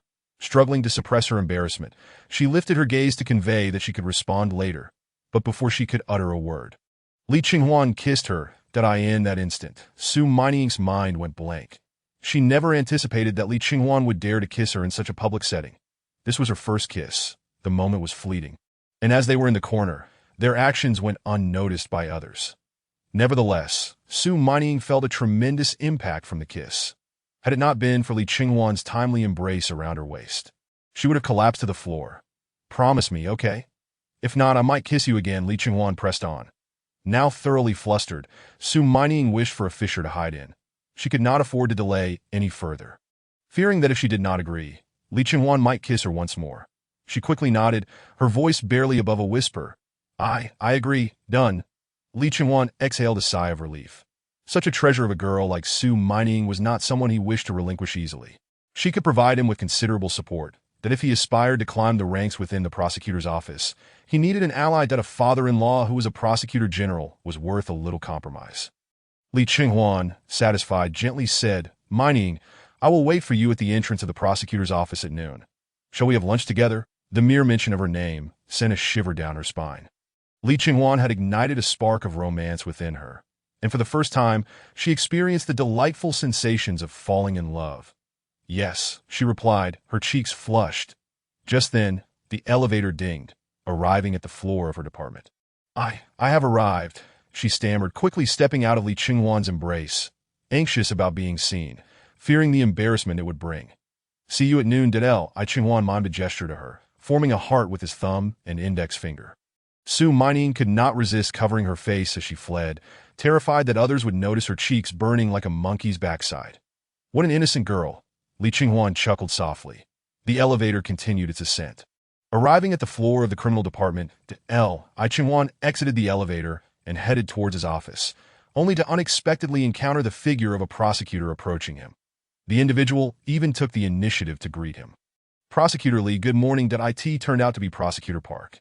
You too, good morning, Li Qinghuan replied, recognizing him as Park Taiyong, a veteran of the Criminal Division 3, who could be considered his senior. However, it seemed he bore a grudge for having taken his position as chief prosecutor. Park Taiyong regarded Li Qinghuan with a gradually more arrogant smile. Prosecutor Li, I never had the chance to properly congratulate you on becoming chief prosecutor last time. Today, I would like to find a place to extend my congratulations in person and also discuss some of your past experiences. I wonder if you have time. Hearing this, Li Qinghuan furrowed his brow. What do you mean? It was evident that Park Taiyong was looking for trouble.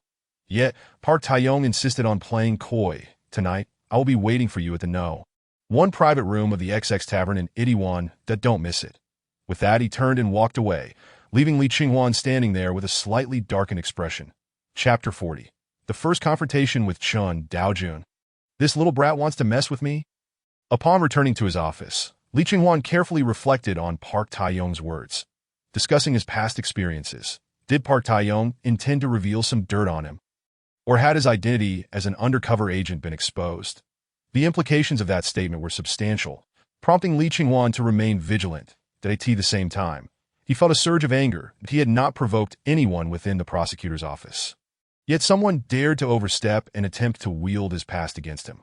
Did they truly believe he was easy to bully? He promptly resolved to attend the banquet that evening, yet he felt the necessity to make some preparations in advance, such as bringing along a recording device. However, one thing Li Qinghuan was quite certain of was that the information Park Taiyong possessed could not be substantial. Otherwise, there would have been no need for him to discuss matters privately. He would have already submitted the evidence to his superiors. Ultimately, the situation concerning Park Taiyong affected Li Qinghuan's mood. After idling away the morning in the office, he swiftly left as soon as the clock struck the end of the workday. Heading to the entrance of the prosecutor's office to await someone to his surprise, he immediately spotted two figures conversing outside the office, one of whom was Seo Min-young, while the other was a man of strikingly handsome appearance. As Li Qinghuan approached, their dialogue became distinctly audible. Min-young, it has been a while. How have you been? I am well, thank you, but please do refer to me by my full name, that I understand. Min-young has been quite upset with me for frequently standing her up during our university days. Yet I had my reasons that I hope you can comprehend that, Mr. Chen Daojun. The matter has lingered for so long. There is no need for you to apologize now. Whatever reasons you had are no concern of mine. And I do not wish to know. May I inquire if you have other business? If not, please take your leave, as I have plans to dine with someone. Did I sit with a colleague? How about I treat you both? As a small gesture of atonement. Additionally, I have something I would like to ask of you, that I'm afraid my dinner plans do not accommodate you. What did Min-young mean by that? Chen Daojun stared incredulously at Seo Min-young. Struggling to believe that moment, Li Qinghuan's voice resonated. I apologize, Mr. Chen Daojun, but the person Min-young has arranged to dine with is me.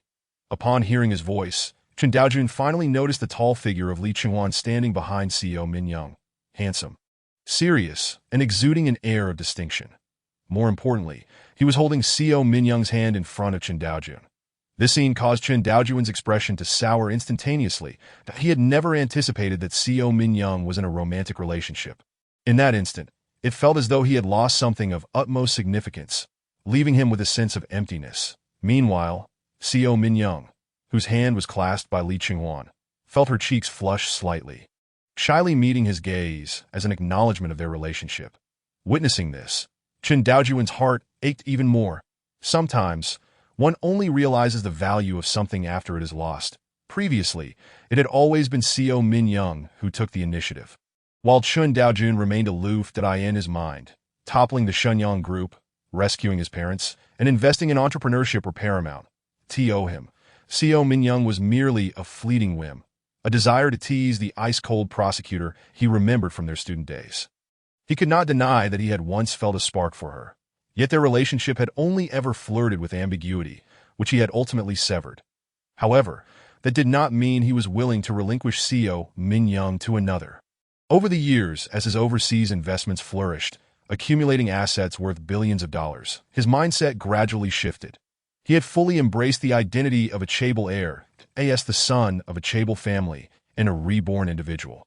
He was distinctly different from Li Qinghuan. He was a false reborn, with a rather absurd conclusion that in his previous life, he had served as the secretary to Qin Xingjuan, the third-generation chairman of the Shenyang Group. Hailing from a humble background, dutifully obedient to Qin Xingjuan at that time, the Shenyang Group was already ensnared in a financial crisis. On the brink of collapse, To saved the company.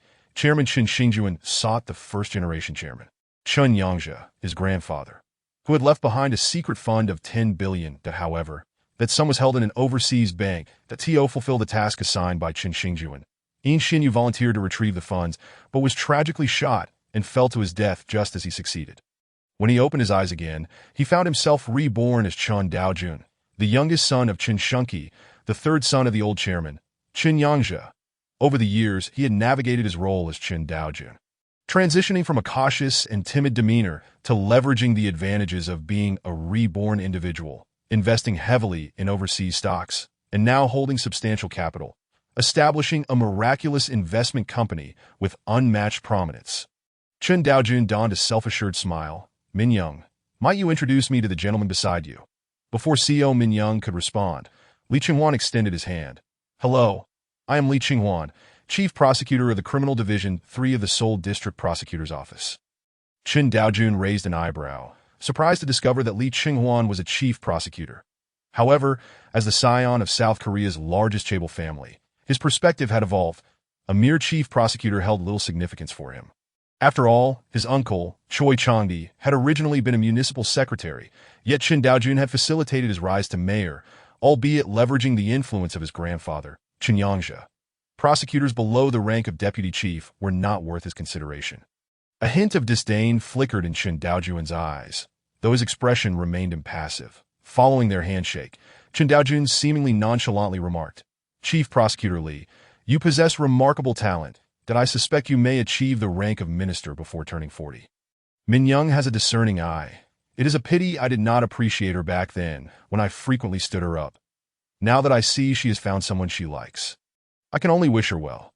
Since we have not seen each other in some time, allow me to treat you both to dinner. Listening to Chun Daojun's veiled barbs, Co Min Young's face paled slightly. She had not anticipated that he would bring up their past during school. Now that she had agreed to be Li Qinghuan's girlfriend, she felt compelled to consider his feelings. Qin Daojun's resurfacing of old grievances left her feeling embarrassed and as though she owed Li Qinghuan an apology. Meanwhile, her feelings toward Qin Daojun had shifted from indifference to outright disdain, and on the other hand, upon hearing the comments, Li Qinghuan could not help but smirk inwardly. Was this fellow attempting to play mind games? What's this? Now that your girlfriend has left, are you regretting your previous choices?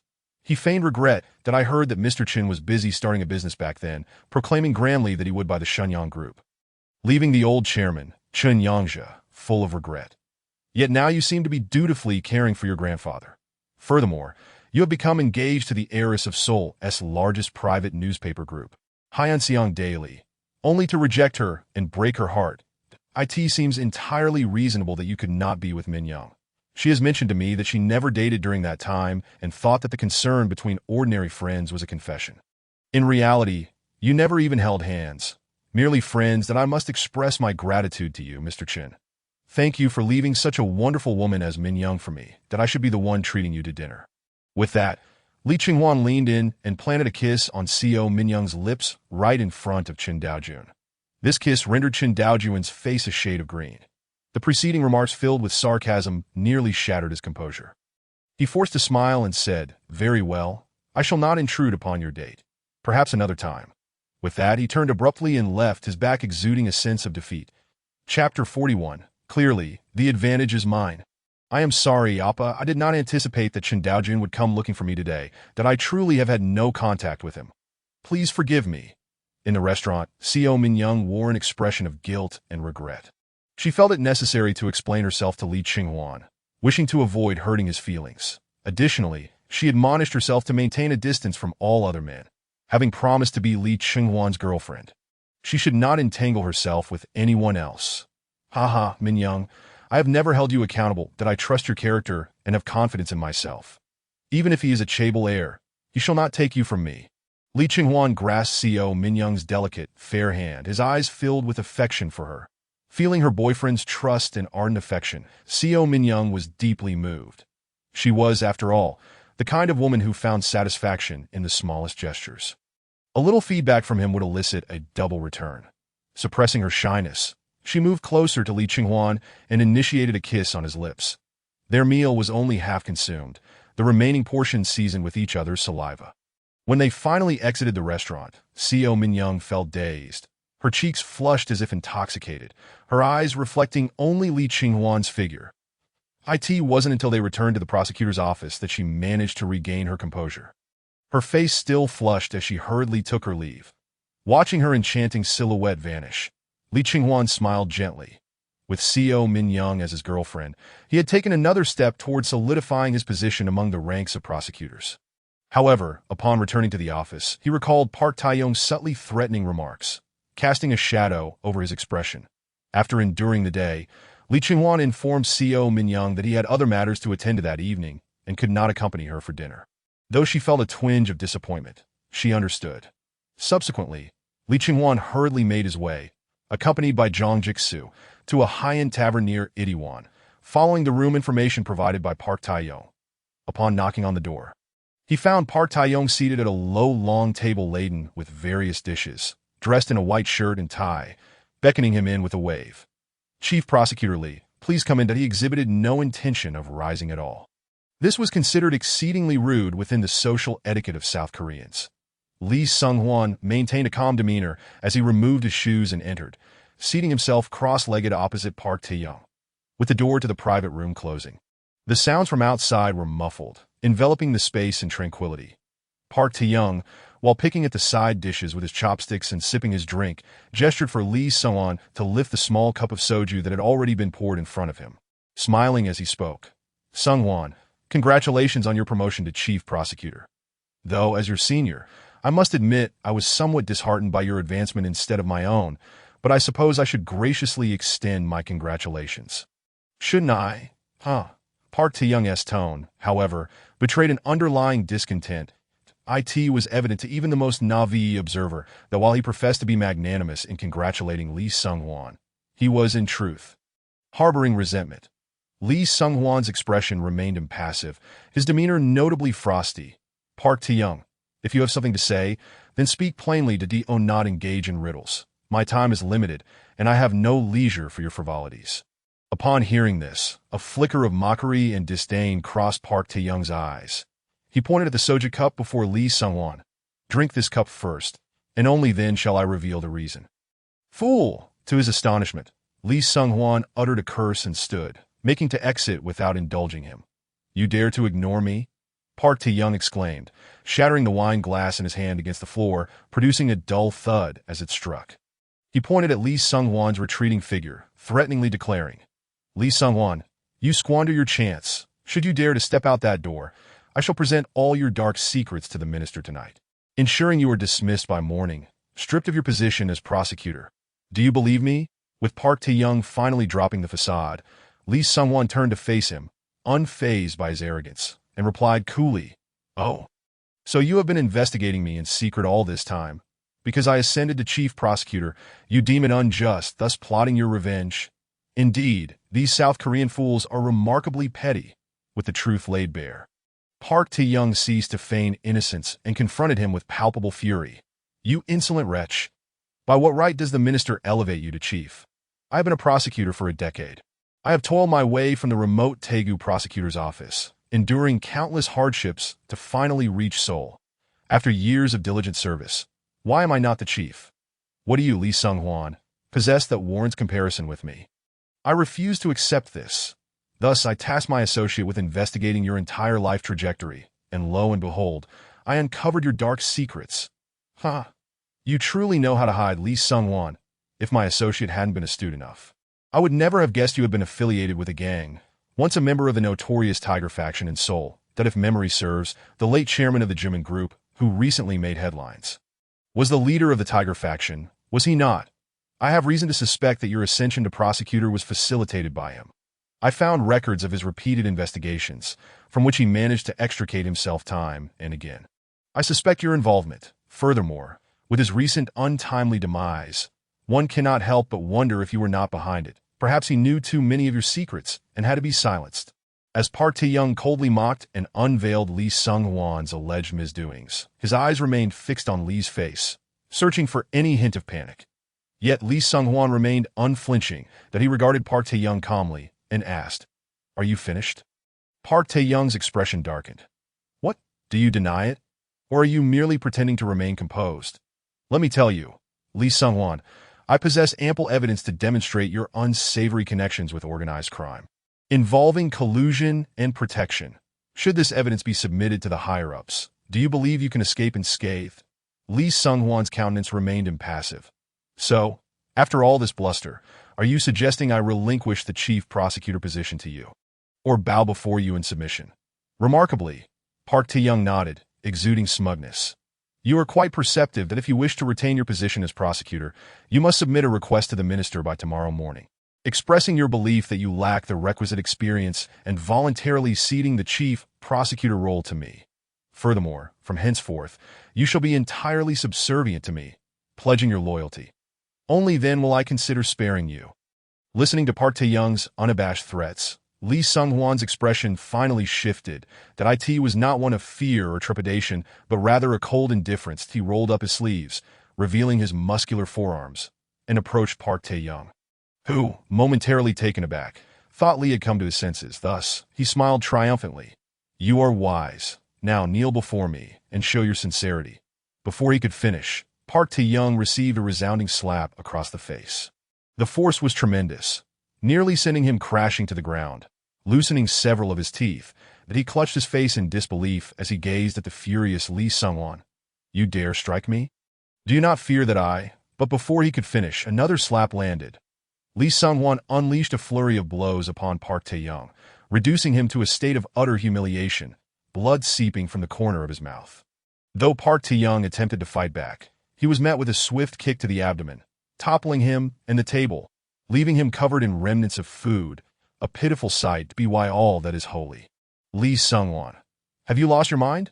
Park Tae-young wailed from the ground, unable to comprehend the brutality with which Lee had acted. Did he not fear the exposure of his own dark secrets? Yet, after delivering the beating, Lee Sung-hwan merely adjusted his tie, standing over Park Tae-young, his polished shoes resting upon the latter's face. "You wish to report me? Then go ahead. I would rather relinquish my position as prosecutor than allow you to live." As he spoke, his voice dripped with menace, his gaze cold and unyielding, viewing Park Tae-young as nothing more than vermin. Park Tae-young was left in a state of shock. He had no doubt that this madman would follow through on his threat. Had he truly lost his senses? The advantage was clearly on his side. Chapter 42. The Trump Card and the Backup Plan. "Lee, why did Park Tae-young seek you out?" Zheng Jishu inquired, having observed Lee Sung-hwan leaving the private room moments ago. Through the opening of the door, he glimpsed the chaos within and felt a surge of confusion. "Did you two have a confrontation?" As Lee Sung-hwan exited, fastening the button on his suit jacket, he casually remarked, "That old fool sought to intimidate me with some dirt he unearthed, and I gave him a good thrashing." Zheng Jishu, taken aback by the nonchalance in Lee Sung-hwan's tone, felt a wave of concern wash over him. Park Tae-young, after all, was also a prosecutor. If he reported the incident to the minister, Lee would undoubtedly face repercussions that if I do not strike him, he will report me regardless. So he had to take that beating. Lee Sung-hwan replied with utmost seriousness.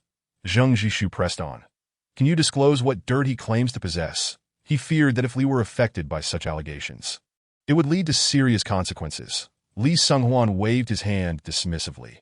He insinuated that I have a close relationship with Shi Dongchu and accused me of corruption. Let him report it. I trust the minister will handle it fairly. I, Li Sunghuan, have always acted with integrity. I have faced storms before and remain unrepentant. Zheng Jishu thought to himself that Li should not be so brazen. While he may not be entirely clear on the nature of his relationship with Shi Dongchu, it was apparent that Li had indeed engaged in corrupt practices. Thankfully, he understood Li Sunghuan's meticulous nature. He never undertook actions without certainty that if he dared to refuse Park Tae-young, he must have something up his sleeve. Thus, his role as his aide was to refrain from probing into matters that were best left unexamined. On the ride home, Li Sunghuan gazed out at the buildings receding in the distance, his mood tinged with anxiety. Park Tae-young's provocation had set off alarm bells in his mind. What exactly was this man's agenda? Was it a personal vendetta, or was he acting on someone else's behalf? The number of individuals privy to his past ties with the Tiger faction was minimal. How had Park discovered it? How did he learn of his dealings with Shi Dongchu? Particularly concerning was Park's insinuation that Shi Dongchu had been silenced due to knowledge of his secrets. This thought ignited a murderous rage within Li Sunghuan. Regardless of whether Park's speculations were baseless or grounded in truth, such information could not be allowed to circulate. He needed to prepare for all contingencies. That he turned to Zheng Jishu, who was driving. Jishu. Yes, Prosecutor Li, Zheng Jishu replied. Have Jin Jinan return. His leave has been sufficiently long. Additionally, have him contact a few old comrades from Yinbian to escort back to South Korea. Tell him not to skimp on expenses and to ensure they possess considerable skill. Zheng Jishu nodded. Understood, that I will inform Jin Jinan as soon as I return. This was one of the trump cards Li Sunghuan had prepared, one he would not deploy lightly unless absolutely necessary. What followed would be his overt strategy. Consequently, he instructed Zheng Jishu to take him to Choi Byung-sung's residence to as a minister-level prosecutor. Choi Byung-sung resided in a luxurious villa community in the Seocho district. Characterized by its stand-alone villas that a modern sedan was parked outside Villa No. 12, that Li Sunghuan alighted, approached the entrance, and personally rang the doorbell. Soon a servant answered the door. Prosecutor Li, Mr. Choi is waiting for you in the study.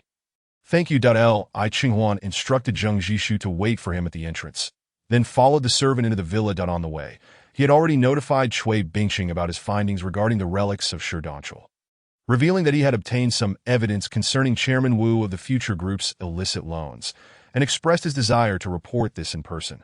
Cui Bingqing was overjoyed and invited him directly to his residence.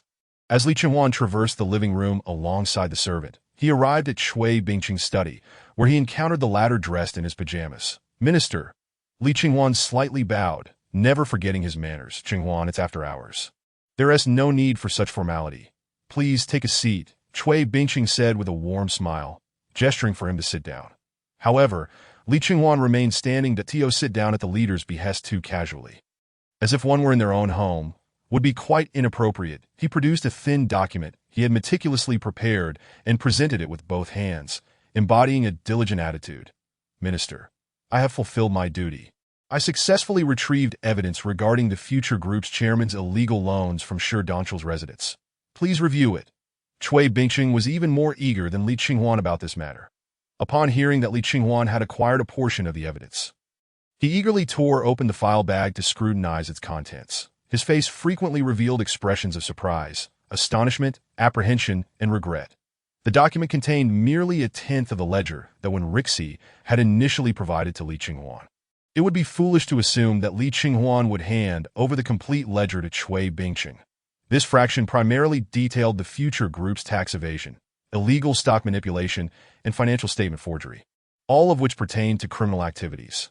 However, it entirely omitted the specific details regarding Chairman Wu's illicit loan. That it merely mentioned that Wu Hyunsu, the chairman of the Future Group, had pressured and bribed the president of the third-largest bank in South Korea, Shinhan Bank, through Congressman Zhang Biyu to secure illegal loans. That as for the ultimate whereabouts of the funds and the operational specifics, there was nothing mentioned. After reviewing the document, Cui Bingqing couldn't help but furrow his brow. Qinghuan, why is there no follow-up? Did you not say that ledger was with Shi Dongchu? Relying solely on this material may cause some trouble for Wu Hyunsu, but it cannot convict him. Li Qinghuan wore an expression of shame. I apologize. Minister, it's not that I lack the desire to obtain that ledger. The other party reacted too swiftly. Just as I shifted my investigative focus on Assur Donchal, he met with an untimely accident. And I suspect his death is closely tied to Chairman Wu and Congressman Zhang. They might have sought to silence him. Moreover, during our investigation, we learned that Assur Donchal's home had also been burglarized, leading me to believe that the ledger may have been stolen. Additionally, my subordinates have recently faced retaliation. Is that so? Chui Bingqing asked. Yes, Li Qinghuan recounted the threats made by Park Taiyong, embellishing the details. Chui Bingqing's brow immediately knitted in concern that he had not anticipated that Park Taiyong would harbor resentment over Li Qinghuan being appointed the chief prosecutor and would retaliate against him. Park had even threatened that if Li Qinghuan did not submit to his authority, he would ruin his reputation and strip him of his position as prosecutor. That foolish pig! Does he not understand that you are my subordinate? How dare he speak such nonsense, given his temperament and character? It is indeed right that I did not promote him. Park Taiyong must be under the influence of certain individuals, deliberately attempting to undermine my subordinate's position to indirectly obstruct my investigation into the illegal loan case. Minister, I implore you to see through this. Li Qinghuan's words plunged Chui Bingqing into deep contemplation.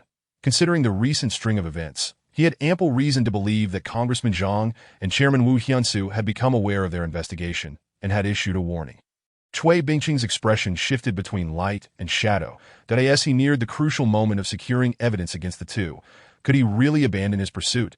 He felt a pang of reluctance, being aligned with Congressman Jean.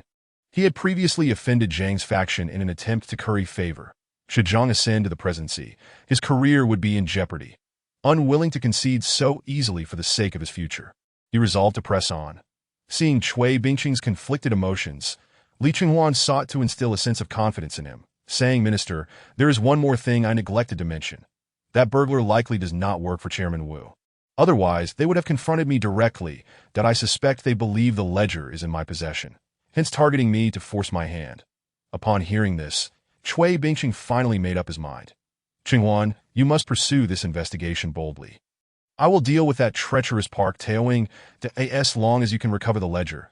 I assure you that no one will dare to harm you. Li Qinghuan slightly bowed. Thank you for your trust. Minister, that I will not let you down. Chapter 43, Addressing Titles in the Workplace. After departing from Chui Bingqing's residence, Li Qinghuan instructed Zheng Jishu to drive him home. Along the way, he directed Zheng Jishu to immediately take 2 investigators tomorrow to look into Park Taiyong. That scoundrel Park Taiyong, since he has privately investigated me and sought to ruin me, I must retaliate. I cannot let this go unchallenged, his subordinate understood. Zheng Jishu wore a serious expression. His fortunes were intertwined with Li Qinghuan's. Should their prosecutor fall, he too would face the repercussions. Li Qinghuan patted his shoulder reassuringly. Jishu, you have worked hard that I've entrusted you with so many tasks while also relying on you as my driver. Aside from family, you are the only one I can truly trust. Zheng Jishu's eyes brimmed with emotion. This is not hardship. This is my misfortune. Who told me I couldn't pass the prosecutor's exam back then? The following morning, Park Taiyong, with a face swollen like a pig's head and wearing a mask, approached Chui Bingqing amidst the peculiar gazes of his colleagues, clutching a stack of documents.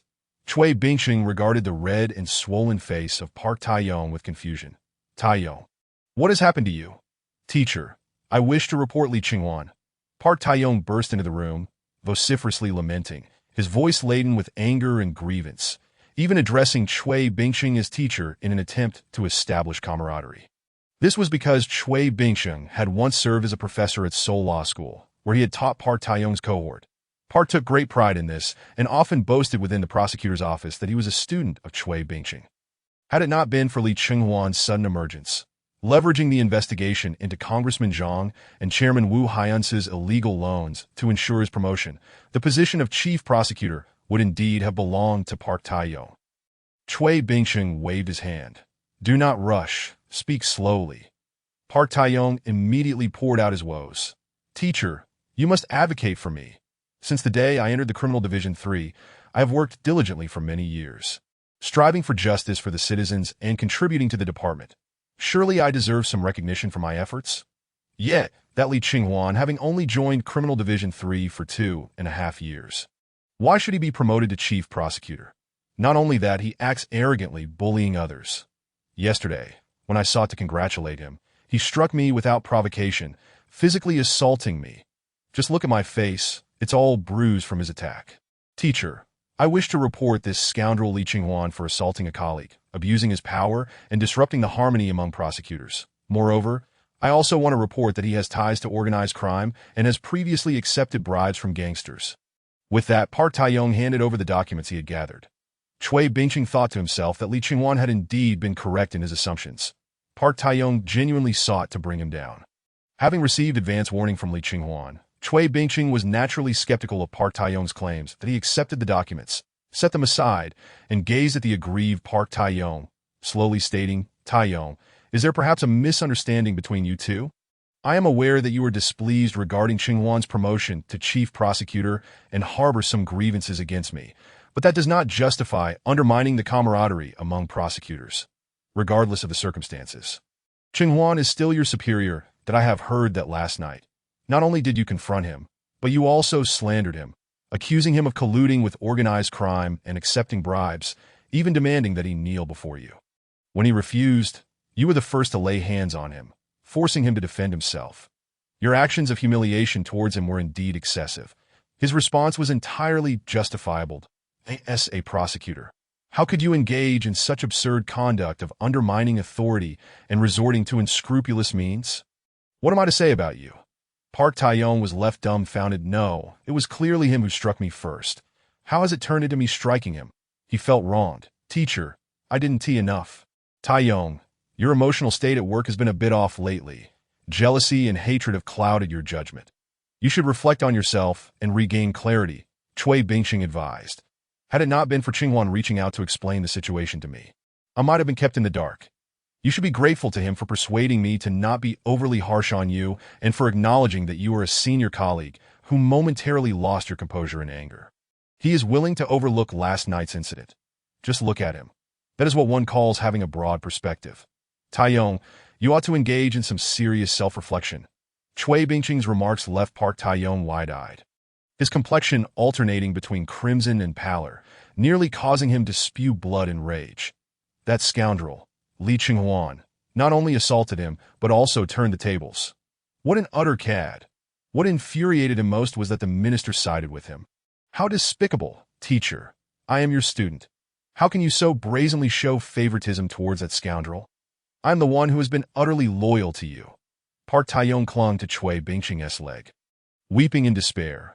Whatever I can do for you, the students can also achieve, and I assure you they will surpass him. Teacher, grant me this opportunity.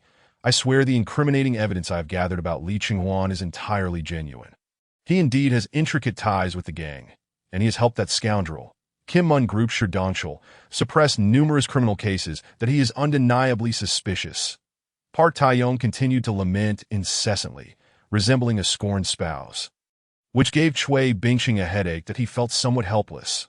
Were this individual not his student, he would have long since expelled him. However, loyalty alone does not suffice in matters of such magnitude, involving investigations of National Assembly members and conglomerate chairmen. Park Taeyong lacked the audacity for such undertakings. Li Qinghuan, being young and ambitious, possessed the courage to delve into these matters. Most importantly, he had indeed unearthed some information, which, while not enough to completely dismantle Councilman Zhang, was sufficient to instill caution in him. Cui Bingqing could not afford to hinder Li Qinghuan at this critical juncture. Despite knowing that Li Qinghuan was far from innocent and might possess even more evidence against Chairman Wu's illicit activities, he withheld it merely to extract benefits from him. Cui Bingqing harbored no fears of betrayal from Li Qinghuan. As the investigation progressed, that young man had already thoroughly offended Chairman Wu, who besides him would dare protect Li Qinghuan. Cui Bingqing had sacrificed only a minor position to have a brash youth procure evidence of Chairman Wu's crimes, and in due time, it was highly likely that he would completely topple Chairman Wu and his protege, Councilman Zhang. This investment could yield immense returns. Thus, he would not permit any disruptions at this juncture. Even if Li Qinghuan indeed had deep connections with the gang, assisting their leader in evading justice and accepting bribes, it mattered little. These were tolerable for him at present. Once Li Qinghuan's utility waned, he could easily dispose of him. At that point, he could fabricate any charge to send him off to the countryside to guard a pond, leaving the chief position vacant to attract a fresh wave of eager youths to serve him. When Park Taeyong noticed Cui Bingqing's silence, seemingly resolute in shielding Li Qinghuan, his anger intensified, and he blurted out without thinking, "Teacher, are you protecting that scoundrel because he bribed you? How much did he give you?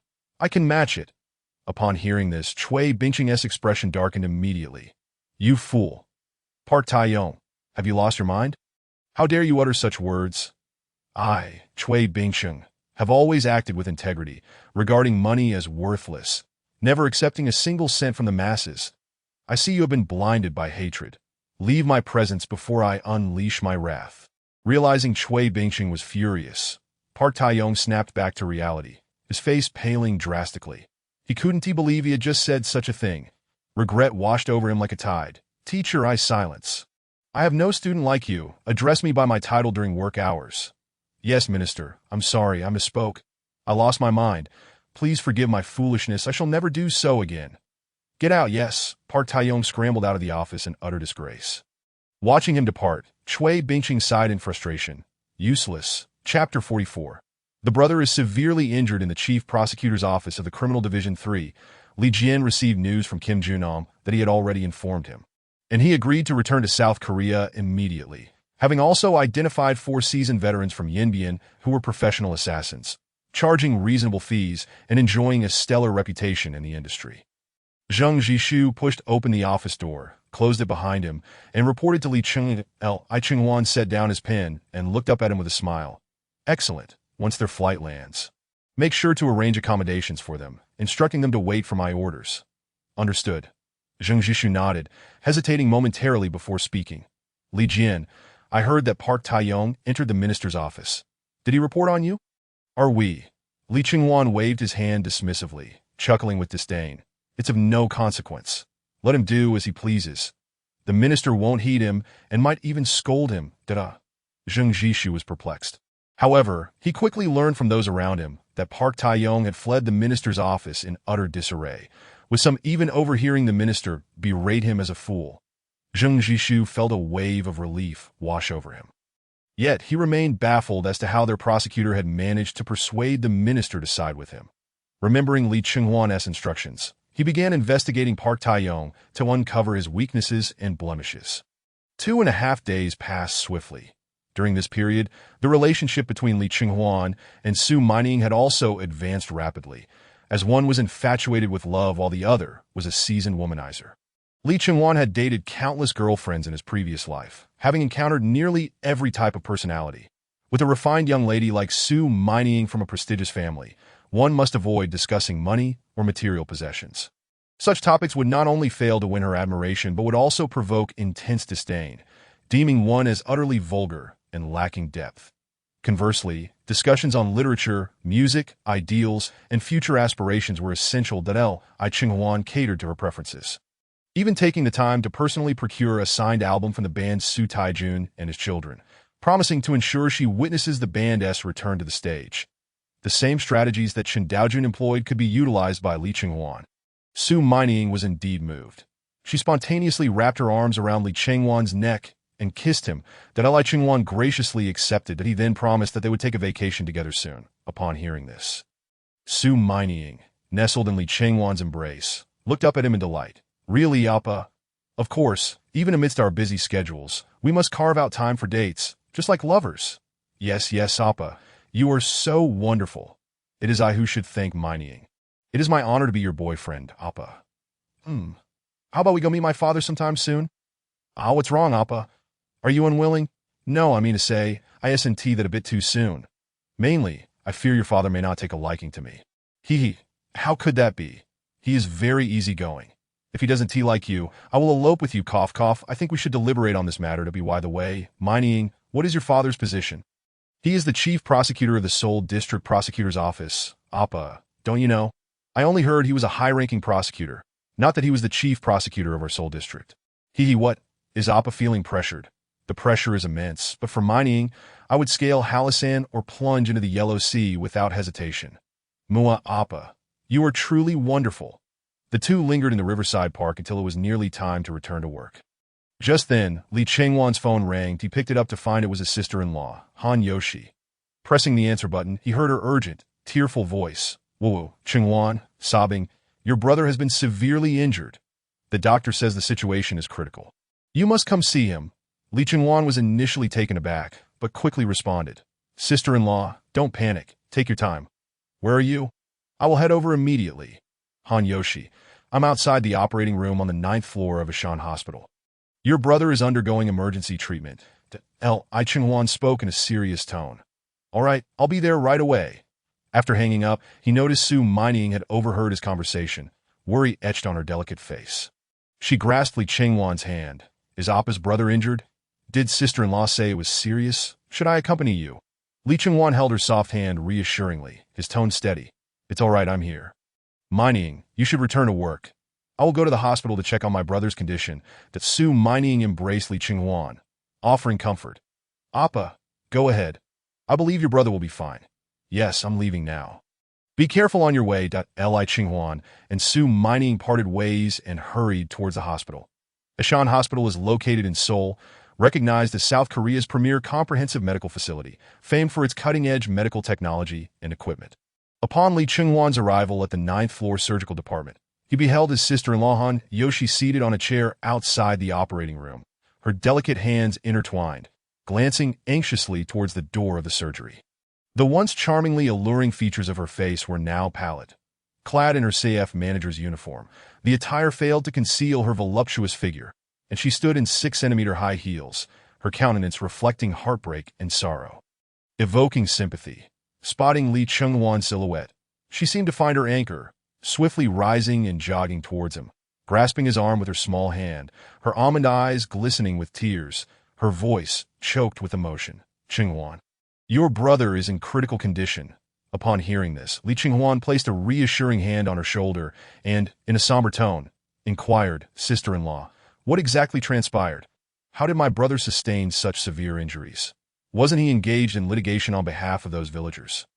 It was precisely because he was helping them that your brother was gravely injured. Han Yoshi sobbed, recounting the events in fragmented sentences, that it turned out that in recent days, Li Chengxian had been gathering evidence while negotiating with Qixing Real Estate, responsible for the demolition, that he had compiled the villagers' opinions, approached the opposing party, and conveyed that while they were amenable to the demolition, it was imperative that the villagers received reasonable compensation.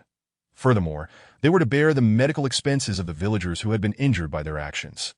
Failing this, he threatened to take Qixing Real Estate to court, charging them with allegations of organized crime, violent conduct, and intentional harm. Unexpectedly, the opposing party dismissed Li Chengxian's assertions, brazenly declaring that they were unafraid of any legal repercussions. After enduring repeated setbacks, Li Chengxian grew increasingly frustrated that he had previously contacted the police, hoping for justice against those responsible, only to find the police siding with Qixing Real Estate, driving the villagers away and accusing them of extortion. They claimed that the villagers were greedy and unreasonable, intent solely on blackmailing the developers, that if they continued to obstruct the demolition, they would be arrested and imprisoned. Furthermore, Li Chengxian, branded as an unscrupulous lawyer for inciting the villagers, was accused of receiving bribes to undermine Qixing Real Estate. Despite multiple attempts to seek justice for the villagers, Li Chengxian found himself mocked and belittled. Gradually, the villagers lost faith in him, their spirits dampened, and some even criticized his aggressive approach. As a result, Qixing Real Estate adopted an even more hostile stance, significantly reducing the compensation initially offered. Even his senior colleagues at the law firm subtly warned him to withdraw from the demolition case, hinting at the depth of the opposing party's connections. However, Li Chengxian, a stubborn idealist, refused to relent, that he feigned compliance for a settlement while secretly investigating Qixing Real Estate for illegal activities.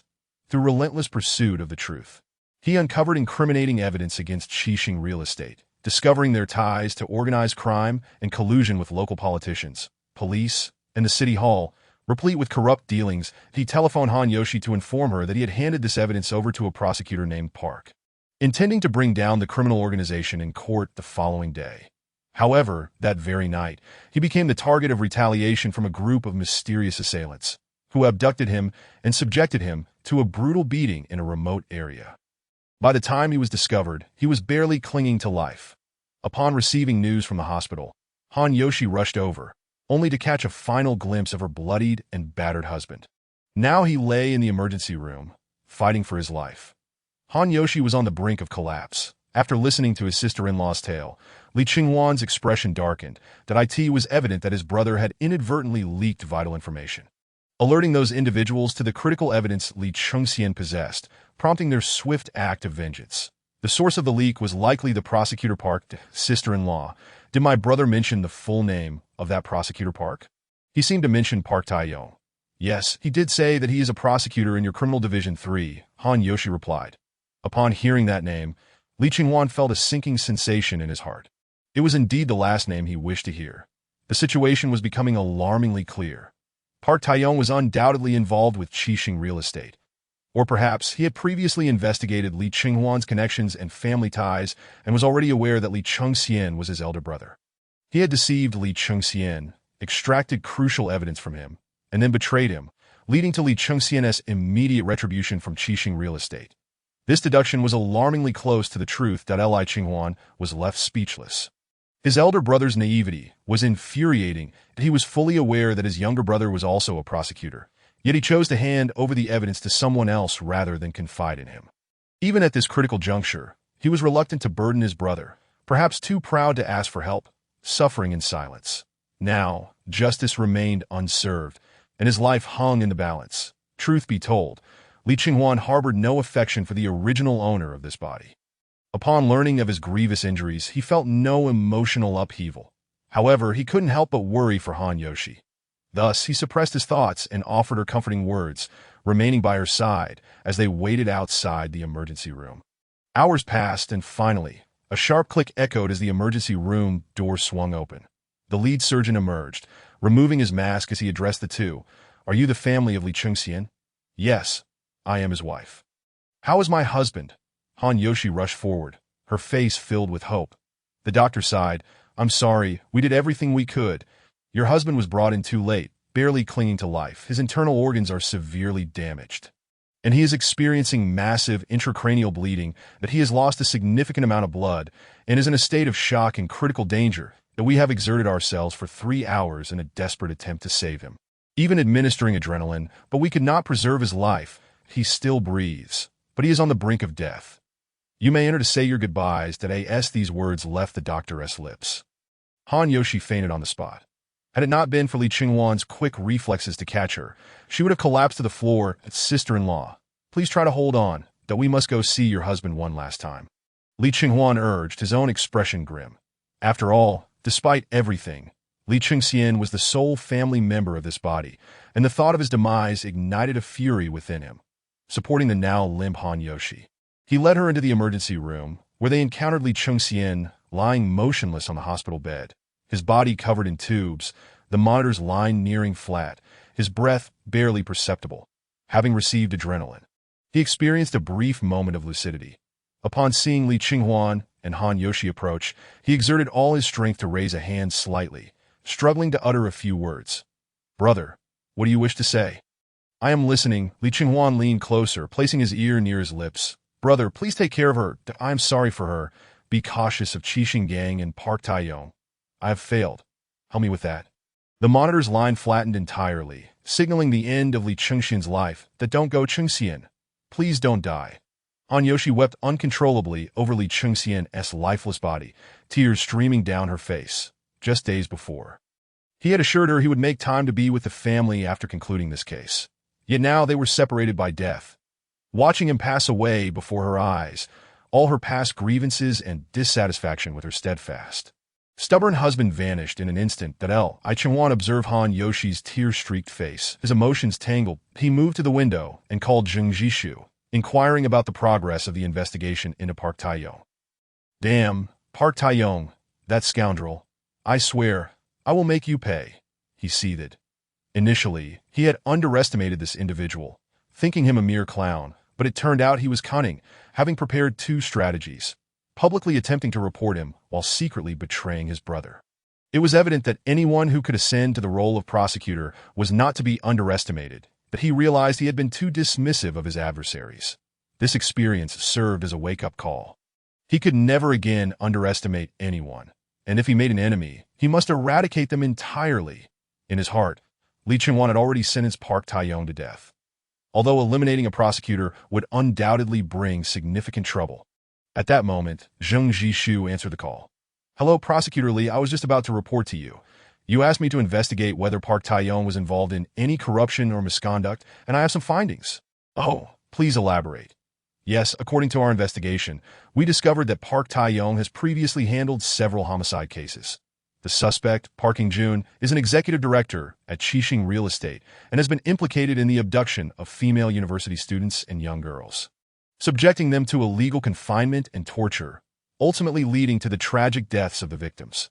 The families of the victims had reported the incidents to the authorities and subsequently recounted the heinous acts committed by Park Young-jun in court, only to ultimately lose the case due to insufficient evidence. The primary benefactor of this outcome was Park Tae-yong, who, as the prosecutor handling the case, somehow managed to persuade the victims' families to sign a letter of understanding, thereby compelling them to withdraw their accusations against Park Young-jun. As a result, he faced nothing more than a hefty fine, successfully evading any criminal charges.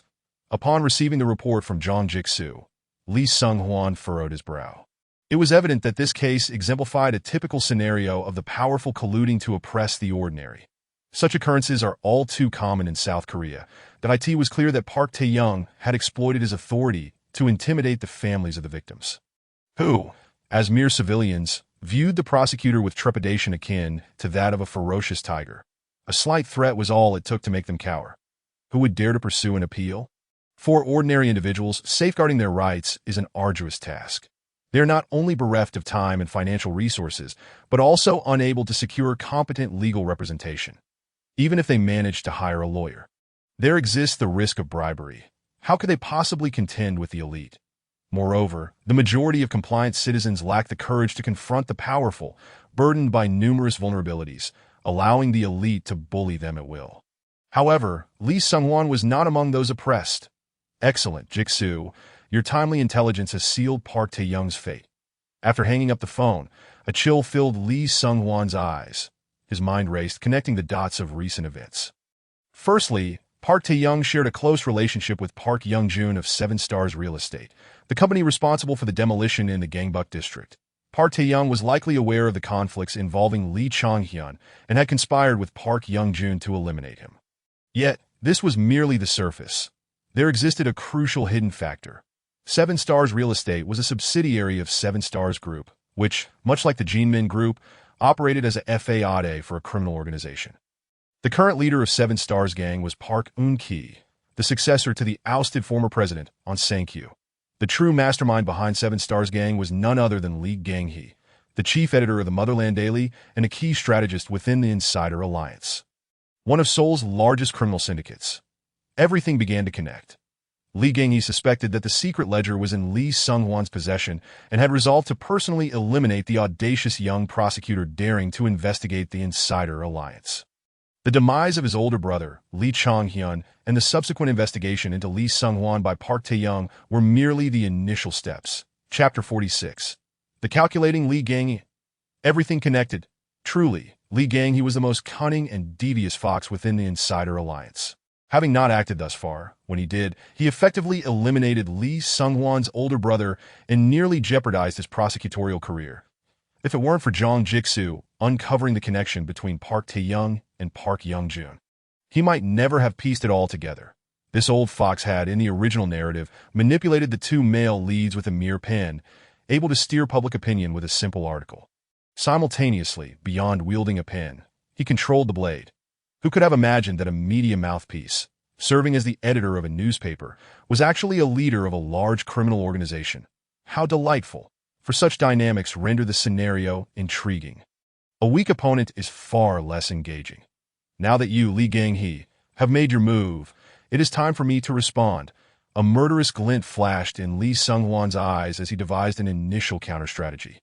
He would first accompany Han Yu-wee to handle the procedures for the transfer and identification of his brother Lee Chong-hyun's remains, temporarily placing the body in a nearby large funeral home while awaiting the cremation date. During this time, Lee Sung-hwan also notified the forensic department of the local police precinct to conduct an autopsy on Lee Chong-hyun and assess the injuries, hoping to uncover any criminal evidence such as fingerprints or hair. Although the likelihood was slim, the necessary protocols had to be followed. Most crucially, he needed to take charge of the case before Park Tae-young could, for he feared that scoundrel would preempt him. If the case fell into Park Tae-young's hands, it was certain he would exploit his independent prosecutorial authority to suppress it, opting for a cold case approach. Prosecutors possessed the discretion to decide whether to bring charges. And should he choose not to pursue the case, Lee Sung-hwan would be powerless to intervene. After a flurry of activity, it was already deep into the night. Lee Sung-hwan returned home with Han Yu-wi, whose eyes were swollen from crying. Her once graceful and amiable demeanor now rendered vacant and lifeless. As she sat on the couch in a stupor, Lee Sung-hwan refrained from offering excessive comfort. She would have to find her own way through this. He once again contacted Jong Jik-soo to delegate several important tasks. The following day, in a secluded bar within the Gangbuk district, a weary man with deep-set eyes and an unkempt beard, seemingly bearing the weight of a significant blow, languidly reclined on a sofa, smoking while watching television. Surprisingly, one of his hands appeared strikingly out of sync. A closer inspection would reveal it was a prosthetic limb, as his left hand had been severed at the wrist. Occasionally, a waiter clad in a vest would push the door open, bringing the cacophony of the bar inside. The man wore an expression devoid of emotion, as if he had lost all hope and interest in the world around him. Just then, a man wearing a baseball cap and clad in a leather jacket and jeans entered the lounge. Stepping directly in front of the despondent figure and inquiring, "Are you On Sang-kyu?" Upon hearing his name called, On Sang-kyu turned his gaze towards the newcomer, whose unremarkable appearance left no impression on him. He was not a familiar face. On Sang-kyu merely glanced at him, remained silent, and returned to watching television. The man in the baseball cap, undeterred, smirked and said, "My master has instructed me that if you desire revenge and wish to rise again, you should follow me, that if you are content to languish here like a defeated hound, wasting your life in this wretched bar, then continue to rot and stink." This proclamation struck a nerve, igniting On Sang-kyu's suppressed anger and humiliation. A fierce glint ignited in his eyes as he sprang from the sofa, seizing the baseball cap man's throat with his intact right hand and forcefully shoving him against the wall.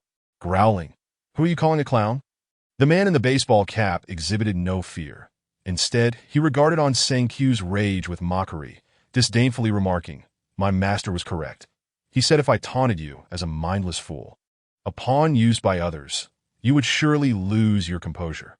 And it appears he was right, that my master also said, if you still possess the essence of a man and yearn for vengeance, wishing to uncover who betrayed you, then come with me." After hearing these words, On Sang-kyu fell silent, unconsciously loosening his grip on the baseball cap man's neck that moment. He scoured his memory, but could not ascertain the identity of the master referred to by the man. Nonetheless, he was undeniably swayed. Once a prominent leader of the Seven Stars gang, On Sang-kyu had been a trusted subordinate, basking in glory wherever he went, even relishing his role in that circle as a mere messenger for delivering starlets to entertain the elite. Yet, in an instant, he lost his left hand, his wealth, his status, and everything. First imprisoned in a mental hospital, he endured relentless torment and medication aimed at driving him insane, had he not cleverly pretended to take his medication. Discreetly spitting it out once the nurse left, he would have surely succumbed to madness that he penned countless letters to his boss, Lee Gain, pleading for leniency, hoping his years of loyal service would persuade him to intercede with President Wu on his behalf, ultimately earning him a chance for release. Subsequently, he was cast aside like a feeble, aged dog into this desolate corner, once a powerful leader of the Seven Stars gang, now reduced to a mere manager of a shabby bar in the countryside. This profound psychological and identity disparity tormented him day and night, robbing him of sleep and besieging him with nightmares. Now, he relied on alcohol and cigarettes to numb his anguish. His desire for vengeance and resurgence overwhelmed him. After a brief contemplation, On Sang-kyu resolved, "I will follow you." He cared not for the identity of the man's boss. He recognized this might be his sole opportunity to reclaim his former glory. "Excellent. My master predicted you would agree." And indeed he was right. The man in the baseball cap replied with a slight smile before turning to exit. On Sang-kyu promptly followed suit. The two exited through the back door of the bar, navigating through a maze of alleyways before finally entering a pristine black sedan parked at the end of the street. The car was equipped with tinted windows, rendering the interior invisible from the outside. At that moment, the man in the baseball cap opened the rear door and casually remarked to On Sang-kyu, "Get in. My master is waiting for you in the sea. Ardain Shangjiu had not hesitated for long before stepping into the vehicle. With a resounding thud, the door slammed shut behind him, and at last, he came face to face with the formidable figure that the man in the baseball cap had spoken of.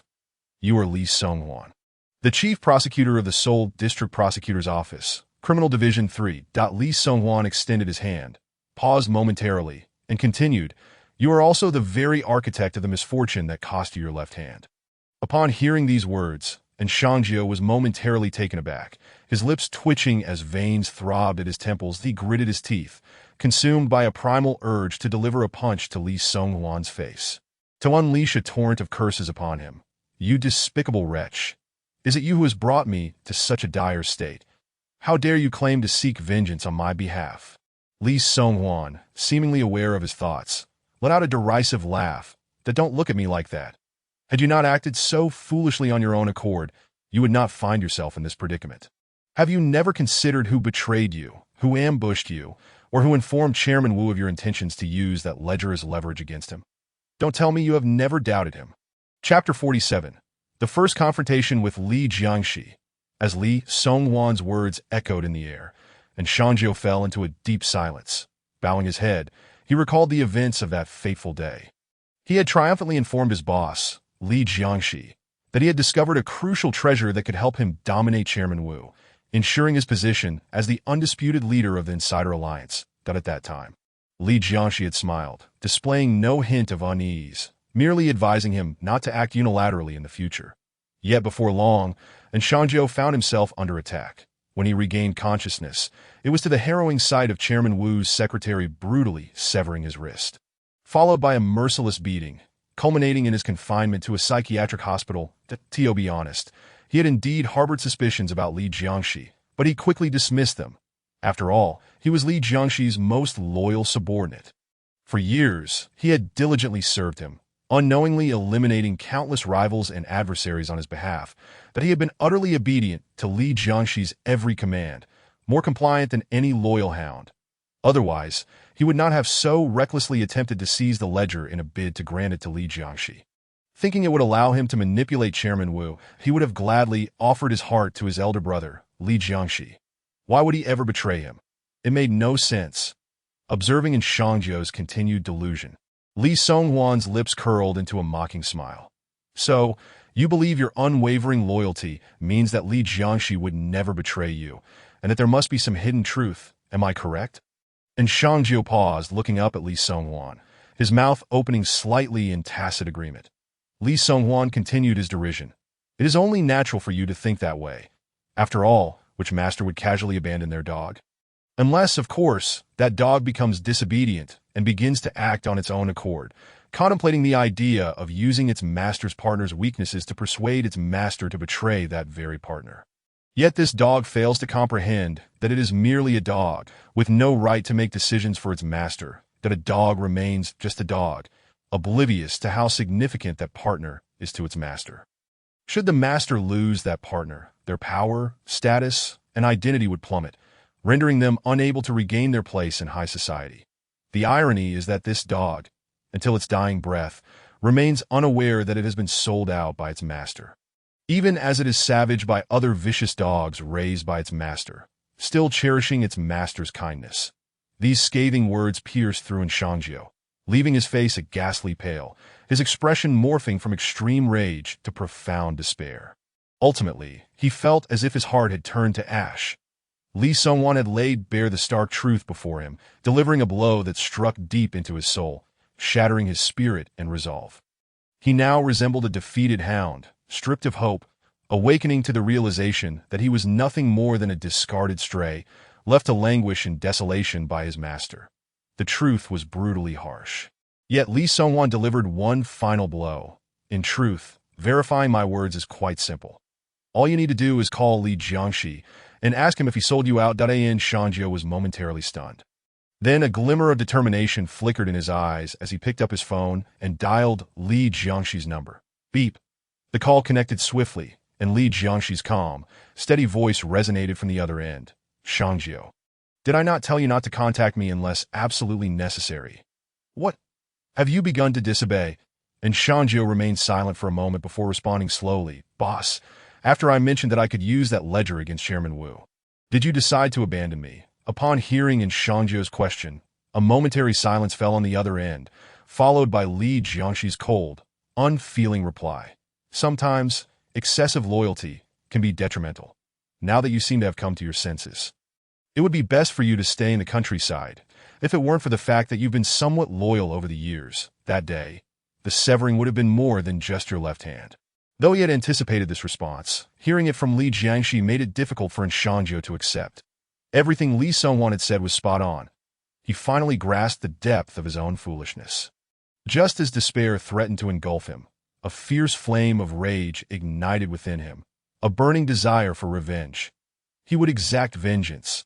The extreme loyalty that had led to his betrayal had now transformed into a seething hatred.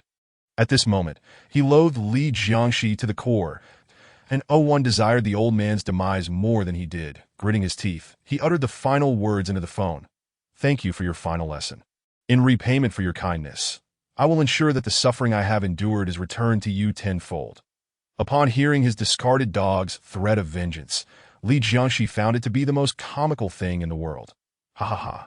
Shangjiu, what nonsense are you spouting? Have you taken too many pills in that psychiatric hospital? Is your mind not clear? I have given you a chance at life. Why do you not cherish it?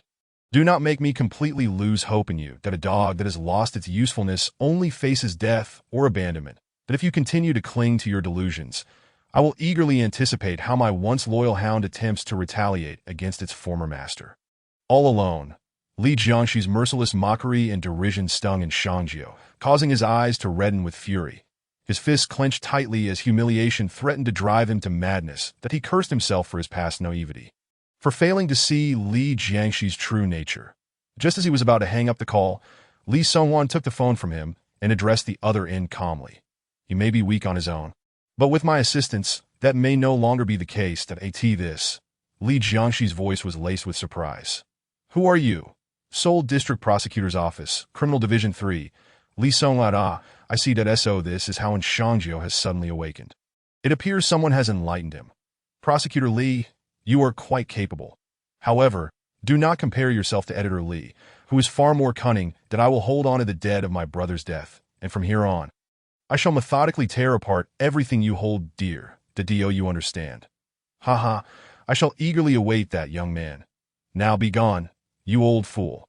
Li Songwan spat, promptly ending the call. That he turned to the visibly distressed and enraged Shangjiu, speaking in a remarkably calm tone. You now know the truth of the matter. I have but one question for you. Do you wish to see Li Jiangxi dead? Absolutely. Very well. I require your assistance. How can I help? First, help me obtain damning evidence against Park Youngjun. That I have grand plans. Park Youngjun, the son of the current leader of the Seven-Star Gang, Park Eun-ki. Indeed. It's understood. Leave it to me. Chapter 48. The Prince of the Seven-Star Gang, Park Youngjun. And Shangjiu informed Li Songwan that Park Eun-ki had once been his trusted confidant and was the vice president of the Seven-Star Gang. Having been promoted by him, that he never imagined that behind the scenes, Park Eun-ki was actually in league with Li Jiangxi. Truly, a dog that bites does not bark. That Shangjiu was well aware of Park Eun-ki's ruthless nature and cunning schemes. He had entrusted many matters to him, never suspecting that this scoundrel would dare to rise against him. He had met Park Youngjun, the son, before. The young man was involved in every vice imaginable, having committed numerous illegal acts and harmed countless young women. Shangjiu, not being a virtuous individual himself, had often turned a blind eye to such matters. However, now that he had resolved to turn over a new leaf, he would undoubtedly establish his allegiance. How far does Prosecutor Li wish to go in dealing with Park Youngjun? He must die, but not before we gather evidence of his crimes. That understood. Shangjiu nodded, lost in thought for a moment as memories from the past resurfaced. That scoundrel Park Youngjun. Not only was he thoroughly depraved, but he also took pleasure in photographing the girls he had tormented and humiliated, storing these images on his phone to occasionally indulge in his twisted satisfaction. That I once caught a glimpse of these ghastly images at a company gathering. They were utterly repugnant, a manifestation of madness. Therefore, if I could seize his phone, I would possess a wealth of incriminating evidence against him. Upon hearing Shangjiu's words, a faint smile crept onto Li Chengwan's face. This was precisely why he had sought out in Shangjiu. With the assistance of the former leader of the Seven Stars gang, dismantling the organization from within and eliminating Park Yunki and his son would prove far simpler than taking matters into his own hands. Excellent. As long as you can procure evidence of Park Youngjun's transgressions, I assure you, no one will be able to touch you, not even Li Jiangxi. Li Chengwan made his promise clear, given the urgency of the situation and his animosity towards Li Jiangxi. And Shangjiu swiftly set to work, extracting his phone to summon the few remaining loyal confidants to aid him. After all, he was once the leader of the Seven Stars gang, despite being undermined by Li Jiangxi. He still retained a handful of trusted allies. Through their discreet communication, he quickly pinpointed Park Youngjun's current location, which was within a prominent entertainment venue in Seoul, a property owned by the Seven Stars gang. Upon confirming Park Youngjun's whereabouts, and Shangjiu called upon his former lover, Li Ai, whom he had been supporting. She, once a hostess, had been rescued by Shangjiu multiple times and had received considerable financial aid from him, leading her to develop feelings for him. Despite knowing their relationship was unlikely to flourish, upon learning of Shangjiu's current plight, she resolved to assist him once more, even at her own peril. Before long, Li Ai, clad in a tantalizing sleeveless mini-dress and exuding an alluring charm, entered the private room where Park Youngjun was located, accompanied by a group of hostesses, thanks to the machinations of Shangjiu's loyal subordinates. As the son of Park Yunki, the current leader of the Seven Stars group, Park Youngjun fancied himself the prince of the organization, reveling day and night in debauchery with a cadre of sycophants and hangers-on. He demanded that the gang's enforcers provide him with a continuous stream of beautiful women, and even harassed several small celebrities signed under the company's entertainment department. That moment, the atmosphere in the private room was wildly exuberant. Park Youngjun, portly and oozing arrogance, donned an ill-fitting suit, with his left arm draped around the most stunning hostess, Li Ai, while his right arm embraced another provocatively dressed woman, allowing them to feed him fruits and snacks. Surrounding him were several other young scions, including heirs from minor chaebols and offspring of other senior members of the Seven Stars gang, as well as Park Youngjun's loyal subordinates. They spoke boisterously, extolling Park Youngjun's exploits. "Youngjun, I heard you bedded a famous actress last night. How was it? Share your experience with us. Rumor has it that she was initially resistant. How did you manage to subdue her? Enlighten us." Youngjun is now the prince of the Seven Stars group. Even the ruffians of Seoul must give him face. That mere actress dared to defy him. With a mere tremor, she surrendered. Laughter erupted. And one young scion remarked, "I've heard your Seven Stars real estate is involved in land acquisition in the Gangbuk area. Is there a new urban planning initiative from the municipal office? Might I invest alongside you for a share of the profits?" Another chimed in, "Me too, Youngjun. Let us earn some pocket money together." Listening to the flattery from his sycophants, Park Youngjun felt immensely pleased. Laughing heartily as he replied, "Though Seven Stars real estate is under my name, I've hardly concerned myself with it. It's been managed by my father's trusted aides, since you all are my brothers. I'll gladly offer you a chance to invest. Each of you can contribute 2 billion won, and once the project is completed, your investment will surely double." Upon hearing Park Youngjun's invitation, his companions lavished him with even more praise. Only one young chaebol hesitated, saying, "I've heard the Gangbuk project has met fierce resistance from local villagers, and there's a lawyer claiming to have evidence of Seven Stars real estate's illegal activities. Intending to report it to the prosecutor's office and the court. Is everything all right, Youngjun?" To which Park Youngjun scoffed, "That foolish lawyer. Don't worry, he has met with an untimely demise. Without that troublemaker, those commoners won't dare to oppose Seven Stars real estate anymore. These plebeians are akin to livestock. We need not heed their opinions. Once we eliminate their leader, they will cease their uproar." His tone was brimming with arrogance, fully aware of the terrifying power and connections his father wielded behind the scenes. As they were the architects of this nation's fate, perched atop the societal pyramid, his father had betrayed the former leader, and Shangjiu, to become the new loyal dog at the feet of that powerful figure, thus seizing control of the Seven Stars group. As long as he did not offend the true elite, Park Youngjun felt invincible in South Korea. The death of a mere lawyer was inconsequential. "Come, brothers, let us continue to drink. Let us indulge in more women. Park Young-jun laughed maniacally, inhaling a line of powder, lost in a euphoric haze, groping the women in his embrace as the scene devolved into a sordid spectacle of debauchery. Unbeknownst to them, amidst this throng, there was one woman, the only sober soul, who, after Park Young-jun and his entourage had succumbed to their stupor, discreetly retrieved a phone identical to the one in Park Young-jun's hand from her purse, swiftly swapping it out before making her exit from the private room. When the phone reappeared, it had fallen into the hands of Lee Ching-hwan and in Shangjiu. Lee Ching-hwan personally opened Park Young-jun's photo gallery, revealing a collection of grotesque images. Each photograph was a testament to depravity, bloody, violent, cruel, and shameless, devoid of humanity. Among them were numerous pictures of Park Young-jun alongside the victimized girls, where he grinned with unrestrained glee. Good heavens, even I, a villain, find these images inhumane. Lee Ching-hwan frowned, glancing at them briefly before handing the phone to his associate, Zheng Zhishu. Make copies of these images immediately, compile them into a dossier, and ensure the faces of the victims are blurred. This will serve as Park Young-jun's death knell.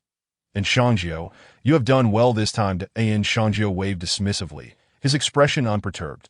I seek only to avenge myself against Li Jiangxi and Park Yunki. I shall spare none that betray me. Lee Ching-hwan nodded in agreement. Excellent. Now it is my turn to take center stage. With that, he instructed Zheng Zhishu to inform the district police's criminal division chief, Chao Dajuan, to mobilize and apprehend Park Young-jun without delay. Chapter 49. Will you confess? Will you confess? In the Gangnam district, Itaewon, at the Seven Stars nightclub. Inside the most opulent private room, the oily, arrogant Park Young-jun and his entourage continued to revel in their indulgences. Suddenly, the door burst open with a violent kick. Startled, Park Young-jun trembled mid-celebration. Who dares to cause a ruckus in my territory? As his senses momentarily sharpened, he erupted in a furious tirade against the intruders. However, before he could finish, crack, a bottle shattered against his skull, sending shards of glass flying. Park Young-jun let out a blood-curdling scream as blood gushed from his head, staining his face. That my head. My head.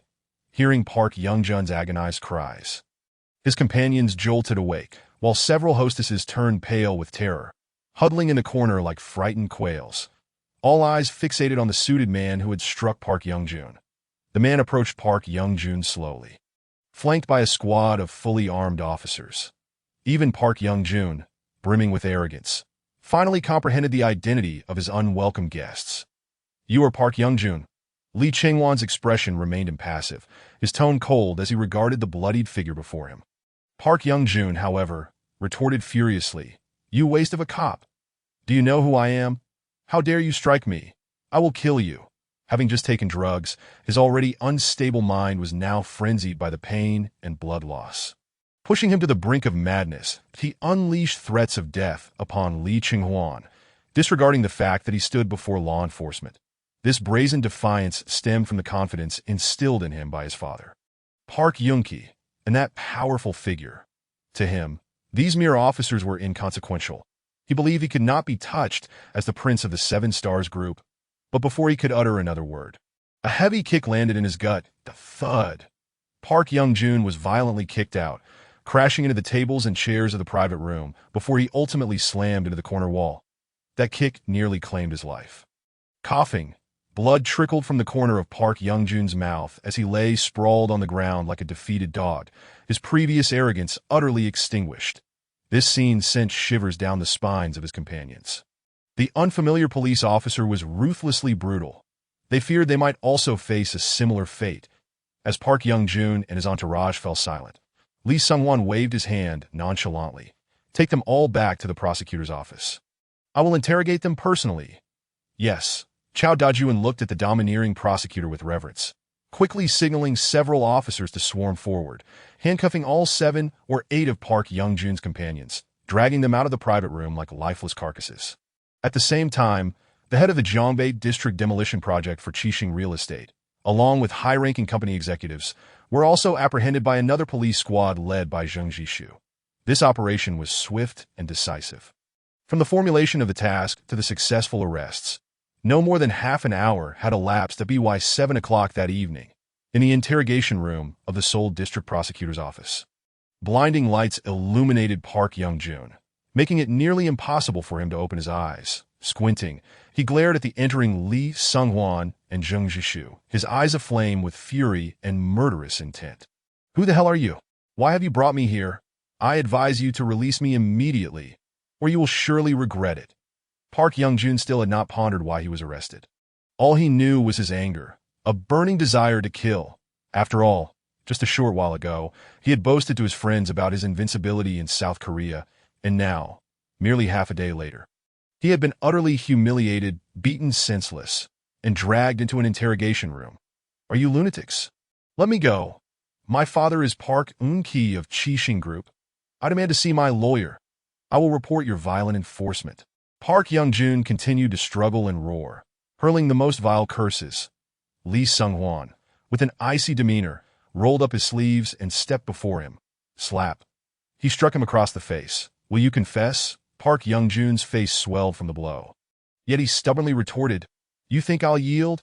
Seeing him still defiant, Lee Sung-hwan showed no mercy, unleashing a flurry of blows to his face, turning it into a grotesque sight. "Will you confess?" This was not the end. He employed both fists and feet, battering Park Young-joon into a bloodied, battered mess, his screams echoing as he neared the brink of unconsciousness. "Will you confess? Will you confess? Confess." The beating continued for a full half hour, with beads of sweat forming on Lee Sung-hwan's forehead that in stark contrast. Park Young-joon was nearly unrecognizable, his eyes swollen shut, several teeth missing, one hand grotesquely deformed from fractures. "That I will ask you one last time. Will you confess or not?" Lee Sung-hwan, filled with murderous intent, gripped Park Young-joon's mangled, bloodied face, pressing for an answer. "Whoa, I confess. I confess. I'll confess to anything. But what the hell do you want me to admit to? Just ask me. Ask me." Park Young-joon cried out in despair, his voice filled with anguish. Lee Sung-hwan paused, glancing at his assistant.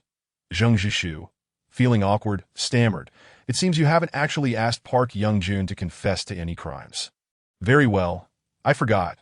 Lee Sung-hwan cleared his throat, his expression still stern. "That in that case, tell me how many innocent girls you have harmed over the years and the numerous heinous acts you have committed. Lay them all bare before me. Otherwise, you shall not leave this interrogation room intact." Having endured Lee Sung-hwan's brutal assault, Park Young-joon was now enveloped in a profound fear of him, terrified that this man might indeed kill him. He hastily confessed to numerous illegal activities. However, this cunning individual refrained from mentioning any details regarding the harm inflicted upon women, instead admitting to drug use, solicitation, organized violence, assaulting others, gambling, and participating in gang fights. Seeing that he remained obstinate, Lee Sung-hwan threw down photographs of the victims obtained from his phone right in Park Young-joon's face, that if you continue to evade the gravity of your crimes, no one can save you. The moment Park Young-joon laid eyes on those photographs, a chill swept through him, an overwhelming fear enveloping his soul as he finally comprehended Lee Sung-hwan's intentions. "You want me dead?" "Correct, but unfortunately there's no reward for guessing right. That if you cooperate honestly, you might just live. However, if you dare to play tricks, your demise will come swifter. Now, tell me about Prosecutor Park Tae-yong, the one who helped you suppress those cases of assault and murder against girls. What leverage does he have over you?" Just as Park Young-joon was about to confess, a phone call rang through Lee Sung-hwan's device. Noticing it was an unfamiliar number, he frowned, initially intending to disregard it and hang up. However, the phone rang again, still from the same unknown number. Lee Sung-hwan pressed the answer button, and a somber voice of a middle-aged man emerged on the other end. "Is this Prosecutor Lee? I am Park Eun-ki, Park Young-joon's father from Chishing Group." Before Lee Sung-hwan could respond, Park Young-joon leaped with excitement, recognizing his father's voice. Finally, his father had learned of his arrest and was calling Lee Sung-hwan to negotiate for his release. "Dad," he began to speak, eager to communicate with Park Eun-ki. Slap. He received another blow to the face. Lee Sung-hwan glared at him with deadly intent. Park Young-joon, reminded of the terror induced by Lee Sung-hwan, quickly fell silent, his eyes filled with a pleading sorrow. Park Eun-ki seemed to have heard his son's voice and felt a sense of relief, grateful that he was still alive. "Prosecutor Lee, is my son with you?" "I assure you, Young-joon has always been well-mannered and honest. Never involved in any illegal activities, just a bit too fond of fun. I am not implying that you have arrested the wrong person. But could there be some misunderstanding? If necessary, I would like to meet with you in person to discuss this matter face to face. What a model citizen. Never involved in illegal activities. The audacity of Park Eun-ki's blatant lies was astonishing. Lee Sung-hwan had no interest in engaging in idle chatter with such a pretentious individual, so he spoke plainly. Chairman Park, your son is indeed in my custody. Whether he has committed illegal acts is something he knows all too well. And as his father, you should be aware as well that we are all intelligent individuals here. You know very well why I have arrested him. To think you could simply call and expect me to release him is pure folly. My brother was murdered by individuals from Chixing Real Estate, which is under Park Young-jun's name, that I suspect he incited his henchmen to kill my brother, and I have already gathered substantial evidence of his criminal activities. Once the interrogation concludes, I will promptly apply for immediate trial in the Seoul court. Based on Park Young-jun's crimes, he faces a minimum of life imprisonment, if not the death penalty. Having finished his statement, he asked, "Do you have anything else to say?" Upon hearing the words of Lee Sung-hwan, Park Eun-ki fell into a brief silence that he indeed wished to play the emotional card with Lee Sung-hwan, seeking a private meeting to stall for time.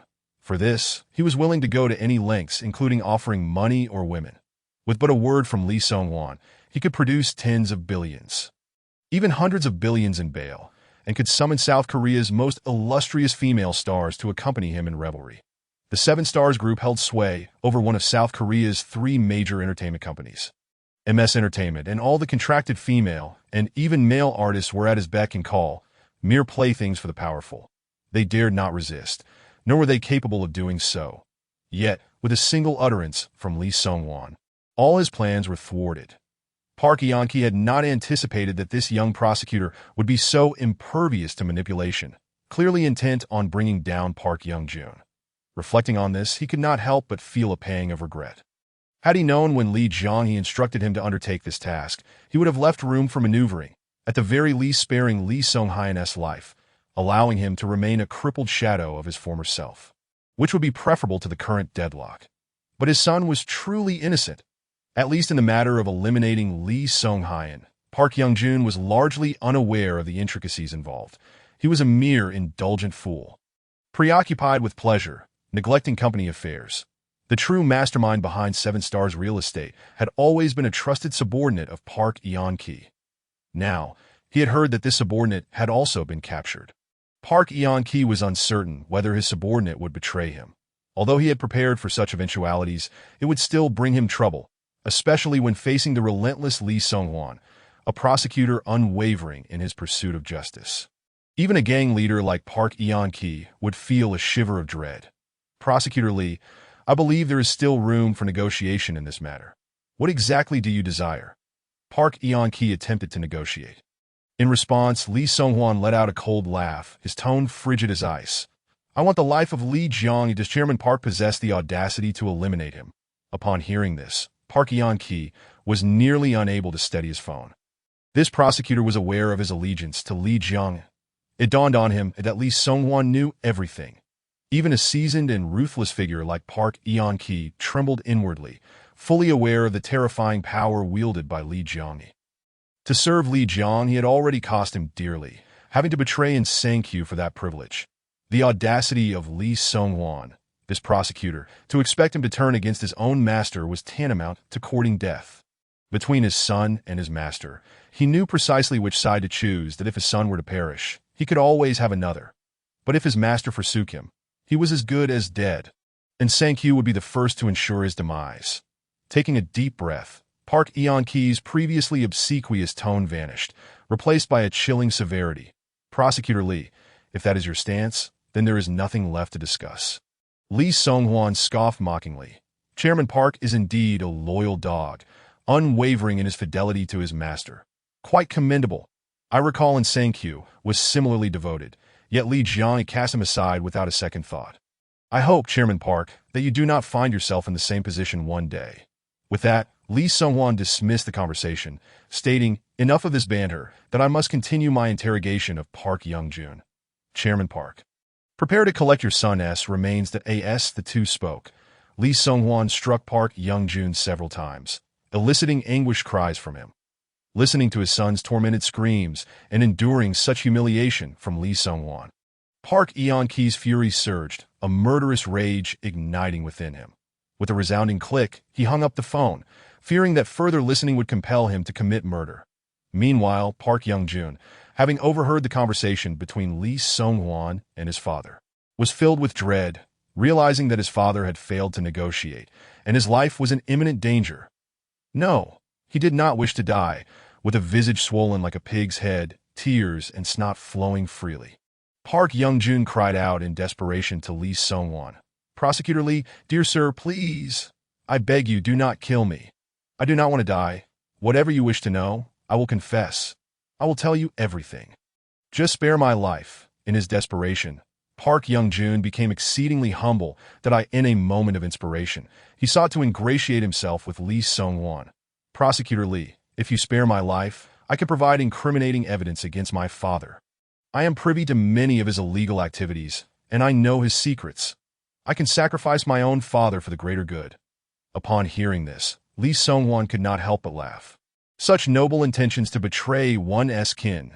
Truly, a remarkable display of filial piety.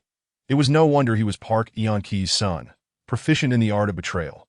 Suppressing his amusement, he spoke with a dispassionate tone. "If you genuinely wish to survive, then promptly divulge everything you know.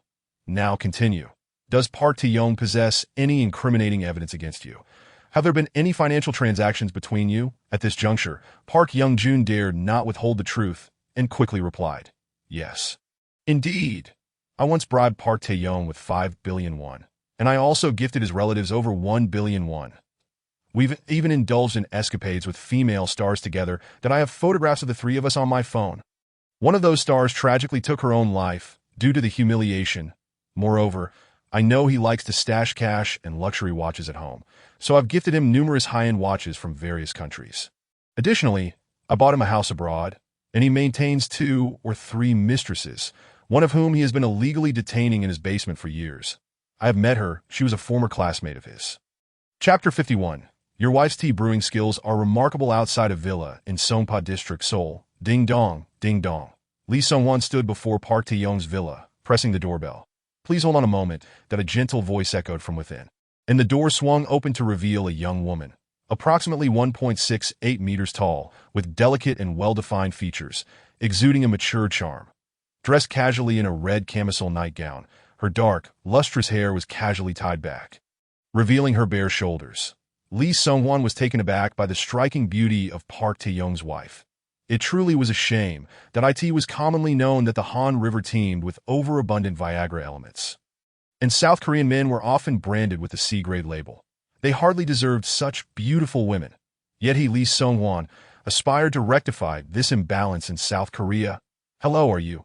As Kang Han-na noticed Lee Sung-won's intense gaze upon her, her cheeks flushed slightly, prompting her to inquire shyly. Lee Sung-won smiled gently and bowed slightly. "Greetings, Mrs. Kang. I am Lee Sung-won, the Chief Prosecutor of the Criminal Division 3 of the Seoul District Prosecutor's Office. A colleague of your husband, Prosecutor Park Tae-yong, that I apologize for the sudden visit. Please forgive my intrusion." Upon hearing Lee Sung-won's introduction, Kang Han-na returned the courtesy. "Ah, Chief Lee, it's a pleasure. Tae-yong is home at the moment. Please come in." With that, she stepped aside, inviting Lee Sung-won into the house, leading him to the living room where they both sat down. She then took out a kettle to brew tea. The grace with which this woman poured the tea revealed an elegance that suggested she had studied the art of tea-making. "Chief Lee, please enjoy the tea." "Thank you." Lee Sung-won accepted the steaming cup of tea from Kang Han-na's slender hand, adorned with cherry-colored nail polish, and took a sip, a look of appreciation spreading across his face. "Mrs. Kang, your tea is truly delightful." Kang Han-na beamed at his compliment, replying with a smile. "Chief Lee, Tae-yong worked late last night and is still catching up on sleep, but if you could wait a moment, I will go wake him." However, Lee Sung-won waved his hand dismissively, saying nonchalantly, "There is no rush. I only wish to discuss a private matter with Tae-yong, so let him sleep a little longer." Kang Han-na hesitated briefly before nodding slightly, apologizing. "I appreciate your understanding. The guest is here, yet she feels too shy to ascend the stairs. Thus, she chooses to accompany Lee Sung-won in the living room." Engaging in conversation, the two exchange words in turns, And after a while, Lee Sung-won has gained a preliminary understanding of Jong Hana. It turns out she is an actress who was once a signed artist under the MS Entertainment Company, a subsidiary of the Qixing Group. She debuted at the age of 18, trying her hand at acting, singing, and dancing, but remained relatively obscure. It was not until she seized a hard-earned opportunity to star in a provocative historical drama, Pure Innocence Era, that she delivered several remarkable performances, catapulting her to fame and earning her the title of the nation's alluring goddess of period dramas. And no wonder Lee Sung-won felt a sense of familiarity upon first seeing her. She had starred in that very drama. Jong Hana continues her narrative, explaining that following her rise to fame, a deluge of film offers, scripts, variety show invitations, and endorsement deals came pouring in. However, with fame comes controversy. Having acted in such a contentious drama, she became an easy target for criticism. And although many of the revealing scenes were shot with a body double, she still faced public ire. The most disheartening experience for her was when the company's higher-ups insisted that she entertain powerful officials and elites. This was something she had long heard about, but never expected to face herself. She found it unbearable and rejected the company's arrangements. Consequently, the company effectively blacklisted her. Overnight, all her film offers, scripts, and endorsements vanished, leaving her with substantial debts. Jong Hana felt cornered, contemplating suicide. Fortunately, by chance, Park Tae-young encountered her while she was working part-time at a convenience store. After losing everything, that he was immediately taken by her beauty and promptly pursued her. After being rejected by Jong Hana, he leveraged his position to investigate her circumstances and, with a mix of coercion and temptation, offered to help her terminate her contract with the company, on the condition that she would be with him. With no alternatives left, Jong Hana reluctantly agreed, but cleverly insisted that Park Tae-young accompany her to confront the MS company in person. Moreover, she insisted that he marry her. At that time, Park Tae-young was already married. Having invested considerable effort into Jong Hana, he was unwilling to give up easily, leading him to decisively divorce his wife and marry Jong Hana. Now, it has been less than 6 months since their marriage. Why does Jong Hana confide so much to Lee Sung-won? Naturally, it is because he possesses good looks, charm, and excels in communicating with women, adeptly familiarizing himself with their pain points and sensitivities, with just a slight nudge. He allows Jong Hana to unburden herself. Jong Hana harbors no affection for Park Tae-young. Although he aided her in severing ties with the company, she is perpetually suspicious of his motives, especially since she once witnessed him laughing and conversing with the upper echelons of the MS company as they exited a nightclub. Submitting to him was merely a last resort. Furthermore, she knows that Park Tae-young has several mistresses outside their relationship, and he does not even bother to disguise it, often flirting with them right in front of her. Over time, Jong Hana has developed nothing but disdain and aversion towards Park Tae-young, and they have long since begun sleeping in separate rooms. Perhaps they were too engrossed in their conversation. They failed to notice someone descending the stairs. The freshly awoken Park Tae-young, upon hearing his wife conversing with another person, presumably a man, felt a surge of anger and hurried downstairs. Upon seeing Lee Sung-won sitting beside his wife, his blood boiled with rage, and a green light of jealousy flickered in his mind. "What brings you to my home, Lee Sung-won?"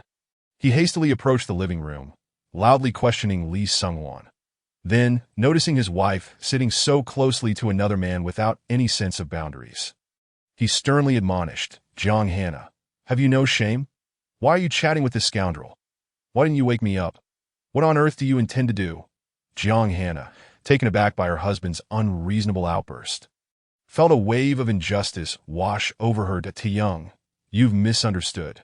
This prosecutor Lee is your colleague. He came to discuss some private matters with you. I intended to wake you up, but he suggested you sleep a little longer."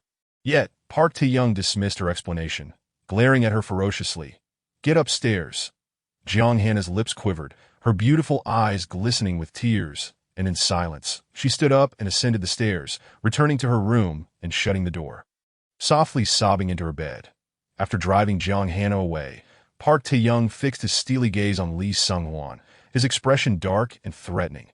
"Keep your distance from my wife, understand? And what exactly do you want in my home? Don't think I'm afraid of you just because you have the minister backing you."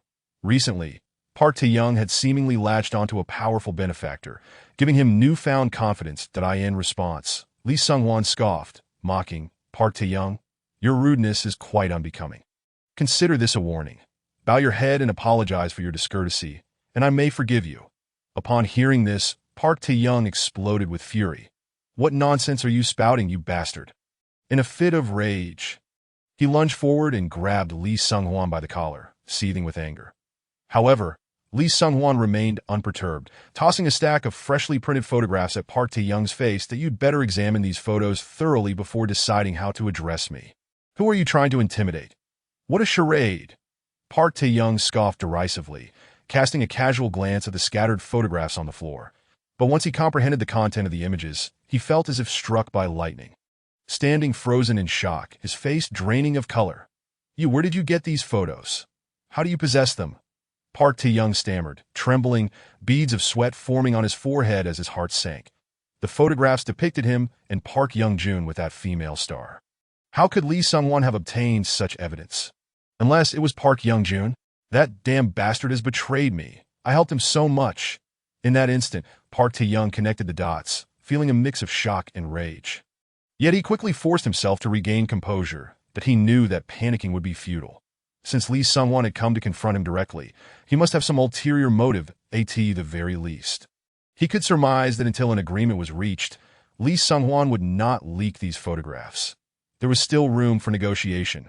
Reflecting on Lee Sung-won's visit, he pondered its significance that if he managed to obtain such incriminating evidence from Park Young-joon, it meant he had already captured Park Young-joon. And Park Young-joon is the son of Park Eun-ki, the current chairman of the Chishing Group, while Lee Sung-won's older brother, Lee Sung-hyun, met his demise at the hands of Park Eun-ki's close aide responsible for Chishing real estate. This implies that he has traced the threads of betrayal and discovered that I once sold out Lee Sung-hyun, warning Park Eun-ki's henchmen about Lee Sung-hyun's efforts to gather evidence against Chishing real estate, indirectly leading to Lee Sung-hyun's death. As these thoughts crossed his mind, cold sweat dripped down Park Tae-young's forehead. What should I do now? How can I navigate this? He stifled his fear, releasing Lee Sung-won's collar and adopting a submissive tone. What is it that you desire? Lee Sung-won, upon hearing this, loosened his tie slightly, his voice laced with mockery. Park Tae-young, you are quite the schemer, presenting a facade of loyalty while secretly plotting against me and betraying my brother. Honestly, my brother was foolish. Even without this incident, he would eventually encounter a similar fate that I'm not surprised. But he is still my brother. You have indirectly caused his death and continue to oppose me. How should I repay you for this? Park Tae-young trembled, lowering his head in acknowledgement. Prosecutor Lee, I was wrong that I should not have envied you or believed you had usurped the position of chief prosecutor. Nor should I have betrayed your brother, that I have come to realize my mistakes, and I am willing to make amends, to coexist peacefully with you, and to offer my sincere apologies, as long as you spare me.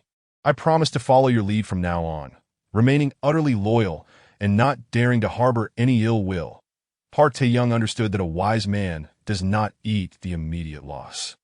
He deeply bowed at a 90-degree angle to Lee Sung-won, displaying utmost humility. Yet Lee Sung-won regarded the bowed Park Tae-young with an impassive expression that he spoke in a calm tone. Enough with the empty platitudes. They sound too insincere. I require you to take tangible actions. Do you understand? What do you wish for? Please feel free to command me. Park Tae-young lowered his head, even further, that a true gentleman knows when to yield and when to stand firm. A moment of submission means little. He had resolved that if he could just weather this storm, he would surely seek revenge in the future, since he had already orchestrated the downfall of Lee Sung-hyun. He had no qualms about eliminating Lee Sung-hwan as well. His recent powerful benefactor had imbued him with ample confidence. However, the next words from Lee Sung-hwan nearly sent him into a fit of rage. My elder brother's vendetta cannot simply be dismissed. After all, he is my blood, my dearest kin. Furthermore, Park Tae-young, are you aware that in recent days, due to the investigation concerning you, my temper has been greatly inflamed? Here essay thought. I have observed that Mrs. Jeong possesses commendable tea brewing skills, that I have always had a penchant for tea, and it would be rather presumptuous to express this desire upon our first meeting. Since you are her husband, might you assist me in requesting Mrs. Jeong to impart some knowledge of the art of tea? What say you? Upon hearing this, Park Tae-young furrowed his brow. How could this scoundrel express admiration for his wife's tea? What sort of whimsy is this? Yet, as a man of traditional values, he was reluctant to allow his wife to present herself before another man, especially considering that Jiang Yunxi was someone he had invested considerable effort to bring into his life. To have her serve tea to Li Sunghuan would be a grave affront to his dignity. If he were to acquiesce to such a demand, what respect would remain for him? Absolutely not. You must not entertain such thoughts, Li Sunghuan. Park Tae-young replied coldly. Then there is nothing more to discuss. Li Sunghuan remarked with a nonchalant shrug that he then bent down to gather the scattered photographs. Brushing off the dust with a casual air, and said, Upon my return, I shall report you, Park Tae-young, to the minister and the Seoul District Prosecutor's office for allegedly insulting and humiliating a female artist, driving her to contemplate suicide. Moreover, you are also implicated in corruption, having illicitly received billions from Park Tae-jun while facilitating several egregious cases of abuse against young girls. You have wielded your authority to intimidate the families of innocent victims, coercing them into retracting criminal accusations against Park Tae-jun. It is also rumored that you have engaged in other unsavory activities that would certainly lead to your downfall, your disgrace, and your dismissal from the prosecutor's ranks. As these chilling allegations fell from Li Sunghuan's lips, Park Tae-young was rendered speechless. He had not anticipated that Li Sunghuan possessed such a trove of incriminating evidence against him. Park Tae-jun had betrayed him utterly. All his secrets were laid bare. In that moment, his previously unwavering bravado crumbled. Park Tae-young's face turned ashen. His fists clenched tightly as he glared at Li Sunghuan, struggling to suppress his humiliation before finally uttering, Very well, I shall comply with your request. Though he understood that even with this odd concession, Li Sunghuan would not simply relent. However, as long as the evidence and scandal remained concealed, there was still a sliver of hope. His heart brimmed with animosity towards Li Sunghuan, a murderous intent boiling within him, that if he could merely weather this storm, he would spare no effort, even if it meant becoming a mere sycophant, to ensure Li Sunghuan's demise. Upon hearing this, Li Sunghuan patted his face, a triumphant smile illuminating his features. Tae-young, you have proven to be quite astute. There is an ancient saying in Huaxia, those who recognize the times are the true heroes. You have demonstrated such wisdom, which is why I have decided to temporarily refrain from exposing these photographs and your sordid affairs. Then I am most grateful for your magnanimity, Chief Li. Park Tae-young managed to force a smile, one that resembled more of a grimace, as he watched Li Sunghuan ascend the staircase, his countenance darkened, eyes smoldering with rage. Ultimately, he steeled himself and approached his wife, Jiang Yunxi's door, knocking with determination. After a brief moment, Jiang Yunxi opened the door, her beautiful eyes tinged with red, staring at Park Tae-young with an expression devoid of warmth. There's something you need? Park Tae-young nodded. Allow me to enter and speak. Jiang Yunxi hesitated, biting her lip, but eventually conceded, stepping aside to let him in, and no sooner had she closed the door than thud. Park Tae-young suddenly knelt before her. Yunxi, you must save me. Chapter 53. Yunxi, you are my only hope. What are you doing? Jiang Yunxi exclaimed, utterly bewildered by her husband's unexpected gesture. She sensed a hidden agenda. Park Tae-young had never humbled himself before her, always treating her as his possession, maintaining an air of superiority. Truth be told, Jiang Yunxi harbored a certain fear of him. Let us discuss this once you rise, she implored, attempting to assist him to his feet. Yet, Park Tae-young clutched her hand tightly, refusing to let go. Yunxi, you must promise to help me with this. I have committed a grave error and am in dire trouble that if you do not assist me, my life will be ruined. I risk imprisonment and the loss of my identity as a prosecutor. Think carefully, have I not treated you well this past year? If it were not for my intervention, you would still be mired in debt. For your sake, I even divorced my ex-wife, providing you with a life of comfort and luxury. I am aware of my shortcomings, that I have not been wholly devoted to you, yet I have invested a significant amount of effort in our relationship. Surely, there must be some semblance of affection between us. Thus, I beseech you, you must help me this time. Upon hearing Park Tae-young's emotional appeal, Jiang Yunxi remained utterly confused, uncertain of what he truly sought. Indeed, as he claimed, he had many flaws, but materially, he had provided for her in ways that were undeniable. He had facilitated her contract termination, alleviating her of substantial debts, and allowed her to reside in a grand villa, providing her with a generous allowance far exceeding her earnings as an artist. Having spent considerable time together, they shared a semblance of emotional connection, Yet what calamity could have befallen him that would compel him to kneel before her? She was but a fragile woman. How could she possibly assist him? Her only asset was her still appealing physique. After a moment of contemplation, Jiang Yunqi finally relented. I will assist you, but only if I am able to help, upon hearing her consent. Park Tae-young leapt with joy, as if he had grasped a lifeline. Wonderful. Thank you, Yunqi. I knew you would not abandon me. However, his elation quickly faded, his body trembling as he shared his predicament with Jiang Yunqi. Yunqi, Chief Li just visited me to inform me that he has uncovered evidence of my corruption, abuse of power, collusion with business interests, and other criminal activities. The evidence is irrefutable, should he choose to act. I will be arrested, interrogated, and subsequently dismissed from the prosecutor's office, facing a public trial that could tarnish my name forever. Yunqi, you are my only hope. Please, persuade Chief Li on my behalf. Jiang Yunqi gazed at him. Disbelief etched across her features. You have committed so many crimes. How could I possibly sway Chief Li? He would not heed the words of a mere woman. She was acutely aware that Park Tae-young was no virtuous man. Nor was he an exemplary prosecutor. An honorable prosecutor would not maintain numerous extramarital affairs nor stash cash at home. Yet she could hardly fathom the extent of his misdeeds: corruption, abuse of power, collusion with businesses, and violent crimes. Each of these accusations hinted at a multitude of wrongdoings. Was this man, so morally bankrupt, truly worthy of her assistance? Moreover, she doubted her own influence over Chief Li. She was merely a fated star, not a daughter of the elite. Seeing the despair and helplessness in Jiang Yunqi's eyes, Park Tae-young seized the moment to insist, Yunqi, there is a way. You are my sole hope. You and Chief Li appear to have enjoyed a pleasant conversation earlier. He expressed a fondness for your tea. If you teach him your brewing techniques, he may be appeased, that I assure you. If he is satisfied, I can promise you anything. Chief Li responds better to gentle persuasion than force. If you exhibit even a hint of earnestness, he may relent. Jiang Yunqi, still perplexed, considered the simplicity of Park Tae-young's suggestion. That is it truly that straightforward? Indeed, it is that simple, he affirmed earnestly, after a moment of hesitation. She resolved, very well, I will assist you this once, that if he agrees to spare you, then we shall consider ourselves even. Upon hearing Jiang Yunqi's agreement, Park Tae-young was elated, as if he had seized a lifeline. Rejuvenated by hope.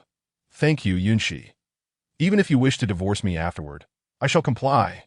Without hesitation, he acquiesced to her terms. That in his mind, Jiang Yunqi was merely a reminder of his disgraceful past. What need had he to keep her around? As long as he retained his position as a prosecutor, countless women would vie for his attention. Jiang Yunqi was taken aback by Park Tae-young's swift agreement to her conditions. Did he not harbor any lingering affections? Perhaps he felt no emotional attachment whatsoever, but a strange anger welled up within her, accompanied by a significant reduction in her resistance to his request, that if he cared so little for her, why should she cling to her own feelings? She regarded him coldly. When does he wish to partake in tea? Chapter 54. The righteous betrayal of Jiang Yunqi. After Jiang Yunqi and Park Tae-young reached an agreement, Jiang Yunqi was the first to descend the stairs. Upon noticing Lee Sungwon still seated in the living room, she approached him, slightly bowing, and with a hint of shyness remarked, Prosecutor Lee, I have heard that you enjoy the tea I brew. Lee Sungwon, embodying grace and elegance, nodded with a smile. Indeed, I find myself devoid of other hobbies. Tea drinking is my sole passion. Madam Jiang, your tea brewing technique is commendable, producing an aroma that lingers delightfully. Truly a pleasure to savor. Upon hearing this, Jiang Yunqi's cheeks flushed slightly as she replied, You flatter me. The art of tea brewing was imparted to me by my grandfather, and he studied tea culture in Huaxia and later brought this craft to South Korea. I have merely picked up some rudimentary skills from him. If you wish, I can teach you a few techniques and secrets. Lee Sungwon's eyes lit up at her words. Really? That would be splendid. I am eager to learn about the tea ceremony from you, if you would be so kind. Jiang Yunqi, her face slightly reddened, bowed again, and said, Of course, as long as Tae-young does not mind. Lee Sungwon, exuding confidence, reassured her. Rest assured, Madam Jiang, I am certain Prosecutor Park will support this endeavor, given that we are the best of colleagues. Consequently, with Park Tae-young's tacit approval, Lee Sungwon accompanied her to his dedicated tea room. Where Jiang Yunxi showcased her skills at IT was evident that she was a worthy successor of the Huaxia tea tradition, demonstrating remarkable finesse and mastery. Having spent much of her time at home, she had honed her tea artistry to perfection. Unexpectedly, during their conversation, Jiang Yunxi proposed that Li Sungwan release Park Taeyong, offering to gift him her treasured collection of tea books in exchange, and mentioned that Park Taeyong had pledged to provide a donation of $200,000 worth of local specialties. Li Sungwan, upon hearing this, displayed a mixture of disappointment and anger, exclaiming, "Madam Jiang, how could you? You would corrupt a righteous prosecutor such as myself for the sake of a criminal. I, Li, have always upheld integrity and moral rectitude, refusing to tolerate any sordid dealings. How could I betray my conscience and the sacred principles that led me to this noble profession?" Seeing Li Sungwan's furious expression, Jiang Yunxi, filled with remorse and guilt, tearfully apologized. "I am sorry. It was my fault. My shamelessness nearly led you astray. Please, punish me." Her heart brimmed with self-reproach that in her eyes, Li Sungwan was undoubtedly a virtuous and benevolent prosecutor, and she recognized that her actions were an affront to such noble character. Her shame was profound, yet Park Taeyong awaited her good news. She had to persuade Li Sungwan. "Prosecutor Li, I have something to discuss with Taeyong. Please, take a moment to rest," Jiang Yunxi said apologetically, bowing slightly. Li Sungwan waved his hand, exuding a sense of resignation. "Very well. Fortunately, my convictions are steadfast, and my will to resist temptation is strong. Madam Jiang, you are merely acting on someone else's behalf. This is not your true intent. Please sit. The tea has grown cold. I shall speak with Park Taeyong." Upon hearing Li Sungwan's assurance, Jiang Yunxi was nearly moved to tears. Her eyes glistened with gratitude as she exclaimed, "Thank you, Prosecutor Li." Li Sungwan paused before responding. "To be frank, Madam Jiang, you need not demean yourself to speak on his behalf. The evidence I have gathered clearly indicates that Park Taeyong is a remorseless, morally bankrupt individual, guilty of heinous crimes. How could I release him, knowing the suffering of innocent victims? Yunxi, you know too little about Park Taeyong. He is a demon. Allowing him to mingle among our ranks as prosecutors would be a desecration of justice in the Republic of Korea. I cannot simply let him go." Jiang Yunxi, hearing Li Sungwan's words, felt a sense of panic wash over her, her beautiful eyes pleading, "Prosecutor Li, I know Park Taeyong is terrible, but I promised him. If I go back on my word now, I fear he—" Li Sungwan interrupted with a scoff. "Madam Jiang, you need not fear him, that I possess irrefutable evidence. His crimes are laid bare. To release him now would weigh heavily on my conscience. You are unaware that he colluded with the executives of MS Company to drive a young star to suicide, and helped Park Young-jun of the Seven Stars Group cover up the murders of innocent girls he toyed with. Not to mention his illegal imprisonment and enslavement of a female classmate. Are you certain you still wish to assist him?" Upon hearing these words, Jiang Yunxi's face turned pale. She could scarcely fathom that Park Taeyong could be such a monster. Had he been acting all along? Doubt crept in her mind. If she aided him in evading justice, would she not be complicit? Ultimately, Jiang Yunxi steeled herself. She could not become an accomplice to evil. She would stand beside Li Sungwan in support of justice. "Prosecutor Li, please arrest him." Chapter 55. What does it mean to satisfy me? In the adjacent room, Park Taeyong had been waiting until he was nearly dozing off. Just then, with a click, he finally heard the door open, and instantly he was alert, springing to his feet to peer outside to his relief. He saw Li Sungwan enter, looking well-fed and refreshed, seeing the glow on Li Sungwan's face. Park Taeyong felt a pang of anguish mixed with humiliation. Unable to restrain himself any longer, he growled, "Are you satisfied now?" Li Sungwan furrowed his brow and glared at him. "What nonsense are you spouting? It should be you who is satisfied. I never imagined you to be not only despicable but also a scoundrel, a coward. To evade legal consequences, you would resort to having your wife bribe me anew. Were it not for my unwavering principles, you might have succeeded." Park Taeyong exclaimed, "Huh? You ungrateful wretch, taking advantage and then pretending to be virtuous. Ah, damn it." Park Taeyong glared at Li Sungwan's contemptible expression, his body trembling with rage. His heart turning cold, Li Sungwan, embodying righteousness, chastised him. "Do you dare glare at me? Go, pour me a cup of tea." Park Taeyong was taken aback, his anger flaring anew. Damn it. How can you be so unreasonable? Yunchi has served you, and now you expect me to serve you too? Lee Sungwon's gaze turned icy. Park Taeyong's face stiffened, and with great reluctance, he bent down to prepare a cup of tea for Lee Sungwon. In his haste, the boiling water scalded his hand, causing him to nearly leap in pain. Yet, fearing Lee Sungwon's scorn for being unable to brew tea properly, he gritted his teeth, enduring the agony, and humbly placed the tea before Lee Sungwon. Forcing a smile that was more painful than tears, "Prosecutor, please enjoy the tea." That moment, he felt akin to the teacup on the table. Utterly tragic. Damn it, just wait.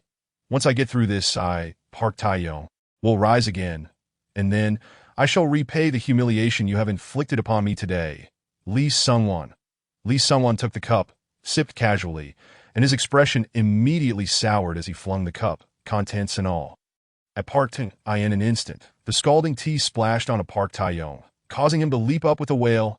He danced about in agony, frantically patting his clothes as the boiling water seared his skin. Leaving his chest a blistering as he howled in pain, he could not help but curse, damn it. Lee Sungwon, have you lost your mind? Why would you scald me with tea? Lee Sungwon merely snorted in disdain. You think to serve me such scalding tea?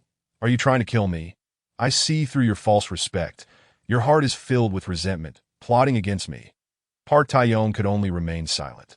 Lee Sungwon continued to scold him. I had thought you possessed a sliver of conscience, but now it seems you are beyond redemption. Thus, I must disregard Yunchi's feelings and bring you to justice. Park Taeyong's expression shifted dramatically. Wait, we agreed not to do this. Lee Sungwon produced his phone and pressed a button. Outside, the waiting prosecutor Jong Jik-soo, along with 2 investigators and a squad of police officers, heard the call and rushed into the villa. That moment, Park Taeyong finally grasped the situation. Lee Sungwon had never intended to let him go. This fiend. Yunchi's efforts were in vain. I will kill you.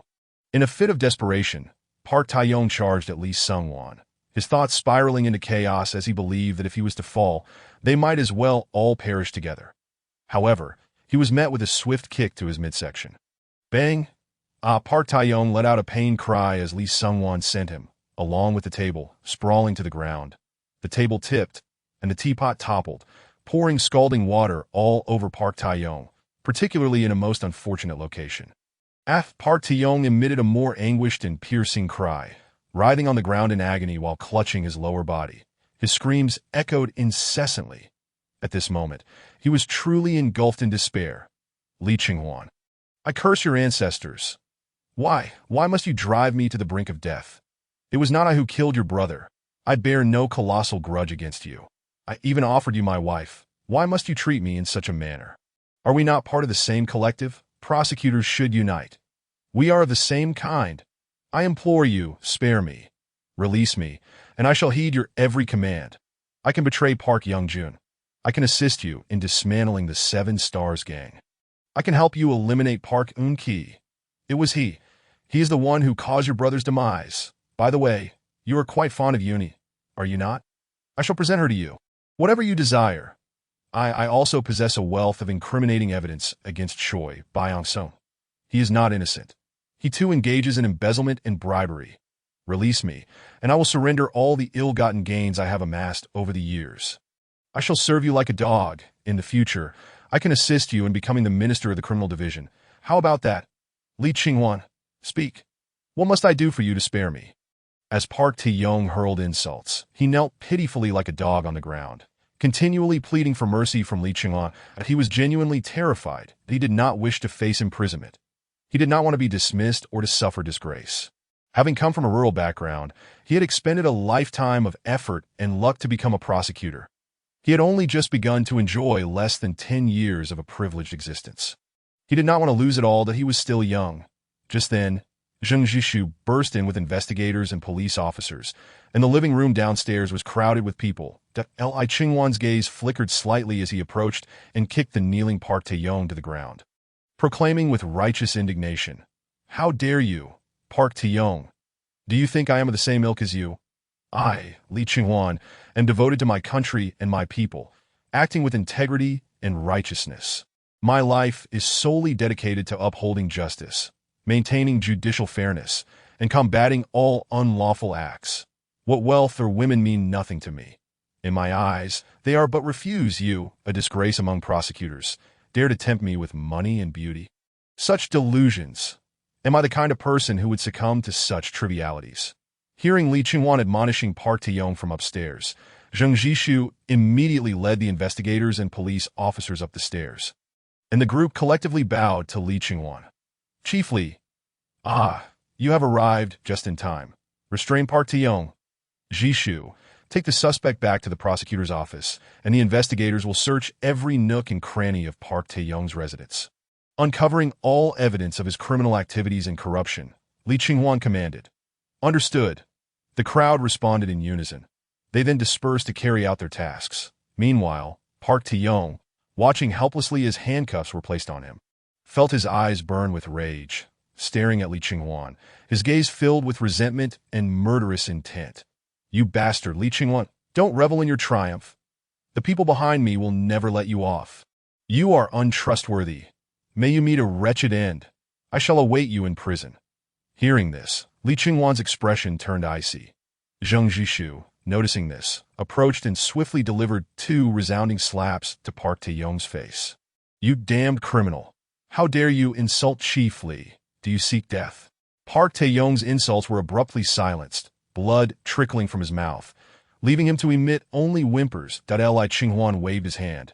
Take him away. Yes. Following this, the cleanup commenced. Li Qingwan oversaw the search of Park Tae-yong's residence, and with the assistance of the mole, Jiang Yuni, all the embezzled funds were swiftly uncovered, an astounding sum exceeding $10 million. Numerous pieces of evidence of his crimes were also discovered, including a stack of photographs. In conclusion, Park Tae-yong would undoubtedly face a solid case against him. Chapter 56. Minister, your subordinate brings you some local delicacies. Park Tae-yong was escorted back to the Seoul District Prosecutor's office. Handcuffed, this sensational scene left his fellow prosecutors within the office in shock. What on earth? How could Prosecutor Park be arrested? What has transpired? Did Prosecutor Park violate the law? That shouldn't be the case. As prosecutors, how could we possibly break the law? Look, the one escorting Prosecutor Park is Zheng Jishu. Who is Zheng Jishu? He is the chief prosecutor Li Qingwan's aide. What? Li's aide? Arresting fellow prosecutor Park Tae-yong from the same department. This must have been ordered by Chief Li. Could it be there is a conflict between them? Or did Park Tae-yong offend the newly promoted Chief Li? It's unclear, but according to rumors, this chief prosecutor position was originally supposed to be Park Tae-yong's. No wonder. Prosecutor Park must be feeling quite resentful, perhaps secretly sabotaging Chief Li, leading to their complete fallout. It seems we have quite a spectacle to witness, as prosecutors from the same department turn against one another. It has been ages since such a major incident occurred in the Seoul District Prosecutor's office that I wonder what expression the Minister of the Criminal Division, Choi Byung-sung, will have when he learns of this. It should be quite entertaining. This is a welcome sight. The Criminal Division is one of the most lucrative departments in the entire prosecutor's office. Now that one prosecutor has been taken down, perhaps others from different departments will have the opportunity to fill the vacancy. Indeed, that makes sense. In the Criminal Division, Minister's office, Choi Byung-sung slammed his hand on the table, sternly reprimanding the bowed head of Li Qingwan. This is utterly ridiculous. No matter what, Park Tae-yong is a member of our Criminal Division, one of my subordinates. You, Li Qingwan, without a word of warning, simply decided to arrest him without informing me, your minister? This is an affront to my authority. How could I be the last to know that one of my own has been apprehended? Choi Byung-sung was exceedingly furious. Li Qingwan's unilateral actions had severely undermined his authority. He was the last to learn of the arrest. What are you trying to achieve, Li Qingwan?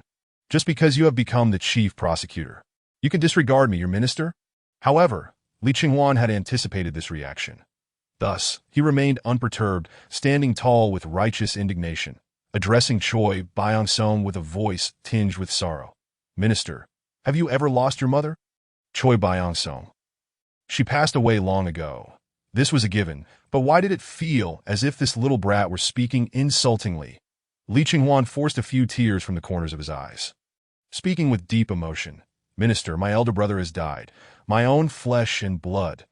Choi Byung-sung's expression twitched slightly. Of course, that my mother is my own mother too, Minister. Do you know? Park Tae-young is one of the main culprits behind my brother's death. He colluded with the Seven Stars Real Estate, stealing and destroying the evidence of their illegal activities that my brother painstakingly gathered. He even secretly warned Seven Stars Real Estate, leading to their hired thugs beating my brother to death. Tell me, should I not arrest him? My brother is my last remaining family, and he caused my brother's death. Should I not seek vengeance? Park Tae-young must face justice. Anyone who obstructs my quest for revenge. I shall fight to the end. Lee Ching-won passionately condemned Park Tae-young's actions. Choi Byung-sung finally grasped the situation, his expression darkening slightly. So that is how it is that by your account, Park Tae-young indeed bears guilt. However, Ching-won, in the future, do not act so impulsively. That I understand that you are enraged by the loss of your only family, but you must also consider the repercussions. The entire prosecutor's office is watching us, mocking our criminal division. Several ministers have even teased me, saying our division is notoriously disunited, with subordinates engaging in infighting, while I, as the minister, remain completely oblivious. Where shall I place my dignity? Lee Chung-won's face reflected remorse as he bowed once more to Choi Byung-sung. I apologize. Minister, it was my impatience and lack of consideration that caused you distress. Yet, his tone shifted abruptly, transforming into one of coldness and lethal intent. You do not understand how kind my brother was. He fought valiantly in court to defend the rights of those villagers rendered homeless by the illegal demolitions of Seven Stars Real Estate, standing alone against the thuggish forces and unscrupulous prosecutors like Park Tae-young. Yet, he was jointly wrought down by them. Is this not a bullying of the innocent? Must the innocent be victimized? Must the innocent perish? What wrong did my brother commit? He was young, filled with lofty ambitions, seeking to fight for the impoverished, to uphold justice, to bring relief to all those suffering unjustly in South Korea. He fell while steadfastly pursuing justice against evil. He did not even have the chance to leave his legacy in this world. He is gone, as his younger brother. I feel profound shame and rage. I must inherit his legacy and bring to justice the social scourges, the scum, and the beasts represented by Park Tae-young and Seven Stars Real Estate. For this purpose, I am prepared to wager my career as a prosecutor. Lee Sung-won's heartfelt, deeply moving, and righteous words utterly stunned Choi Byung-chul. He scrutinized the young man closely, faintly recognizing in him the reflection of his own youthful self. In those days, he too was brimming with ambition, confident that he could eradicate all evils, only to be brutally confronted by the harshness of reality. Choi Byung-chul understood well that there are individuals and situations where, even if one knows they are criminals, despicable and unforgivable, one remains powerless to effect change, for they belong to the privileged elite. They embody the law. They are the law itself. With a solemn expression, Choi Byung-chul declared that scoundrel Park Tae-young has dared to collude with gangsters, leading to the untimely demise of an upright and kind-hearted lawyer. He has gravely violated the prosecutor's code and crossed the line. Even as a member of our Criminal Division 3, I shall not tolerate him. Furthermore, what of that Park Young-jun, the mastermind behind your brother Sung-won's death? Lee Sung-won shook his head and corrected, no, he is the perpetrator of several heinous cases involving the torture to death of young girls. Additionally, he is implicated in numerous illegal activities such as kidnapping, assault, extrajudicial punishment, organizing gang fights, drug use, and hosting illicit parties, among others. Moreover, he has successfully evaded punishment for these various crimes, with Park Tae-young aiding him, having participated in these schemes while accepting substantial bribes. The two are thick as thieves, utterly lawless. Upon hearing Lee Sung-won's revelations regarding Park Young-jun and Park Tae-young's transgressions, Choi Byung-chul's brow furrowed deeply, filled with unrestrained contempt for Park Tae-young. That damned scoundrel. How dare he indulge in such debauchery behind my back? Fortunately, I did not promote him to chief. Otherwise, should this matter come to light, I would be hard-pressed to absolve myself of the blame for failing to recognize and scrutinize his character. At this moment, Lee Sung-won took a few steps closer and whispered to Choi Byung-chul. By the way, Minister, I almost forgot to mention, while investigating Park Tae-young's residence, we not only uncovered a plethora of evidence regarding his illegal activities, but also stumbled upon a hidden stash of ill-gotten gains amounting to several $1 million. As a mere grassroots prosecutor, earning only a modest few $100 million annually, How could he possibly amass such wealth? It is utterly insane and shameless. I took the liberty of packing most of the evidence against Park Tae-young and placed it in the trunk of your official vehicle. If you find a moment tonight, perhaps you could provide some guidance on how to address this scoundrel's actions. Additionally, I have also included some local delicacies from my hometown in your trunk, which I hope you will enjoy. Chapter 57. Why don't you believe me? Upon hearing Lee Sung-won's words, Choi Byung-chul was momentarily taken aback. Then a knowing smile crept onto his lips as he patted Lee Sung-won's shoulder approvingly, saying, "Sung-won, I knew promoting you to chief prosecutor was the right decision. You not only harbor a deep-seated hatred for evil, but also possess a meticulous mind, understanding the nuances of propriety and discretion. You are indeed a person of merit. Very well. I shall make time to review the matter. Furthermore, there is no need for such formality between us. I shall accept your humble gifts in appreciation of your earnest efforts." He then waved his hand dismissively, adding, "As for this matter, you can handle it as you see fit. Park Tae-young, the disgrace of a prosecutor, and Park Young-jun, this social malignancy, must face severe consequences." Lee Sung-won nodded solemnly. "Understood. Minister, I shall take my leave to attend to my duties." Upon exiting the office, Lee Sung-won felt a slight twitch at the corner of his mouth, having played the charade for so long. He mused that the several $1 million would be far more useful. It appeared that Choi Byung-chul, this old fox, was not entirely clean himself. But isn't that the reality? How can one in power be untainted? If Choi Byung-chul were not corrupt, where would he have acquired that multi-million-dollar villa? Greed can be a virtue. It indicates a person's vulnerability. Without Choi Byung-chul's nod of approval, the challenge of bringing down Park Tae-young would be significant. For every prosecutor possesses both substantial qualifications and authority. It is not as simple as merely assigning a charge to topple one, that there exists a term, known as internal immunity, that we are all prosecutors. Who among us is without blemish? Who dares claim to have never embezzled funds? Who has not utilized their power for the benefit of themselves and their relatives? If one were to be investigated for minor infractions by their own kind, how could the prosecutors ever unite? How could they continue to profit? Thus, actions detrimental to unity must be minimized. Lee Sung-won, on the brink of violating the rules, was spared Choi Byung-chul's ire, as the latter recognized the circumstances and accepted the trivial local delicacies. Furthermore, he personally contacted the minister of the inspection department, briefly discussing the situation concerning Park Tae-young. The inspection department, responsible for the internal oversight of prosecutors, is often viewed unfavorably by them due to its nature of offending people. However, it is simultaneously the department that instills the most fear among prosecutors. Should these inspectors uncover any prosecutor engaging in corrupt practices with irrefutable evidence, the consequences would be dire. At best, the prosecutor would face suspension and investigation. At worst, removal from their position and imprisonment. Over the years, while many prosecutors from the Seoul District Prosecutor's Office have faced investigations by the inspection department, few have been dismissed. Park Tae-young is the first individual in 2 years to receive a personal phone call from his own minister, urging for a thorough investigation against him. One can only blame his own misfortune for provoking someone truly formidable. After receiving instructions from Choi Byung-chul, the inspection department promptly announced that they had dispatched an inspector to the interrogation room to coordinate with prosecutor Lee Sung-won regarding the case handover. They would swiftly disclose the investigation results concerning Park Tae-young. Meanwhile, in the interrogation room, Park Tae-young continued to shout his innocence. "Let me go. I demand to see the minister. I have important matters to report to him. How dare you treat me this way? I am innocent. I am being wronged. I am entitled to internal immunity. Release me at once. If you push me too far, I will expose all your dark secrets. Especially that scoundrel Lee Sung-won. I know plenty of his unsavory dealings. Is anyone there?" Bound in handcuffs and shackles, Park Tae-young sat uncomfortably in the interrogation chair, feeling utterly humiliated. This chair, once reserved for criminals, now bore him, a stark reminder of the humiliation of their role reversal. He could envision his pitiful state becoming a source of ridicule among his colleagues at the prosecutor's office. His dignity, his self-respect, everything had been shattered. "Lee Sung-won, I will surely kill you." Park Tae-young screamed in a frenzy, hurling vicious curses to At. That moment, the door to the interrogation room swung open. Lee Sung-won entered alongside a well-groomed man with gold-rimmed glasses and slicked-back hair.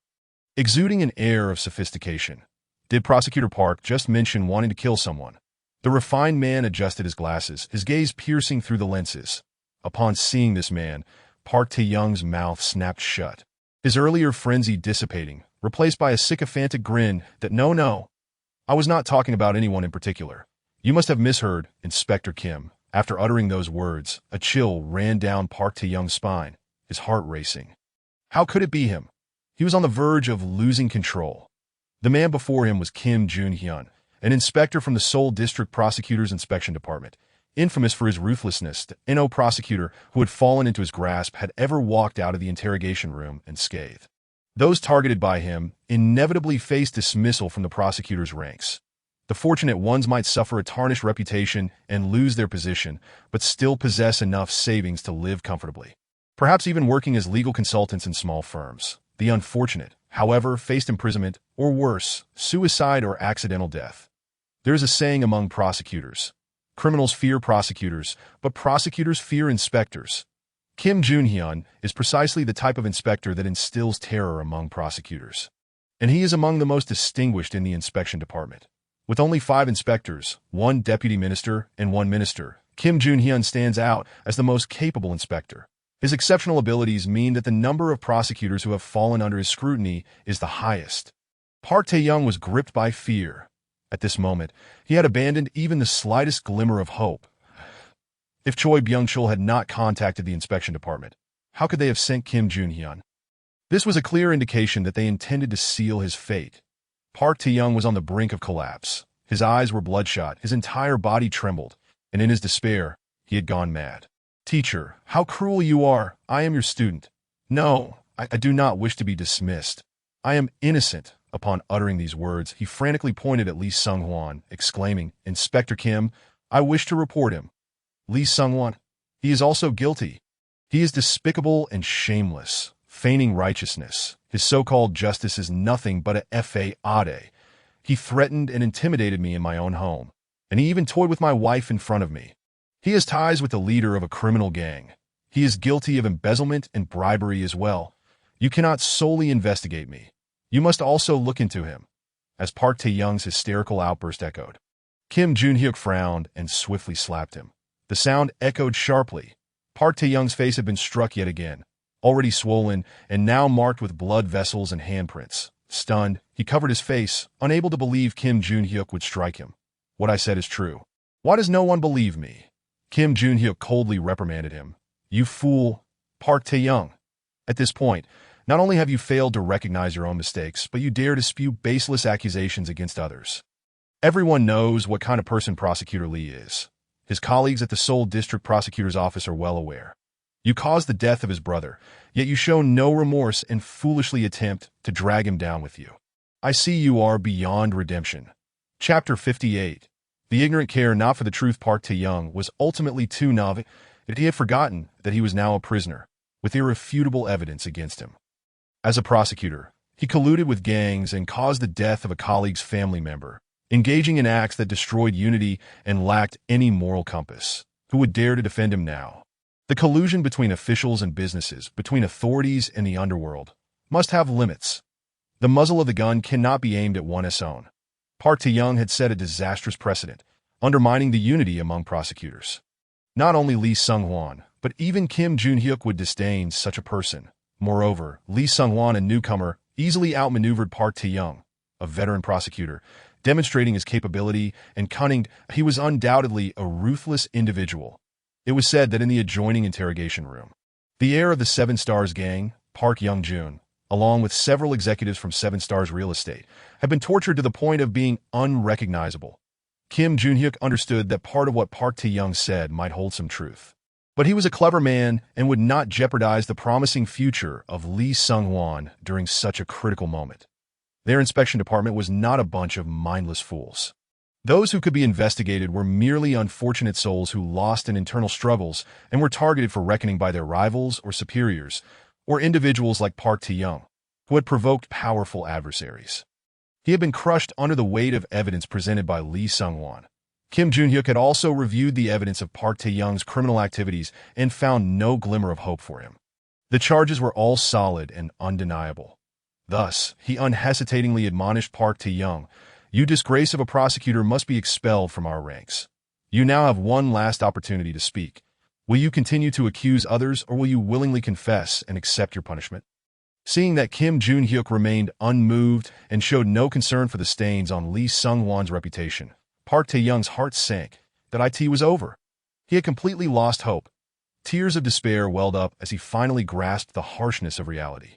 He had been abandoned internally. No one would stand up for him any longer, not even the influential figure he had recently aligned himself with. That he was utterly finished, with a heart full of despair. Park Tae-young, who had once held hope when Lee Sung-won brought him back to the prosecutor's office, now naively thought that his teacher would not abandon him and would choose to keep family scandals under wraps. Minimizing the situation. Who would have thought it would end like this? With a bitter smile, he gritted his teeth and declared, "I confess." Meanwhile, in the editorial office of the State Daily, Lee Kang-hee listened with a stern expression to his subordinate's report before emotionlessly stating, "Understood." After hanging up the phone, he violently smashed his mobile device onto the ground, shattering it beyond repair with a resounding crack. "You bastard! Lee Sung-won, you have gone too far." Lee Kang-hee no longer concealed his savage emotions.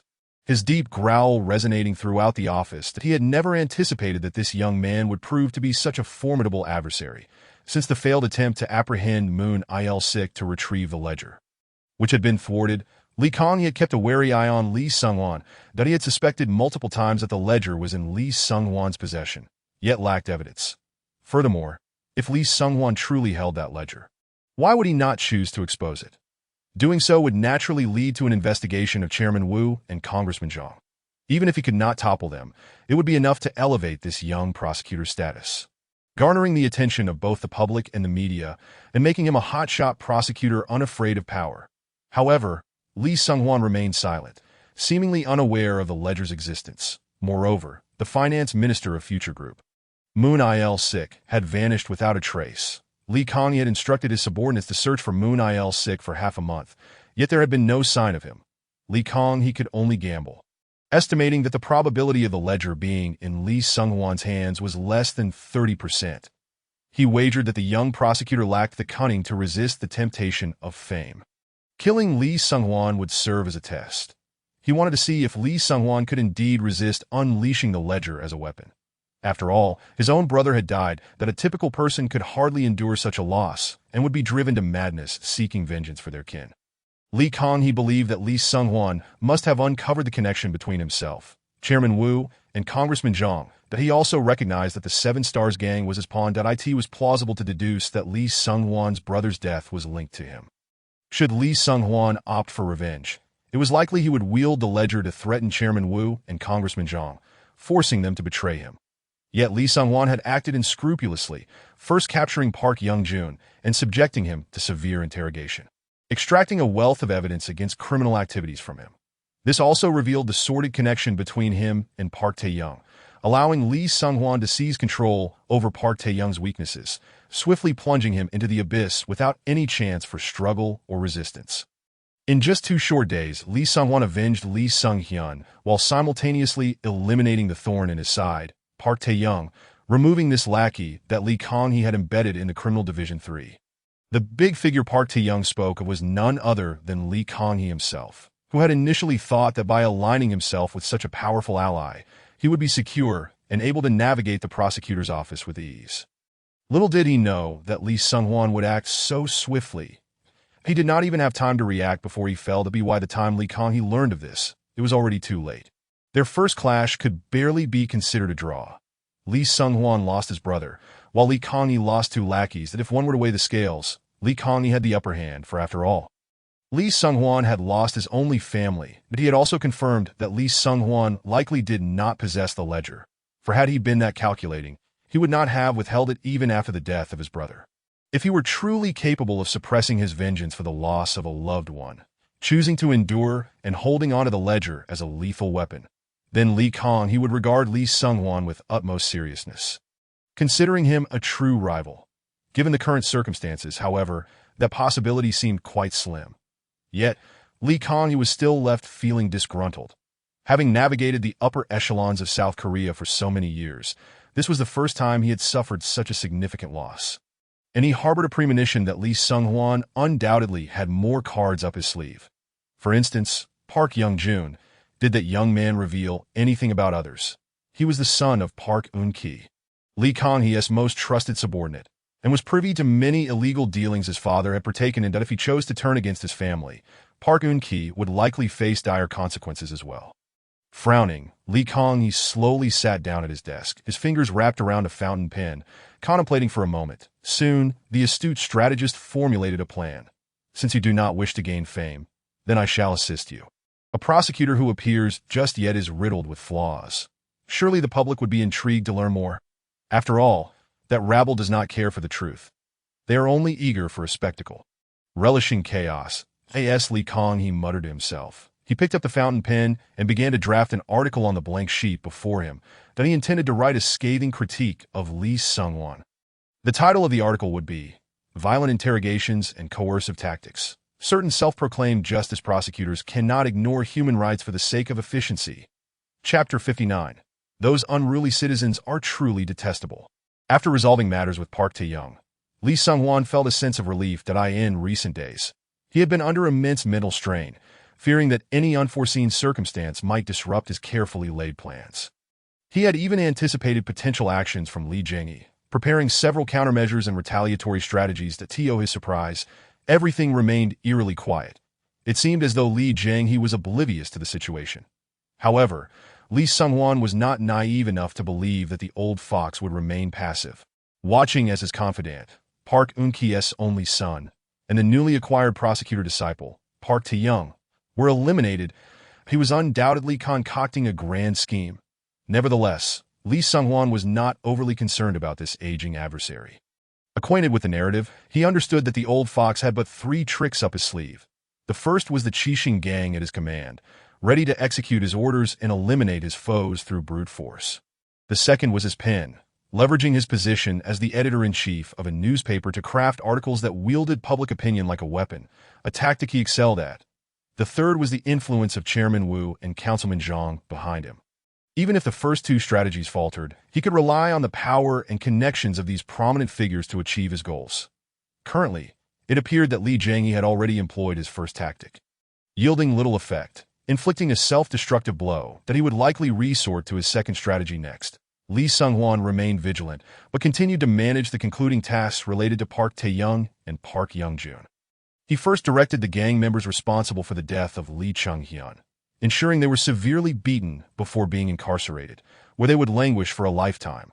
Additionally, as the principal culprits, Park Young-jun and Park Tae-young had committed numerous heinous crimes and were beyond redemption. Lee Sung-hwan decided to personally draft the prosecution materials and submit them to the court, intending to initiate public prosecution against both, recommending life sentences with no possibility of parole. It must be said that the daily routine of South Korean prosecutors was exceedingly mundane. Most prosecutors dealt with trivial cases daily, as significant cases were not commonplace. Furthermore, the Seoul District Prosecutor's office had 3 deputy chiefs, each overseeing various small departments. Lee Sung-hwan, as Criminal Division 3, was the largest in terms of personnel. Yet the backlog of cases meant that every prosecutor bore a considerable workload. Sitting in his office, Lee Sung-hwan dedicated half a day to completing the prosecution documents. Exhausted, he stretched in his office chair. Damn, I never expected that even as a prosecutor, I would still be a corporate drone. No, we are even busier than corporate drones, practically devoid of any vacation time. This is absurd. As a high-ranking prosecutor, how is it reasonable to handle such a workload daily? Lee Sung-hwan grumbled. Desiring to escape this corporate servitude, he resolved to eliminate his superior. The ministerial position should rightfully be his.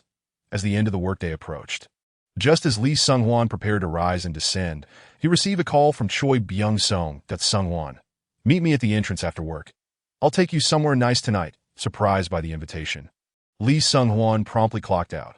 Without time to change, he hurried down to the prosecutor's office entrance, where he spotted a brand-new luxury Hyundai sedan parked out front, recognized by all as belonging to Choi Byung-sung, the Minister of Criminal Division 3. Amid the envious gazes of his colleagues, Lee Sung-hwan opened the rear door and slipped inside, immediately noticing Choi Byung-sung already seated within. Apologies for keeping you waiting, Minister, Lee Sung-hwan said, slightly bowing and greeting. Sung-won, it's after hours. There is no need to be so formal. Just call me senior, Choi Byung-sung replied with a smile, patting Lee Sung-won's thigh in a friendly manner. It seemed that the gift of local specialties worth 5 million had made Choi Byung-sung recognize Lee Sung-won's potential, significantly strengthening their rapport. Lee Sung-won quickly responded, Minister, calling you senior feels rather distant. You're only a few years older than me.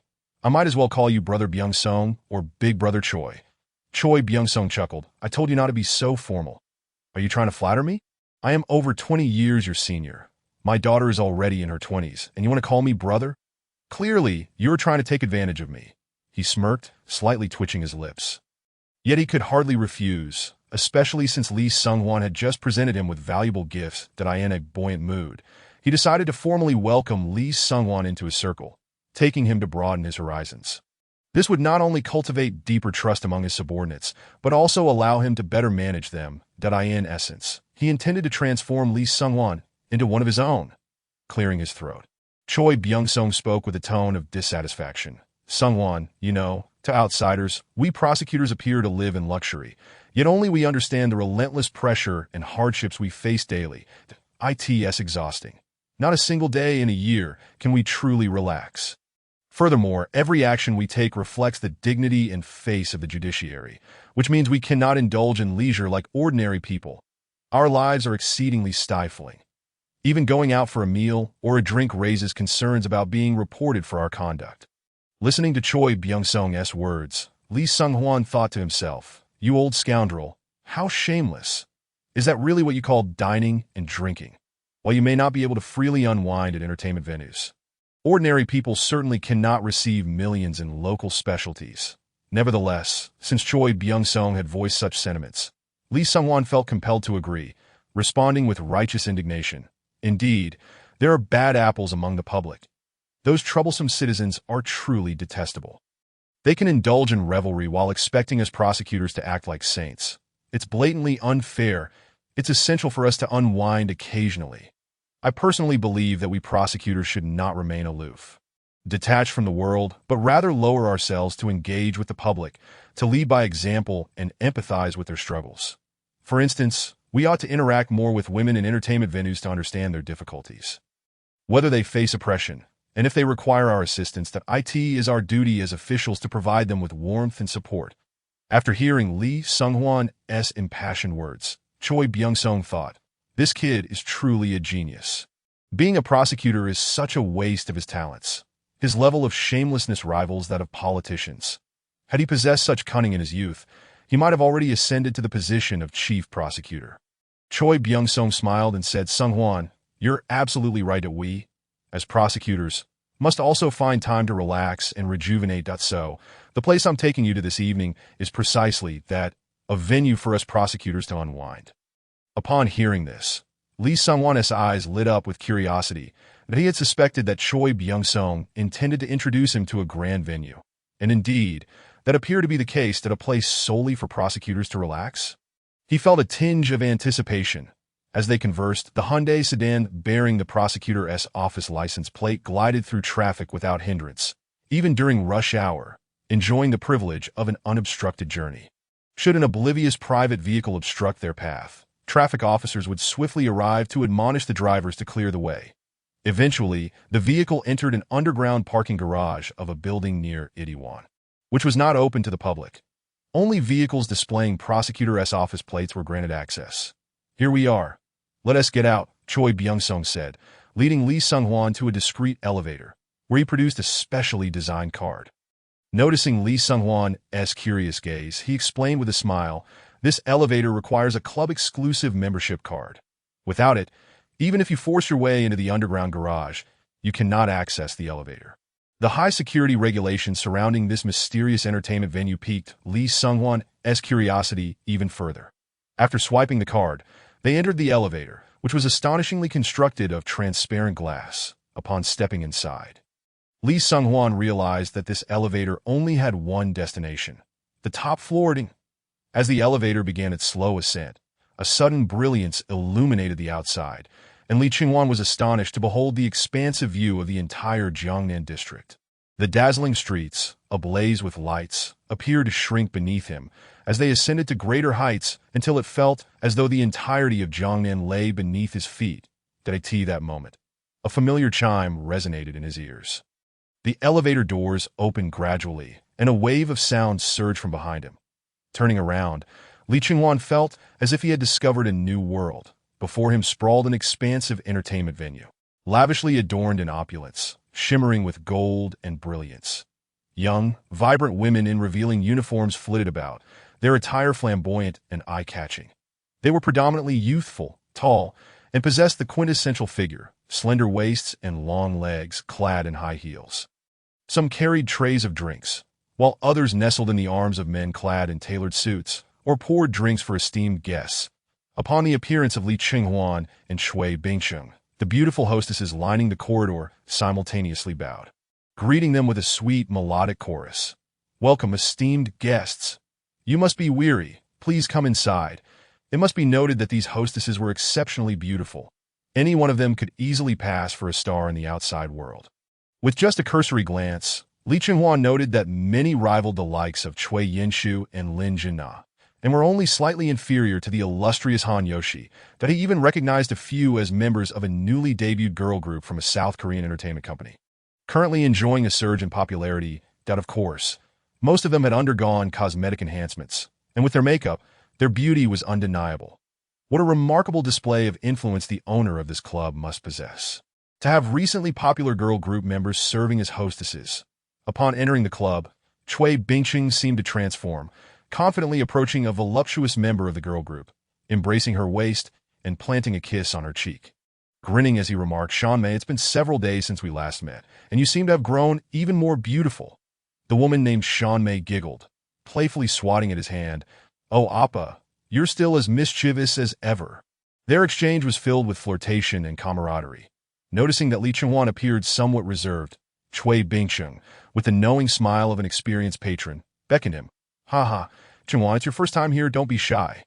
You may choose any of the women inside to accompany you throughout the evening, for any purpose you desire. There is no need to hold back. Here, you can indulge a little and embrace your youthful spirit." Every time I come to this club, I feel rejuvenated." Li Qinghuan, maintaining a composed demeanor, asked, "Is it truly permissible to select freely, Bingqing Ji?" Cui Bingqing nodded with a smile. "Of course. Just walk up and take her hand if you fancy anyone." Li Qinghuan nodded and surveyed the women standing in 2 rows. After a thorough glance, and amidst their eager gazes, he scratched his head, feeling somewhat bashful, and said, "Bingqing Ji, may I request a different selection?" Cui Bingqing chuckled. "You little rascal. You're quite choosy, aren't you?" The unselected members of the girl group exchanged glances, slightly pouting, feeling a mix of disappointment and indignation at being overlooked by the young prosecutor. Yet, they dared not show any resentment, fully aware that each esteemed guest was someone they could not afford to offend, that a single word from such individuals could jeopardize their standing in the South Korean entertainment industry. And even the president of their agency would bow and scrape before these patrons. The so-called South Korean entertainment industry merely served as a playground for the elite, where even top-tier female stars, adored by countless fans, could be summoned at a moment's notice for a toast. The clout of the club's owner was truly beyond comprehension. Therefore, when Li Qinghuan expressed his desire for a different selection, Cui Bingqing summoned a mature, strikingly beautiful woman who appeared to be in charge, and after a brief exchange, she cast a surprised glance at Li Qinghuan, raised an eyebrow with a playful smile, and swayed her hips to arrange a new selection. After his instructions were conveyed, Cui Bingqing clapped Li Qinghuan on the shoulder, teasingly remarking, "Qinghuan, Namju told me you are the first esteemed guest to request a new selection upon entering the club. She has agreed, and soon you shall have a fresh batch of attendants. This time, you mustn't be picky, lest they think you are here to stir trouble," that Li Qinghuan, feeling somewhat embarrassed, replied, "I apologize for the inconvenience." Cui Bingqing feigned displeasure. "There is no need for such formalities between us that I in any case. Enjoy yourself tonight at the club. It's perfectly fine to let loose a little. You might even meet colleagues from other prosecutors' offices and make some new friends, which is always beneficial. Just remember, everyone here is part of our circle. Speak freely, but be cautious not to disrupt our camaraderie. Understood?" Li Qinghuan nodded earnestly. "I understand." Splendid. I shall now take my leave to unwind. Call me when you're ready to depart." Chui Bingqing patted Li Qinghuan's shoulder and departed with the girl named Shan. Li Qinghuan slightly bowed in farewell and began to explore the club. He discovered that the venue was vast, seemingly occupying an entire floor, featuring not only a bar and dance hall, but also a casino, cinema, swimming pool, massage rooms, and luxurious suites. The three-story establishment was seamlessly interconnected, with stairs leading between levels, offering a plethora of entertainment options. As he wandered, Li Qinghuan observed that many patrons were fellow prosecutors, including acquaintances from the Seoul District Prosecutor's Office, as well as other elite members from various departments. And even sons of conglomerate families, lower-ranking legislators, and high-ranking municipal officials. Whenever he recognized someone familiar, he would greet them warmly, seeking to establish rapport, for in the world of politics, connections were paramount. That moment. The striking woman from earlier reappeared before Li Qinghuan. Chapter 61. Are you Li Yunhe? Are you Prosecutor Li? I am. Previously, you mentioned not favoring the previous attendants, so I have brought you a new selection. Would you like to see them? Certainly. Li Qinghuan followed the beautiful woman into a small room, where he was met with 4 fresh faces, all of commendable beauty. As Li Qinghuan scrutinized the young women before him, he couldn't help but marvel at how the elite of South Korea truly knew how to indulge. Meanwhile, the girls were assessing him as well, and upon realizing the handsome prosecutor standing before them, their initial nervousness and trepidation began to dissipate. Some even felt a flicker of delight and anticipation, hoping to catch his eye. After all, they had come to terms with their fates the moment they stepped into the club. And finding a man who appealed to them was perhaps the best they could hope for. It is worth noting that for women of their background, marrying a prosecutor was a dream nearly impossible to attain. After casting a few glances at the 4 girls, Li Qinghuan pointed to one who stood timidly at the edge, her gaze fixed on the ground, seemingly shy, and said to the beautiful woman, "I would like her." Upon hearing Li Qinghuan's choice, the other girls displayed visible disappointment and regret at not being selected. Yet, they dared not voice any complaints. Instead, they gracefully bowed to Li Qinghuan and the beautiful woman before quietly retreating. At this moment, Jin Namju, standing beside Li Qinghuan, turned to the solitary, bewildered girl named Eunhee, who was still in disbelief at being chosen. "Eunhee, congratulations. Prosecutor Li is a rising star at the Seoul District Prosecutor's Office. His future is limitless. Being chosen by him is a stroke of fortune. Be sure to serve him well tonight and ensure his satisfaction. Never forget why you came to the club. Only when the esteemed guests are pleased can your dreams and aspirations be realized. Do you understand?" Eunhee instinctively nodded, then bit her lip, summoning her courage to step closer to Li Qinghuan. She was petite, standing approximately 162 centimeters tall, with bright, expressive eyes, a delicate face, and skin as fair as snow, exhibiting an almost flawless natural beauty, showing no signs of cosmetic alteration. "Annyeonghaseyo, I'm Eunhee. I look forward to your guidance." And she's delicate face flushed slightly as she clumsily bowed deeply to Li Qinghuan.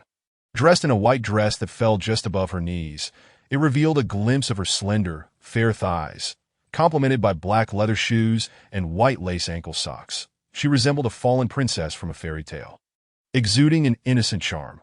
"Hello," she greeted. Li Qinghuan smiled faintly, noting that the girl bore a striking resemblance to a popular South Korean star from his past life, wondering if they were indeed the same person. If so, it would certainly be intriguing.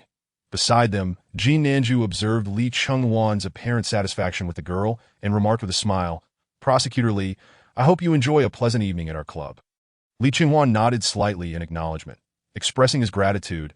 "I greatly appreciate your arrangements, Miss Nanju." Nanju inclined her body gracefully and departed with a catwalk. As she left, the private room fell into a hush, without familiar faces present, and she felt a wave of nervousness wash over her, her body trembling slightly. She shyly avoided eye contact with Li Qinghuan, lowering her head like an ostrich, exuding an adorable innocence. With sweet features reminiscent of first love, her long eyelashes framed eyes that held a mixture of anxiety and determination. She was acutely aware of her purpose for being there. Li Qinghuan discerned the girl's unease and fear. He casually sank into the sofa, smiling as he spoke. "No need to be nervous. It's my first time here too. Let us sit down and chat." Upon hearing his approachable words, and she lifted her gaze, surprised to realize that this young, handsome prosecutor was also a newcomer. This revelation alleviated some of her tension, prompting her to obediently move closer and sit beside him. Li Qinghuan, noticing her shift, inquired, and she, "Could you share why you came to the club? You do know what kind of place this is, don't you?" And she nodded slightly, hesitating before speaking in a soft, sorrowful tone. "My parents fell victim to a relative's deceit and guaranteed a contract, thus incurring a massive debt. To escape their creditors, they went to work, leaving my grandmother, younger brother, and me to rely on one another. My grandmother is elderly and unable to earn much, so I want to earn money to support my family. But with my education and skills, finding a suitable job is challenging. That I aspire to become a singer and participate in various singing competitions. But these require funds that I am in dire need of money.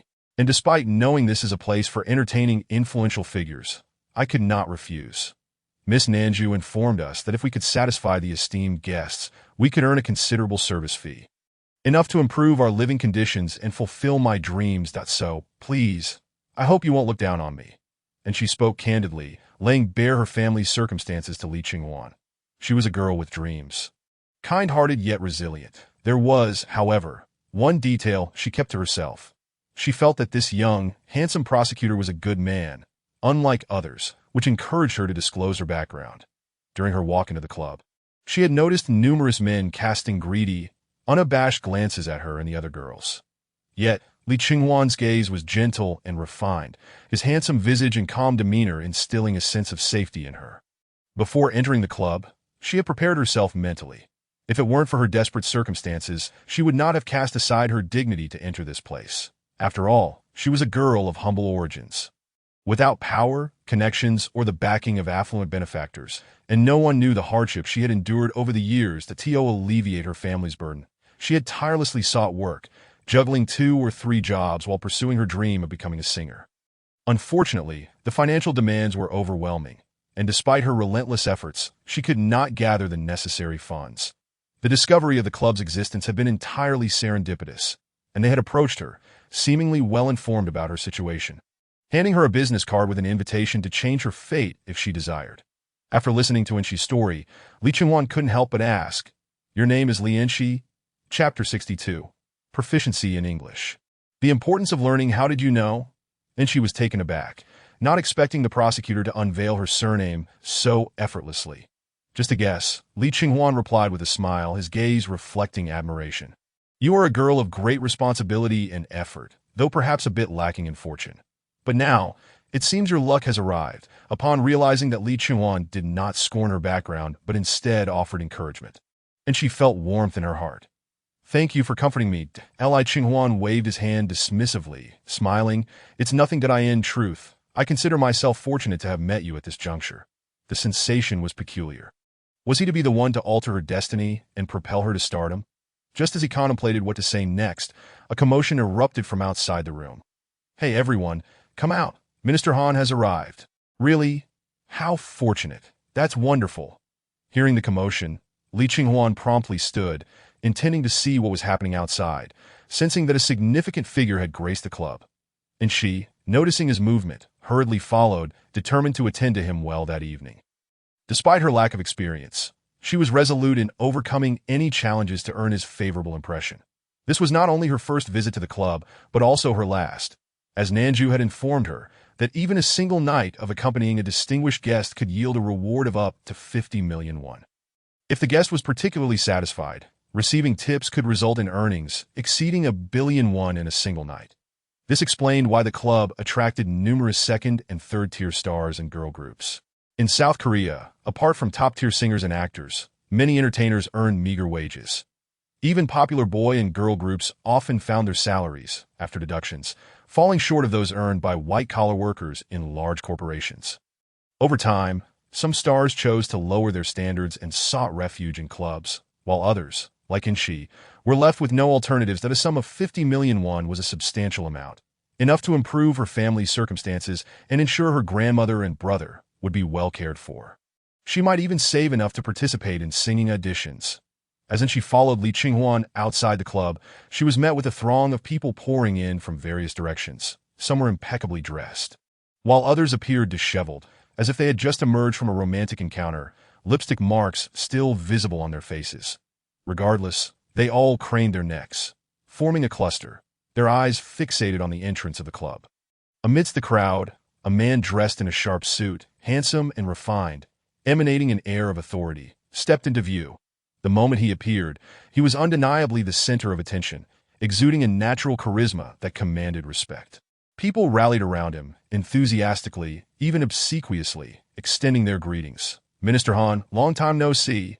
What brings you to our club today?" "Minister Han, I heard you recently dealt with a rival. The position of chief prosecutor must be within your grasp." "I've heard so much about you, Minister Han. It's an immense honor to finally see you in person. Allow me to toast to you." I hear our Minister Han was the top scorer in the judicial examination of his cohort, acing the interview as well, and became chief prosecutor before turning 25. He has been unyielding and incorruptible, taking down countless corrupt officials and powerful tycoons. He is a role model for all young prosecutors. Indeed, the public believes that as long as Minister Han is around, the corrupt dare not act brazenly. With him here, justice prevails. No one dares challenge the cases he oversees. "Minister Han, do you remember me? I had the pleasure of dining with you 2.5 years ago. I find myself in a bit of trouble and would greatly appreciate your guidance. Additionally, I brought you some exceptional tea bricks imported from Huaxia. When you have a moment, I would love for you to assess their quality." The surrounding crowd had congregated around Minister Han, with some offering flattery, others extolling his virtues, while a few sought his assistance. And still others simply wished to familiarize themselves with him. Amidst the throng, Lee Sung-won even spotted Choi Byung-sung. This old fellow shamelessly approached Minister Han, sharing a drink and engaging in casual conversation. Although both held the same title of minister, it was evident that Choi Byung-sung, the Minister of Justice, exhibited a degree of obsequiousness in the presence of Minister Han. The influence and power wielded by Minister Han appeared to be formidable. Subsequently, this assembly of lofty prosecutors and dignitaries ushered Minister Han to the most prominent sofa in the club's ballroom, a seat evidently reserved for him. Lee Sung-won stood at the back of the crowd. Casting a distant glance at Minister Han's visage, his expression subtly shifting as he recognized the M&IT dawned on him. It was the antagonist from the prosecutor-themed film titled The King. The head of the strategic division at the Seoul Central District Prosecutor's Office, Han Xiangji, a figure of immense power, capable of overshadowing even local district prosecutors, known for his unwavering integrity and resolute stance against tyranny. He was a veteran star prosecutor, whose appearances in the media had lessened with age, but those familiar with him understood that his diminished visibility was due to his growing influence, allowing him to operate from the shadows. With a cadre of loyal subordinates at his disposal, he now needed only to orchestrate from behind the scenes, directing his pawns into battle. Within the prosecutorial hierarchy, Han Xiangji was undeniably a leader of his generation, a figure whom countless ambitious young prosecutors aspired to serve, that he seemed to embody the archetype of a protagonist, experiencing a meteoric rise to power, and had he been a few years older, he would undoubtedly have ascended to the position of chief prosecutor. Given his prestige and capabilities, it was merely a matter of time before he claimed that coveted title, the chief prosecutor, in stark contrast to Lee Sung-won. At this moment, Han Xiangji undeniably resembled the main character. Meanwhile, Lee Sung-won's gaze roamed, recalling that in The King, the protagonist Park Tae-soo first encountered Han Xiangji upon his arrival at the club, reluctant to conspire with a wealthy heir who had sullied a female student. Park Tae-soo inadvertently provoked Han Xiangji, who chastised him soundly, bringing him to his senses that in a bid to win Han Xiangji's approval, Park Tae-soo publicly drank with the wealthy heir, burying the hatchet, which indeed garnered Han Xiangji's attention. This act allowed Park Tae-soo to infiltrate Han Xiangji's circle and eventually rise to prominence within the prosecutorial community, becoming one of the true power brokers.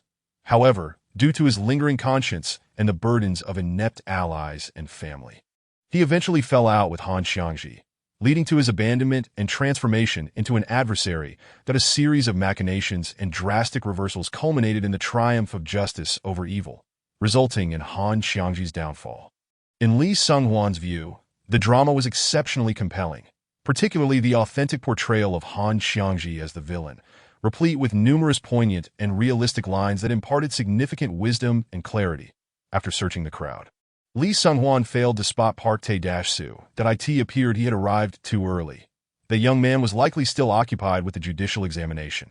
With a shift in thought, Li Sunghuan lifted a glass and approached Han Xiangji alongside the other prosecutors. Bowing slightly as he said, "Minister Han, I am Li Sunghuan from the Seoul District Prosecutor's office that I have long admired your accomplishments, and it is a great honor to finally meet you in person. I would like to propose a toast in your honor to in the realm of politics, bowing, flattering the powerful, aligning oneself with influential figures, and even kneeling are common practices for those ambitious enough to pursue power. Any means may be justified at this juncture." Han Xiangji was indeed a significant ally. Even Li Sunghuan's prospective father-in-law, in terms of influence, could hardly rival Han Xiangji. Yet, reality is not akin to fiction at present. Li Sunghuan was merely a junior chief prosecutor, and even Minister Choi Byung-sung had to show deference to Han Xiangji. What was he, after all? Han Xiangji, upon encountering the young prosecutor offering a toast, merely nodded slightly, sipped his drink, and turned away, showing little interest. Li Sunghuan felt no indignation. This was entirely expected. Many sought Han Xiangji's favor, and countless prosecutors would eagerly become his subordinates if given the chance. To capture his attention, one must first achieve notable accomplishments. Li Sunghuan did not deny his desire to curry favor with Han Xiangji, given that the latter controlled an immensely vast archive of documents containing compromising details about numerous South Korean elites and celebrities. With such a repository, Han Xiangji could influence presidential elections in South Korea. This was precisely why he exuded such strength, looking down even upon chief prosecutors in the drama. Many chief prosecutors harbored their own scandals, all meticulously catalogued in the Strategic Division's archives, and should these be revealed, it would spell disaster for them. After raising his glass to Han Xiangji, Li Sunghuan contemplated leaving when he felt a gentle tug on his arm. It was Li Eunhee, her small hand grasping him. With a pleading gaze, she implored, "Are you not planning to take me along tonight?" Taken aback, Li Sunghuan replied apologetically, "I have some matters to attend to. I know you're in need of money. Just give me a card number, and I can arrange for a transfer." Before he could finish his sentence, he noticed Li Eunhee was already in tears. Her appearance pitiful as she sobbed, "Appa, please don't go. I promise I'll be very obedient. I have talents. I can perform for you. Please, give me a chance." Seeing her so desolate, Li Sunghuan felt a pang of compassion and asked, "What can you do?" Li Eunhee eagerly responded, "I can sing, dance, and perform. I've even taught myself English and Chinese. I can help you with massages." Upon hearing this, Li Sunghuan's eyes lit up slightly. "You speak English? That's excellent. English is essential." Chapter 63. The first meeting between Li Eunhee and the sister-in-law, it must be said, a girl who can speak English is indeed a significant asset. A young lady who can dance, sing, and has a lovely voice is even more appealing. Ultimately, Li Sunghuan could not bear to leave Li Eunhee isolated and vulnerable in the club, and he decided to take her home. It was only in the morning that he recalled there was another person in the house. In the early hours in the living room, he cleared his throat and said, "Sister-in-law, my apologies. This is my friend, Li Eunhee. I forgot to mention her when I brought her home yesterday. I'm truly sorry." He wrapped an arm around the neatly dressed Li Eunhee. Her cheeks flushed, and addressed his astonished sister-in-law, "Hanyu." Li Eunhee, upon seeing Hanyu, initially believed her to be the legitimate wife of her appa, and nearly wanted to find a hole to hide in, fearing she would be scolded for being the unrecognized mistress.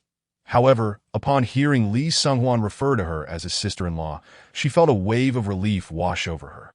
Yet a flicker of confusion crossed her mind as she pondered why the sister-in-law was residing in Appa's home. Where was her husband? Meanwhile, Han Yu-hee, upon noticing the pure and charming young girl, felt a twinge of discomfort. She had not anticipated that her younger brother-in-law had already made a female friend. Should she not be considerate and move out? Especially since she was a recent widow. Continuing to reside here could lead to unfavorable gossip and may even trouble her brother-in-law's friend. Reflecting on this, a shadow of melancholy crossed Han Yu-hee's face, accompanied by a sense of self-reproach. Fortunately, with guests present, she quickly composed herself and greeted Li Eunhee with a warm smile, saying, "Hello, Eunhee, welcome to our home. You two have just woken up and haven't had breakfast yet. Right. Allow me to prepare some for you." As she spoke, she began to rise to head toward the kitchen. However, Li Sunghuan gestured to stop her, saying, "No need, sister-in-law. I need to take Eunhee home, that we can grab some breakfast on the way. You've been busy with matters concerning brother. Please take some time to rest. Li Chinghuan speaks the truth that in recent days, Han Yoshi has been tirelessly managing the affairs following the passing of her elder brother, Li Chengxian. Apart from occasionally lending a hand, Li Chengwan has been preoccupied with dealing with Park Taeyong and his associates. After a few days apart, Han Yoshi appeared markedly haggard, reminiscent of the time when Choi Yan-su was in a similar state. Currently, the ashes of her elder brother have been prepared. Since Li Chengxian had only Li Chengwan as his family member, along with his wife Han Yoshi, they decided not to hold a formal funeral. Han Yoshi and Li Chengwan have discussed this matter and agreed to inter Li Chengxian's ashes in a few days. After leaving home with Li Yunhee, his trusted aide, Zheng Jishu was still as diligent as ever, having parked the car outside the door early. Once Li Chengwan and Li Yunhee entered the vehicle, Zheng Jishu glanced at the rearview mirror and astutely inquired, "Li Jian, where shall we go first?" "Let us return Yunhee to her home. She resides in Jiangbei District XXXX," Li Chengwan replied, looking at the obedient and understanding Li Yunhee, who was nestled beside him and holding onto his arm, smiling. "Understood," Zheng Jishu acknowledged, starting the car.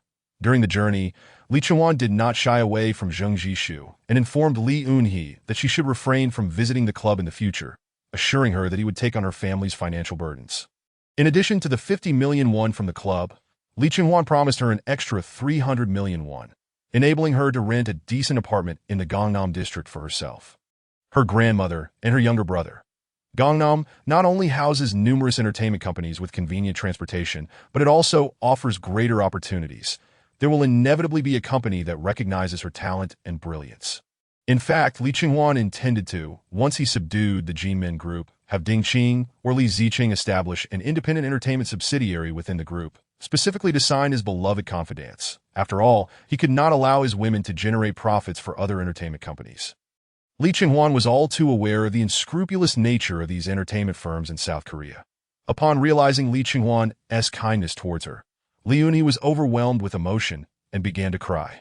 She felt immensely grateful to this man, as he provided her with unprecedented warmth and a sense of security, especially as Li Chengwan promised to assist her in resolving her parents' substantial debts incurred due to fraudulent guarantee contracts. Li Yunhee was rendered speechless with excitement. Although she had been exhausted from singing and dancing the previous night, every effort was worthwhile. She had encountered her savior. Thus, she silently resolved to strive diligently to achieve her dreams of becoming a prominent singer. Wishing to proclaim the name of the person she was most thankful for at her concert. After escorting Li Yunhee home, Li Chengwan returned to the prosecutor's office. However, he soon noticed peculiar gazes from many of his colleagues, some filled with astonishment, others with confusion, displeasure, or even schadenfreude that a sense of foreboding stirred within him. Was someone plotting against him?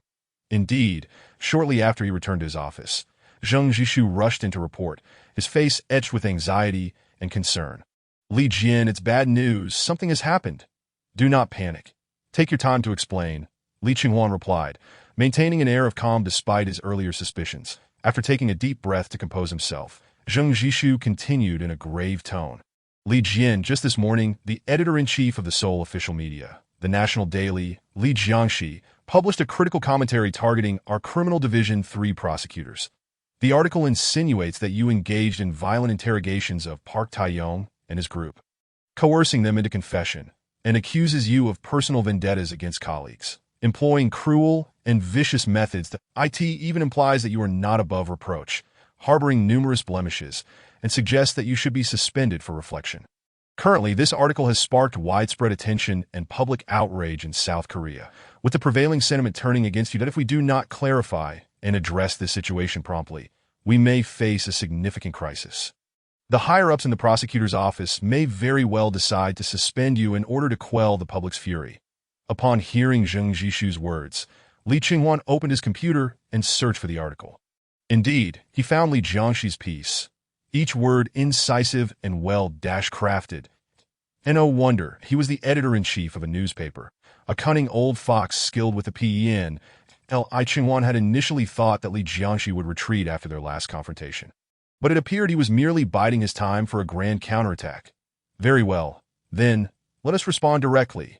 Li Chengwan sprang to his feet and instructed Zheng Jishu, inform all reporters from Seoul's newspapers that regarding Li Jiangxi's article and the recent online discourse. "I will be holding a press conference to clarify this case that I need to visit the minister first. Zheng Jishu immediately bowed in acknowledgement. Understood. Chapter 64. Li Jiangxi. I cannot help but ask. Violent interrogation and severe coercion. Certain self-proclaimed just prosecutors cannot disregard human rights for the sake of efficiency in solving cases. Author, Li Jiangxi.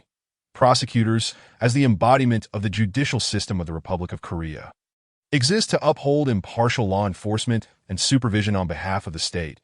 I personally believe that a qualified prosecutor should strictly adhere to the Constitution and laws of the Republic of Korea, diligently fulfilling their duties without succumbing to personal interests. However, in recent years, there have been numerous instances of prosecutors abusing their power, betraying the ethical standards of their profession, engaging in corruption, and colluding with business interests, especially among certain bad apples within the prosecutor community, who exploit their authority to suppress dissent, employing any means necessary to solve cases, even resorting to violence to force innocent individuals into confessions. According to information I have received from whistleblowers, there is a particularly unscrupulous and tyrannical young prosecutor in the Criminal Division 3 of the Seoul District Prosecutor's Office, due to disagreements with colleagues. He sought an excuse to arrest them, framing and entrapping them, even dragging one colleague back to the interrogation room and subjecting him to the treatment of a criminal, causing him to suffer grievously until he was coerced into confession. Moreover, this prosecutor apprehended the son of a prominent business leader without any justification, accusing him of crimes such as gathering for illegal activities, assaulting women, causing the death of an innocent girl, illegal detention, and organizing criminal acts, and even refused to allow this innocent young man to contact a lawyer for assistance. Ultimately, according to informants who risked their safety to disclose this information, this prosecutor himself is not without stains. Rumors suggest he has ties to organized crime and has previously received support from a certain gang, which is why he targeted the son of the business leader. His gang was interested in a real estate development project held by the business leader. In light of this, I must ask, why are some prosecutors allowed to act with such impunity? Why can they make decisions independently, unmonitored by anyone? Can prosecutors truly wield unchecked power in South Korea?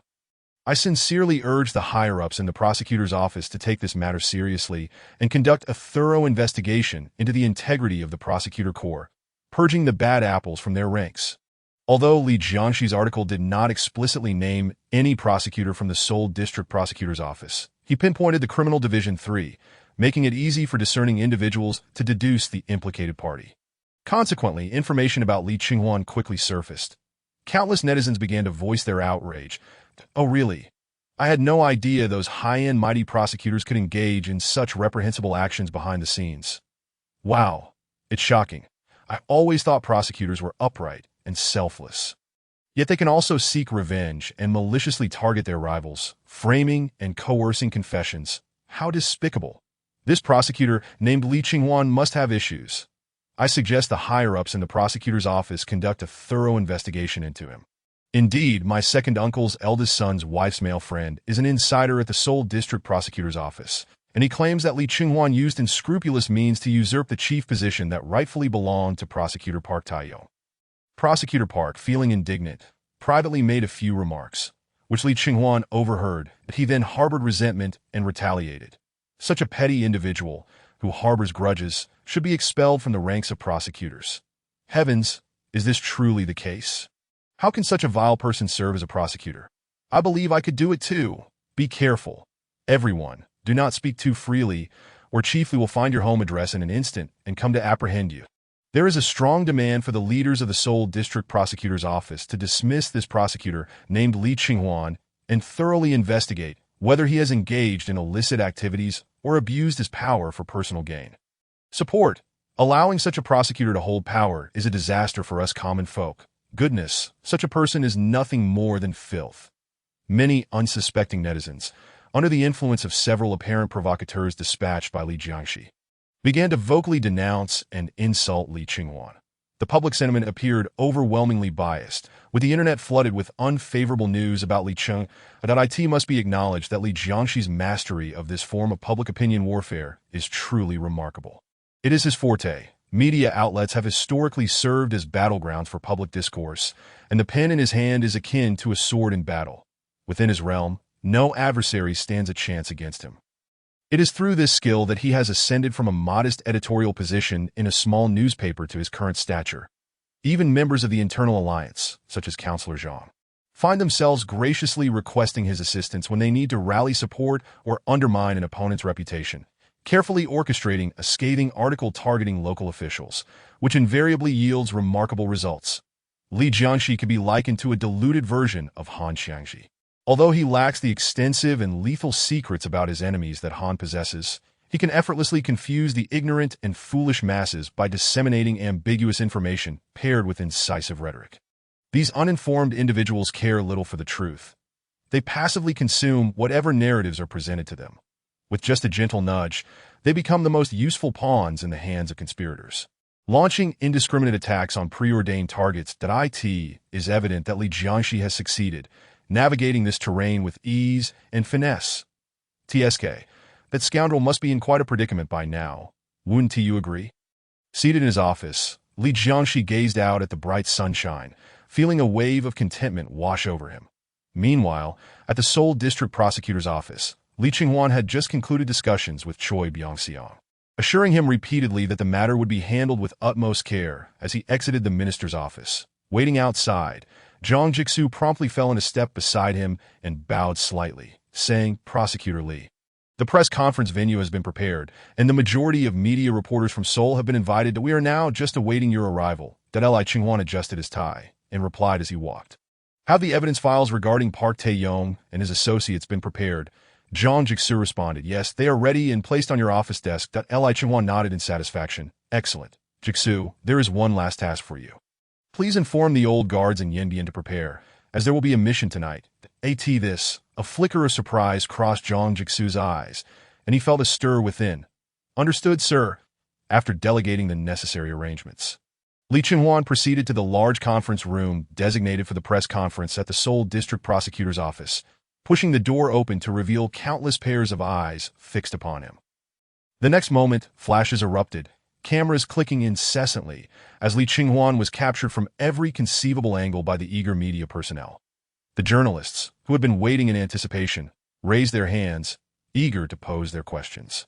However, Li Qinghuan walked directly to the podium, surveying the room with an impassive expression before gesturing for silence. "That I understand that many of you are eager to ask questions, but please hold your inquiries for the moment. I have a case briefing to share. Let us proceed with that first." Chapter 65. Reporter from Xianxing Daily, Mu Xianmin. With just 2 sentences, Li Qinghuan effectively silenced all the media present, causing those who had risen to ask questions to take their seats once more. Noticing their compliance, Li Qinghuan cleared his throat and opened the thick file he had brought. Placing it on the podium, he raised his hand, displaying the detailed case reports and photographs, indicating to the audience, regarding the recent malicious fabrications by a certain unscrupulous newspaper editor, who has slandered the integrity of the prosecutors in our Criminal Division 3 and directly defamed my lawful interrogation work. Such actions are unforgivable. Today, as press conference, I, Li Qinghuan, as the Chief Prosecutor of Criminal Division 3, is not merely to clarify the baseless accusations thrown at me by a disreputable media outlet, but to report on 2 significant cases. The primary suspects in these cases are none other than a former prosecutor of our Criminal Division 3, Park Tae-yong. You may naturally wonder what misdeeds my predecessor and former colleague has committed to find himself in such dire circumstances. That it is quite simple. He colluded with organized crime. He suppressed multiple cases involving the notorious 7 Stars gang, led by Park Yong-jun, which involved the kidnapping and abuse of young women, driving them to suicide, all while intimidating the victims' families into silence. This is but one of his many heinous accusations. Moreover, he is also implicated in embezzlement and bribery, with millions of dollars in illicit funds and precious jewels discovered in his home. But he has even colluded with Park Yong-jun to humiliate a female artist, leading her to take her own life due to unbearable humiliation. This individual harbors a deeply twisted psyche.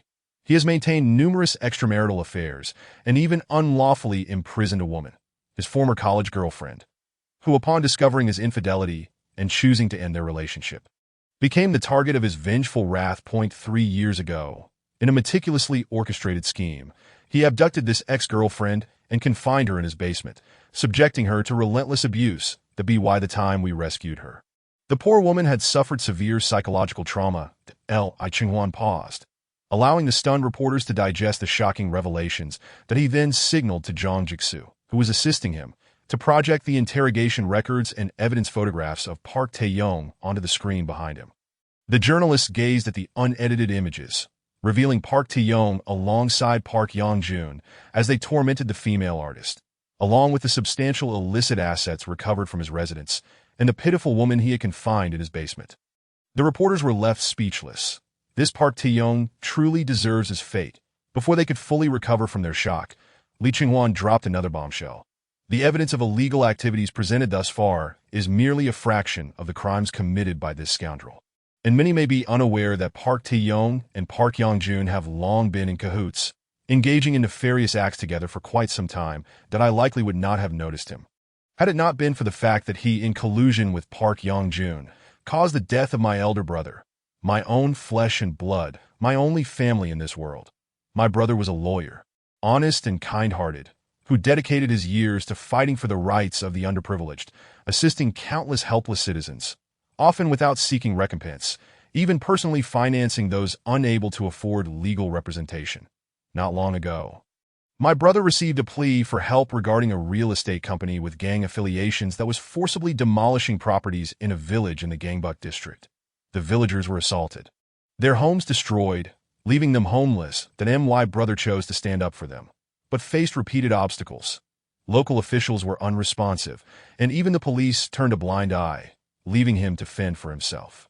After much hardship, he finally uncovered incriminating evidence against the Seven Stars real estate company and approached prosecutor Park Tae-yong, seeking his assistance in prosecuting these criminals. To his dismay, Park Tae-yong betrayed my brother, leading to his brutal murder at the hands of the gang. In my quest for vengeance, I first acquired evidence of Park Yong-jun's criminal activities, and through intense interrogation, learned that the one who had betrayed him was none other than the prosecutor he had trusted, our very own malignant tumor. Park Tae-yong and his accomplice, Park Yong-jun, is no virtuous soul either. Over the years, he has committed innumerable crimes, including but not limited to gambling, drug offenses, the exploitation of women, unlawful confinement, and violent crimes resulting in severe injury to others. Currently, these two heinous criminals and their accomplices have been incarcerated, and I propose that the Japanese authorities personally bring charges against them, recommending a sentence of death.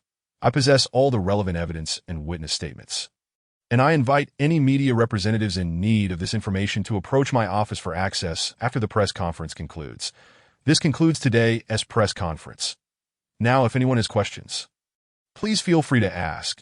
As Lee Ching-hwan finished speaking, a profound silence enveloped the room. It seemed that all present were still reeling from the shocking cases he had just reported. If the allegations made by this young prosecutor were indeed true, they were utterly appalling and chilling. The prosecutor known as Park Tae-yong, alongside the notorious heir of the Seven Stars gang, truly are monsters.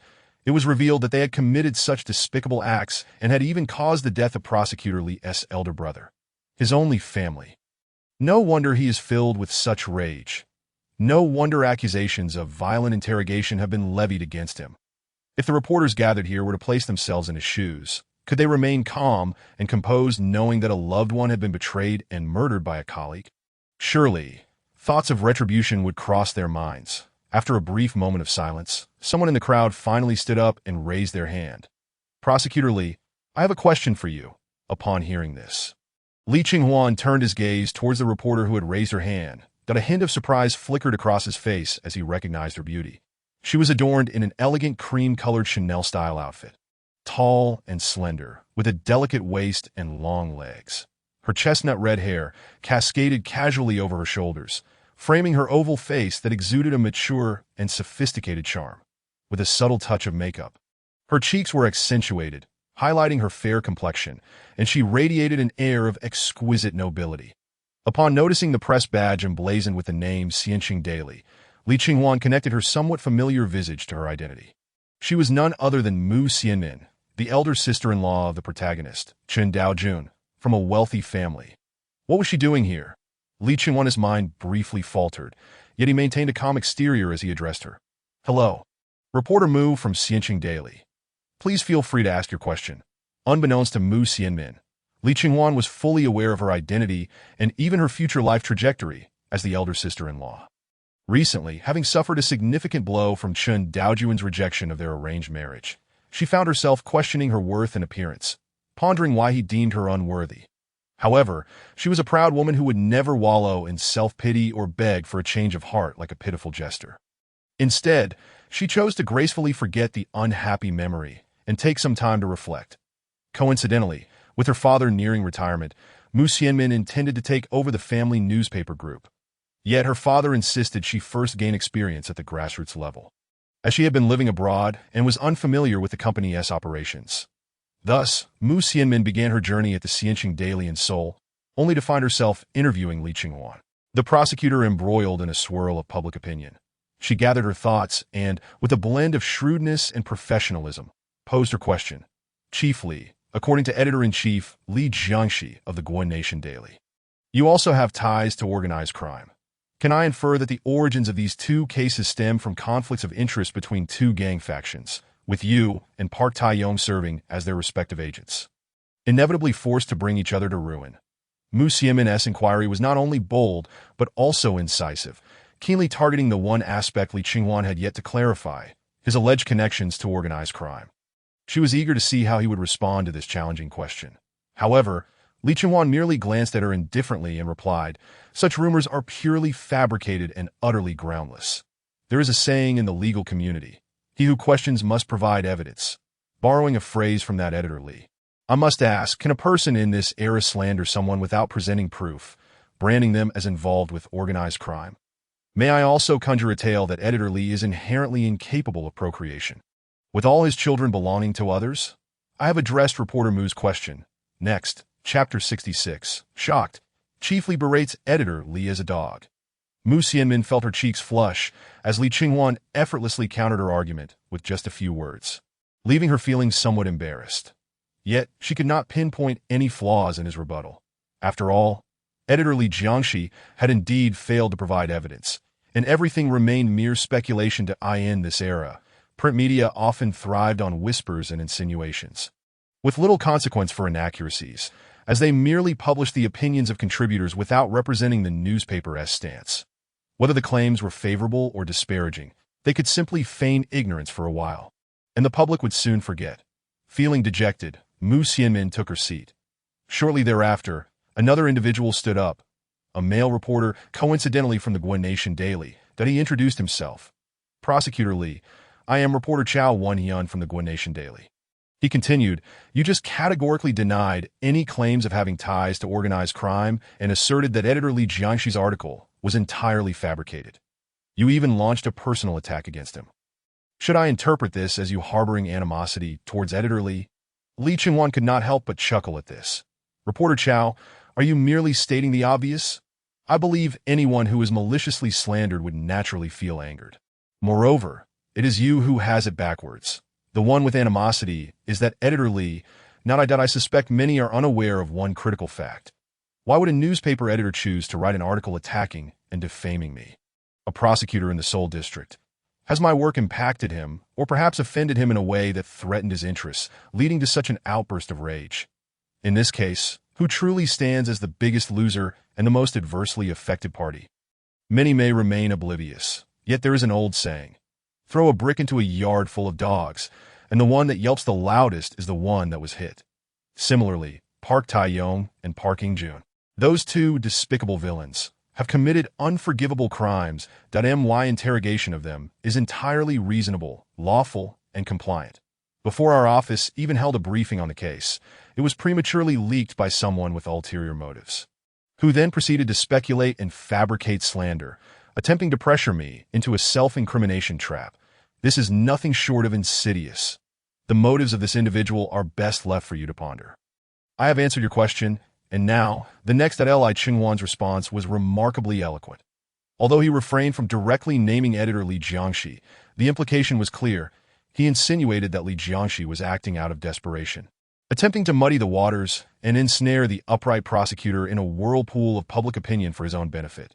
The analogy he employed regarding the barking dog only served to deepen the embarrassment of reporter Chao Wan-hyun, as this prosecutor had audaciously insulted his idol, editor Li. However, he found himself at a loss for words to counter Li Qinghuan's assertions and could only sit down with a sullen expression. Meanwhile, other reporters from various outlets, having grasped the implications of the dog analogy, struggled to suppress their laughter, some even letting out soft giggles. The source of this lightheartedness was none other than Mu Xianmin, whose amusement stemmed from Li Qinghuan's vivid metaphor that perfectly elucidated editor Li's motivations. Realizing that all eyes were now on her, she suddenly felt embarrassed at, "Oh dear, why isn't anyone else laughing? How mortifying," she coughed, attempting to regain her composure. "Are there any other reporters wishing to pose questions?" Li Qinghuan inquired, casting his gaze across the room. Observing that neither the Guanation Daily nor the Xianqing Daily had gained any ground in their inquiries, the other reporters wisely refrained from probing further into the case. Soon, a journalist from a smaller publication raised their hand. "Chief Li, will you be suing editor Li of the Guanation Daily for defamation?" Li Qinghuan nodded affirmatively. "Certainly. Not only that, but he must also publicly apologize and seek my forgiveness. Otherwise, I, along with my colleagues at the Seoul District Prosecutor's Office, will not let this matter rest. His slander not only tarnishes my reputation, but also that of the entire prosecutorial body. He is attempting to use this as a means to elevate his own status, and to put it more severely, he is acting recklessly. How else can he display his fury? Once this news breaks, the public will undoubtedly believe him. Given my firm stance, they will think that this prosecutor's resolute demeanor suggests that unscrupulous media is indeed spreading falsehoods. Thus, in light of such public sentiment, one must project a strong will to defend their rights, regardless of whether one is in the right or wrong. Of course, this approach is only advisable for someone like me, who is well prepared and has a solid foundation. Having witnessed countless celebrities previously, Li Qinghuan recalled how some, despite being riddled with faults, would refuse to acknowledge their misdeeds when faced with media scrutiny, often resorting to threats and intimidation against netizens, only to be met with irrefutable evidence that brought them crashing down to this moment. Li Qinghuan expressed his indignation and determination to protect his rights, causing a palpable tension among the reporters present. After all, this was a prosecutor, and provoking the most powerful entity in South Korea would likely lead to dire consequences. Yet, they had not forgotten their purpose for being there. And soon multiple reporters stood up to ask further questions. "Chief Li, I heard you mention that you intend to prosecute Park Tae-yong and Park In-jun for their crimes and recommend the death penalty. Is that not a rather severe sentence? As far as I know, South Korea has not executed anyone for quite some time." Li Qinghuan, with a serious demeanor, nodded in agreement. "This is an excellent question. Although our South Korea has not abolished the death penalty, we have indeed been influenced by Western ideologies, deliberately reducing or even eliminating capital punishment sentences. However, I believe this implicit regulation is fundamentally unfair to all victims and their families. Throughout my years as a prosecutor, I have handled numerous criminal cases and perused countless files, and I have observed a significant increase in the number of criminal offenses in recent years. Many perpetrators of heinous murder cases, upon their apprehension, remain remorseless and defiant, exhibiting no signs of guilt whatsoever. They are acutely aware that even if they are sentenced, the most they might face is life imprisonment, and many receive sentences of merely a decade. Furthermore, some affluent individuals and scions of conglomerates resort to bribing judges, lawyers, prison guards, and prosecutors to secure reduced sentences, ultimately allowing these criminals to evade punishment and live freely among us. The death penalty is the only true form of respect for the victims. Therefore, I will resolutely defend the right to apply the death penalty and will never allow any scoundrel who harms the people of South Korea to roam free in this world. This was also the greatest wish of my late brother. I will carry on his legacy, remain true to my original intentions, and strive forward with unwavering dedication to serve the public, safeguarding everyone's judicial rights, ensuring that no wrongdoer escapes justice." Li Qinghuan's bold remarks garnered astonished and respectful gazes from the gathered journalists. This individual truly dares to speak out. It is well known that South Korea has effectively tacitly abolished the death penalty in recent years. Even the most brutal of criminals responsible for the murder of numerous young women are merely sentenced to life in prison, sparking intense public outrage and protest. Yet, not a single figure from the judicial community has stepped forward to oppose this. The higher-ups remain collectively silent. Li Qinghuan's audacity in advocating for the reinstatement of the death penalty places him squarely in the line of fire. he successfully cultivates an image of righteousness, integrity, and a willingness to challenge the status quo with a heart attuned to the people and a spirit of justice. Furthermore, he is motivated by the desire to honor his elder brother's wishes. These two brothers are truly good men, dedicated to their country and its people. The crowd's gaze toward Li Qinghuan was imbued with newfound respect. Subsequently, the journalists refrained from broaching any more somber topics. One individual raised their hand and asked, "Chief Prosecutor Li, I've heard that at merely 28 years of age, you have already attained the position of Chief Prosecutor. A remarkable accomplishment even among your peers. Logically, you would have received numerous proposals from the scions of wealthy families and high-ranking officials, yet I understand you remain single. Could you perhaps share why you have not married?" Li Qinghuan, upon hearing this, felt a twinge of embarrassment. That is a personal matter, and I must decline to comment. Does Chief Prosecutor Li currently have a girlfriend?" Another journalist inquired. This time it was the intrepid Mu Xianmin. Her large eyes fixed on Li Qinghuan, her gaze brimming with provocation, teasing curiosity, and a hint of unacknowledged anticipation. Surprised that the future sister-in-law of Qin Daojun, the third-generation chairwoman of the Shenyang Group, would pose such a question, Li Qinghuan contemplated for a moment and decided to tease her. "Not at the moment, but if journalist Mu is willing to go on a date with me after this interview.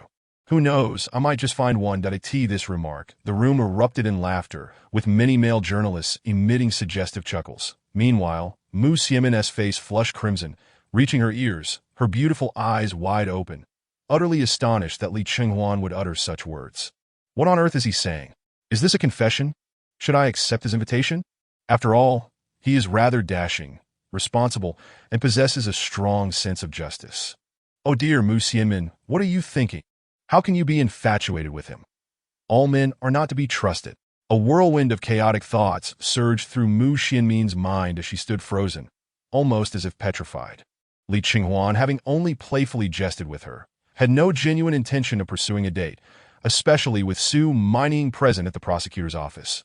Should she learn of his duplicity, his future father-in-law, the inspector general, would surely disapprove. After addressing Mu Xianmin's question, Li Qinghuan closed the case file and declared the press conference concluded.